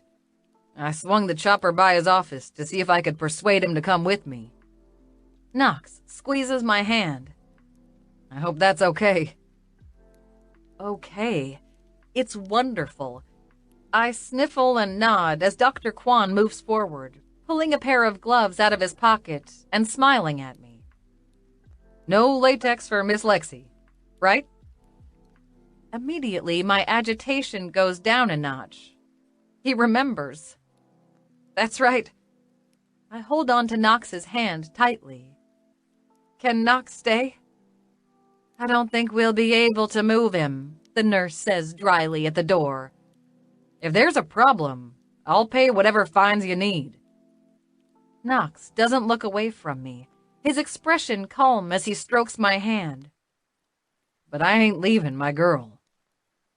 The nurse just rolls her eyes. I'm going to go get the doctor so he can talk with yours. Dr. Kwan waits for the door to shut, and then pats the edge of the table I'm lying on. Feet up here, Lexi, so we can do a quick pelvic exam and see what's going on. Chapter 20. Knox. Nothing's as fucking scary as seeing my gorgeous, funny Lexi pale and quiet on a doctor's table. Her eyes are red from crying, and she just holds my hand tightly as the doctor examines her. I know she's mad at me for what I did earlier, but I'm just so fucking relieved I can be here for her now. Anything she wants, I'll do it. Anything she needs, I'll get it for her. I just never want to see her cry again. I can take anything but her tears. She can hate me and cuss at me and call me names, as long as she doesn't cry. I'm just so fucking glad she called me, that she turned to me when she was hurting and scared. It tells me I've still got a chance with her. Of course, I'd give it all up to change the fact that she's up on that table, but at least I can be here for her. For once, I ain't in the mood for my usual tricks. There's plenty of tools and such that are within reach and ready to take. It'd be nothing to switch out some of the equipment and see how long it takes for them to notice. But this ain't fucking funny. I just want Lexi to get better and leave this place. It can all stay as far as I'm concerned. I just want Lexi to get the best treatment possible, and I'm not letting go of her hand until then. The doctor finishes his exam and purses his lips.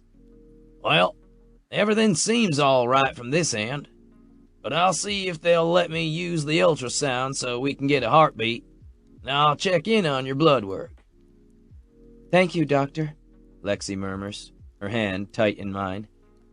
Dr. Kwan heads out, and then it's just me and my girl.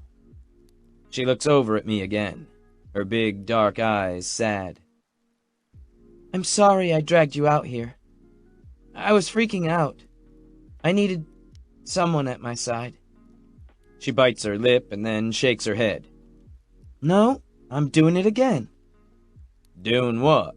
I ask, curious. Keeping you at arm's length. You were right about that. She squeezes my hand again tightly, her hand gripping mine so fiercely our palms are sweating, but I'm not gonna let her go. Never. I do it without thinking, I guess. And I needed someone at my side, but I wanted you. I didn't want anyone else. Shit. It's hard for me to say that aloud. She frowns, almost as if she's mad at herself, and then glances over at me. I'm not very good at this. I think you're doing just fine, I reassure her, stroking her arm with my free hand. I hate that you were right, because it means I'm the asshole. She sighs and lays her head back against the paper covering the examination table. I know I overreacted. It's just that Keith has been a problem for me for so long that I'm sensitive about what people know in regards to him. I've always felt like it's my fault that he won't fuck off. It embarrassed me that you stepped in, and I freaked out. I don't think you're controlling at all, and I want you to know that. I know it's taken her a lot to confess this. I can tell just by the pinched look on her face as she speaks, and it makes me feel good that she's trying. That's all I've ever wanted from her. Sweetheart, I overstepped. I realize that now. I should have said something to you first. It was just that the moment I heard he was bothering you, I thought, here's something I can do to take care of Lexi and my baby. That's all I wanted to do. Wasn't to try and control you or make you feel like I'm choking you. I just wanted to help. I pause, then add, and okay, I wanted to punch that smug bastard in the face, but I didn't get the chance. She chuckles a little. He is a dick, isn't he? She sighs. I'm so sorry I freaked out on you. I just worry that something bad is going to happen and then everything that's good in my life is going to disappear. Like the baby? Lexi looks over at me, all vulnerable and so pretty it makes me ache. Like you. Her mouth trembles a little. I don't know what I'm going to do if I lose you and the baby both. You won't ever lose me, I tell her fiercely. I want to crawl up on that table and hold her close, but I'm scared of injuring her or the baby even more, so I just lean in and rub my knuckles along her jaw. I will always be there for you, even if you hate me. I love you. Baby or not, it doesn't change the way I feel about you. I love you, and I want to be the one you lean on. Her mouth trembles again. I'm so tired of being alone and scared, Knox. I don't think I can do it anymore. You shouldn't have to do it, I tell her fiercely. It's okay to lean on someone else, sweetheart. That's why I'm here. You don't have to be strong all the time.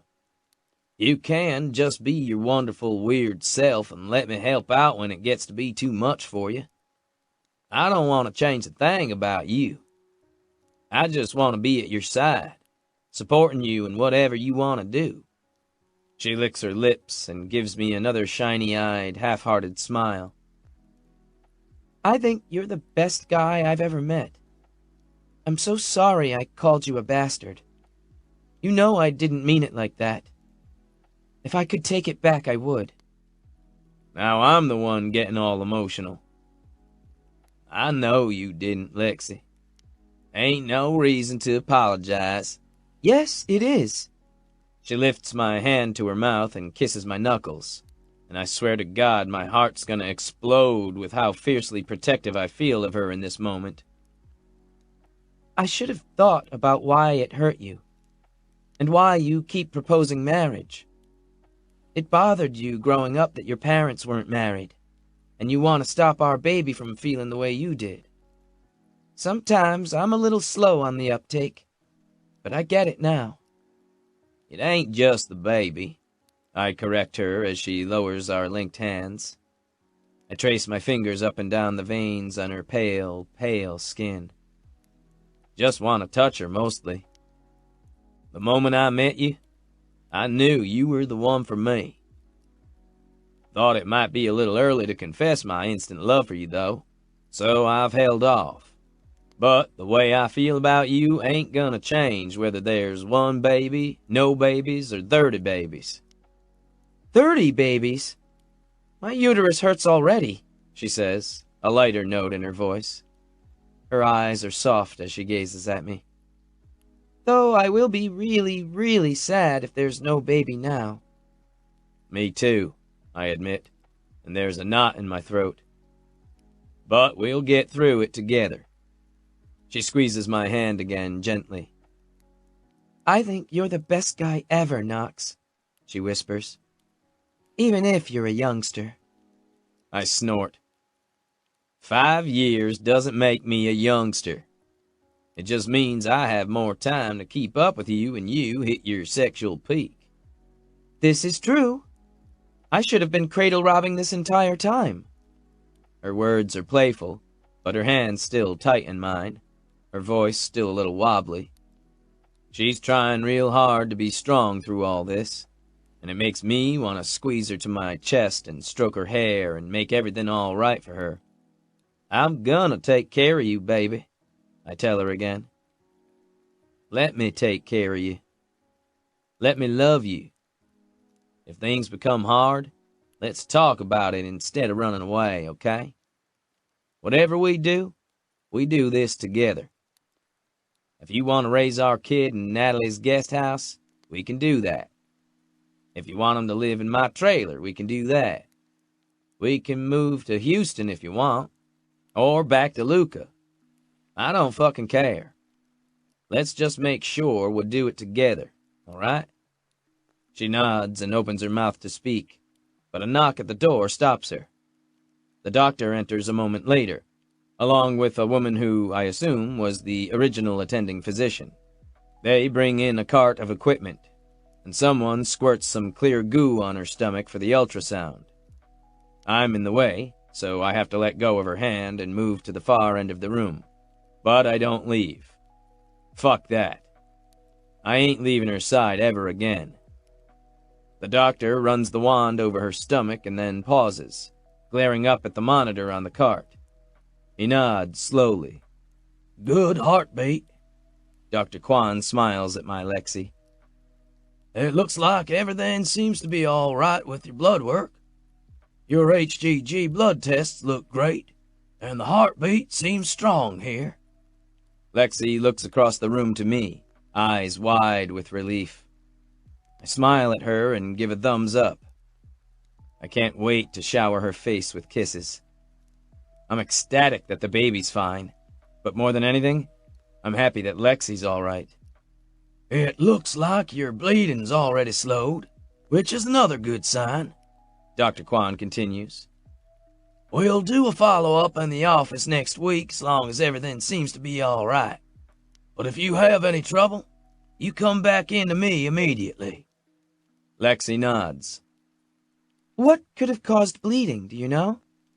He shrugs and doesn't seem all that concerned, which makes me relax. It's normal to have bleeding in the first trimester of a pregnancy. Any number of things, really. You don't have a urinary tract infection, so I'm gonna guess that you had some sort of vigorous exercise that might have irritated tissues. Vigorous exercise? I echo, unable to stay silent. What the hell's he talking about? You mean yoga? Not unless she's doing yoga with her uterus, Dr. Quan says, and Lexi looks as if she's fighting back a howl of laughter. I can feel my face flushing with embarrassment. Yes, that was a dumb question. What I'm saying, the doctor continues, is that you might want to tone it down in bed. No sex until her next appointment, and we'll see how things are from then. I pull off my cap and rub my hand through my hair, feeling a little sheepish. Rough sex did that? I didn't think we were that rough. But, then again, Lexi's never been one to hold back in bed, and neither have I. I think of how many times I bent her flexible body as far as it'd go and pounded into her and feel guilty. Damn. Damn? Lexi asks, amused. Damn that we can't have sex for a week? Damn that we were that rough, I correct. And now my ears feel as red as my face. I guess the whips and chains were a bit too much, she says dryly. Back to being my sly Lexi all over again. She's lying, Doctor, I say. I guessed, Dr. Quan replies. He's right, Lexi continues. Whips and chains are never too much. Chapter 21. Knox. I take Lexi home after that. Her car's still at the urgent care, but I'll send my assistants over at Price Brothers Oil to go and retrieve it tomorrow for my girl. I'm not letting her out of my sight tonight, and she doesn't seem to mind that.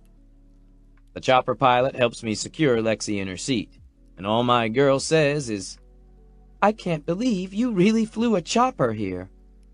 Of course I did. Borrowed Boone's the moment I heard she needed me. Fastest way to get somewhere. We drop the doctor off, and then the pilot lands back at Boone's helipad and I drive us back to Lexi's little cottage. She's awful quiet, but she's had a rough night. Hell, we both have. Still, she's allowed to be a little thoughtful. I don't push her to talk to me. Plenty of time for that. We pull up and I park the car, then race around to Lexi's side to open the door for her and help her out. She gives me a funny look. If it was up to me, I'd carry you inside, I tell her. I'm gonna fuss over you tonight. There's no getting around that. Her lips tug into a half smile. Fair enough. She rubs her arms and shivers in the night air. I mostly want a shower, honestly. A shower and pajamas. We can do that, I promise her. I help her inside, despite her fussing, and it takes everything I have not to go into the bathroom with her and help her shower. She doesn't want me in there, though, and so I sit on the couch and twiddle my thumbs until I decide I'll make her a snack instead. I fix a big bowl of kettle corn, one of her favorites, and a glass of milk, and then wait for her to come out. She emerges a short time later, hair wet, and wearing her biggest, fluffiest flannel pajamas. That's all right with me. I pull the popcorn bowl into my lap and pat the sofa next to me. Come sit. I worry she's gonna think I'm pushing too hard, but she moves to sit next to me and curls her legs up under her. I put an arm around her shoulders and she leans in, snuggling against my chest. Don't think we ain't gonna talk, I murmur, wrapping my arms around her. 'Cause we got a lot we need to hash out. Don't want either of us sleeping on it and thinking the problem went away. Lexi groans and grabs a handful of kettle corn, shoving it into her mouth. Look, so busy snacking, can't find time to talk. She gives me an overly bright smile, her cheeks puffed out. I snort and put the popcorn on the table, out of her reach. That's what I get for trying to feed my woman. Crumbs on your lap? She brushes a bit of popcorn off the front of her pajamas. More like her using it as a stalling tactic. Lexi sighs heavily and gives me a chagrined look. Old habits die hard. That's all right, I tell her. As long as they do eventually die. I put a hand on her back and rub the small of it. You can talk to me, can't you? Am I that hard for you to open up to? That's the thing. I'm not used to opening up to anyone. She scrunches her face and puts two fists in front of her and shakes them. Bottle it up until I'm ready to explode. That ain't healthy. Well, that's what yoga's for. Instead of exploding on people, I make them do really tough poses. Their groans of distress soothe my ego. I can't help but laugh a bit at that. It's true. Lexi's favorite thing about yoga is trying to watch other people attempt the same poses. Just try for me, all right? I promise I won't keep anything from you or do shit behind your back no more. She sighs again, as if pained. All right. Let's talk about Keith Lawrence, that fucking dildo of a human being. It was really sweet of you to go and talk to him, but I don't like that you didn't talk about it with me first. I don't like that you felt threatened by him and didn't say anything to me, I counter, my tone as gentle as I can make it. How do you know he isn't dangerous? Because I figure he would have chopped me into pieces and hidden me inside his fridge already if that was his intent. No? Hey, don't frown like that. I'm just being funny. She puts her hands on my cheeks and tries to force a smile to my face manually. Smile. If he so much as touched you, I growl, seeing red at the very thought, I'm gonna burn that fire station down to the ground. Which wouldn't be all that useful, seeing as how it's a fire station and they probably can put it out. But hey. She crawls into my lap, trying her best to distract me. Look. Keith just has a hard time taking no for an answer. I thought I had him handled, but I didn't.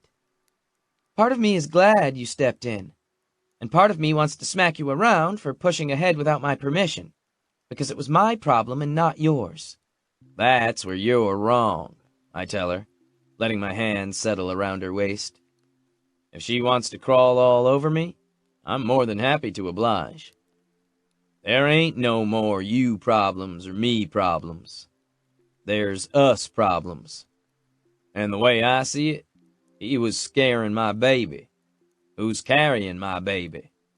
Understand? Lexi purses her lips. Much as I hate to admit it, yes. So what did you say to him? Did he actually listen, or was he just a dick about it? He postured a lot. But he didn't have a choice but to listen when I brought in the lawyers and mentioned his record in front of everyone. Her eyes widen. Record? What record? I nod and tell her all about the scene at the firehouse. About Keith's prior record and all the threats I lobbed at him. Course, I point out, I should probably give the dick back his keys, but I'll let him sweat on 'em for a bit. Then I'll have my lawyer return 'em once enough time has passed."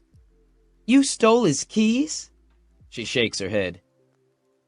"What am I saying? Of course you did. This is you we're talking about here." Lexi slides her hand down my chest. "Just give them back.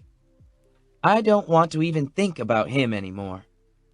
If what you said is true, if he even tries anything, he's going back to prison to be someone's bitch for a long time."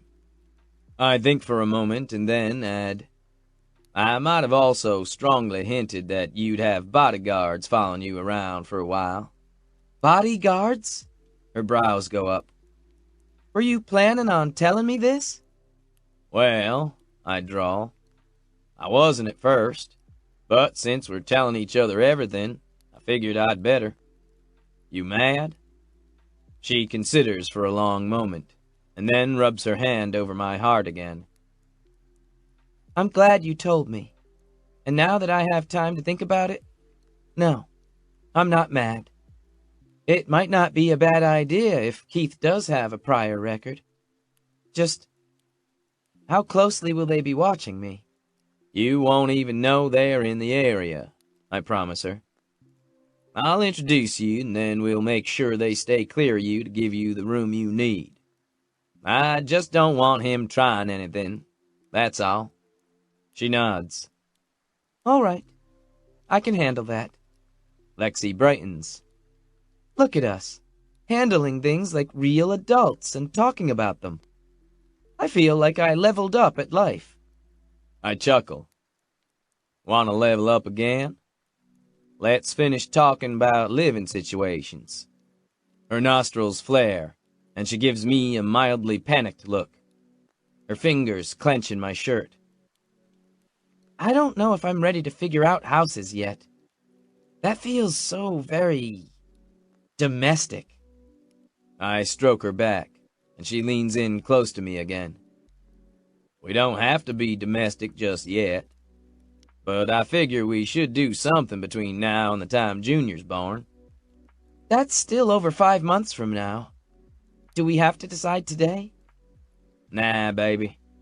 We don't have to decide today," I tell her gently. "Long as we decide where the baby's staying between now and then." Lexi looks relieved. She idly rubs up and down my chest again, and my cock's getting uncomfortably hard just at that small touch. I don't say shit, though. I like her hands on me far too much. My cock can play again in a week or two, when Lexi's been okayed by the doctor. Until then, it's gonna have to just ache a bit. "I can make a decision in a few months," she tells me.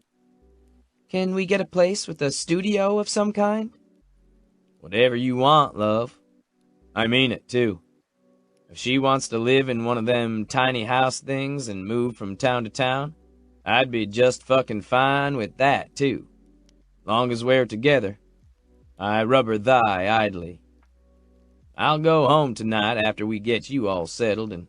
"Wait, why?" Her arms go around my neck. "Well, because this is your house and you ain't ready for a home yet." "Correction.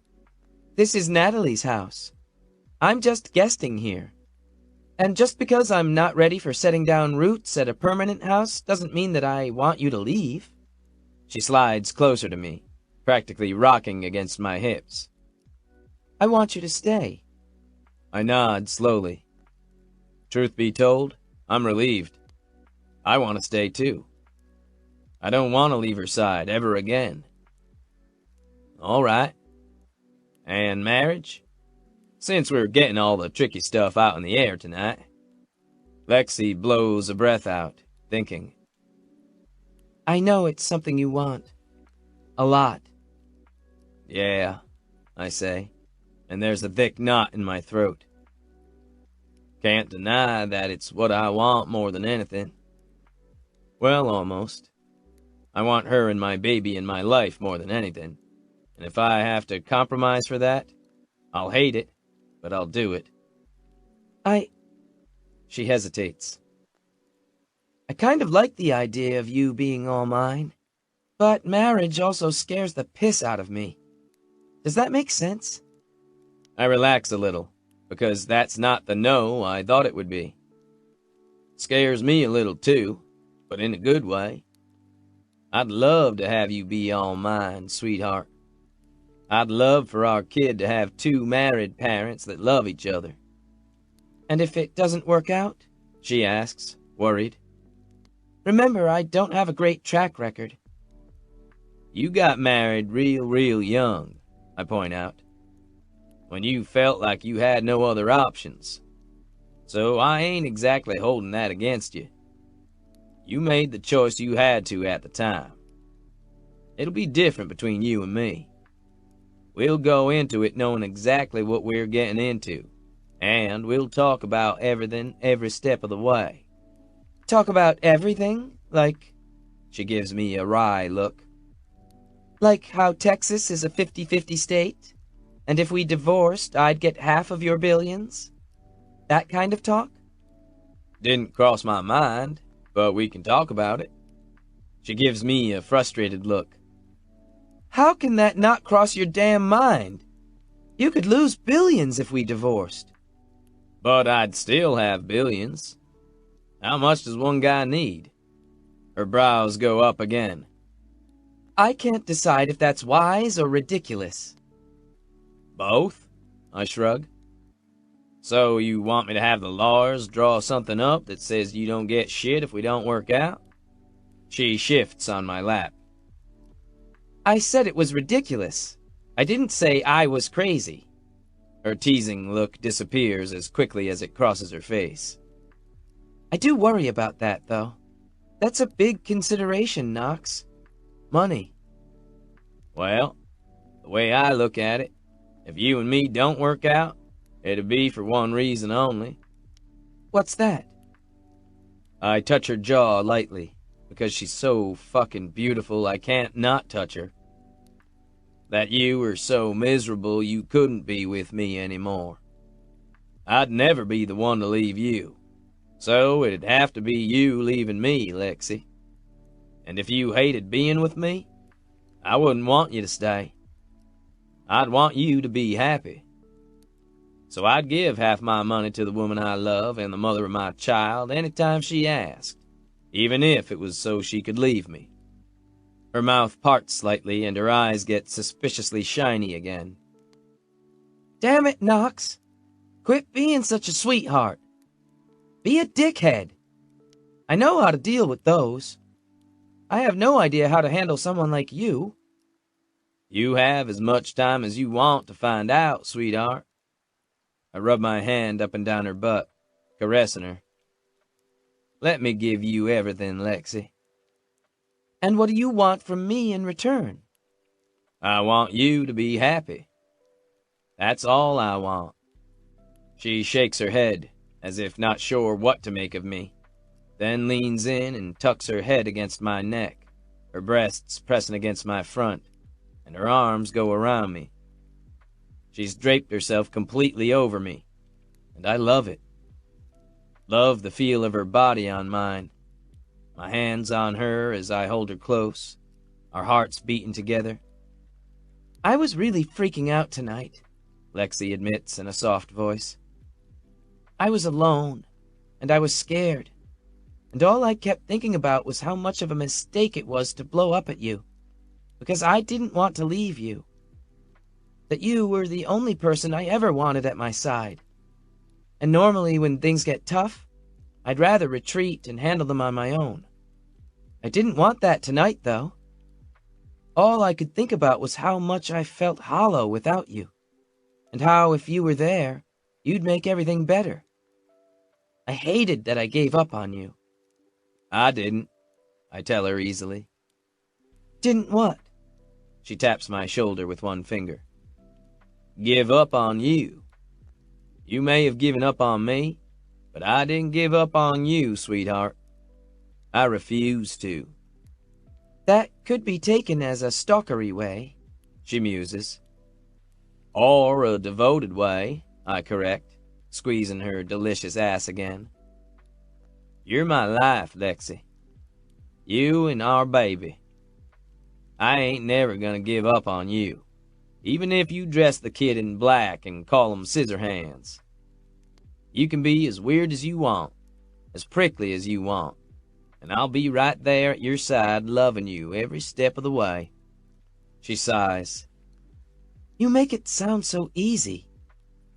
That's because it is easy, I murmur. I can't resist touching her. That wonderful, bouncy ass of hers is making me want to do naughty things. I slide my hand under the band of her pajama pants and touch bare skin.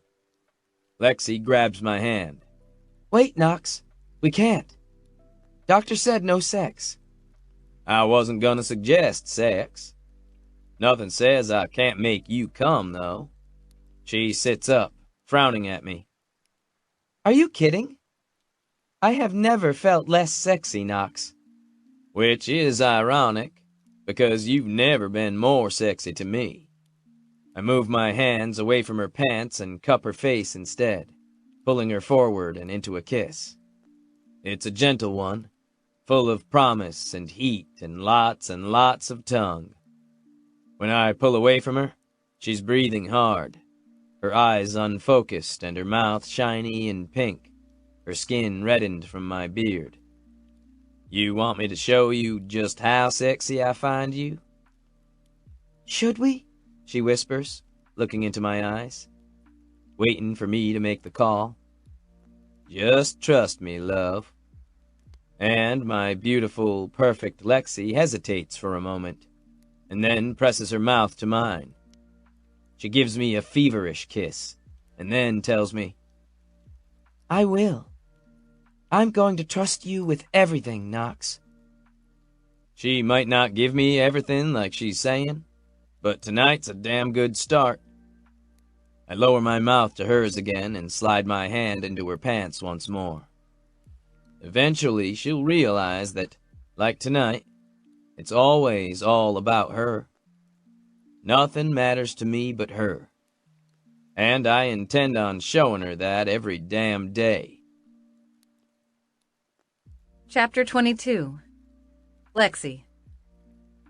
You know, they say pigeon pose opens your hips up. I just never thought it would open them quite that much, I tell Knox as he holds our newborn son close. I wonder if we should use the video of that in class, water breaking and all. It might be an incentive for women that are overdue to push their babies along. I think he has your nose, Knox tells me, and it's clear he's not listening to a word I'm saying. He hasn't since the nurses put the baby in his arms. That's all right. He's allowed to be enraptured by our small son. I am too. Tired, but fascinated, and feeling more love than I thought one heart could hold for one small baby and his father. My husband of 2 months gazes down at our child with the most tender, adoring look on his face. People say newborn babies are ugly, but I don't see it. He's the handsomest little fella. He's got a handsome daddy, I say back. And then, because I'm getting too mushy, I add, you're practically the same age. Knox just snorts with amusement and holds one tiny fist. So, what name do you want, sweetheart? Did you decide? I groan and lean back on the hospital bedpillows. The name has been a thing of contention between us for the last few months, ever since we knew for sure that it was a boy. We wanted something with an X in it, because both of our names have an X. But deciding on that name has been tricky. It's been one of the more difficult decisions lately, and we've had several big decisions in the last few months, like getting married and buying a house.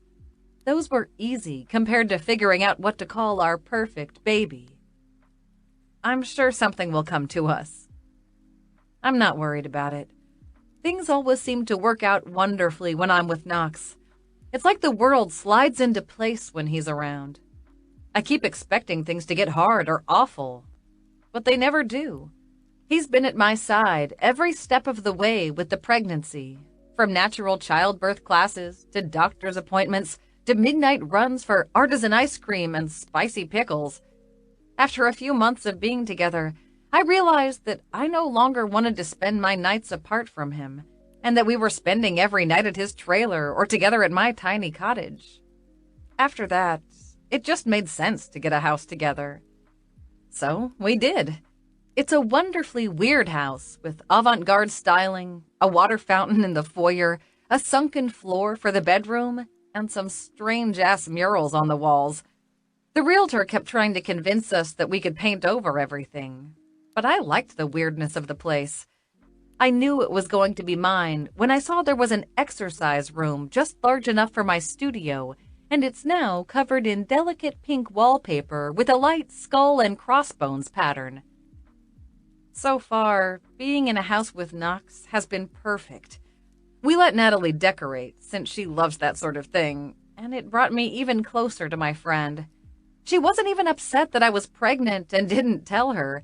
She was just excited we'd get to go through this together. I feel a little guilty about that, because Natalie's pretty much been sick every day of her pregnancy, and I've only had a few weird cravings. My baby bump was half the size of hers, and I've put on exactly the required amount of weight. Poor Nat. Of course, her sweet little newborn, Esme, makes up for a lot of things, I imagine. After Knox and I moved in together, it seemed natural to try out the marriage thing. Like everything else with Knox, it's been effortless. There hasn't been a day that I've regretted it, or that he's been an asshole. It's all been perfect. My husband gazes down at his son with the most besotted expression. We need a name for this little man. Something has to feel right. We could call him Keith, I say dryly. Really blow that asshole's mind. Knox shakes his head. I don't want my son growing up even knowing who that dickweed is.